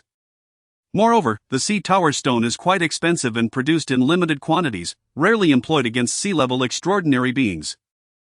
To her dismay, she found herself bested by Fong Lang. Yang Yan's delicate face flushed with anger, her voice rising in indignation. Fong Lang, are you a traitor lurking within the special training camp? Fong Lang observed the mist gradually dissipating, nodding in satisfaction. Upon hearing Yang Yan's inquiry, he grinned and replied, Teacher Ouyang, I bear no ill will towards you. Rather than label me a traitor, one might assert that the training camp itself is a fundamental error. Only those born with awakened abilities are destined to reign over this world. I merely act as a harbinger of fate. At this moment, even the dullest of students could discern Fong Lang's true actions, and they promptly seized their weapons, ready to charge at him. Fong Lang laughed heartily and swiftly retreated into the mist, his figure vanishing moments later. His voice echoed ominously through the fog. You would do well to cherish this rare moment, for once the mist fully clears, your doom will be upon you. Chapter 79, Unexpectedly, it's you stop pursuing. Come here and help me, we must find a place to hide. Yang Yan implored, halting the students who were intent on rushing into the mist to chase after Fong Lang. Although her abilities were suppressed, she had not suffered any serious injuries. However, as a pure ability user who had not undergone training, her lack of powers left her only slightly stronger than an ordinary person.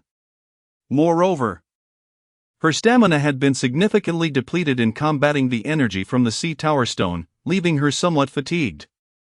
The students quickly assisted Ouyang Yin towards the northern side of the highway, an area they had just cleared, having eliminated several members of the Demon Moon, making it somewhat safer.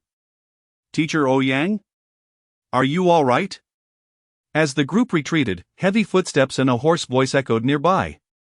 Upon hearing that familiar voice, Ouyang Yan's eyes welled with tears as she turned to see Hu Shua, bloodied and bare-chested.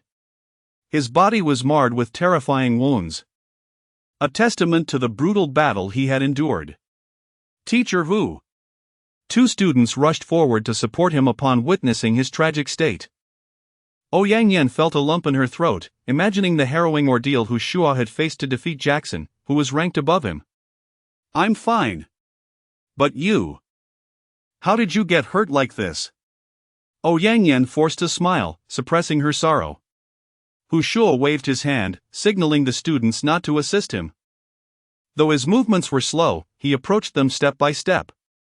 Jackson truly lived up to his reputation as a top-tier expert on the Black List, possessing formidable power and having awakened superhuman abilities.